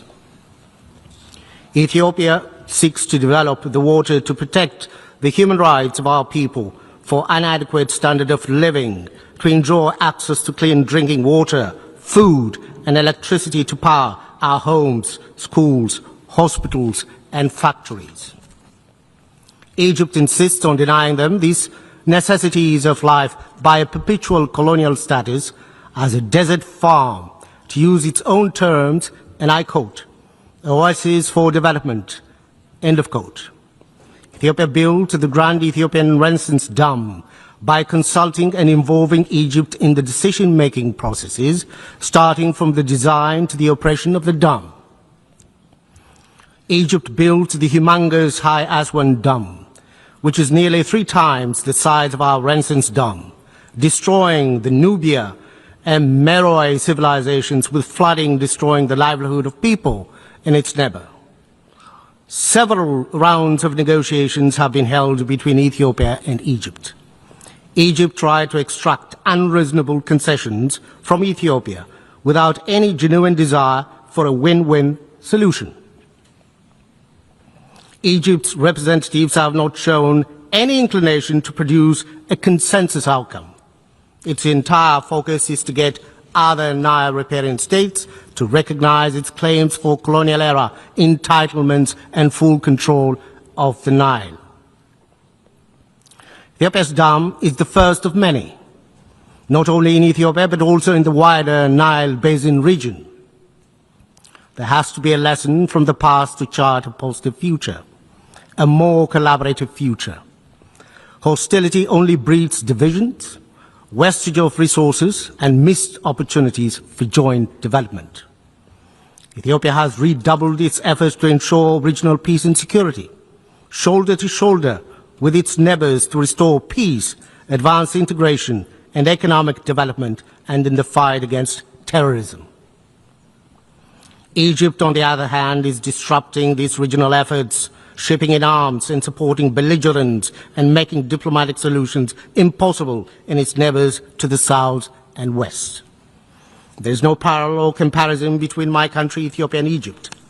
Our determination to forge cooperation emanates from the just nature of our cause and action. It's influenced by the timeless bond and shared future we enjoy with our neighbors. When we exchange this word in this August Assembly, it is only because we are compelled to do so. Egypt's attempt to internationalize one hydroelectric dam, one African river, is only another case of exploiting this platform for narrow political purposes and a cover-up for national and regional preoccupations. This is one among several factors that contributed to the challenges the United Nations is facing in developing on its mandates. We thus encourage Egypt to play a constructive role in building a future of shared prosperity. I thank you, Mr. President. I call on the representative of Pakistan.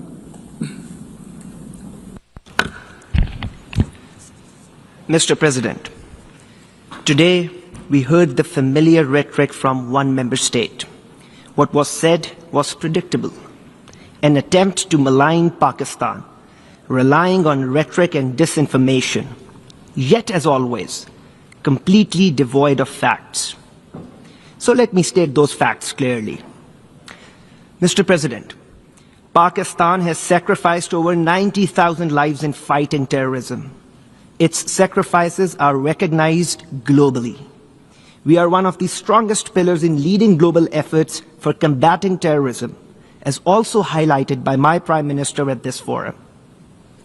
The malicious accusations about terrorism by this one country, unfortunately by our neighbor, are a deliberate attempt to repeat lies, and to keep doing that until they are accepted as the truth. But as we know, that is far from ground realities. This country is not just a serial perpetrator of terrorism, it is a regional bully. a net destabilizer for the entire region, holding South Asia hostage to its hegemonic designs and radical ideology that regrettably inspires hate, divisions, and xenophobia. So let me put that in perspective. First, this country is in the league of those who illegally occupy territories, oppress populations, and violate fundamental human rights, as in the case of Indian illegally occupied Jammu and Kashmir. State terrorism in the form of extrajudicial killings, arbitrary arrests, detentions, stage encounters, and collective punishment under the cover of counter-terrorism. Second, it is this country which runs a sinister cross-border terrorist web and clandestine networks through its proxies, both inside Pakistan and beyond. This country also holds the distinction of having its serving naval officer working for its intelligence agency, Commander Kulbhushan Jadhav, caught red-handed by Pakistan, involved in heinous acts of terrorism and sabotage. Third, we heard the bizarre and untenable claims surrounding the Pahalgam incident. It has become a routine script now. Whenever an incident occurs, Pakistan is reflexively blamed, without evidence, without logic, and without any investigation. Pakistan, as a responsible state, joined other members of the Security Council in condemning the Pahalgam incident. Moreover, Pakistan offered an independent and credible investigation, an offer that was flatly rejected. No surprise that till this day, no evidence related to that incident has been shared by this country.